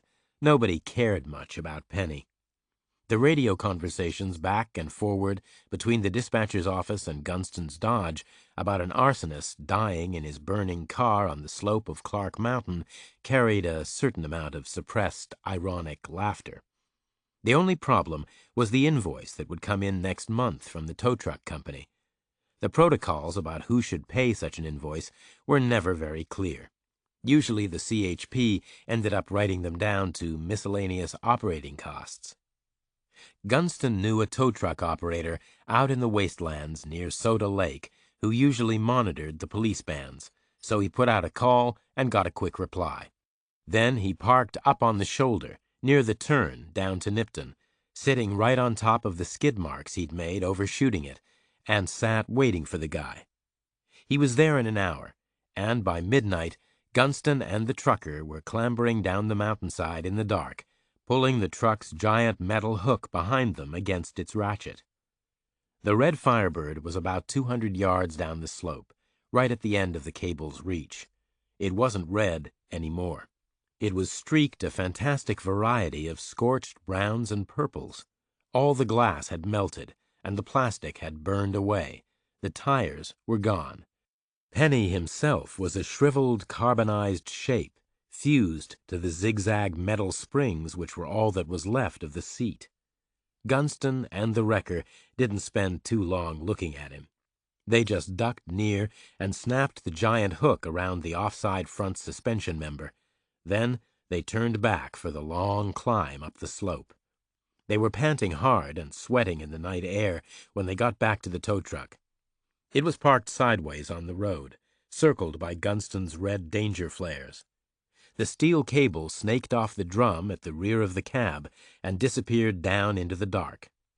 The driver started up the big diesel to power the hydraulics, and the drum started grinding around, reeling in the cable, hauling the wreck upward. Time to time, the remains of the Firebird would snag in the brush or against a rock, and the truck's rear suspension would squat, and the big diesel would roar until it dragged free.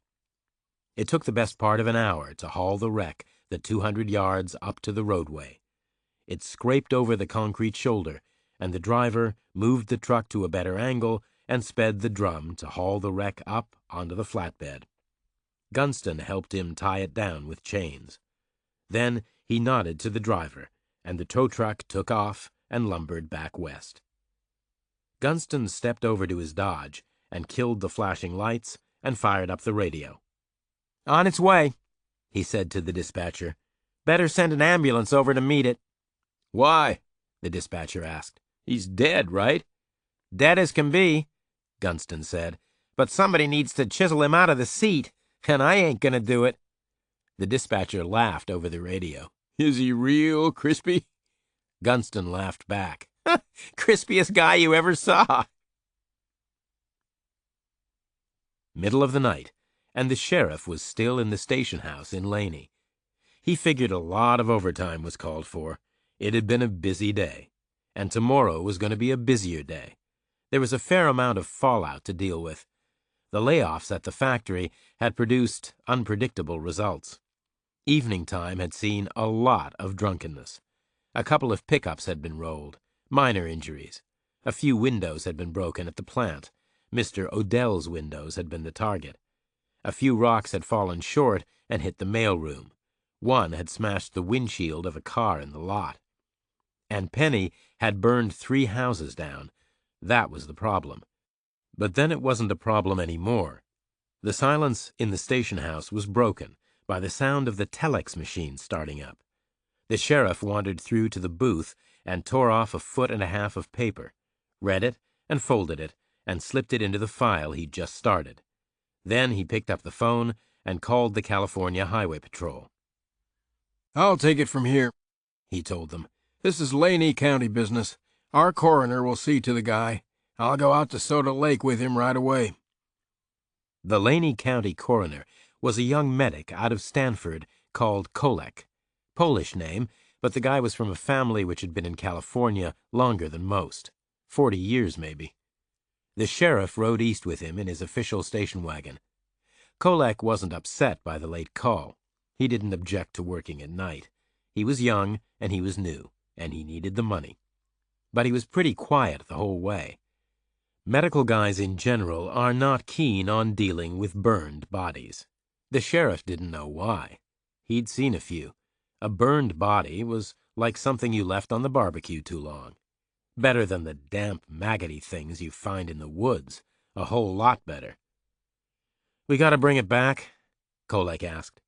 "The car?" the sheriff said. "Or the guy?" "The corpse," Kolek said. The sheriff grinned at him and nodded. "There's an ex-wife somewhere. She might want to bury the guy. Maybe there's a family plot." Kolek shrugged and turned the heater up a click. Drove through the night all the way from Mojave to Soda Lake in silence. 130 miles without saying a word. The junkyard was a stadium-sized space hidden behind a high wooden fence, in the angle made by the road down to Baker where it left the highway. There were gleaming tow trucks lined up outside the gate. Kolek slowed and passed them, and nosed into the compound. Inside the gate, a wooden hut served as the office. The light was on inside. Kolek hit his horn once and waited. A woman came out. She saw who they were and ducked back inside to hit the lights. The compound lit up like day, with blue lights on poles. The woman directed them to the burned Firebird. It was draped with a sun-bleached tarp. Kolek and the sheriff pulled the tarp off the wreck. It wasn't bent very far out of shape. The sheriff could see that the brush growing on the mountainside had slowed its descent all the way. It hadn't smashed head-on into a boulder or anything. If it hadn't caught on fire, James Penny might have survived. Kolek pulled flashlights and his toolkit out of the station wagon. He needed the crowbar to get the driver's door open. The hinges were seized and distorted from the heat. The sheriff put his weight on it and screeched it all the way open. Then the two men played their flashlight beams all round the charred interior. "Seatbelt is burned away," Kolek said, "but he was wearing it. Buckle's still done up." The sheriff nodded and pointed. "Airbag deployed," he said. The plastic parts of the steering wheel had all burned away, but they could see the little metal hinges in the up position where the bag had exploded outward. "Okay," Kolek said. "Now for the fun part." The sheriff held both flashlights, and Kolek put on some heavy rubber gloves. He poked around for a while. "He's fused on pretty tight," he said. "Best way would be to cut through the seat springs and take part of the seat with us. Is the body bag big enough? Probably. This isn't a very big corpse." The sheriff glanced in again, slid the flashlight beam over the body. "Penny was a big enough guy," he said. "Maybe better than 5'10". Kolek grimaced. "Fire shrinks them. The body fluids boil off." He walked back to the station wagon and pulled out a pair of wire cutters, leaned back into the Firebird, and started snipping through the zigzag metal springs, close to where they were fused to the corpse. It took him a while.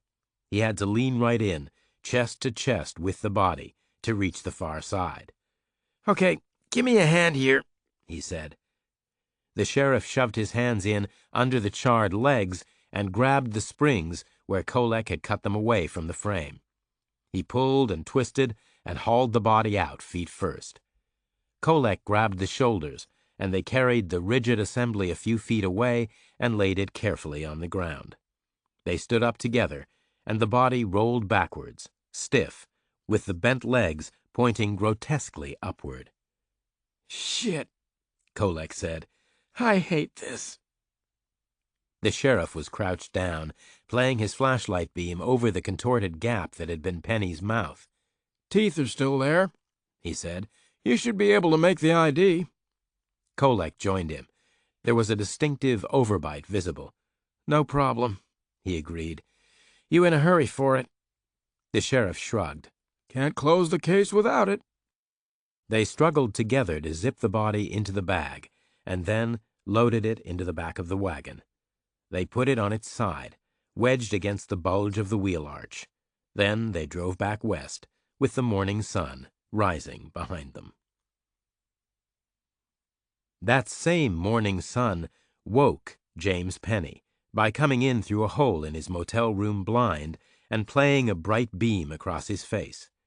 He stirred and lay in the warmth of the rented bed, watching the dust motes dancing. He was still in California, up near Yosemite, cabin 12, in a place just far enough from the park to be cheap. He had 6 weeks' pay in his billfold, which was hidden under the center of his mattress. 6 weeks' pay, less a tank and a half of gas, a cheeseburger, and $27.50 for the room. Hidden under the mattress, because $27.50 doesn't get you a space in a top-notch place. His door was locked, But the desk guy would have a pass key, and he wouldn't be the first desk guy in the world to rent out his pass key by the hour to somebody looking to make a little extra money during the night. But nothing bad had happened. The mattress was so thin he could feel the billfold right there, under his kidney. Still there, still bulging. A good feeling. He lay watching the sunbeam, struggling with mental arithmetic, spreading 6 weeks' pay out over the foreseeable future. With nothing to worry about except cheap food, cheap motels, and the Firebird's gas, he figured he had no problems at all. The Firebird had a modern motor, 24 valves, tuned for a blend of power and economy. He could get far away and have enough money left to take his time looking around. After that, he wasn't so sure. There wasn't going to be much call anywhere for a metal worker, even with 17 years' experience. But there would be a call for something. He was sure of that, even if it was menial. He was a worker. He didn't mind what he did. Maybe he'd find something outdoors. Might be a refreshing thing. Might have some kind of dignity to it. Some kind of simple work for simple, honest folks. A lot different than slaving for that grinning weasel Odell. He watched the sunbeam travel across the counterpane for a while. Then he flung the cover aside and swung himself out of bed. Used the John, rinsed his face and mouth at the sink, and untangled his clothes from the pile he'd dropped them in. He'd need more clothes. He only had the things he stood up in. Everything else he'd burned along with his house. He shrugged and reran his calculations to allow for some new pants and work shirts. Maybe some heavy boots if he was going to be laboring outside. The 6 weeks' pay was going to have to stretch a little thinner. He decided to drive slow to save gas, and maybe eat less, or maybe not less, just cheaper. He'd use truck stops, not tourist diners. More calories, less money. He figured today he'd put in some serious miles before stopping for breakfast. He jingled the car keys in his pocket and opened his cabin door. Then he stopped. His heart thumped. The tarmac rectangle outside his cabin was empty. Just old oil stains staring up at him. He glanced desperately left and right along the row. No red Firebird. He staggered back into the room and sat down heavily on the bed. Just sat there in a daze, thinking about what to do. He decided he wouldn't bother with the desk guy. He was pretty certain the desk guy was responsible. He could just about see it. The guy had waited an hour, and then called some buddies who had come over and hot-wired his car, eased it out of the motel lot, and away down the road.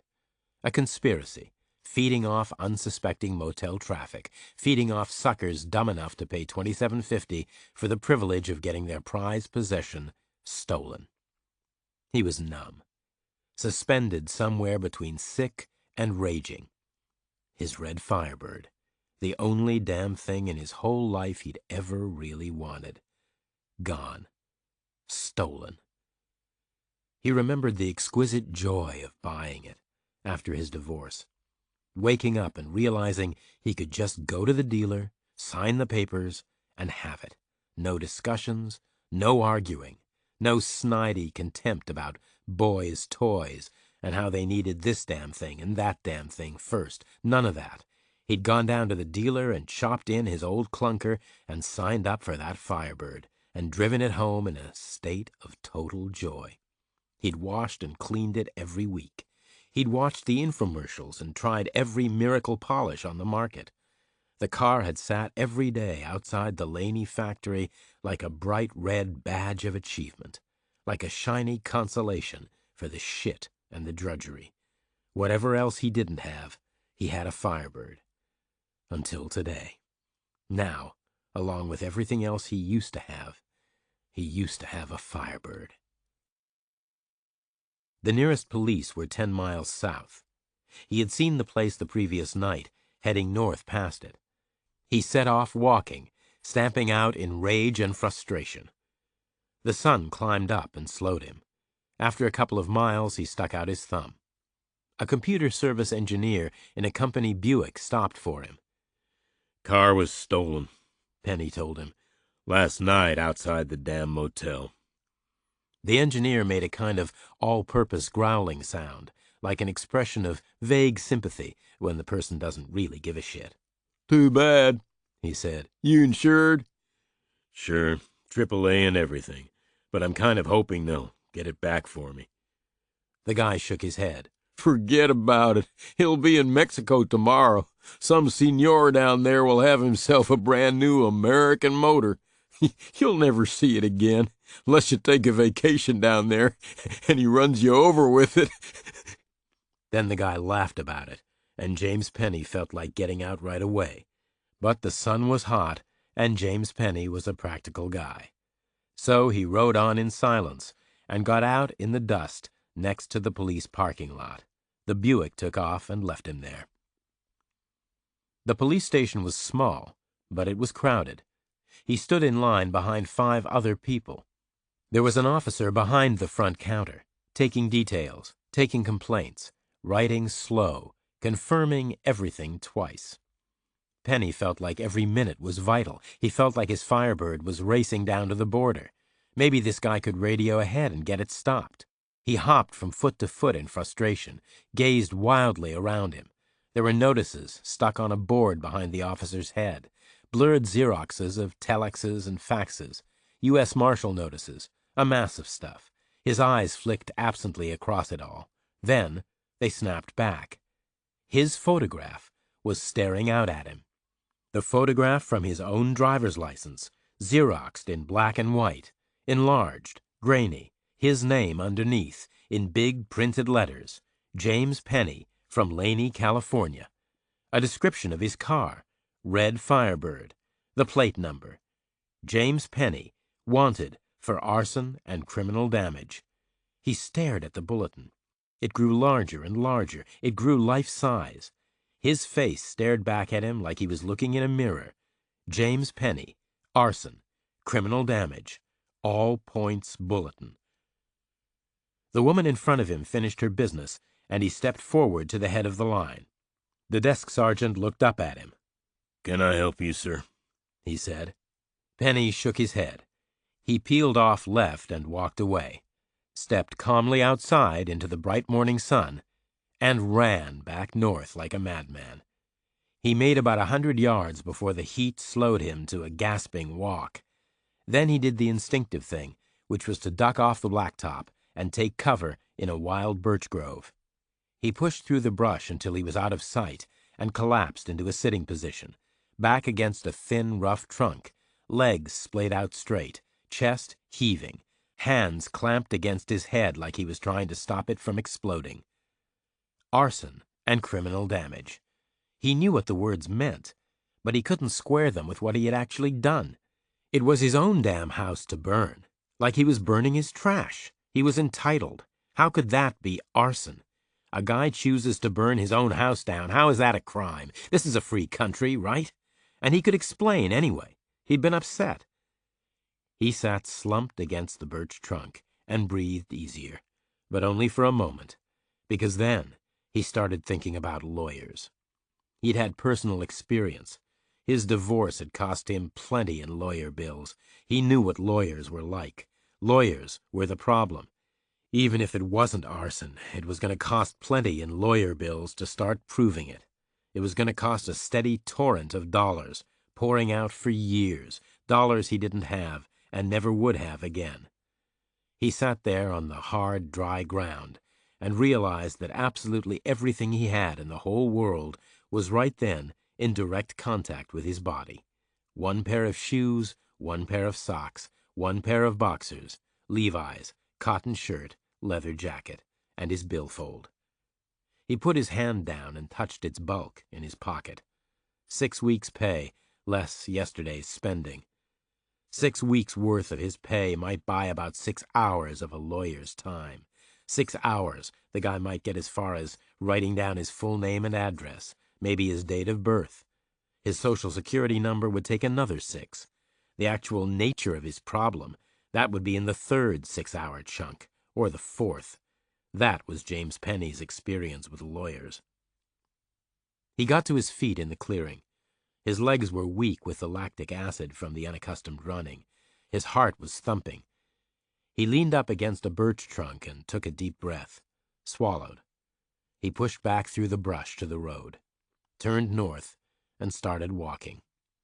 He walked for a half hour, hands in his pockets, maybe 1.75 miles, and then his muscles eased off and his breathing calmed down. He began to see things clearly. He began to understand. He began to appreciate the power of labels. He was a realistic guy, and he always told himself the truth. He was an arsonist because they said he was. The angry phase was over. Now it was about taking sensible decisions, one after the other. Clearing up the confusion was beyond his resources, so he had to stay out of their reach. That was his first decision. That was the starting point. That was the strategy. The other decisions would flow out of that. They were tactical. He could be traced 3 ways: by his name, by his face, by his car.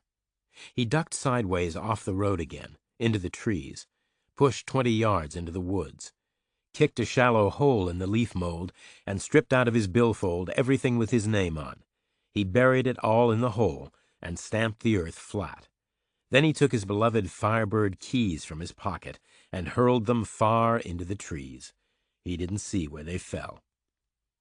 The car itself was gone. In the circumstances, that was good, but it had left a trail. It might have been seen in Mojave, outside the bank. It might have been seen at the gas stations where he filled it, and its plate number was on the motel form from last night, with his name. A trail, arrowing north, through California, in neat little increments. He remembered his training from Vietnam. He remembered the tricks. If you wanted to move east from your foxhole, first you moved west. You moved west for a couple 100 yards, stepping on the occasional twig, brushing the occasional bush, until you had convinced Charlie you were moving west, as quietly as you could, but not quietly enough. Then you turned about and came back east, really quietly, doing it right, past your original starting point, and away. He'd done it a dozen times. His original plan had been to head north for a spell, maybe into Oregon. He'd gotten a few hours into that plan. Therefore, the Red Firebird had laid a modest trail north, so now he was going to turn south for a while and disappear. He walked back out of the woods, into the dust on the near side of the road, and started walking back the way he'd come. His face he couldn't change. It was right there on all the posters. He remembered it staring out at him from the bulletin board in the police building, the neat side parting, the sunken gray cheeks. He ran his hands through his hair vigorously, back and forward, until it stuck out every which way. No more neat side parting. He ran his palms over 24 hours of stubble, decided to grow a big beard.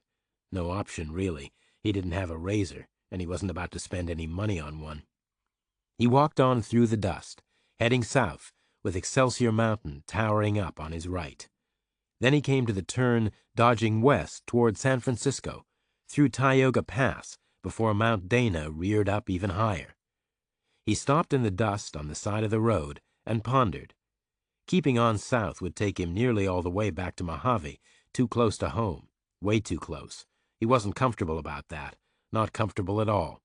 So he figured a new move. He'd head west to the coast, then decide. He put himself 30 yards west of the turn and stuck out his thumb. He was a practical guy. He knew he wasn't going to get anywhere by walking. He had to get rides, one after the other, anonymous rides from busy people. He decided as a matter of tactics not to look for rides from solid citizens, not from anybody who looked like they might notice him or remember him. He had to think like a fugitive, a whole new experience. After 40 minutes, he came up with an ironic grin and realized he didn't have to worry about avoiding the solid citizens. They were avoiding him. He was standing there, thumb out, no baggage, messy hair, unshaven, dusty up to the knees, and one vehicle after another was passing him right by, glancing at him and accelerating down the road like he wasn't even there. The sun wheeled overhead and dropped away into afternoon, and he started to worry about getting a ride at all. He was hungry and thirsty and vulnerable, alone and on foot in the exact middle of the hugest and most contemptuous landscape he had ever seen.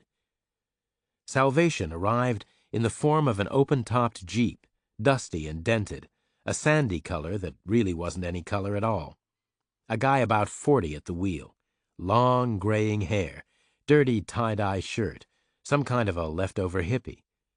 The Jeep slowed and plowed into the dust, stopped right next to Penny, and the driver leaned over inside and shouted across over the throb of the worn muffler. "I'm going to Sacramento, my friend," he said, "but if you want the bay, I can let you off in Stockton." Penny shook his head vigorously. "Sacramento's great," he shouted. "Thank you very much." He put his right hand on the windshield frame and his left hand on the seat back and swung himself inside, exactly like he'd done with Jeeps in Vietnam. "You just lay back and look at the scenery, my friend," the driver shouted over the muffler noise. "Talking is not an option in this old thing. Too loud, you know what I mean?" James Penny nodded gratefully at him, and the old hippie let in the clutch and roared off down the road. The Laney County Medical Examiner's office was just that, an office, and a fairly rudimentary one. There were no facilities for post-mortem examination unless Kolek wanted to clear his own desk and slice the carbonized lump open all over it. So he had taken the body bag down to the facility the county used over in northern Los Angeles. It was a big modern morgue, well-equipped and busy. It was busy because it sucked in all the business from the ring of small counties surrounding it, as well as handling its own substantial quota of unfortunates. So Kolek had parked the bag in the cold store and signed up for the first free visitor slot of the day, which was mid-afternoon. It was a half-hour slot, but Kolek figured that was going to be more than long enough.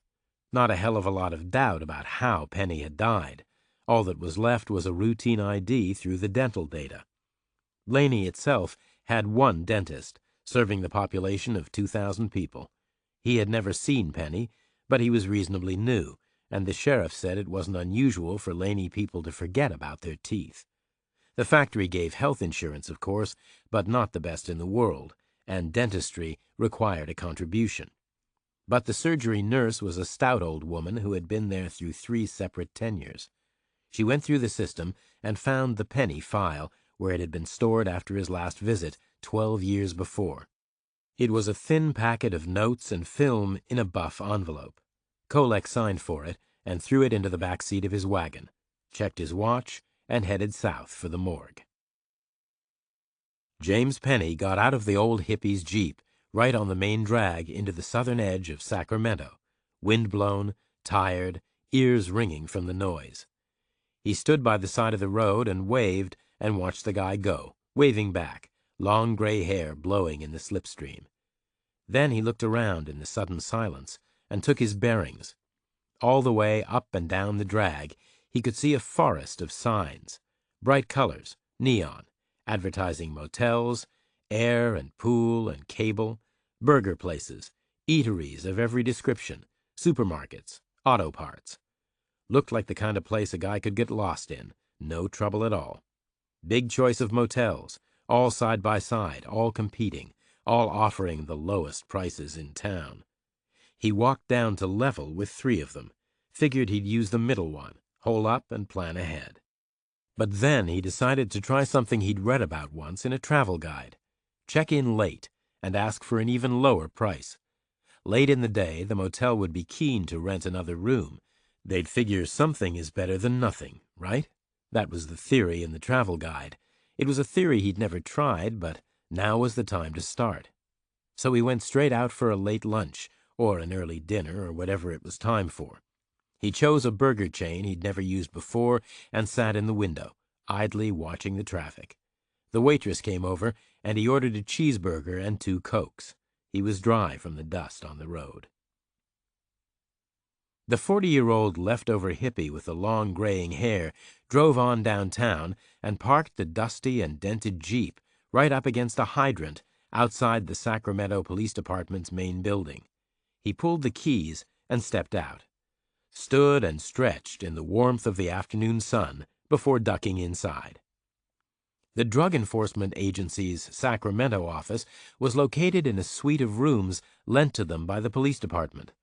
The only way in was through the precinct hall, past the desk sergeants. Agents had to sign in and out. They had to collect internal ID badges to wear inside the building, and they had to leave them there on their way out. 2 reasons for that. They tended to look more like criminals than agents, and the badges kept confusion inside the station house to a minimum. And, because they were working undercover, they couldn't afford to slip their IDs into their pockets, absent-mindedly or by mistake, and walk out like that. If they did, and they got searched by whatever new friends they were trying to make, there could be some very bad consequences. So the strict rule was the IDs stayed at the precinct house desk every moment the agents weren't actually inside and wearing them. The 40-year-old hippie lined up to sign in and collect his badge. He was behind a couple of uniforms with some guy in handcuffs. 1 desk sergeant on duty. A wait. He scanned the bulletins on the back wall. High risk of forest fire, missing children. Then a face stared out at him, an APB teletype. James Penny, Laney, California. Arson and criminal damage. "Shit," he said, loudly. The desk sergeant and the cops with the cuffed guy all turned to look at him. "That guy," he said, "James Penny. I just drove him all the way over here through the mountains." The sheriff in Laney took the call from Sacramento. He was busy closing out the files on the previous day's activity. The DWIs, the broken windows, the smashed windshield, the small stuff. The Penny file was already in the drawer, just waiting for Kolek's formal ID to tie it up. Penny? He said to the Sacramento desk sergeant. No, he's dead. Crashed and burned on the road out to Vegas last night. Then he hung up. But he was a conscientious guy, and cautious, so he found the number for the morgue down in L.A. He was stretching his hand out for the phone when it rang again.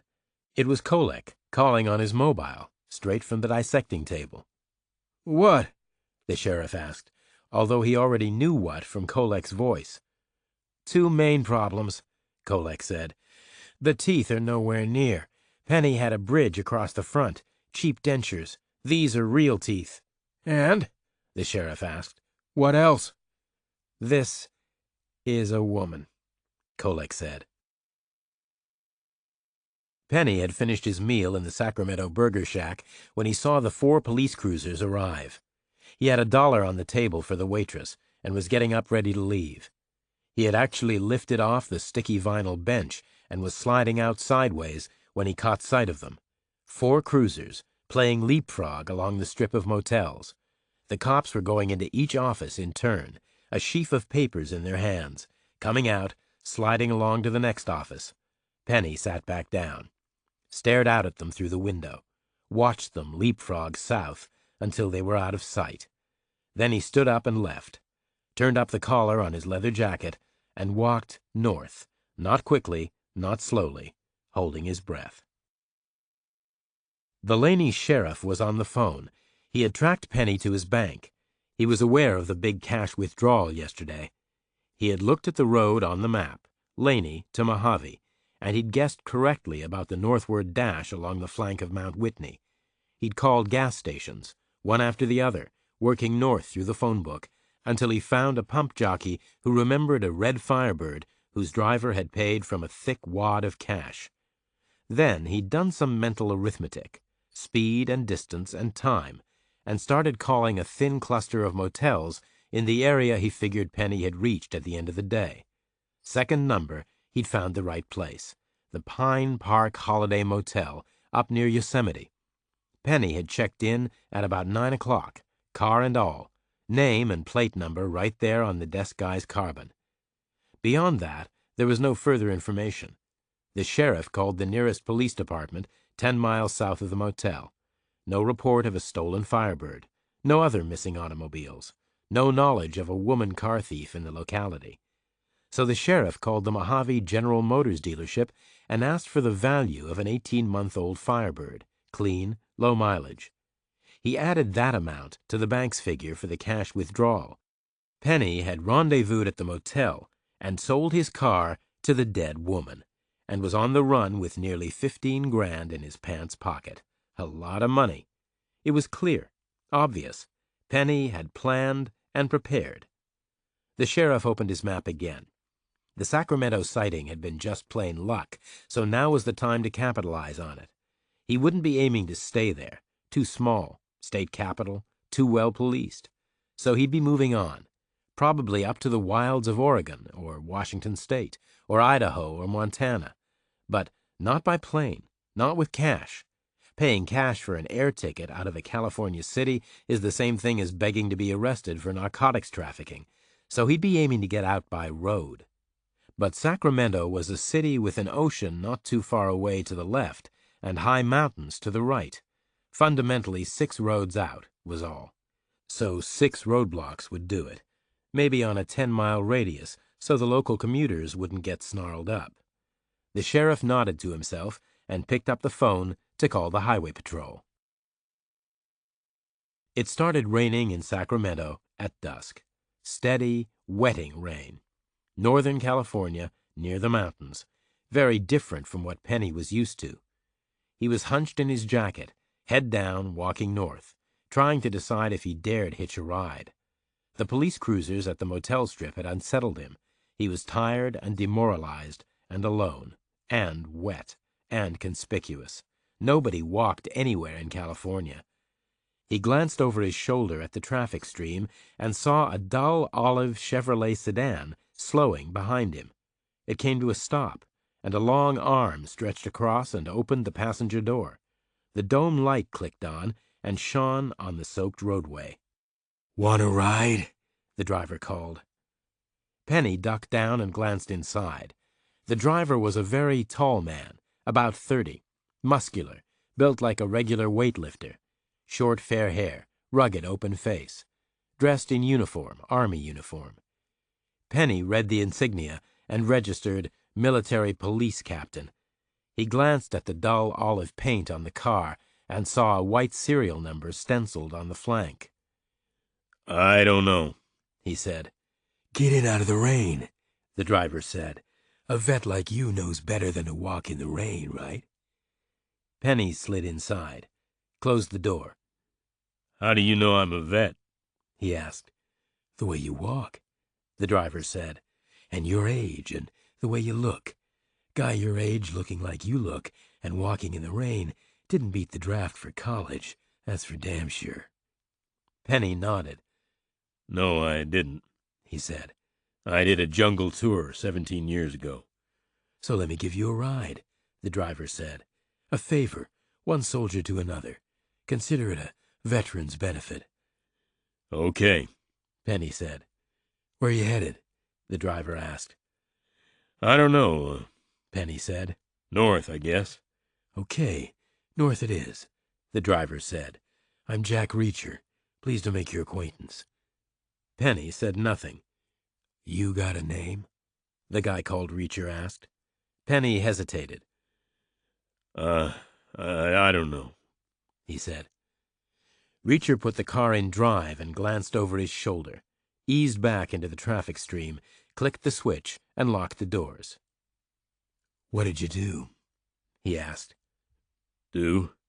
Penny repeated. "You're running," Reacher said, "heading out of town, walking in the rain, head down, no bag, don't know what your name is. I've seen a lot of people running, and you're one of them." You gonna turn me in? "I'm a military cop," Reacher said. "You done anything to hurt the Army?" The Army? Penny said. No, I was a good soldier. "So why would I turn you in?" Penny looked blank. I don't know, he said. "What did you do to the civilians?" Reacher asked. You're gonna turn me in? Penny said helplessly. Reacher shrugged at the wheel. "Well, that depends," he said. "What did you do?" Penny said nothing. Reacher turned his head and looked straight at him, a powerful, silent stare, hypnotic intensity in his eyes, held for 100 yards of road. "What did you do?" he asked again. Penny couldn't look away. He took a breath. I burned my house, he said. Near Mojave. I worked 17 years and got canned yesterday, and I got all upset because they were going to take my car away, so I burned my house. And they're calling it deliberate arson. Near Mojave, Reacher said. They would. They don't like fires down there. Penny nodded. I should have thought harder, but I was real mad. 17 years and suddenly I'm shit on their shoe. And my car got stolen anyway, first night I'm away. There are roadblocks all around here, Reacher said. I came through one south of the city. You think they're for me? Penny asked. Could be, Reacher said. They don't like fires down there. You gonna turn me in? Reacher looked at him again, hard and silent. Is that all you did? Penny nodded. Yes, sir. That's all I did. There was silence for a beat, just the sound of the wet pavement under the tires. Well, I don't have a problem with it, Reacher said. A guy does a jungle tour, works 17 years and gets canned. I guess he's entitled to get a little mad. So what should I do? You got attachments? Divorced, no kids. So start over, someplace else. They'll find me, Penny said. You're already thinking about changing your name, Reacher said. Penny nodded. I junked all my ID, he said. Buried it in the woods. So build a new identity. Get new paper. That's all anybody cares about. Pieces of paper. Like how? Reacher was quiet another beat, thinking hard. Easy enough, he said. Classic way is find some cemetery. Find a kid who died as a child. Get a copy of the birth certificate. Start from there. Get a social security number, a passport, credit cards, and you're a new person. Penny shrugged. I can't do all that. Too difficult. And I don't have time. According to you, there's a roadblock up ahead. How am I going to do all of that stuff before we get there? There are other ways, Reacher said. Forgeries? Reacher shook his head. No good. Sooner or later, forgeries don't work. So how? Find some guy who's already created false ID for himself and take it away from him. Penny shook his head. You're crazy. How am I going to do that? Maybe you don't need to do that. Maybe I already did it for you. You got false ID? Not me, Reacher said. Guy I was looking for. What guy? Reacher drove one-handed and pulled a sheaf of official paper from his inside jacket pocket. Arrest warrant, he said. Army liaison officer at a weapons plant outside of Fresno. Looks to be peddling blueprints. Turns out to have 3 separate sets of bogus ID. All perfect, all completely backed up with everything from elementary school records onward. Which makes it likely they're Soviet, which means they can't be beat. I'm on my way back from talking to him right now. He was running too, already on his 2nd set of papers. I took them. They're clean. They're in the trunk of this car, in a wallet, in a jacket. Traffic was slowing ahead. There was red glare visible through the streaming windshield, flashing blue lights, yellow flashlight beams waving side to side. There's the roadblock, Reacher said. So, can I use this guy's ID? Penny asked urgently. Sure you can, Reacher said. Hop out and get it. Bring the wallet from the jacket. He slowed and stopped on the shoulder. Penny got out, ducked away to the back of the car, and lifted the trunk lid. Came back a long moment later, white in the face. Got it? Reacher asked. Penny nodded silently, held up the wallet. It's all in there, Reacher said. I checked. Everything anybody needs. Penny nodded again. So, put it in your pocket, Reacher said. Penny slipped the wallet into his inside jacket pocket. Reacher's right hand came up. There was a gun in it, and a pair of handcuffs in his left. Now, sit still, he said quietly. He leaned over and snapped the cuffs on Penny's wrists, one-handed, put the car back into drive, and crawled forward. What's this for? Penny asked. Quiet, Reacher said. They were 2 cars away from the checkpoint. 3 highway patrolmen in rain capes were directing traffic into a corral formed by parked cruisers. Their light bars were flashing bright in the shiny dark. What? Penny said again. Reacher said nothing, just stopped where the cop told him and wound his window down. The night air blew in, cold and wet. The cop bent down. Reacher handed him his military ID. The cop played his flashlight over it and handed it back. Who's your passenger? He asked. My prisoner, Reacher said. He handed over the arrest warrant. He got ID? The cop asked.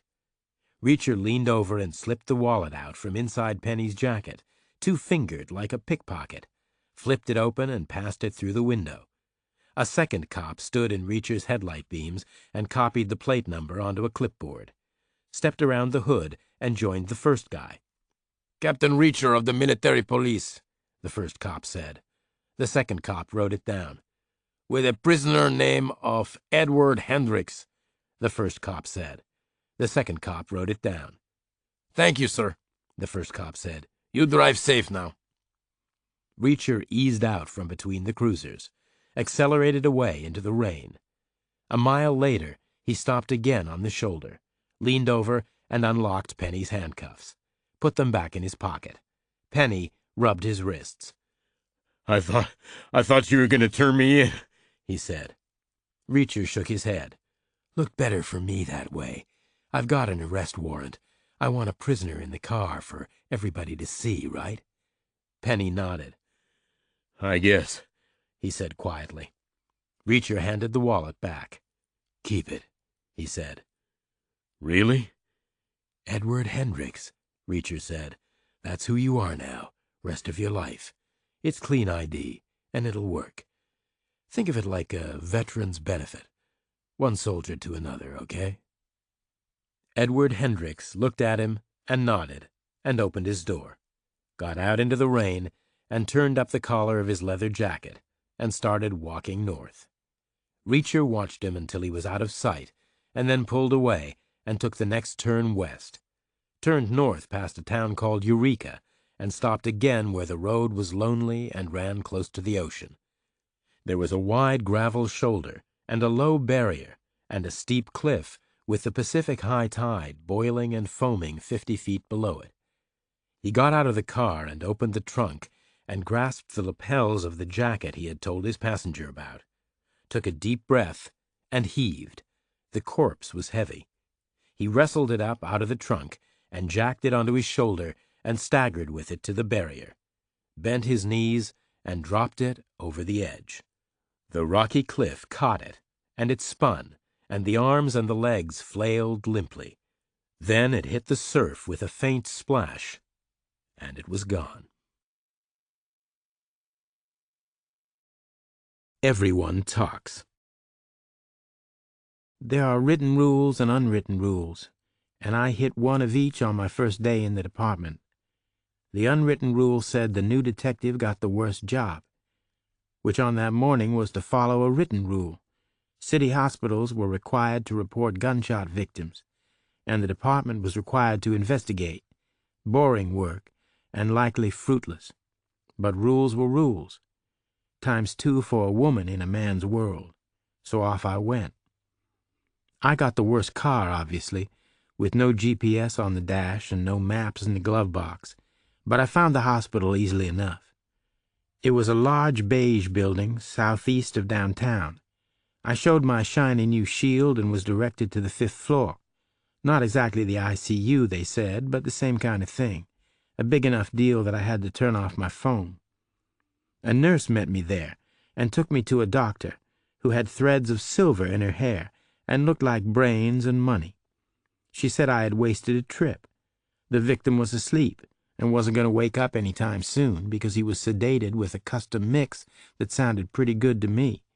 But I was new, and I had a report to write, so I asked for her perspective. "Gunshot wound," she said, like I was slow in the head. "In the left side, up under the arm. Broke a rib and tore some muscle. Not very nice, hence the painkillers." "Caliber?" I asked. "No idea," she said. "Not a BB gun, anyway." I asked to see the guy. "You want to watch him sleep? I have a report to write." She was cautious about infection, but she let me look in through a window. I saw a guy, fast asleep on a cot. A very distinctive guy. Short, messy hair, plain features. He was on his back. The sheet was down at his hips. He was naked from the waist up. He had a pressure dressing high on his left side. He had tubes in the back of his hand and a clip on his finger. I could see a sinus rhythm on his monitor. It was beeping away, strong and powerful, as it should, because the guy was huge, almost bigger than the cot itself. He was easily 6'5" and 250, a giant, hands like catcher's mitts, a slab of a man. He was ridged with muscle. Not old, but not young either. He looked worn and battered. He had scars here and there. A big old thing low down on his gut, like a huge white starfish with thick, crude stitches, an old bullet hole in his chest, a .38 almost certainly. An eventful life. What doesn't kill you makes you stronger. He looked to be sleeping quite peacefully. I asked, "Any idea what happened?" "Probably not self-inflicted," the doctor said, "unless he's a contortionist." "I mean, didn't he tell you anything?" "He came in conscious, but he didn't say a word." I asked, "Did he have ID?" "His stuff is in a bag," the doctor said, "at the nurse's station." It was a very small bag, clear plastic, with a zipper, like people use in the airport line. At the bottom was loose change, a couple of bucks. There was a wad of folding money, a couple of hundred possibly. Maybe more, it would depend on the denominations. There was an ATM card and a creased old passport, and finally a travel toothbrush, reversed for a pocket, with the bristles inside a plastic tube. "Is that it?" I asked. "You think we're stealing from our patients?" "Mind if I take a look?" I said. "You're the cop," the doctor said. The ATM card was made out to J. Reacher. It had another year to run. The passport had expired 3 years previously. It was made out to Jack Reacher, not John. Jack must have been on his birth certificate.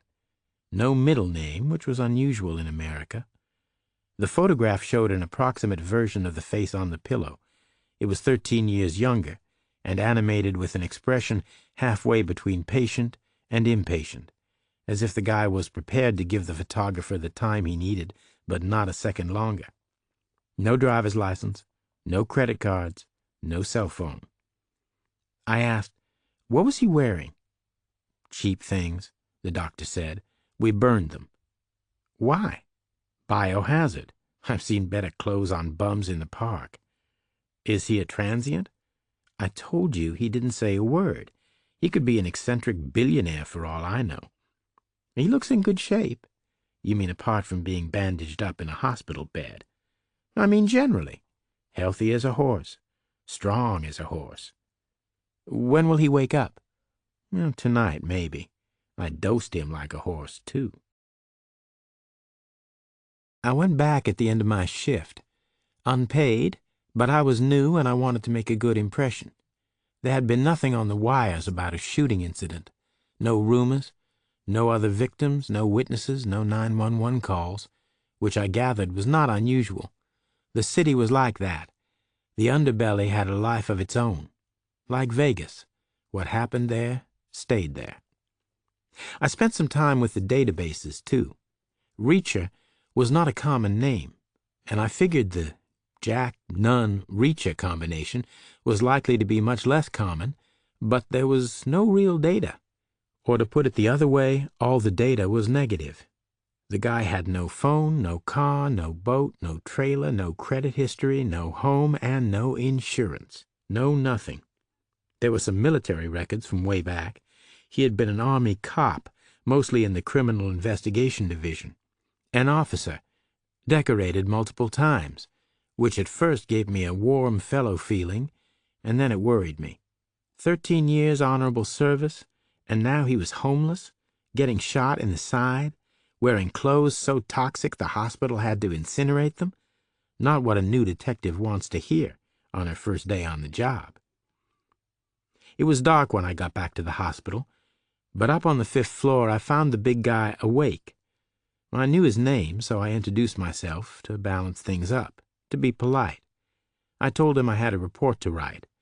I told him it was required. I asked him what had happened. He said, "I don't remember," which was plausible. Physical trauma can induce retrograde amnesia, but I didn't believe it. I got the feeling he was giving me a rote answer. I began to see why his file was so thin. A person has to work hard to stay under the radar. Which was okay with me, to be honest. I got my promotion because I'm a good interrogator, and I like a challenge. An old boyfriend said I should have it on my gravestone. Everyone talks. I said, "Help me out here." He looked back at me with clear blue eyes. Whatever painkiller cocktail they were using wasn't doing him any harm in the cognition department. His gaze was unworried and friendly, but also bleak and dangerous, wise and primitive, warm and predatory. I got the feeling he knew 100 ways to help me and 100 ways to kill me. I said, "I'm new on the job. Today is my first day. I'm going to get my butt kicked if I don't deliver." "Which would be a shame," he said, "because it's a very cute butt." Which would have gotten him sensitivity training on the job, but I couldn't take offense. He was lying there wounded and helpless, half naked, radiating a lazy kind of charm. "You were a cop," I said. "I saw your file. You worked in a team. Did you ever save someone's ass?" "Time to time," he said. "So save mine now." He said nothing. "How did it start?" "It's late," he said. "Don't you have a home to go to?" "Don't you?"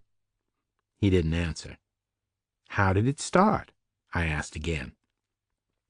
He sighed and took a breath and said it started like things usually start, which was to say they usually don't start at all. He said most places he went were peaceful and quiet. He said most places nothing happens. I asked him what he meant. He said big cities, small towns, he went about his business and nobody knew. He said he ate his meals and slept and showered and changed and saw what he saw. Sometimes he got lucky with an hour's conversation. Sometimes he got lucky with a night's companionship, but mostly nothing happened. He said he had a quiet life. He said he could go months between days worth forgetting. But if it was going to happen, it was going to start with people. Usually with people in bars or diners or restaurants. Places where food and drink is consumed and where a certain kind of community is expected. And where sipping and chewing make people unembarrassed about not talking. Because no one ever says anything. They look instead. It was all about the looking away, to be precise. There can be a guy people are looking away from, maybe alone at the bar, or alone in a diner booth, or at a restaurant table. People are partly shunning him, but mostly they're scared of him.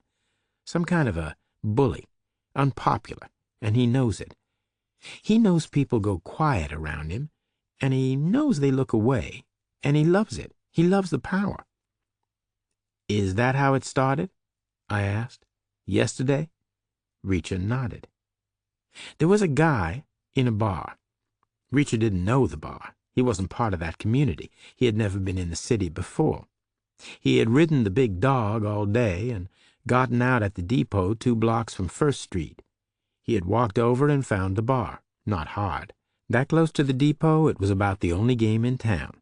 He had walked in and taken a seat. He had figured he would rely on waitress service. He didn't want to belly up to the mahogany. He didn't want to get face to face with the barman. He wasn't looking for any kind of witty small talk. I said, "Back up a minute. You came in on the Greyhound bus?" He nodded. He had told me that already. I saw the same look on his face, like in his passport photograph, patient to a degree, but he wanted the world to keep up with him. I asked, "Where were you coming from?" He said, "Does it matter?" "Why were you coming here?" "I have to be somewhere. I thought this place would be as good as any." "For what?" "For passing a day or two, or an hour or two." "The records show you have no permanent location." "Then the records are correct, which is reassuring, I suppose, from your point of view." "What happened in the bar?" He sighed again and took another breath and went on with the story quite candidly. My interrogation mojo was working. Or maybe the painkiller cocktail was acting like a truth serum. He said the place was busy, but he had gotten a seat with his back to a wall, so he could see the room and both its doors all at once. An old habit. Military cops do a lot of their work in bars. The waitress had scooted over and taken his order. He had asked for coffee and settled for beer, Rolling Rock, in a bottle. He was no kind of connoisseur. He was happy to take what places had to offer. Then he had watched the man at the bar. He was a heavy-limbed guy, tall, with dark, vivid features, sitting there commandingly and complacently, with everyone else looking away from him. Reacher defaulted to his instinctive position, which was to hope for the best, but plan for the worst. And the worst, with a guy like that, wouldn't be too bad. He would come off the stool into a yard of clear space. There would be a certain amount of huffing and puffing. Bullies got by on reputation alone, and the worse the reputation, the less practice they got in actually doing anything, because other people always backed off. Therefore, a bully's skills were rusty and eroded. A simple cigarette punch would take care of the problem, named way back in the day when everyone smoked. A guy's mouth would open, ready to load the next cigarette between his lips, an insolent and calculated little pause, maybe half a smile, and a vicious left uppercut under the chin, timed just right, would slam his mouth shut again, busting teeth, maybe making him bite through his tongue. Game over right there. And if it wasn't, then a clubbing downward right to the side of the neck would close the deal, like driving a railroad spike with your knuckles. No major problem. Except that no one smoked anymore, at least not indoors. So you had to do it while they were talking, which was okay because everyone talked. Bullies most of all. They talked a lot. All kinds of threats and taunts and what are you looking at? But hope for the best. Reacher sipped the watery foam from his long-neck bottle and waited. The waitress was in a lull and came over to ask if he needed anything, which was clearly an excuse to chat a moment. Reacher liked her on sight. Maybe she liked him, too. She was a professional, maybe 40 years old, not a college kid, not a young person planning to move on soon to something better. She was looking away from the guy, too. His needs were being met by the barman, and she seemed very glad about that. It was more than obvious. "Who is he?" Reacher asked. "Just a customer," she said. "Does he have a name?" "Well, I don't know. I mean, I'm sure he has a name, but I don't know what it is." Which Reacher didn't believe. Guy like that, everyone knows his name, because a guy like that makes sure of it. Reacher asked, "Does he come here often?" "Once a week, every week," which was a strangely precise schedule, which had to mean something. But the woman didn't want to talk about it. That was clear. She started in with the usual questions instead. New in town? From where? Doing what? Which were questions Reacher found hard to answer. He was always new in town, and he was from nowhere in particular, and he wasn't doing anything. He had been in the military all his life, first an officer's kid, then an officer himself, raised on bases all over the world, serving on bases all over the world. And then he had fallen out into civilian life and couldn't really settle down to the kind of existence normal people seem to have. So he wandered the land, seeing the things he had never had time to see before, going here, going there, staying a night or two, and then moving on. No bags, no schedule, no plan. Travel light, travel far.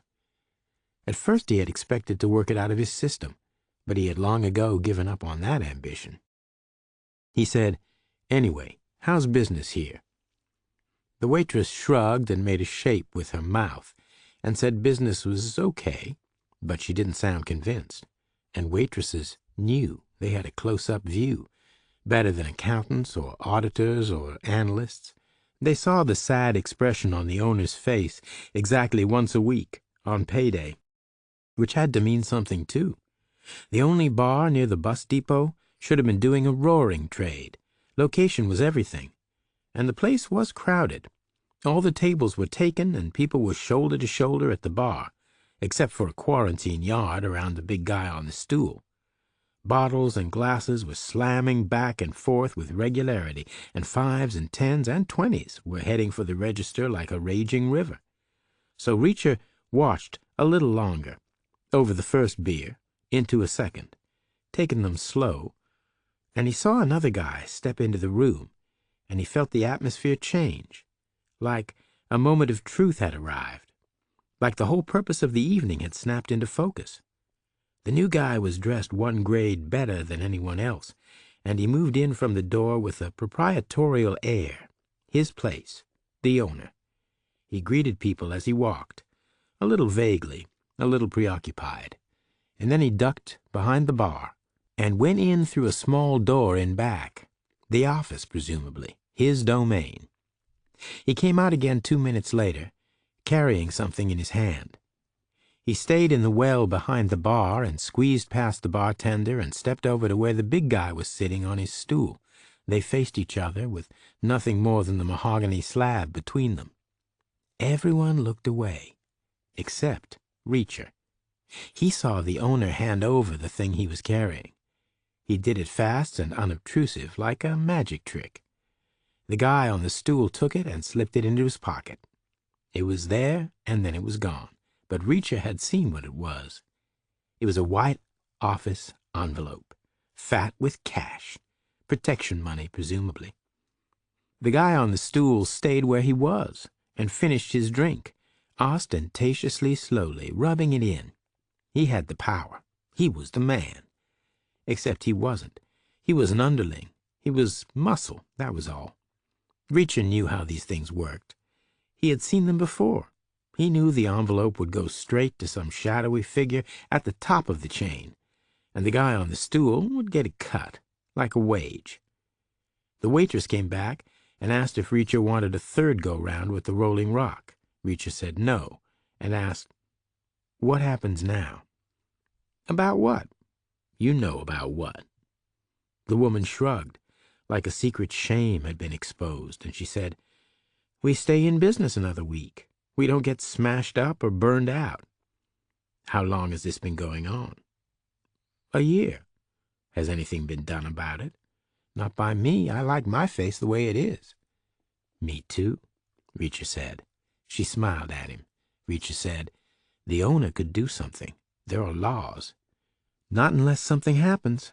The cops say they need to see someone beaten, or worse, or the place in flames." "What's the guy's name?" "Does it matter? Who does he work for?" She pincered her finger and thumb and pretended to zipper her mouth. "I like my face the way it is," she said again, "and I have kids." She collected his empty bottle and headed back to her station. The big guy on the stool finished his drink and put his glass on the bar. He didn't pay, and the barman didn't ask him to. He stood up and walked to the door, through a channel suddenly clear of people. Reacher slid out of his chair and followed. First Street was dark, all except for a yellow light on a pole about a block away. The guy from the stool was 15 feet ahead. Upright and mobile, he looked to be about 6'2" and 210. Not small, but smaller than Reacher. Younger, but almost certainly dumber, and less skilled and less experienced, and more inhibited. Reacher was sure of that. He had yet to meet the man who outranked him in those categories. He called out, "Hey." The guy from the stool stopped and turned around, surprised. Reacher walked up to him and said, "I think you've got something that doesn't belong to you. I'm sure it was just a mistake, so I want to give you the chance to make it right." "Get lost," the guy said, but he said it without the final few % of conviction. He wasn't the total king of the jungle, not right then and there. Reacher asked, "How many more calls do you have tonight?" "Butt out, pal. This ain't your business." "So whose business is it?" "Get lost," the guy said again. "It's all about free will," Reacher said. "It's all about making choices. You want to know what yours are?" "What?" "You can tell me his name now, or you can tell me after I break your legs." "Whose name?" "The guy you picked up the money for." Reacher watched his eyes, waited for the decision. There were three possibilities. The guy would run, fight, or talk. He hoped the guy wouldn't run, because then he would have to run after him, and he hated running. He didn't expect the guy to talk because of ego and self-image. Therefore, the guy would have to fight, or try to. And Reacher was right. The guy fought, or tried to. He lunged forward and swung his left fist downward like a sweep, as if there was a knife in it. An attempt at a distraction, nothing more. Next would come a big straight right, maybe a little overhand. But Reacher wasn't about to wait for it. He had learned to fight a long time ago, in hot, dusty outposts in the Pacific, and cold, damp alleys in Europe, and hard-scrabble towns in the South, against resentful local youth and tribal military kids. And then his techniques had been broken down and built back up by the Army, and he had learned the golden rule. Get your retaliation in first. He stepped in close, falling forward, and threw a heavy elbow at the guy's face. Usually better to target the throat, but Reacher wanted the guy talking afterwards, not choking to death on a smashed larynx. So he went for the upper lip, just below the nose, accelerating hard, which would break teeth and bone, which would make the subsequent conversation a little garbled, but at least the guy wouldn't be struck mute. The blow landed, and the guy's head snapped back, and his knees went weak, and he sat down on his ass right there on the sidewalk, eyes all over the place, blood all over his nose and his mouth. Reacher was a brawler by nature, and a brawler's dream is to have the other guy on the floor, ready for the winning kick to the head, but he held back because he wanted a name. He said, "Last chance, my friend." The guy from the stool said, "Kubota."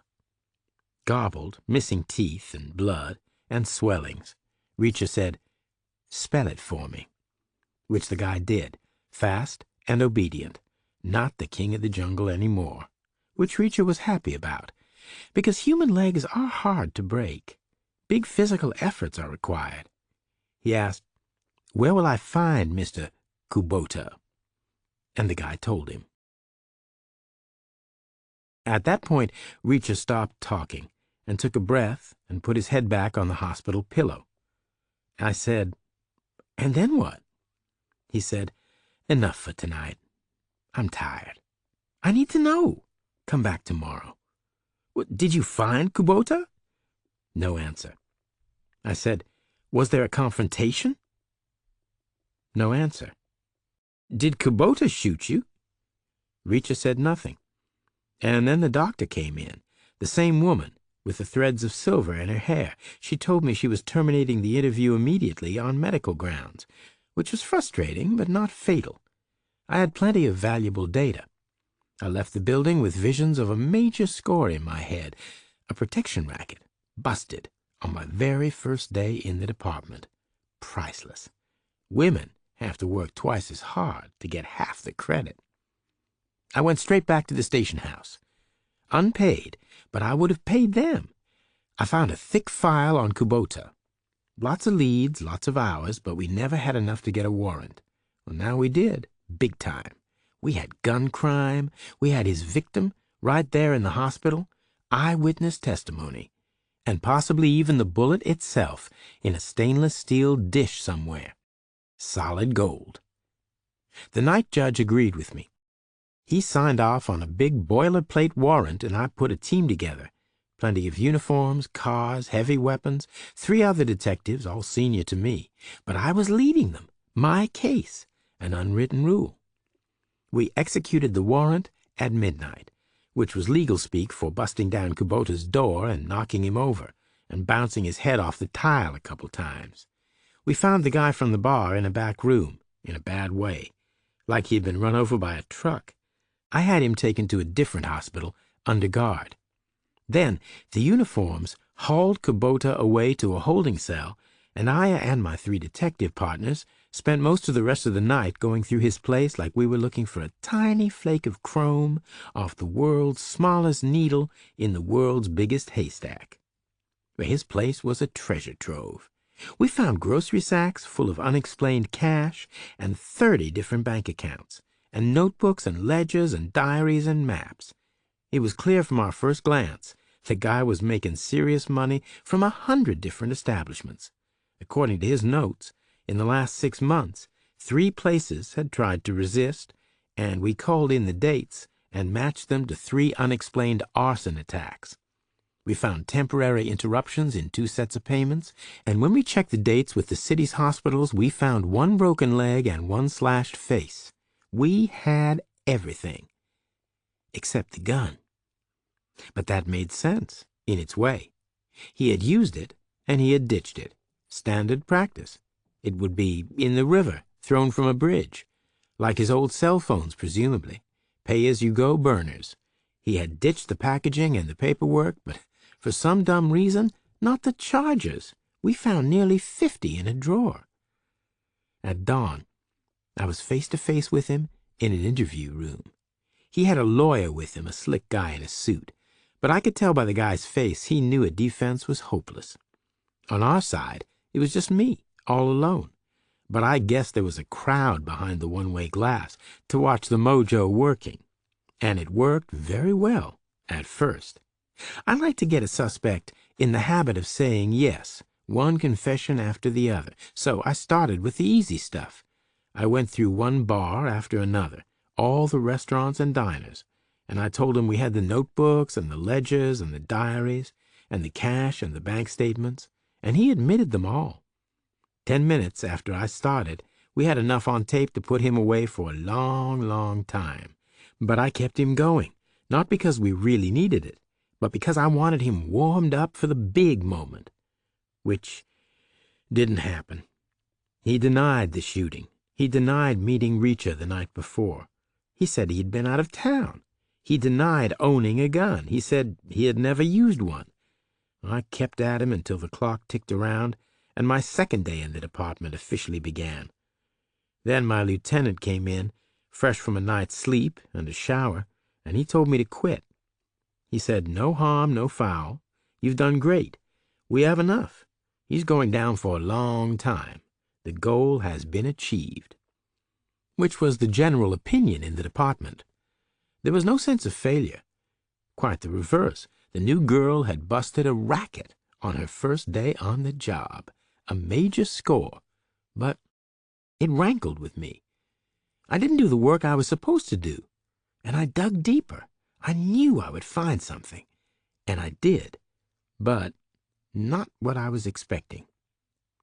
The bar owner Reacher had seen was the doctor's brother-in-law, the woman with silver in her hair. They were family. I was dizzy with fatigue, which helped in a way. I made lightning connections a rational mind might have dismissed. Kubota's thick file, full of failed attempts to win a warrant, the endless quest for more, the need to see someone beaten, or worse, the relentless beep of Reacher's bedside monitor, too strong for a sick man. His clear eyes and his lucid mind, after opiates said to be strong enough to fell a horse. I made my 3rd trip to the hospital. Reacher's room was empty. There were no signs of recent occupation. The woman with silver in her hair swore she had treated no gunshot victims on the night in question. She invited me to check her records. Her records were blank. I sat down with the nurses, one at a time. No one talked. Then I pictured Reacher on the night in question, unable to find Kubota because Kubota was out of town. I pictured him heading back to the bar, handing back the money, working out a long-term solution with the owner. I pictured the owner calling his sister-in-law. I pictured the Greyhound depot at midnight, a tall figure getting on a bus, the bus rolling out, no bags, no schedule, no plan. I went back to the station house. I walked in, and they gave me a round of applause. Not a drill. One thing leads to another, and in Jack Reacher's case, one warm and aimless August day, a hitched ride in an empty lumber truck led to East Millinocket in Maine, which led, in turn, to a decent mid-morning meal in a roadside restaurant near the highway, which led to a halting, two wary guys conversation with the man at the next table, which led to an offered ride further north, to a place called Island Falls. The unspoken but clearly implied cost of the ride was the price of the guy's coffee and pie. But the establishment was cheap, and Reacher had money in his pocket, and, as always, he had no particular place to be, so he accepted. One thing leads to another. The guy's car turned out to be a softly sprung old Chevrolet, lacy with rust, and Island Falls turned out to be a pleasant little place on a lake, way in the north, where Maine sticks out like a thumb up Canada's ass, with Quebec to the left and New Brunswick to the right. But most of all, Island Falls was pretty close to the north end of I-95, which was tempting. Reacher had a collector's instinct when it came to places. He knew the south end of I-95 pretty well, more than 1,900 miles away, just past downtown Miami. He had been there many times, but he had never seen the north end. He had no particular place to be. One thing leads to another. Getting out of Island Falls was easy enough. He had a cup of coffee in a hut next to a kayak rental slip and stood in the buggy warmth of the lake shore and took in the view. And then he turned his back on it all and walked out of town the same way the old Chevy had driven in, back to the highway Cloverleaf. He set up on the on-ramp heading north and waited. Not long, he figured. It was August. It was warm. It was vacation country. The mood was amiable. It was daylight. He was clean. His clothes were only 2 days old, and his shave was only 3.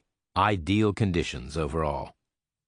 And sure enough, less than 10 minutes later, an old model Jeep SUV with New Brunswick plates slowed and stopped. There was a woman at the wheel and a man next to her in the passenger seat. They looked to be somewhere in their mid-30s, clearly outdoor types, ruffled by the wind and tanned by the sun. Heading home, no doubt, after an active vacation. Maybe they'd been kayaking, or camping, or both. The load space in the rear of the truck was all piled up with stuff. The guy in the passenger seat let his window down, and the woman craned over for a look, too. The guy said, "We're only going to Fredericton, which isn't far, I'm afraid. Any good to you?" Reacher said, "Is that in Canada?" "It sure is." Reacher said, "Then that's perfect. All I want is to get to the border and then back again." "You got something against Canada?" "My passport expired." The guy nodded. Gone were the days when a person could just stroll in and out of neighboring countries. Then the guy said, "But there's nothing much to see between here and there. Nothing much to see through the fence, either. You'd be better off staying where you are, surely." Reacher said, "I want to see the end of the road." The guy said, "Oh, that sounds heavy." The woman said, "We think of it as the beginning of the road." "Good point," Reacher said. The guy said, "Hop in the back." He craned around in his seat and batted stray items aside. Reacher opened the door and slid in, and used his hip to finish the job. He closed the door, and the woman hit the gas, and they took off, cruising easy through the last 30-some miles of America. The last exit was for a town called Halton, or the first exit, Reacher supposed, from the Canadian point of view. Then came a mile or so of hinterland, and a little queuing traffic, and barriers and booths and official signs. Reacher stayed in the Jeep until the last car's length, and then he said his thanks and his goodbyes, and he slipped out. And he stepped ahead and put his foot on the last inch of blacktop, directly under the barrier pole, the end of the road. One thing leads to another. He looped back and crossed to the southbound lanes and set up again 30 yards from the barriers. He wanted to give incoming drivers plenty of time to see him, but not enough time to be already going too fast to stop. Once again, he anticipated no kind of a lengthy delay. August, daylight, sunshine, vacation country. Warm-hearted and relaxed Canadian drivers full of generosity and goodwill. 10 minutes max, he thought, maybe closer to 5, and it wasn't outside the bounds of possibility that the first car through would be the one. It wasn't, but the second car was, which was more of a minivan, really, but not the kind of thing a soccer mom would be proud of. It was old and grimy and somewhat battered, light blue maybe when it left the factory, but now colorless almost, faded by sun and salt. There was a young man at the wheel, and a young woman beside him in the front, and another young woman in the back. The van had New Brunswick plates, and it was trailing a puff of oil smoke after pulling away from the customs post. But Reacher had ridden in worse vehicles. It slowed and stopped alongside him. The passenger window was already down. The woman in the front said, "We're headed for Naismith?" which was a place Reacher had never heard of. He said, "I'm not sure where that is." The guy at the wheel leaned across and said, "The Allagash, man, about an hour west of Route 11. After going north for a bit, it's a little town where you get on the wilderness trail through the forest. It's a really cool place." Reacher said, "North of here?" The guy said, "Beautiful country, man. You should see those woods. Really primeval. Step off the path, and you could be the first human ever to set foot. I mean literally. 10,000 years of undisturbed nature, since the last ice age." Reacher said nothing. The guy said, "Get it while you can, my friend. It won't be there forever. Climate change is going to take it all down." No particular place to be. Reacher said, "Okay, sure, thanks." One thing leads to another. He looped around the rear of the van, and the girl in the back slid the door on a rusty track, and he climbed in. Behind him, in the load space, were 2 big backpacks and 1 hard-shell suitcase. The seat was some kind of nylon cloth, gone greasy with age. He got settled and slid the door closed, and the van moved off, puffing smoke again from the effort. "Thanks," Reacher said for the second time. The trio introduced themselves. The girl in the back was Helen, and the girl in the front was Suzanne, and the driver was Henry. Henry and Suzanne were a couple. They ran a bicycle store in a place called Moncton. Helen was their friend. The plan was Henry and Suzanne would walk the wilderness trail north from Naismith to a place called Cripps, which would take 4 days. Helen would be waiting there with the van to meet them, having spent the same 4 days doing something else, maybe antiquing in Presque Isle and Caribou. "I don't like the woods," she said, as if she felt an explanation was required. "Why not?" Reacher asked, because he felt a response was expected. "Too creepy," she said. "Too dark, too full of bugs." They puttered onward past Halton, and then Henry turned off on 212, which soon joined Route 11 going north, which was a pretty road. Saddleback Mountain was ahead on the right, and on the left was an endless expanse of woods and lakes. The trees were green, and the water glittered, and the sky was blue. Beautiful country, just like Henry had promised. "I don't like the woods," Helen said again. She was in her late 20s, Reacher guessed, maybe 30 tops. She was paler than her friends, and sleeker and more cared for. Indoor more than outdoor. Urban rather than rural. Like her luggage. She was a hard-shell suitcase, not a backpack. Henry and Suzanne were stockier and tousled and wind-burned, but no older. Maybe they had all been college friends together, still a threesome, more than 5, but less than 10 years after graduation. Henry said, "The woods are actually awesome, Helen."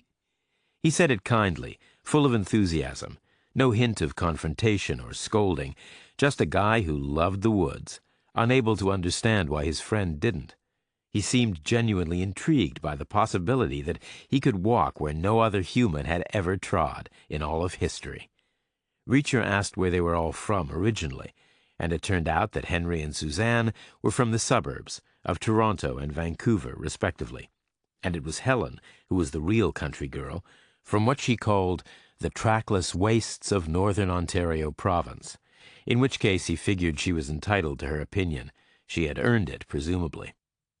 Then they asked where he was from, and his bio filled the next few miles. The Marine family, always moving.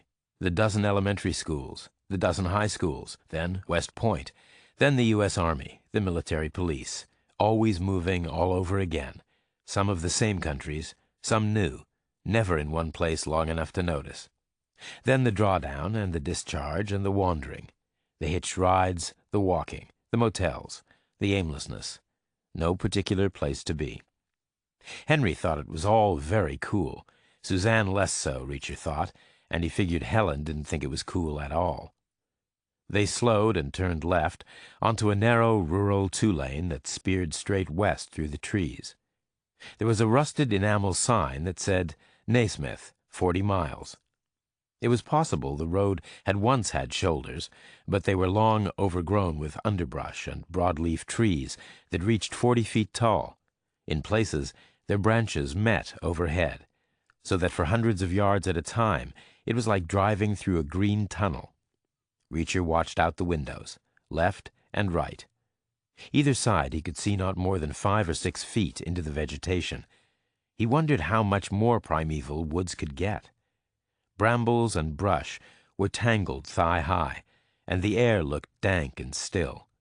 The ground looked soft and springy, densely matted with leaf litter, damp and fecund.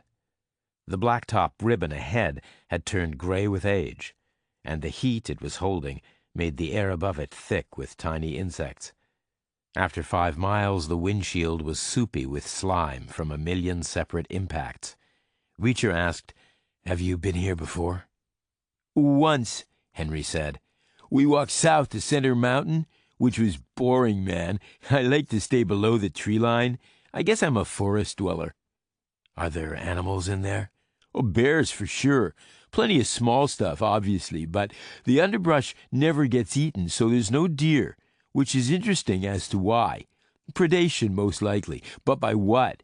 Mountain lions, maybe, or wolves, but no one ever sees them or hears them. But there's something in there, that's for sure." "You sleep in a tent?" "Pup tent," he said. "No biggie. Double bag your food, wash around your mouth in a stream, and there's nothing for the critters to smell. Bears like to eat, but if you don't lay out a picnic for them, they'll leave you alone. But you know all this, right? I mean, doesn't the Army train everywhere? I thought you got sent out in every kind of terrain." "Not in a forest like this," Reacher said. "Can't move through it. Certainly can't move vehicles through it. Can't shoot through it. Clearing it with napalm and explosives would take forever, so we'd have to maneuver around it. Best kind of natural barrier there is." They drove on, over a surface that got progressively worse. The encroaching brush had nibbled out fist-sized bites of blacktop on both sides, and then tree roots had punched out deeper holes, and the winter freezes had elongated the cracks, and the state's fixes had been infrequent and hasty. The old van's suspension creaked and pattered. Overhead, the green tunnels became more or less continuous. In places, leafy vines hung down and whipped the roof. Then, exactly an hour after leaving Route 11, there was a cleared length of shoulder with a board sign on it, which had words burned into it with a hot poker. "Welcome to Naismith, the gateway to the wilderness," which Reacher felt was about an hour too late. He felt that particular threshold had been passed long ago. Henry slowed the van, and the road curved to the left, and came out in a clearing about the size of a football stadium. Dead ahead was a lake, shaped like a crooked finger, first pointing north and then curling east. The road became a kind of main street, leading straight to the shore.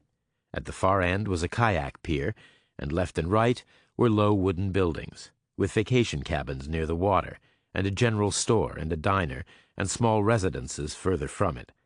There were side streets made of the same battered gray blacktop.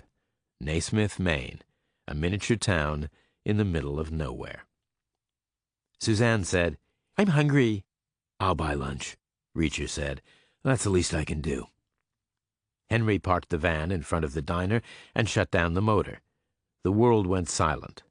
They all climbed out, and they all stood and stretched. The air was somewhere halfway between fresh and heavy, the tang of the lake water mixed with the smell of the trees, and there was no sound beyond a subliminal drone. from a billion tiny insect wings. There was no wind, no rustling leaves, no lapping waves, just hot stillness. The diner was all wood, inside and out, rough stained boards worn shiny in places by hands and elbows and shoulders. There were pies in glass cases, and 8 square tables draped in red checkered tablecloths. The waitress was a flinty woman of about 60, wearing a pair of men's eyeglasses and carpet slippers. 2 tables were occupied, both by people who looked more like Henry and Suzanne than Helen. The waitress pointed to an empty table and went to get menus and glasses of water. The food was the same as Reacher had eaten in 1,000 other diners, but it was adequate, and the coffee was fresh and strong, so he was happy. As were the others, not that they were paying much attention to what they were eating and drinking.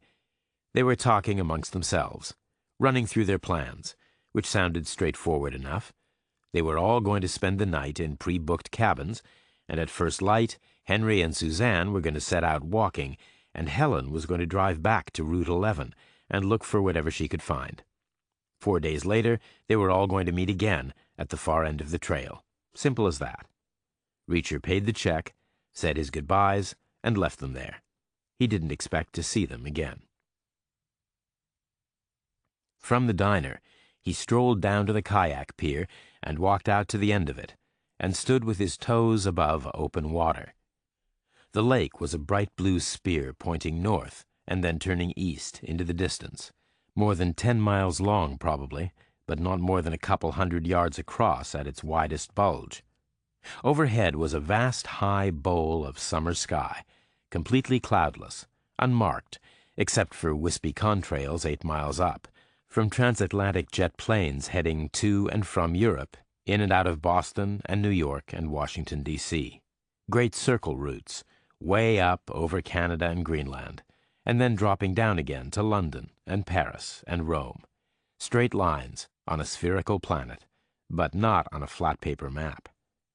At ground level, the forest crowded in on both sides of the lake, unbroken, a continuous green canopy covering everything that wasn't liquid. There were hundreds and hundreds of square miles of it. 10,000 years of undisturbed nature, Henry had said, which was exactly what it looked like. The earth had warmed, the glaciers had retreated, seeds had blown in, rain had fallen, and 100 generations of trees had grown and died and grown again. Elsewhere on the giant continent, people had cut them down to clear fields for farming, or for lumber to build houses, or to burn in stoves and steam locomotives. But some parts had been left alone, and maybe always would be. You could be the first human ever to set foot, Henry had said, and Reacher had no doubt he was right. He walked back past the vacation cabins, which were all quiet. People were out and about in other places, clearly, doing whatever it was they were there to do. He found a turn to the left, which was basically north, where there was a 100-yard side street, which he followed, and at the end of it he found a wooden arch, lashed together from bark-stripped trunks stained dark brown, like a ceremonial thing. A literal gateway to the wilderness. Beyond it, the trail started. It ran straight for 20 yards, all beaten flat by booted feet, and then it turned a corner and disappeared. Next stop, the town called Cripps, 4 days away. He stepped under the arch and stood still on the first yard of the trail. Then he moved forward 20 paces to the first turn. He took it and walked onward, another 20 paces, another 20 yards, and stopped again. The trail was about 4 feet wide. Either side, the forest crowded in. The trunks were spiked with dead branches all the way to the canopy far overhead. The trees had grown tall and straight, racing for the light. They were 2 or 3 feet apart in some places, and more or less touching in others. Some were ancient and mature, all gnarled and burled and a yard across, and some were younger and slimmer and paler, exploiting the gaps like opportunistic weeds. Below chest height, the undergrowth was dense and tangled, a mess of dark-leaved thorny runners, snaking among dry and brittle twigs. The air was still and completely silent. The light was green and dim. He turned a full circle. He was 40 yards from the ceremonial arch, but he felt like he was a million miles from anywhere. He walked on, another 20 paces. Nothing changed. The path wandered left and right a little. He guessed some kind of parks authority kept the underbrush trimmed back and left it to passing feet to crush new seedlings. He guessed without that kind of human intervention, the trail would close up in a year or 2, 3 tops. It would become impassable, reclaimed by nature. He guessed wider bulges had been hacked out here and there for campsites, for the pup tents, near streams maybe. There was nowhere else to sleep the night. He stood for a minute more, in the green-filtered light and the eerie silence. Then he turned around and walked back to Naismith's token Main Street, and he followed it out the way they had driven in, to the board sign on the shoulder, with the welcome. But there was no traffic leaving town, and after a moment's reflection, he realized there wouldn't be, not until the next morning. Presumably the checkout time for the vacation cabins was 11 or noon, which meant that day's exodus was already over. The diner and the general store would need occasional deliveries, but the odds were long that a returning truck would be passing by any time soon. He stood in the heavy silence a minute longer, for no real reason other than he was enjoying it, and then he retraced his steps through the town toward the lake. The vacation cabins were laid out haphazardly, like a handful of dice thrown down. Reacher figured the location furthest from the water would be the least desirable, and sure enough, found it was being used as some kind of a resident manager's accommodations, with a front room done up as an office, with one of its window panes converted to an opening hutch, which had a shelf behind it with a little brass bell and a ballpoint pen on a chain.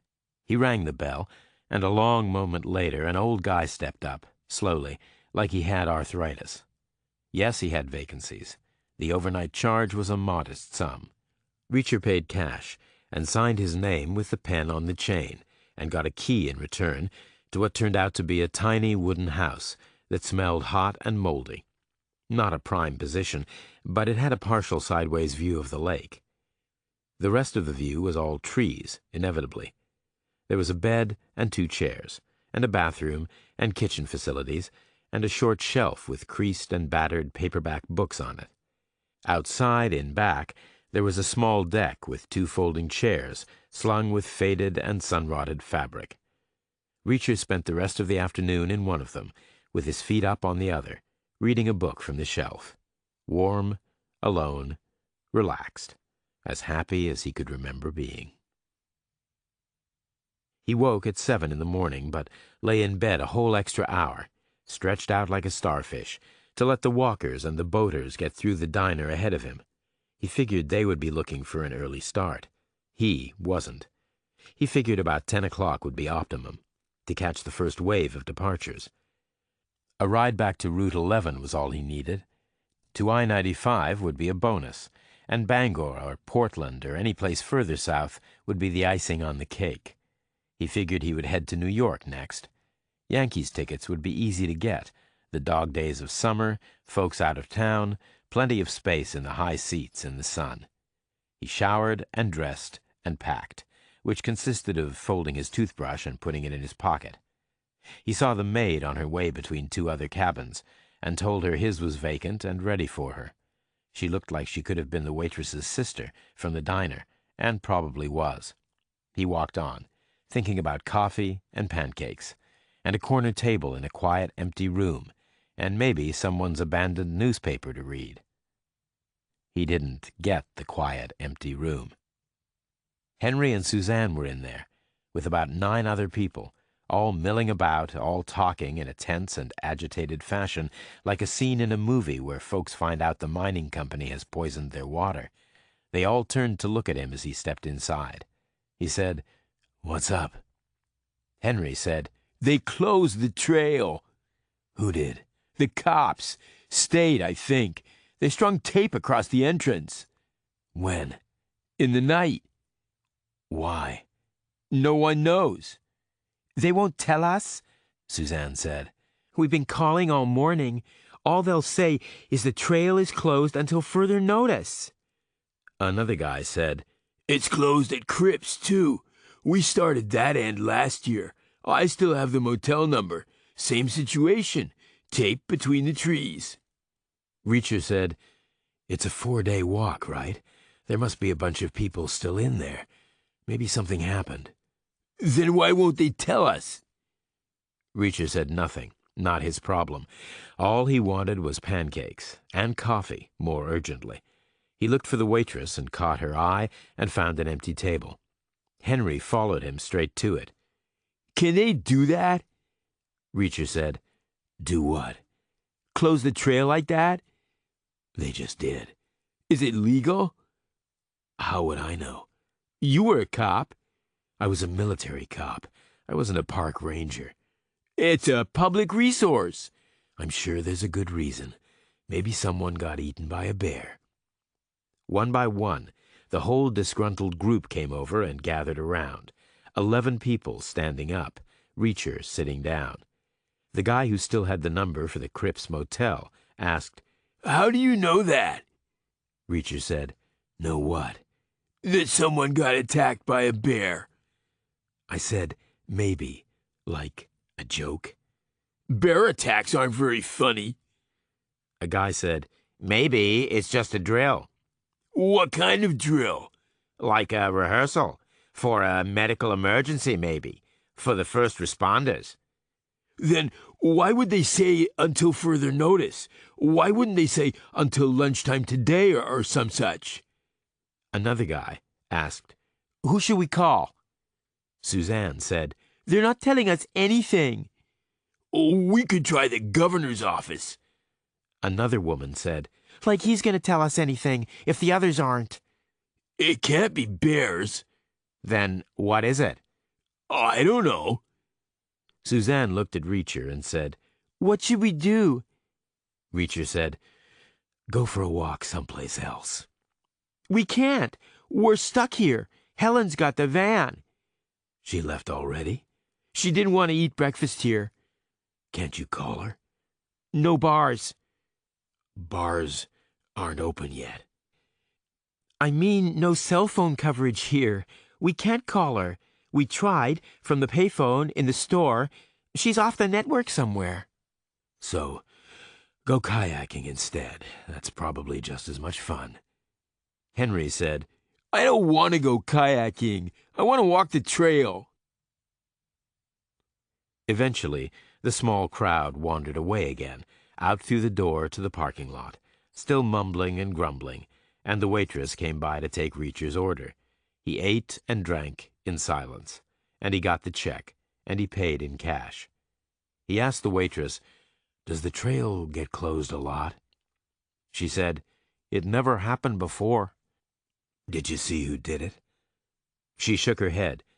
"I was asleep." "Where's the nearest state police barracks?" The kayak owner says it was soldiers. "Does he?" She nodded. He says he saw them. "In the middle of the night?" She nodded again. He lives nearest the arch. They woke him up. Reacher put an extra $1 on her tip and walked out to the street. He turned right and took a step in the direction of out of town, but then he stopped and went back and found the 100-yard side street that led to the trail. Henry and Suzanne were right there at the arch, just the two of them. They had their backpacks on. The arch had tape tied across it, 3 lengths, one knee-high, one waist-high, and one chest-high, all 2-inch plastic ribbon, blue and white, twisted on itself in places, saying, "Police line, do not cross." Henry said, "See?" Reacher said, "I believed you the first time." "So what do you think?" "I think the trail is closed." Henry turned away and stared at the tape, like he could make it dematerialize by willpower alone. Reacher walked back to Main Street and onward out of town, to the welcome board on the shoulder. 10 minutes, he thought, maybe less. He figured that morning's exodus would be brisker than normal. But the first vehicle he saw was coming, not going, into town, not out. And it was a military vehicle, a Humvee to be precise, painted up in black and green camouflage. It roared past, all thrashing gears and whining tires.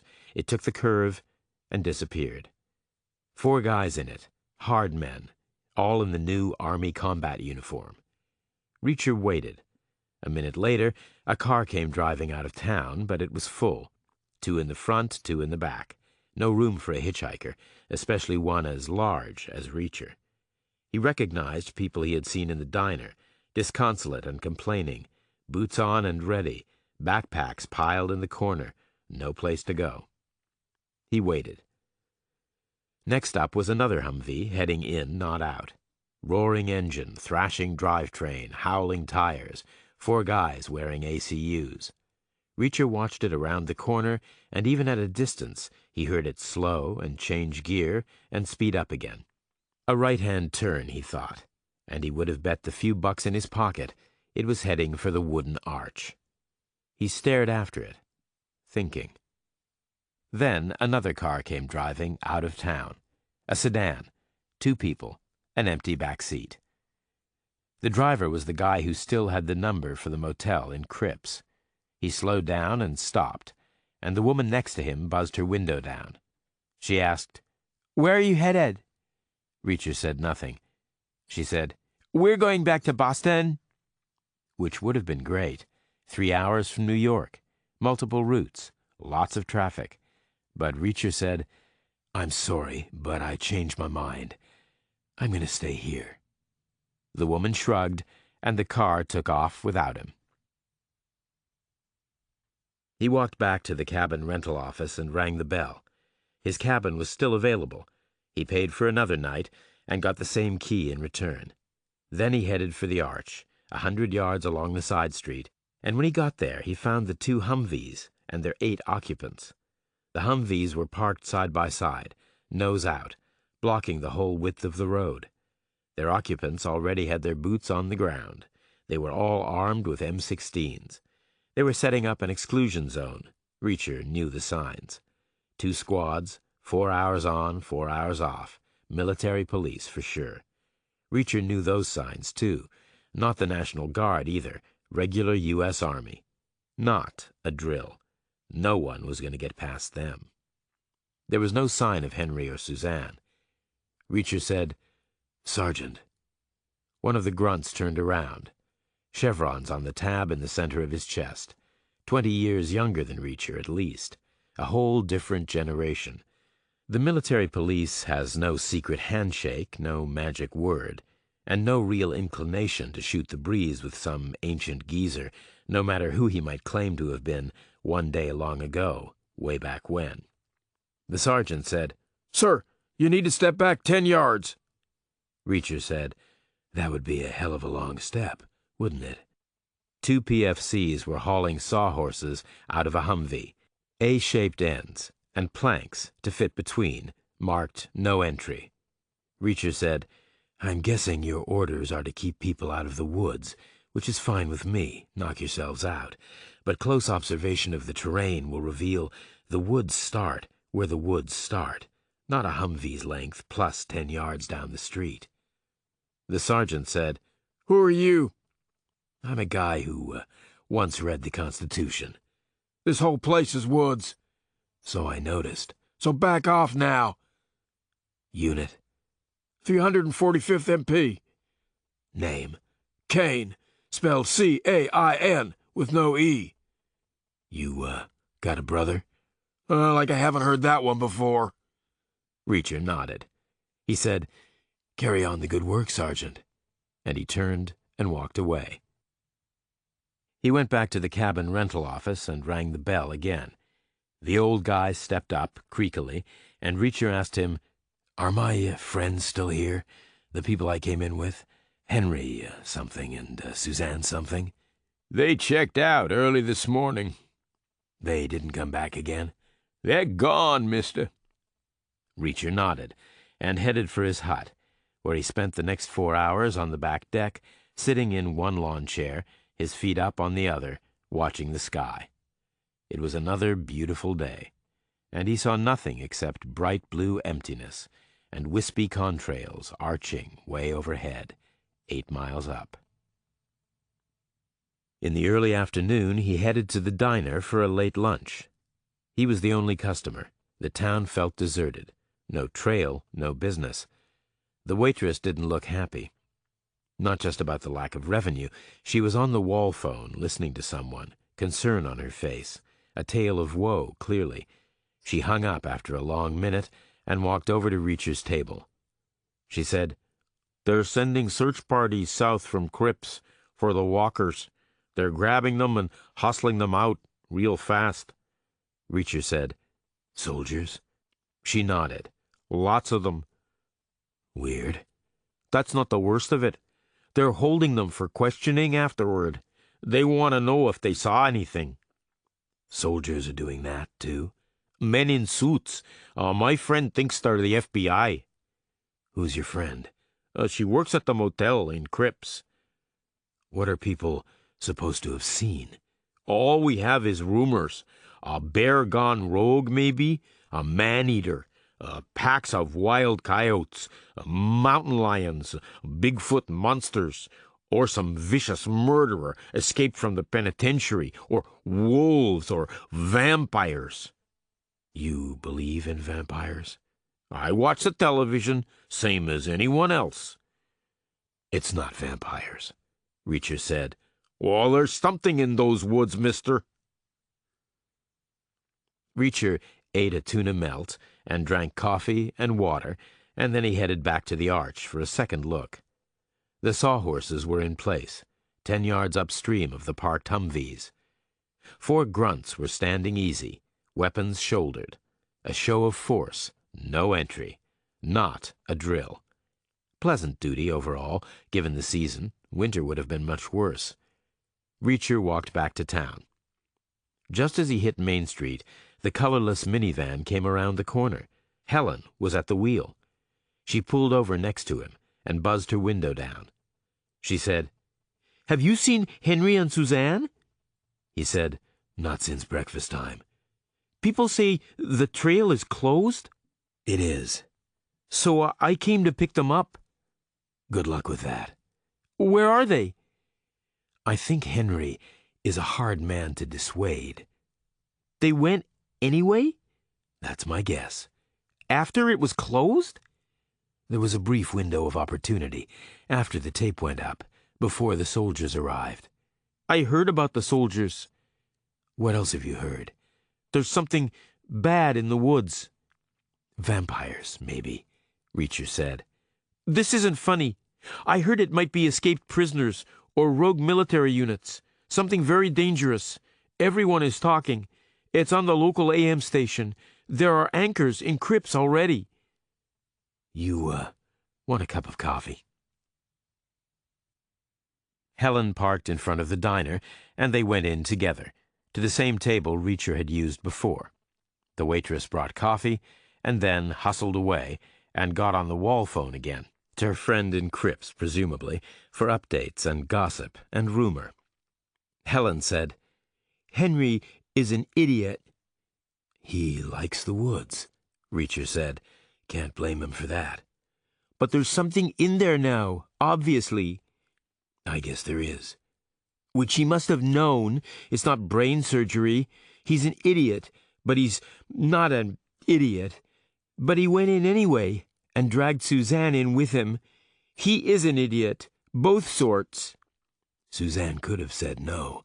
"Actually, she's just as bad. No impulse control. I heard they have search parties moving south from Cripps." Reacher nodded. "I heard that too, straight from the horse's mouth, or slightly second-hand, I suppose. Our waitress has a friend up there." "What are they searching for?" "People like Henry and Suzanne. They're getting them out and asking questions about what they saw." "But they'll miss Henry and Suzanne, won't they? It's inevitable. They're expecting a 3-day pipeline. They'll stop when they get all the people who started out yesterday morning. Henry and Suzanne will be 24 hours behind them. They'll leave them in there, with whatever else is in there. This is not good." "It's a big woods." "The thing could be roaming and hunting. Or, if it's escaped prisoners, they'll stick close to the trail anyway. They would have to. Henry and Suzanne will be in there alone with them."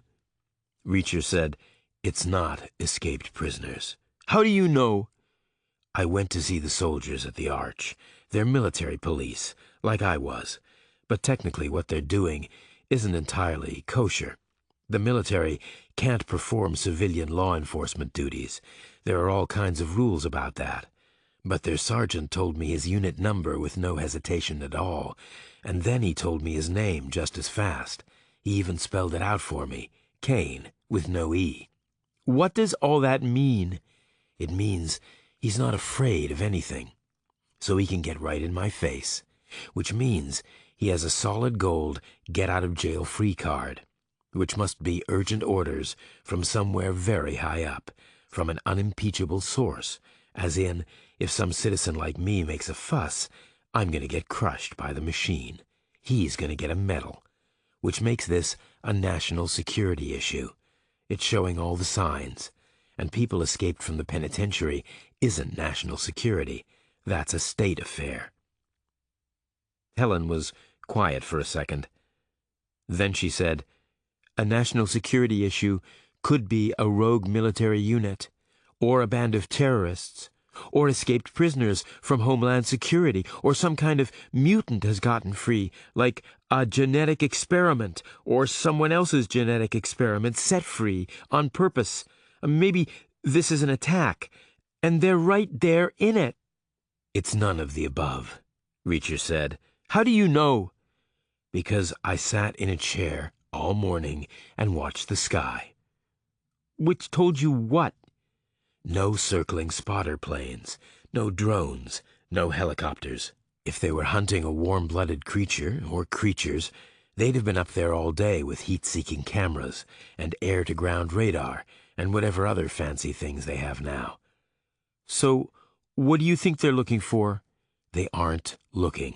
I told you that. No aerial surveillance. Then, what aren't they looking for? Something with no heat signature, and too small to show up on radar. Which would be what? I have no idea. But something they don't want us to see, obviously. Something we can't know about. Evidently. It could be a cold-blooded creature, like a snake. Or a vampire. Are they cold-blooded? This isn't funny. But okay, maybe it's not a creature at all. Maybe it's a piece of secret equipment. Inert, somehow. Possibly. How did it get in there? That's a great question, Reacher said. I think it must have fallen off an airplane. They got refills of coffee, and Helen worried away at the problem in her mind, and eventually she said, This is very bad indeed. Reacher said, Not really. Henry and Suzanne don't have much to fear from a piece of inert equipment. It's not going to jump up and bite them in the ass. But it is. That's exactly what it's going to do, figuratively speaking. They're in the woods illegally, 24 hours behind anyone else. That looks secretive, like their job is to find the thing and smuggle it out. Suppose it's a bomb or a missile. That happens, right? Bombs and missiles fall off airplanes, accidentally sometimes, right? I read it in a book. But more likely, deliberately, like it's one big conspiracy. What do we do if Henry and Suzanne are taken to be the designated retrieval party? It wouldn't take much imagination. They sneak in through the tape. They're all alone in a deserted 24-hour time window. Their job is to grab the missile ahead of your government and pass it on down the chain until one day an airliner comes down at JFK and it's 9/11 all over again. Henry and Suzanne are hikers, wilderness enthusiasts. It's the summer vacation. They're Canadians, for God's sake. What does that mean? Nicest people in the world. Almost as good as being Swiss. But whatever, they'll check them out. Names and numbers in a couple of databases. Nearest thing to doing nothing at all. Suzanne has history. Reacher said, What kind? She's a lovely person. You have to understand that. She has sympathy for everybody. Is that a problem? Helen said, Of course it is, because everybody means everybody. Plain English. Which means if you focus the spotlight one particular way, you can see sympathies going where your country doesn't want them to go. Out of context and more than balanced by other things elsewhere, and not at all fair, but facts are facts. Reacher said nothing. Helen said, and she's very passionate politically, and very active. How active is very active? It's what she does, like a job. Henry runs the bike shop on his own most of the time. So she's in more than a couple of databases. A couple hundred at least. Red flagged in most of them, probably. I mean, she's not Che Guevara or Chairman Mao, but computer memory is very cheap these days, and they have to fill it up with something. She's in the top 1,000,000, I'm sure. And I'm equally sure they have pre-programmed responses ready. The screens will light up like a Christmas tree, and she'll be hauled off to Egypt or Syria. She'll be in the system. They might let her come home in a year or so, all weird and slightly off, if she lives through it. Reacher said, "It might not be a missile. It might be some boring black box full of coded data. Maybe it fell off a satellite, not an airplane. No possible use to anyone else, which makes the idea of a retrieval party insane to them. They're not going to be chasing shadows. If they see Henry and Suzanne coming around the corner, dressed like hikers, walking like hikers, and sounding like hikers, then they're going to call them hikers. They're going to give them a drink of water and send them on their way." You can't be sure of that. It's one of a number of possibilities. What are all the others? I guess some of them could come uncomfortably close to the kind of thing you're worried about. How many of them? Practically all of them, really. Bottom line is, she's a foreign national with a history in the middle of a national security lockdown. Helen said, "We have to go get them out." Resistance was futile. Reacher knew that right away. He was a realistic man, a stoic, in the original meaning of the name. A guy who accepted circumstances for what they were and didn't seek to change them. He asked, "How fast do they walk?" Helen said, "Not very. They're communing, not commuting. They're stepping off the path and making footprints in the virgin earth. They're looking at everything. They're listening to the birds and the wind in the trees. We should be able to catch up to them." "Better to get ahead of them." "How?" They started in the diner's kitchen, where the bewildered day guy gave up 2 machete-like weapons, cleavers, possibly for cutting meat. Then they hustled down to the kayak dock and rented a slim 2-place vessel. It was bright orange in color. It had waterproof fabric around the seat holes, to tie around the rower's waist, Reacher figured, like wearing the boat like a pair of pants, to stop water getting in, which he thought was overkill on a fine day in August, on an inland body of water about as placid as a mill pond. Reacher took the back seat. It was a tight fit. Helen looked better in the front. The rental guy let go of a rope and they paddled away, chaotic at first, then getting better, much better. All about building up a rhythm. Long, steady, propulsive strokes, like swimming, but faster than swimming, faster than walking, too. Certainly faster than communing and putting prints in the virgin earth and listening to birds. Maybe twice as fast, maybe more, which was good. The lake turned like a crooked come-on finger, which gave them a natural outflanking maneuver, at first running parallel to the trail, and then cutting up and in, all the way to the far end of the finger, right to where the nail would be, which would be as near the trail as they could hope to get. Because after the turn, the lake dug into the woods, just like Maine itself dug into Canada, like a blade, like a knife wound. The far tip might dump them just a couple hundred yards from the path itself, a quarter-mile maximum. The primeval part of the forest was not wide at that location, because of the water, like a bay, like a river estuary. They paddled on. Not a sprint, a middle-distance race. The mile, maybe. black and white film of skinny gentlemen pounding around cinder tracks, baggy white shirts, grimaces, digging in, enduring. The machetes were between Reacher's feet. They slid backward and forward, with the pulse of every stroke. The far tip of the finger was a rocky V, tight up against tree trunks, which made it easy to steady the ship prior to getting out. There were handholds everywhere. But it made it hard to move more than a foot ashore.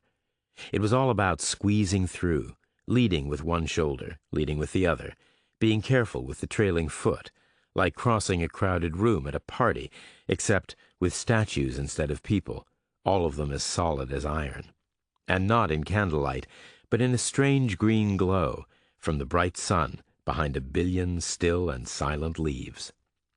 And any wider clearing was no real bonus either, because they were all tangled with vines and brambles, which to some extent could be blundered through, but 9 times out of 10, the machetes were needed, in the last yard or two, to release ankles all snarled up and fresh out of momentum.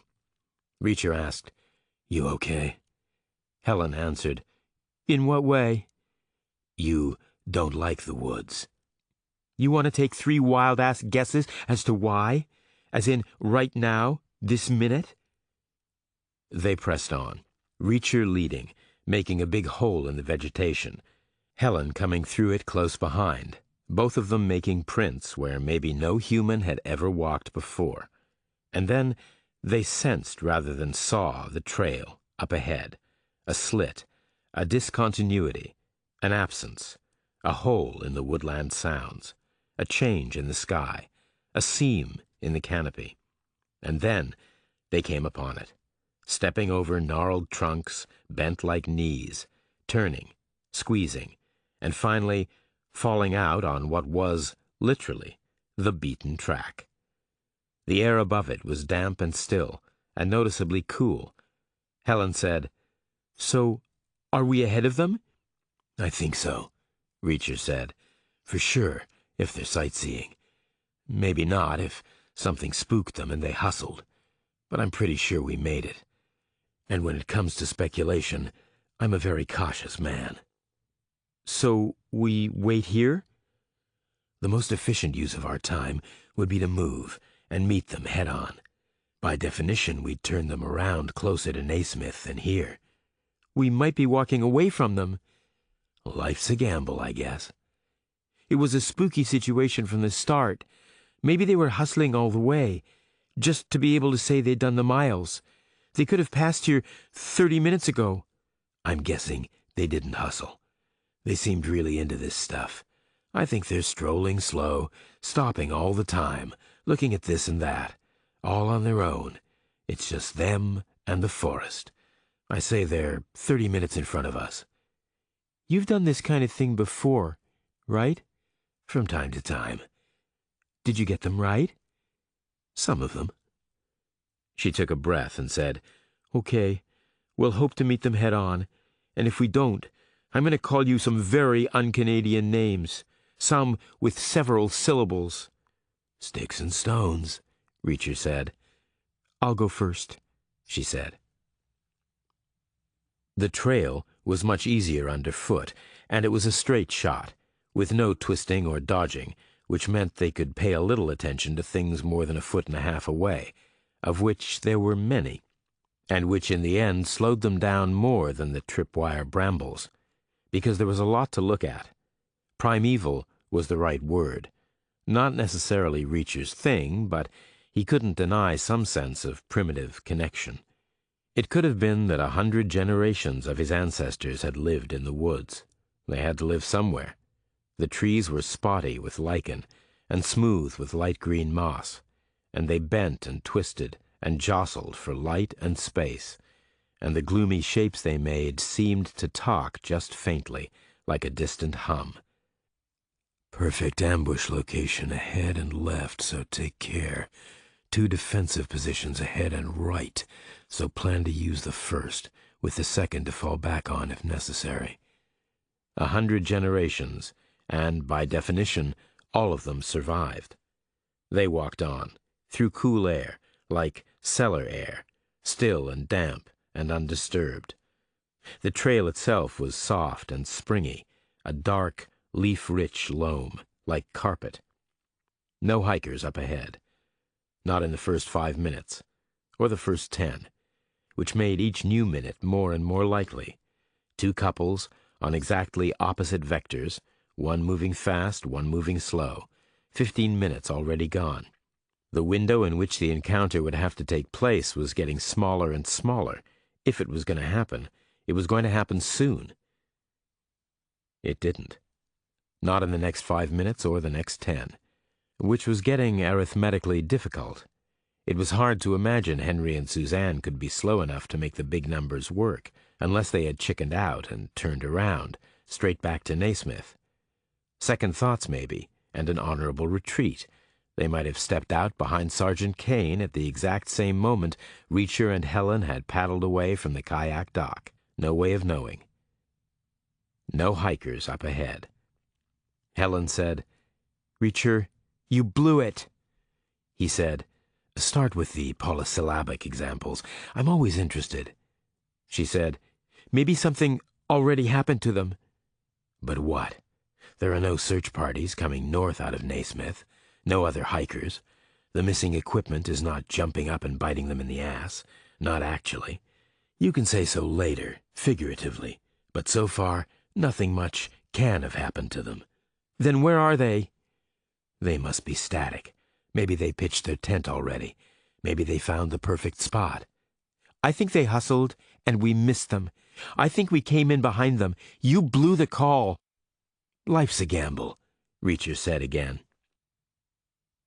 They moved on, speeding up a little, ignoring the sylvan glades to their left and right, every one of them a separate curiosity, like a room in a museum. There was a new breeze high above them, and the canopy was rustling, and tree limbs were clicking and groaning. Small, furtive animals made darting sounds in the underbrush. Insects hung in tight clouds, to be avoided if possible, or batted through if not. Then the trail jinked right and left around a huge mossy bowl 4 feet wide, and up ahead in the gloom they saw 2 bright objects stacked side by side on the forest floor, red and orange and yellow, nylon, straps and buckles. Backpacks. "Theirs," Helen said. Reacher nodded at her side. He had seen the backpacks before, most recently at the Wilderness Arch that morning, hoisted into place and ready to go. They walked on and stopped next to the luggage. It was not abandoned. Both packs were set upright, leaning one on the other. They had been carefully placed. "They stepped off the trail," Reacher said. "A little side excursion. No point hauling bags through the brush." "When?" Helen said. "Recently, I hope, which would mean they're close by." Behind the click and the hum of the living woods, there was nothing but silence all around.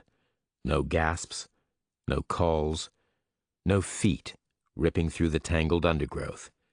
Nothing. Helen said, "Should we shout?" Reacher said, "Not too loud." "Henry? Suzanne?" She said their names like a fierce stage whisper, louder than talking, but far from yelling, with an anxious, questioning cadence rising on the ends. No response. "Suzanne? Henry?" No response. She said, "They can't be far away, surely." Reacher studied the brush to the left and the right. Logic said if they had stepped off the trail, they would have done so near their bags. No sense in stacking the packs and then choosing an exit point 100 yards away, so Reacher knew where to start looking. But he was no kind of an expert tracker, not out in the wilds, not like the movies where the guy squats down on his haunches and ponders a moment and says, "They passed this way 3 hours ago, and the woman has a blister on her ankle." But there were broken shoots and torn leaves in one location, easy enough to imagine a planted foot, and the sweep of a short, cautious stride, and the next foot, and a second person following behind, leading with one shoulder, then leading with the other, squeezing through the gaps. Helen said, "Should we try it?" Reacher said, "Call their names again." "Henry? Suzanne? Where are you?" No response, no echo off the trees. Reacher pushed his way into the brush, scanning ahead, looking for disturbances, for kicked twigs, for sap oozing from crushed stalks. It was an inexact process. In most places there was no obvious new direction to follow. He was forced to stop every few yards and examine a whole arc ahead of him, and choose the least worst possibility from among a number of equally plausible angles. He figured rabbits and other small animals could sweep blades of grass aside just as easily as a brushing foot, but only human weight could break anything thicker than a pencil, so he based his guesses on the presence or absence of bright new wood on the inside faces of busted twigs. On, like an algorithm, yes and no and yes, deeper into the woods.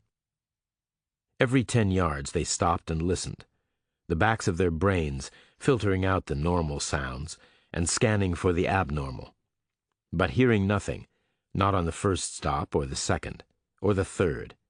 But fourth time around, Reacher felt he could sense held breath nearby, a tense human vibe, which the ancient part of his mind interpreted as either predator or prey, and therefore of interest either way. 100 generations, and they all survived. Then he heard a tiny sound, halfway between a wheezing click and a whirring crunch, all spiky with tiny squeaks and whistles and mechanical resonances, and bathed in faint but cavernous echo, like a Nikon camera, but not really. An electronic imitation, reedy and insubstantial, a cell phone, taking a picture. And another. Reacher pushed on, stepping high to keep clear of vines, squeezing through gaps. And then, suddenly, seeing Henry and Suzanne standing shoulder to shoulder not 10 feet from him, looking down, taking cell phone snaps of the thing on the ground in front of them. No heat signature, and too small to show up on radar. That was for damn sure. It was a dead human. A man, small, dark-skinned, lean and ascetic, in old orange prison garb. He was on his back, and the angle of his neck and his limbs made no kind of anatomical sense. He looked soft inside, almost liquid, as if his bones were smashed and his organs crushed. Reacher said, "He fell out of an airplane. Not off an airplane exactly. Out, through the door. Way high up. So he blacks out, because he has no oxygen. Or maybe the sudden cold gives him a heart attack right then and there. But either way, he falls like a rag doll, and he smashes through the canopy, and he hits the forest floor, where he's DOA, for sure. The canopy bounces back, so there's nothing to see from above, and he's cooling fast, down to ambient temperature, so the infrared can't find him, and as far as radar is concerned, he looks exactly like a tree root or a little pile of broken branches." Suzanne said, "I hope he had the heart attack from the cold." Reacher said, "The question is, did he jump or was he pushed?" "He jumped." "Who is he?" "He's a Canadian citizen. He was supposed to come down in Toronto, but he missed." "And who are you?" "Just another Canadian citizen." "Who are the pictures for?" "His family." "Who is he?" Reacher asked again. "I see both sides," Suzanne said. "I would do anything to stop another attack, but it's getting insane now. They fly these guys from Guantanamo to Egypt and Syria, where they get a good working over, and after a while the ones who survive have to come back, because the Egyptians and the Syrians can't have them hanging about forever. But you don't want them back, because what are you going to do with them? Guantanamo is always full, and you can't just say never mind and let them go, because they've all got stories to tell." "So what do they do with them? And tell me how you know. There's a network for people of conscience, way down in the dark web. Certain facts are established. Your ground crews bypassed a couple of fail-safes and made it possible to open the airplane door during flight, at very low speeds and very low altitudes, mostly over the far North Atlantic, in the radar shadows, where they would come down low and slow and open the hatch. That's what they do with them. Problem solved. So word gets around, and this guy knows he's either going to die under torture or get thrown out of the plane on the way home. There's no happy ending here. So he decides to jump the door on the outward flight, to take them by surprise, somewhere over Toronto, to make a statement. A sympathetic foreign press, a chance to apply some external pressure. Reacher nodded, like a thumb up Canada's ass.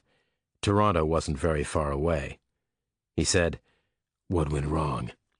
Not very much. They have access to information and experts of every kind. They knew the route, which never changes, and they knew the timing.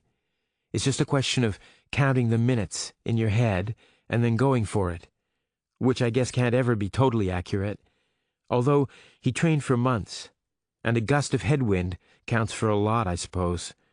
Small errors multiply. Who are the pictures for? Reacher asked again. His family. There's nothing else to be done. None of this exists on paper. The denials would be instant and convincing. They'd say the photos were faked. Low green light, a little grainy, foreign radicals with a bike shop. The whole thing wouldn't last a day. Would it have lasted longer in Toronto? They thought so. Cities and suburbs are different. There are lots of witnesses and cops and TV. Things don't go away so easily. They thought it could be a watershed moment. You seem to know a lot about how they think. I try to learn how everyone thinks. It's the key to understanding. And not that this was some innocent sweetheart. He was a thug, straight from the Middle Ages. He was a vicious killer. I was glad he was jumping out of the plane. But he had already told them what he knew, and they were sending him anyway, just out of habit. It's insane now. How did you know where to look? Post-game analysis from the experts. Why you? We were closest. Out of how many choices? Many. Including Helen? Helen said, Of course. Henry said, It was her idea to pick you up and bring you along. At least that way we'd get an American witness. You've seen it now. You can't unsee it. Reacher said, We need to get back to Naismith. But they didn't make it far, not as a group. They retraced their steps. It was easy to follow Reacher's blundering trail in reverse. Then 30 yards short of the path, he heard noises ahead, and he saw a blink of movement through the trunks. He held out his hand in warning, and Suzanne and Helen and Henry froze behind him. He crept on without them, leaning rather than moving, straining forward, peering ahead. 4 guys in ACUs, one of which was Sergeant Kane. They were all staring at the backpacks, carefully placed, one leaning on the other. Reacher eased back, and they all 4 ducked their heads together, and he whispered, Stay in the woods another 100 yards. Loop around, hit the trail south of them, and then leg it. Jump in the van and head straight for home. Best of luck all the way. Don't come back again. They all shook hands, and the 3 of them moved off, and Reacher waited. He gave them 3 minutes, and then he moved toward the 4 soldiers as noisily as possible, brushing things and snapping things at every opportunity. They heard him 10 yards out, and they turned as one, and their M16s came up, and Reacher heard 4 quiet snicks as 4 fire selectors were turned up a notch. Clean, precise sounds, hard and real, not like the phony photo shutter. He said, Long guns are a poor choice in the woods, Sergeant Kane. You can aim all you want, but there's always going to be a tree in the way. That's your first mistake. Let's hope it's also your last. Kane called back. Are those people with you? Which people? The infiltrators. They were hikers from Canada. I haven't seen them since this morning. I don't believe you. Let it go, Sergeant. Play it smart. There are no medals in this one. By tomorrow morning, it won't have happened at all. They might have seen evidence of a covert operation. They saw what they're supposed to see. Kane said. What does that mean? Like a magician on stage, Reacher said. A big showy flourish with the left hand, attracting all the attention while the right hand does the real work. There are activists in the world, Sergeant Kane. We can't wish them away. They're always looking for something to piss and moan about. So we give them something. A big showy flourish with the left hand. Something to get all agitated about. But not too agitated, because after all, who really gives a shit about vicious killers straight out of the Middle Ages? Meanwhile, the right hand does the important stuff, undisturbed. Classic misdirection. Who are you? I was an MP once. I was your boss's boss's boss. And my brother did a spell in military intelligence. I met some of his people. Some sly minds there, Sergeant. There was an old guy called O'Day. A buck gets 10. This scheme is one of his. Well, think about it. Hundreds of people, a secret website, all kinds of planning and scheming. It's an energy sink, like a sponge. It keeps them where we can see them. No answer. Let it go, Sergeant, Reacher said again.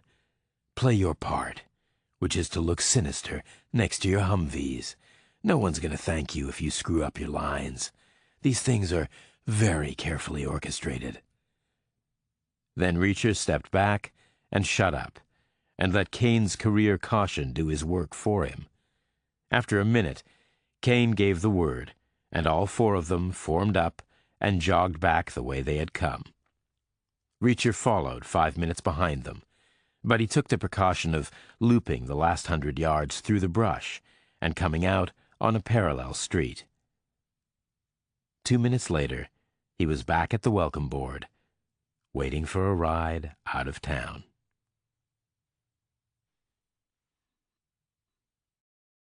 Maybe they have a tradition. It started on a freezing Christmas Eve night in New York City, in a bar on Bleecker Street in the West Village. Jack Reacher walked by, huddled in his coat collar, and he heard the thump of interesting rhythms inside. He pushed through the door into warmth and noise and found a saxophone player and 2 sidemen up on a stage about the height of an orange box. But more importantly, he found a blonde woman alone at a table for 2. She was following the music. Turned out she was from Holland. She was about 30 and over 6 feet tall. They talked when the band took a break. She spoke English very well. She was a cabin attendant for KLM, which was the Royal Dutch Airlines. She said she couldn't chat for long. In fact, she had to leave in 20 minutes exactly. The crew bus was coming by. She was working the night flight to Amsterdam. They talked some more, and after 20 minutes exactly, she asked him to come with her to Amsterdam. No charge. She had a coupon. Like a staff benefit. It was Christmas Eve. There would be empty seats. Reacher said yes. He had no particular place to go, and all the time in the world to get there. Christmas Day in Amsterdam would be fine. He had his passport in one pocket, and his folding toothbrush in another, and his ATM card and a wad of cash in a third. All he needed. As ever, he was ready to go. They got to the airport, and she was called into an emergency pre-flight briefing, and that was about the last he ever saw of her. The problem was a snowstorm. It was due to roll over the United Kingdom and then hit the coast of Europe, including Amsterdam. But not yet. The plane could probably beat it home, but it didn't. The storm sped up unexpectedly. It blanketed Britain and headed onward. While high over the Atlantic, the airplane passed its point of no return. The computer said it was due into Schiphol exactly when the weather front would be at its worst. It would have to divert.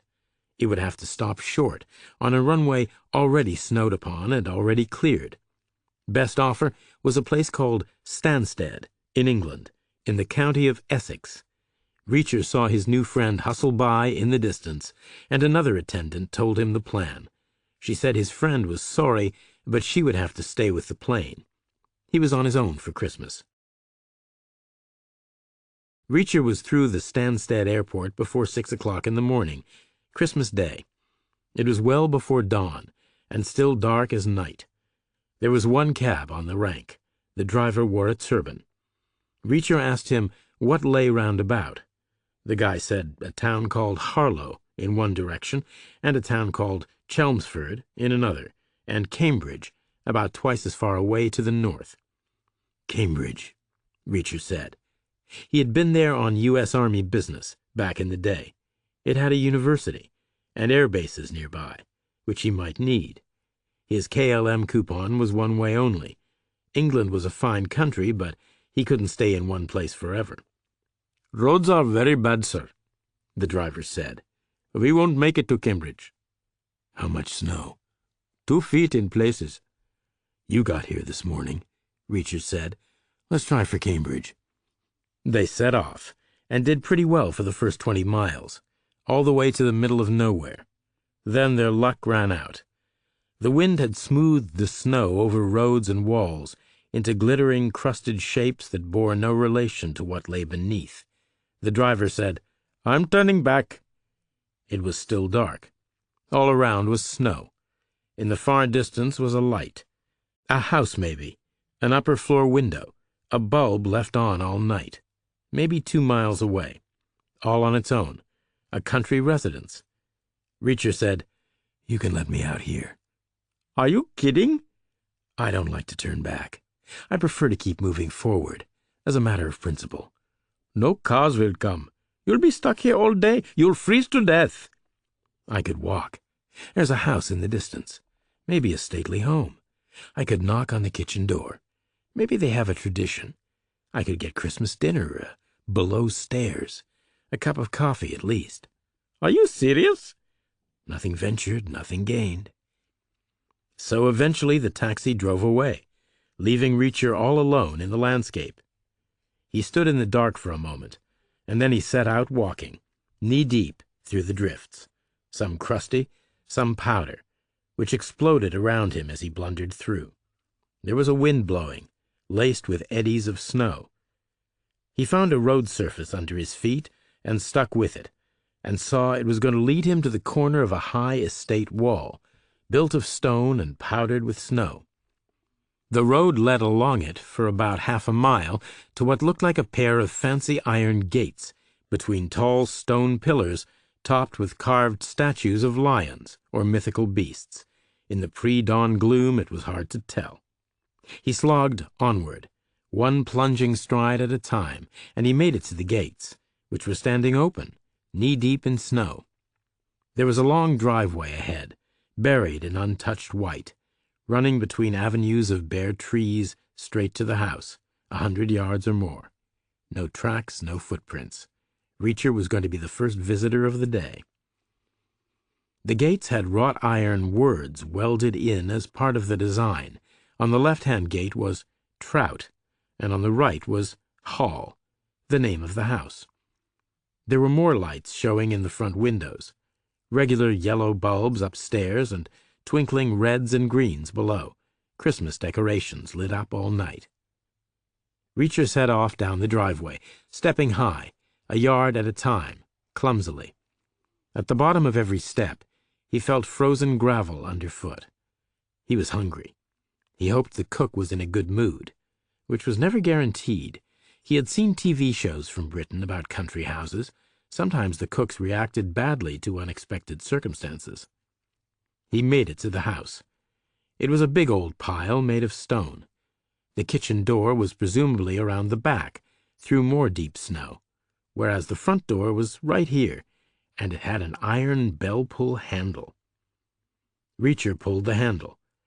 He heard a faint Sonorous bong inside, and then hurrying feet, and the door was flung open. A woman looked out. She was maybe 50. She looked rich. She was wearing a formal dress, black velvet. She looked like she had been up all night. She looked like a difficult person. She said, "Thank goodness. Are you the doctor or the policeman?" Reacher said, "Neither." "Then who are you?" "My taxi turned back because of the snow. I was hoping to get a cup of coffee." "Taxi? To where?" "Cambridge." "Impossible." "Apparently. Merry Christmas, anyway." The woman stared at him. The moment of decision. He was not an ideal house guest at first glance. He was a huge guy, all bone and muscle, not particularly good-looking and not very well dressed. The woman said, "Did you see the doctor or the policeman out there anywhere?" He said, "I didn't see anyone. Do you have a problem?" "I suppose you'd better come in." She backed away into the gloom inside, and Reacher followed her, to a hallway the size of a basketball court. There was a Christmas tree at least 10 feet tall, and a staircase at least 10 feet wide. The woman said, "Are you sure you're not a policeman?" "I was once," Reacher said, "in the Army, but not anymore." "Our Army?" "The U.S. Army." "I should introduce you to the Colonel, my husband." "Why do you need a policeman and a doctor?" "Because someone stole my diamond pendant, and my stepdaughter is upstairs having a baby." "On her own?" "It's the Christmas holiday. The staff left yesterday, before the snow. There's no one here." "Apart from you and the Colonel." "I don't know anything about babies. I've never had any. I'm only her stepmother. I telephoned for her doctor almost 4 hours ago, and the police at the same time. I thought you must be at least one of them." A man came down the wide stairs, holding the rail, shuffling with fatigue. He was dressed in evening wear, apart from maroon suede slippers. He came all the way down and stood up straight, and said, "Who are you, sir?" Reacher gave his name and told his brief story, stranded in the snow, a lighted window in a distant house, the hopes of a cup of coffee. The man introduced himself with the rank of colonel. Reacher said in the circumstances he couldn't presume to trespass on their hospitality and would leave at once. The woman said, "Mr. Reacher was a policeman in the Army." The colonel said, "Our Army?" "Uncle Sam," Reacher said, "half a dozen different MP units." "I wish you'd been a medic instead." "Is there a problem?" "It's her first baby, and it came on fast. I imagine her doctor is having a problem getting here." "Does her doctor know her well?" Has done for years." "So he'll make an effort." Her doctor is a woman. She'll make an effort." "Therefore she could be stuck somewhere," Reacher said. "She might have tried the last couple miles on foot like I did. It's about the only way." "She'll freeze to death. What shall we do?" Reacher glanced at the window. He said, "We should wait 15 minutes for a little more daylight, then scan from the upstairs windows. With binoculars, if you have them. We need to look for incoming tracks that stop dead, way out there." The colonel said, "You must have been given medical training to some degree. Our MPs seem to get plenty." "Ours didn't include childbirth," Reacher said. "I bet yours didn't either." The lady of the house said, "I can't go in there. It wouldn't be appropriate." 15 minutes later, the snow was lit up gray, and all kinds of natural detail was visible for miles around. They started in the colonel's own bedroom, at a window facing west. They saw nothing. No abandoned car, no wandering footsteps getting weaker and then stopping. They set up facing north, at a window in the upstairs hallway, and saw the same nothing all over again. The wind in the night had polished the drifts to a shine, and nothing was broken. South was the same story. A blank sheet. No footprints. East was a different story. The only good view out was from what was about to become the delivery room, or the maternity ward, or whatever else you wanted to call it.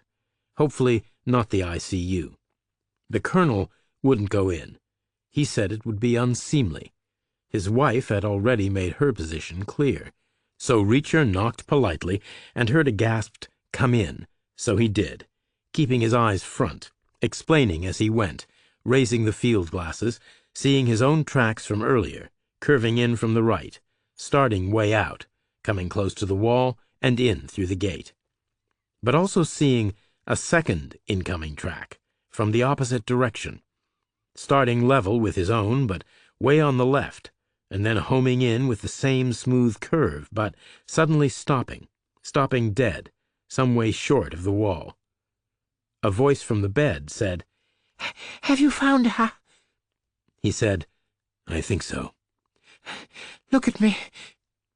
He did. She was a flushed brunette, squirming with discomfort, the sheet pulled up to her chin. She said, "Go and rescue her, please. Bring her to me. I can't do this alone." I'm sure your stepmother would come if you really wanted her to. "Not her. This is her fault. I saw her wearing the diamond. That was my mother's pendant. I freaked out and went into labor. Now I need help." Reacher nodded and stepped back to the hallway. The others followed him downstairs. He said, "Get hot water ready, and blankets. The doctor could have been out there a long time." Then he set out, back along the driveway, using his previous footholds in reverse, straining from one to the next, then peeling away from the gates the other direction, in a symmetrical curve, scanning ahead to a lower horizon, battling the wind, plunging through undisturbed snow, at first seeing nothing, then seeing a shadow, and the shadow becoming a hole, and beyond it, staggering footsteps leading backward to where she had started. 2 sets of footsteps, in fact. A big hole. Reacher floundered on, saw 2 people lying in the snow, a woman in a parka, and a cop in a bulky yellow police jacket. Both were shivering and both had their eyes closed. Reacher rolled the cop aside and hauled the doctor into a sitting position.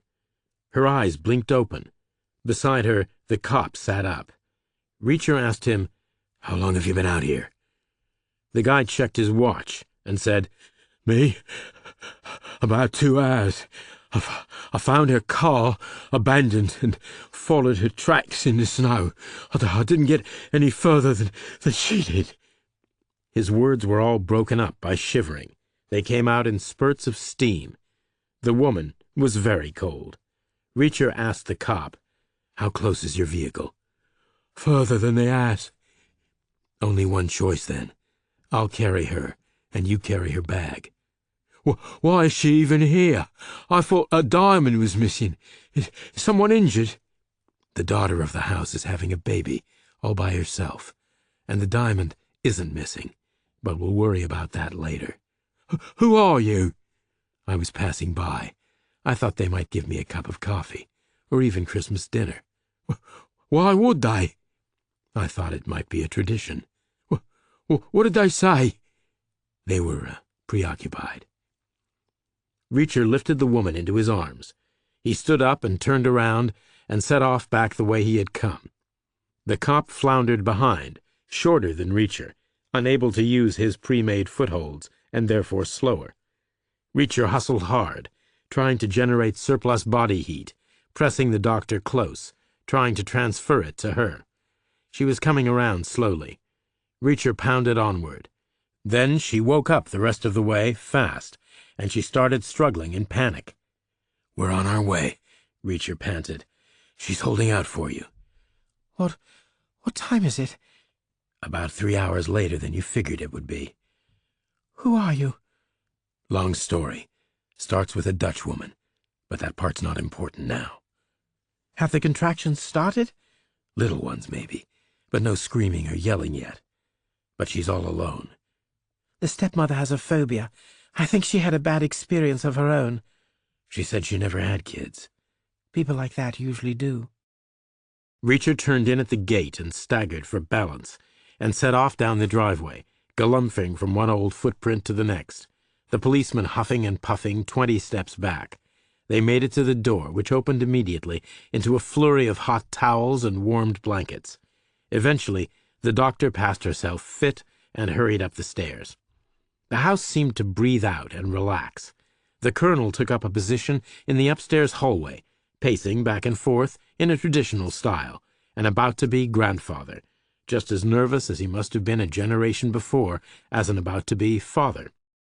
The about-to-be step-grandmother got herself halfway up the stairs, holding the rail all the way, and then she stopped, unable to go further. But she kept on gazing upward, just waiting.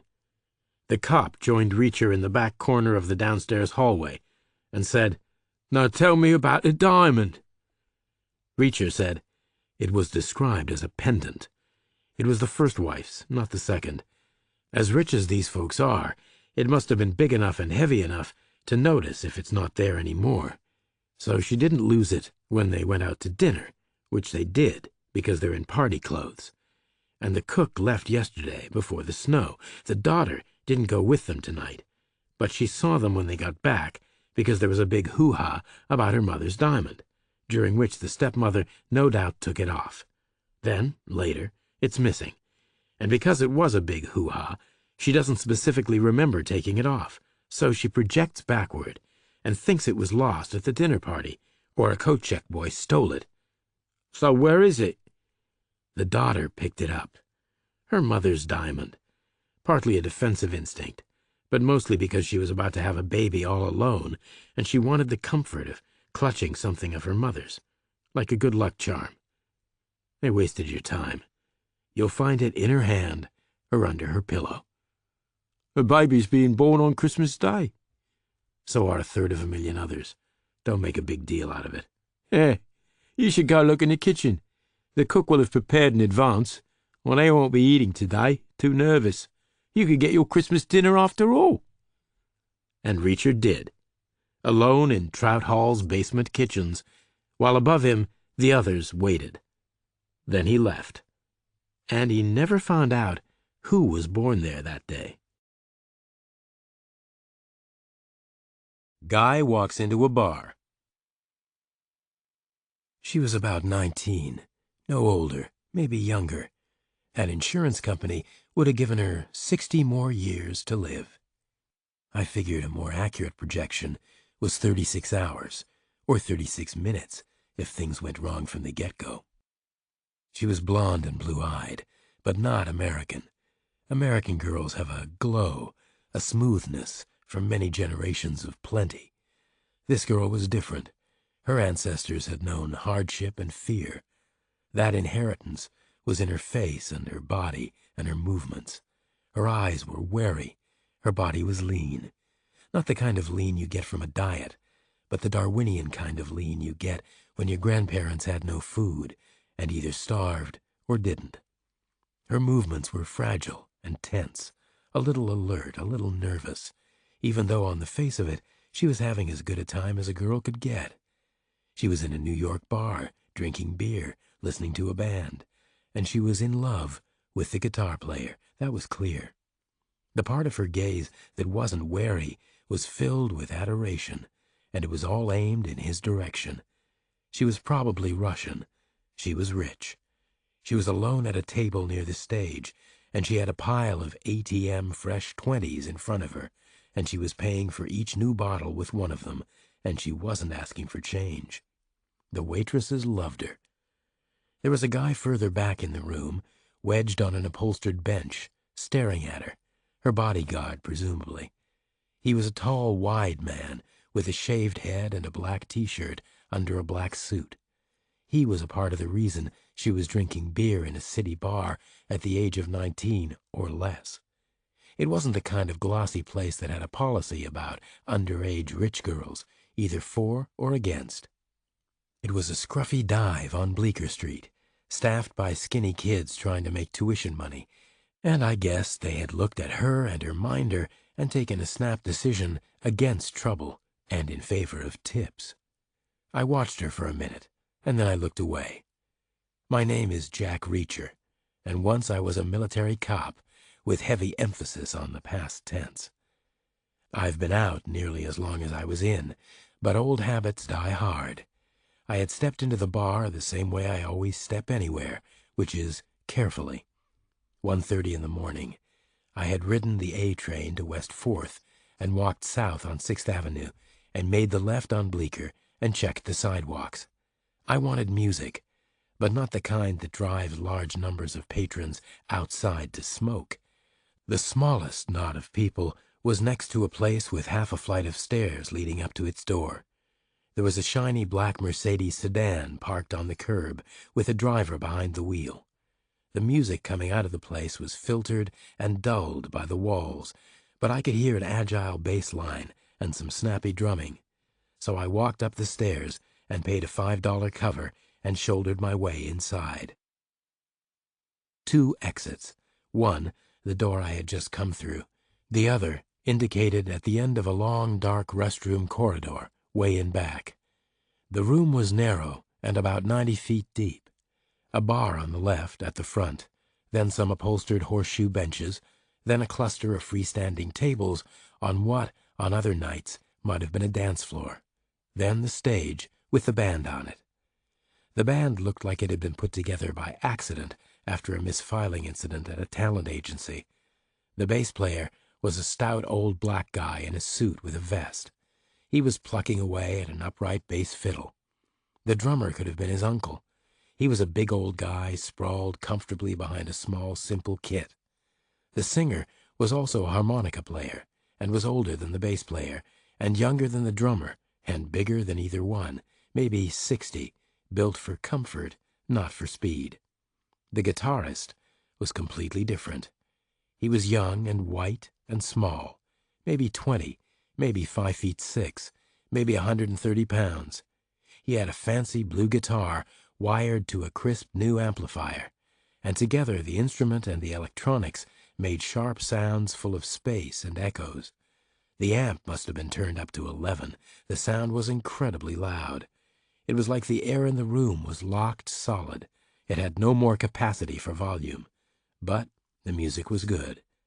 The 3 black guys were old pros, and the white kid knew all the notes, and when and how and in what order to play them.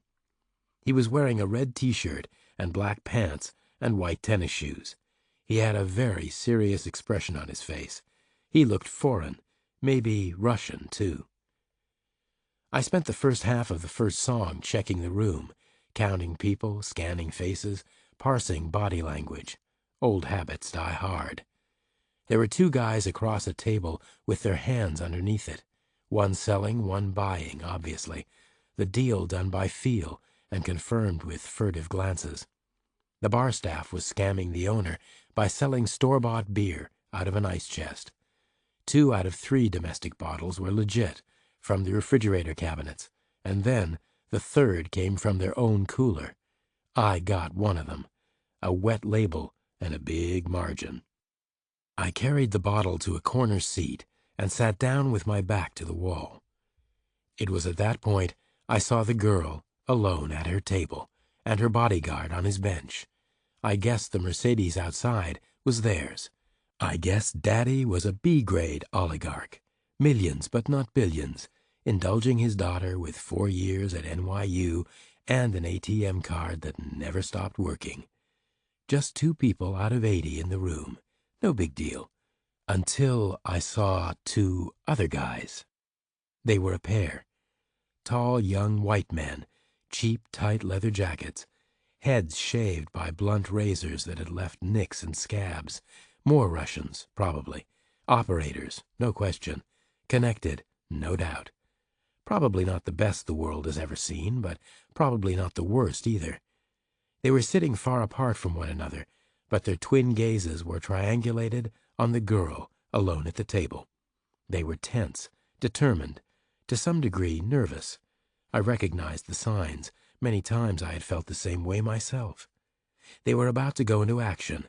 So, 2 B-grade oligarchs had a beef, and one was protecting his kid with drivers and bodyguards, and the other was sending guys around the world to snatch her. Then would come ransom, and extortion, and demands, and fortunes would change hands, or uranium leases, or oil rights, or coal or gas. Business, Moscow style. But not usually successful business. Kidnaps have 1,000 different dynamics and go wrong 1,000 different ways. Average life expectancy for a kidnap victim is 36 hours. Some survive, but most don't. Some die right away in the initial panic. The girl's pile of 20s was attracting waitresses like wasps at a picnic, and she wasn't shooing any of them away. She was taking one fresh bottle after another, and beer is beer. She was going to have to visit the restroom, soon and often. And the restroom corridor was long and dark, and it had a street exit at the end of it. I watched her in the gaudy reflected light, with the music shrieking and pounding all around me. The 2 guys watched her. Her bodyguard watched her. She watched the guitarist. He was concentrating hard, key changes and choruses, but from time to time he would lift his head and smile, mostly at the glory of being up on the stage, but twice directly at the girl. The first of those smiles was shy, and the second was a little wider. The girl stood up. She butted the lip of her table with her thighs and shuffled out from behind it and headed for the corridor in back. I got there first. The sound from the band howled through it. The ladies' room was halfway down. The men's room was all the way at the end. I leaned on the wall and watched the girl walk toward me. She was up on high heels, and she was wearing tight pants, and her steps were short and precise. Not drunk yet. She was Russian. She put a pale palm on the restroom door and pushed. She went inside. Less than 10 seconds later, the 2 guys stepped into the corridor. I guessed they would wait there for her, but they didn't.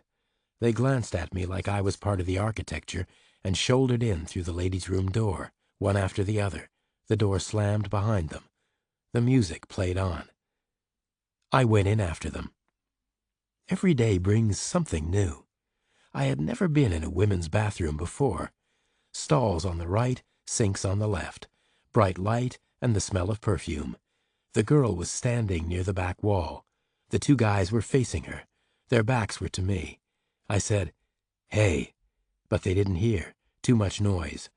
I caught them by the elbows, one in each hand.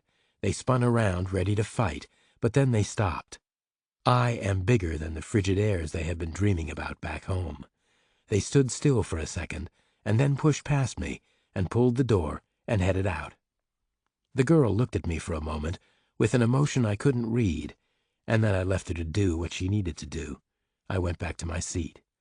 The 2 guys were already back in theirs. The bodyguard was impassive. He was watching the stage. The band was finishing up. The girl was still in the bathroom. The music stopped. The 2 guys got up and headed back toward the corridor. The room was suddenly crowded with people standing and moving. I headed over to the bodyguard and tapped him on the shoulder and pointed. He took no notice. He didn't move at all until the guitar player started backing away off the stage. Then he got up, the 2 movements perfectly synchronized, and I knew I had gotten it all wrong. Not an indulged daughter, an indulged son. Daddy had bought the guitar and the amp and hired backing musicians. The boy's dream, out of the bedroom onto the stage. His driver at the curb. His bodyguard watching all the way. Not a team of 2 from his rival, but a team of 3. An adoring groupie, the boy's dream. A classic honey trap. A last-minute tactical conference in the bathroom, and then action.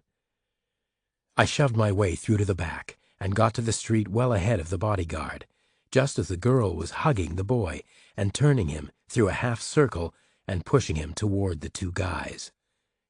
I hit the first one hard, and the second one harder, and got blood from his mouth all over my shirt.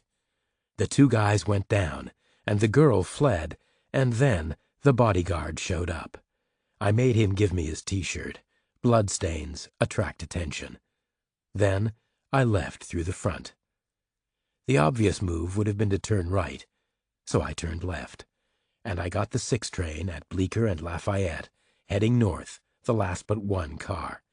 I settled in and checked the faces. Old habits. Die hard.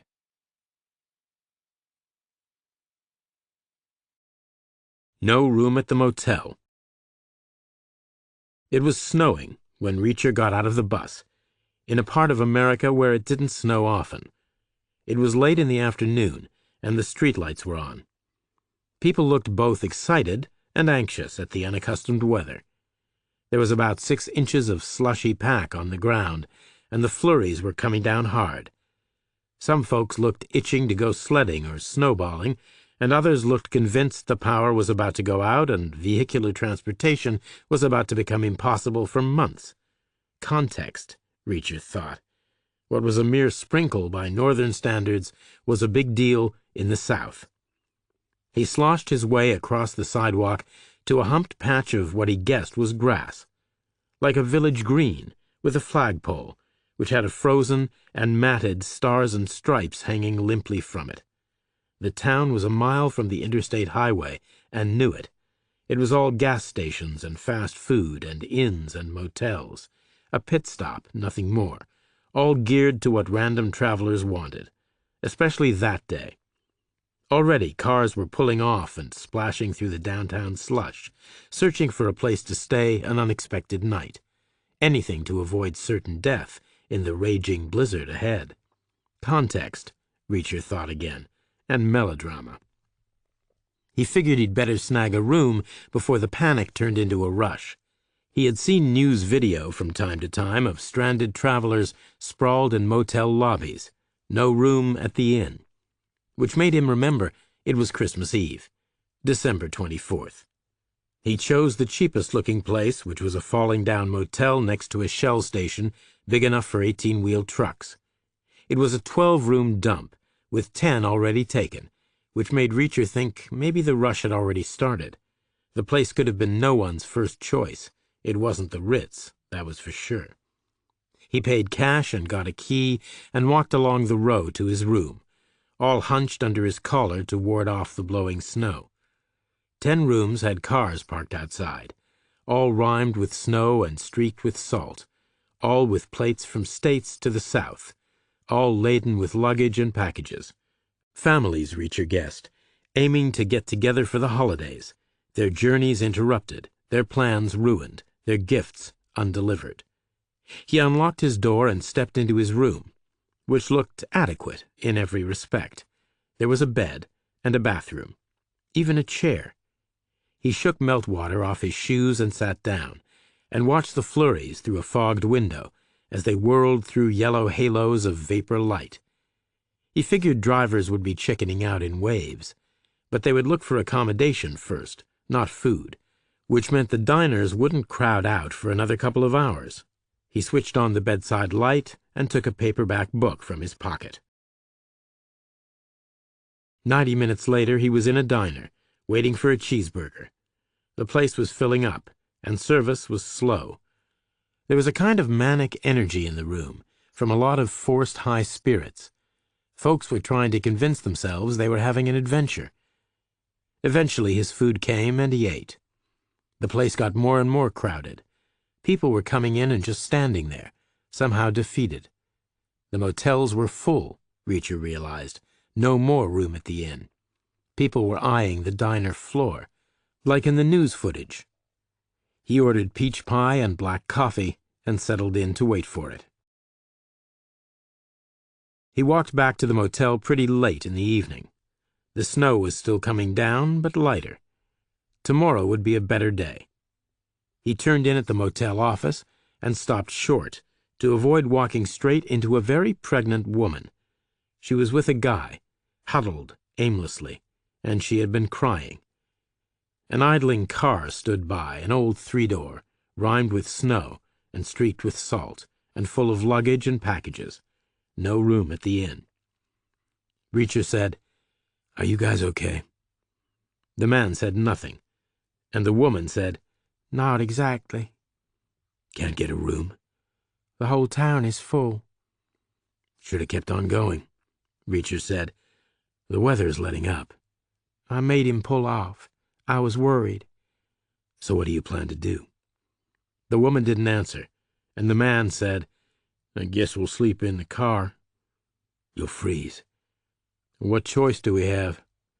Reacher said, when is the baby due? Soon.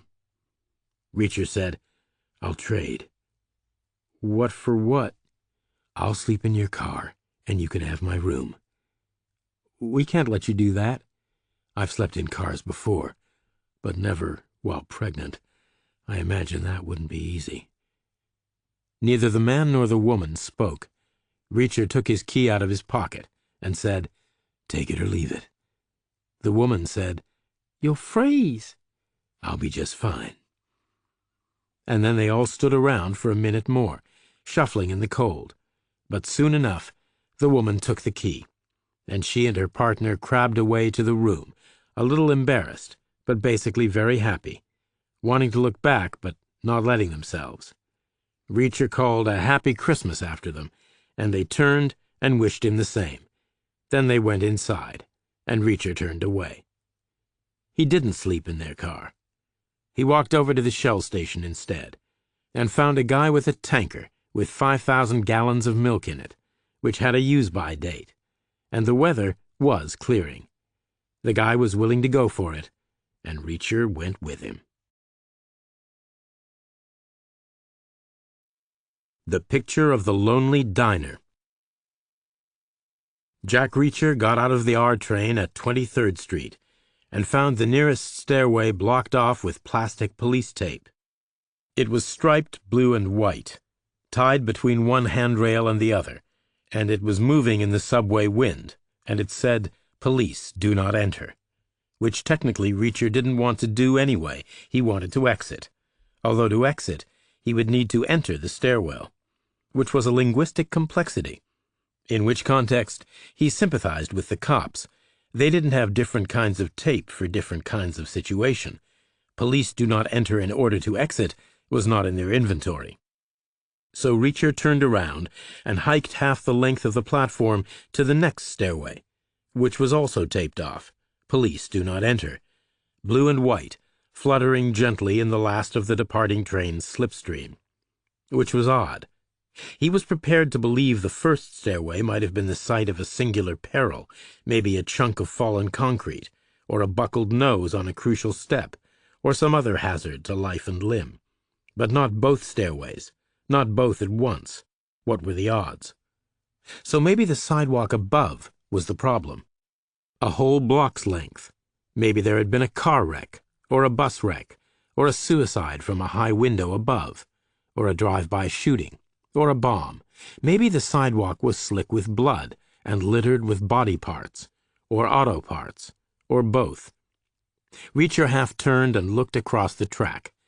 The exit directly opposite was taped off, and the next, and the next. All the exits were taped off. Blue and white, police do not enter.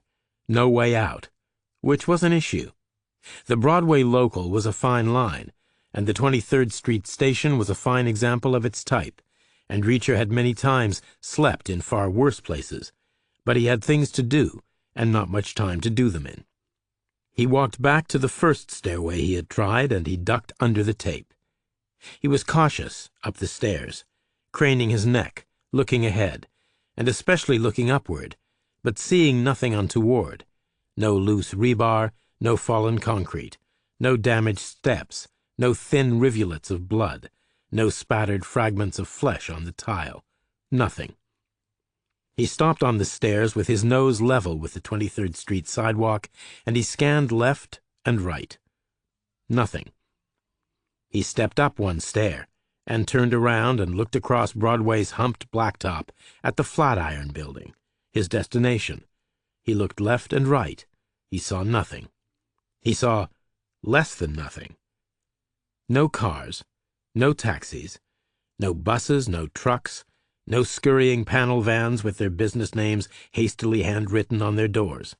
No motorbikes, no Vespa scooters in pastel colors, no delivery men on bikes from restaurants or messenger services, no skateboarders, no rollerbladers, no pedestrians. It was summer, close to 11 at night, and still warm. Fifth Avenue was crossing Broadway right in front of him. Dead ahead was Chelsea. Behind him was Gramercy. To his left was Union Square, and to his right the Empire State Building loomed over the scene like the implacable monolith it was. He should have seen 100 people, or 1,000, or 10,000. Guys in canvas shoes and T-shirts, girls in short summer dresses, some of them strolling, some of them hustling to clubs about to open their doors, or bars with the latest vodka, or midnight movies. There should have been a whole big crowd. There should have been laughter and conversation and shuffling feet and the kind of hoots and yelps a happy crowd makes at 11 o'clock on a warm summer's evening, and sirens and car horns and the whisper of tires and the roar of engines. There was nothing. Reacher went back down the stairs and under the tape again. He walked underground, north, to the site of his second attempt, and this time he stepped over the tape, because it was slung lower. He went up the stairs just as cautiously, but faster, now right on the street corner, with Madison Square Park ahead of him, fenced in black iron and packed with dark trees. But its gates were still open. Not that anyone was strolling in or strolling out. There was no one around, not a soul. He stepped up to the sidewalk and stayed close to the railing around the subway stairhead. A long block to the west, he saw flashing lights, blue and red. A police cruiser was parked sideways across the street. A roadblock, "Do not enter." Reacher turned and looked east. Same situation, red and blue lights all the way over on Park Avenue. "Do not enter." 23rd Street was closed, as were plenty of other cross streets, no doubt, and Broadway and 5th Avenue, and Madison, too, presumably, and about 30th Street. No one around. Reacher looked at the Flatiron Building, a narrow triangle, sharp at the front, like a thin wedge or a modest slice of cake. But to him, it looked most like the prow of a ship, like an immense ocean liner moving slowly towards him. Not an original thought. He knew many people felt the same way. Even with the cowcatcher glass house on the front ground floor, which some said ruined the effect, but which he thought added to it, because it looked like the protruding underwater bulge on the front of a supertanker, visible only when the vessel was lightly loaded. Now he saw a person. Through 2 panes of the cowcatcher's windows. A woman. She was standing on the 5th Avenue sidewalk, staring north. She was wearing dark pants and a dark short-sleeved shirt. She had something in her right hand. Maybe a phone, maybe a Glock 19. Reacher pushed off the subway railing and crossed the street. Against the light, technically, but there was no traffic. It was like walking through a ghost town, like being the last human on Earth, apart from the woman on 5th Avenue, who he headed for. He aimed at the point of the cowcatcher. His heels were loud in the silence. The cowcatcher had a triangular iron frame, a miniature version of the shape it was backing up against, like a tiny sailboat trying to outrun the liner chasing it. The frame was painted green, like moss, and it had gingerbread curlicues here and there. And what wasn't metal was glass, whole panels of it, as long as cars, and tall, from above a person's head to his knees. The woman saw him coming. She turned in his direction, but backed off, as if to draw him towards her. Reacher understood. She wanted to pull him south into the shadows. He rounded the point of the cowcatcher. It was a phone in her hand, not a gun. She said, "Who are you?" He said, "Who's asking?" She turned her back and then straightened again, one fast, fluid movement, like a fake-out on the basketball court, but enough for him to see FBI in yellow letters on the back of her shirt. "Now answer my question," she said. "I'm just a guy." "Doing what?" "Looking at this building." "The Flatiron?" "No, this part in front, the glass part." "Why?" Reacher said, "Have I been asleep for a long time?" The woman said, "Meaning what?" "Did some crazy old colonel stage a coup d'etat? Are we living in a police state now? I must have blinked and missed it." "I'm a federal agent. I'm entitled to ask for your name and ID." "My name is Jack Reacher, no middle initial. I have a passport in my pocket. You want me to take it out?" "Very slowly." So he did very slowly. He used scissored fingers, like a pickpocket, and drew out the slim blue booklet and held it away from his body, long enough for her to register what it was, and then he passed it to her, and she opened it. She said, "Why were you born in Berlin?" He said, "I had no control over my mother's movements. I was just a fetus at the time." "Why was she in Berlin?" "Because my father was. We were a Marine family. She said I was nearly born on a plane." "Are you a Marine?" "I'm unemployed at the moment." "After being what?" "Unemployed for many previous moments." "After being what?" "Army." "Branch?" "Military police." She handed back the passport. She said, "Rank?" He said, "Does it matter?" "I'm entitled to ask." She was looking past his shoulder. He said, "I was terminal at major." "Is that good or bad?" "Bad, mostly. If I had been any good at being a major, they would have made me stay." She didn't reply. He said, "What about you?" "What about me?" "Rank?" "Special agent in charge." "Are you in charge tonight?" "Yes, I am." "Outstanding." She said, "Where did you come from?" He said, "The subway." "Was there police tape?" "I don't recall." "You broke through it." "Check the First Amendment. I'm pretty sure I'm allowed to walk around where I want. Isn't that part of what makes America great?"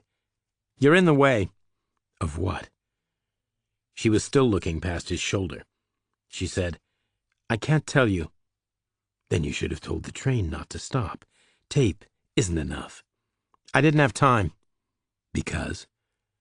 "I can't tell you." Reacher said nothing. The woman said, "What's your interest in the glass part of this building?"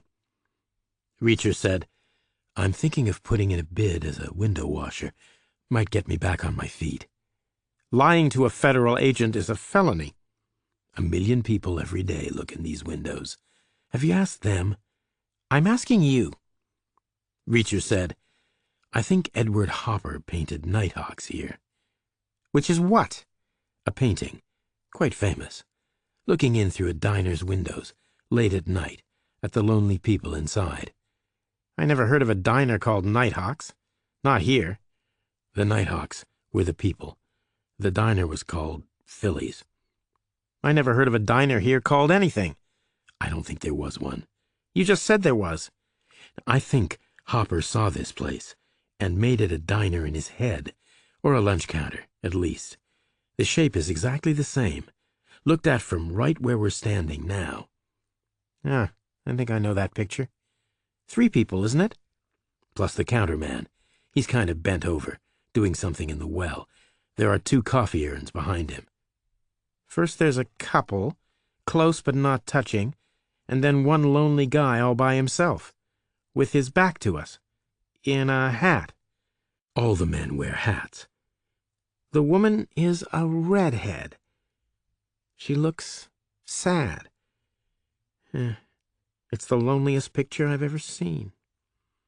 Reacher looked through the real-life glass. Easy to imagine bright fluorescent light in there, pinning people like searchlight beams, exposing them in a merciless way to the dark streets all around. Except the streets all around were empty, so there was no one to see. In the painting, and in real life, too. He said, "What have I walked into?" The woman said, "You're to stand still, right where you are, and don't move until I tell you to." "Or what?" "Or you'll go to prison for interfering with a national security operation." "Or you'll get fired for continuing with the national security operation after it suddenly got a civilian in the way." "The operation isn't here. It's in the park." She looked diagonally across the wide junction, 3 major thoroughfares, all meeting, at the mass of trees beyond. He said, "What have I walked into?" She said, "I can't tell you." "I'm sure I've heard worse." "Military police, right?" "Like the FBI, but on a much lower budget." "We have a target in the park, sitting on a bench, all alone, waiting for a contact who isn't coming." "Who is he?" "A bad apple." "From your barrel?" She nodded. One of us. Is he armed? He's never armed. Why isn't his contact coming? He died an hour ago in a hit-and-run accident. The driver didn't stop. No one got the plate. There's a big surprise. He turned out to be Russian. The State Department had to inform their consulate, which turned out to be where the guy worked, purely by coincidence. Your guy was talking to the Russians? Do people still do that? More and more. And it's getting more and more important all the time. People say we're headed back to the 1980s, but they're wrong. We're headed back to the 1930s.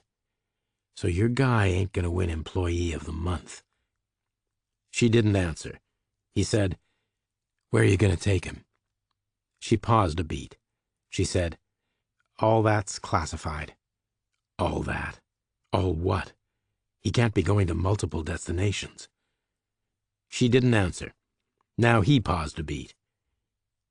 He said, "Is he headed for the destination you want?"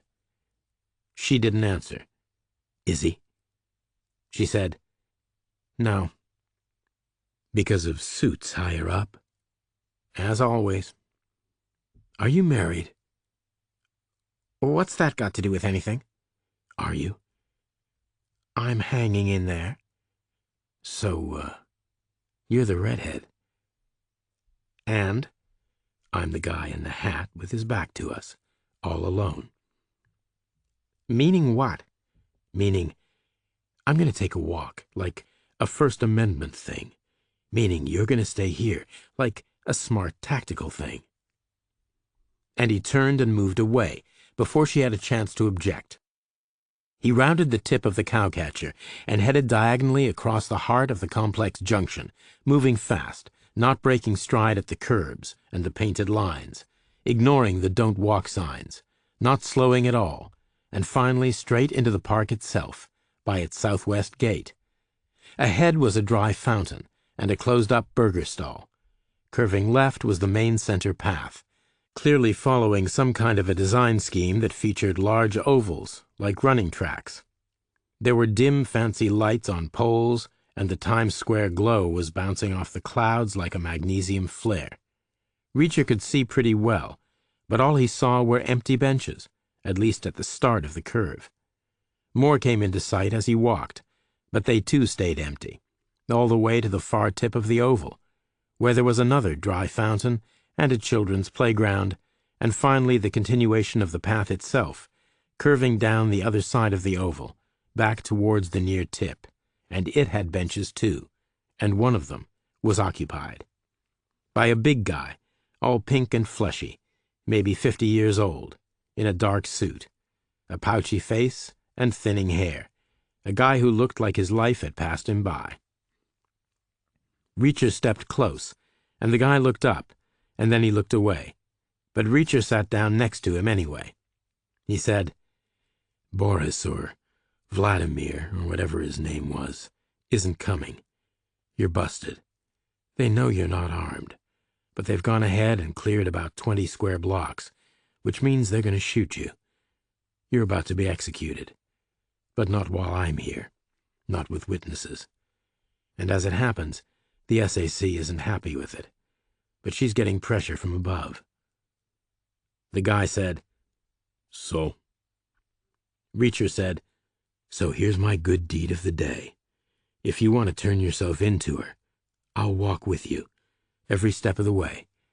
You can tell her what you know, and you can get 3 squares a day in prison the rest of your life." The guy didn't answer. Reacher said, "But maybe you don't want to go to prison the rest of your life. Maybe you're ashamed. Maybe suicide by cop is better. Who am I to judge? So my super good deed of the day is to walk away if you tell me to. Your choice." The guy said, "Then walk away." "You sure?" "I can't face it." "Why did you do it?" "To be somebody." "What kind of stuff could you tell the SAC?" "Nothing important. Damage assessment is their main priority, but They already know what I had access to, so they already know what I told them. And you've got nothing worthwhile to add. Not a thing. I don't know anything. My contacts aren't stupid. They know this can happen. Okay, Reacher said. I'll walk away. And he did, out of the park in its northeast corner, where he heard faint radio chatter in the shadows announcing his departure, and a deserted block up Madison Avenue, where he waited against the limestone base of a substantial building.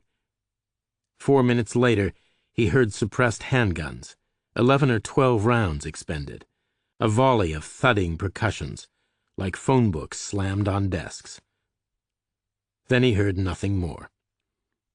He pushed off the wall and walked north on Madison, imagining himself back at the lunch counter, his hat in place, his elbows drawn in, nursing a new secret in a life already full of old secrets.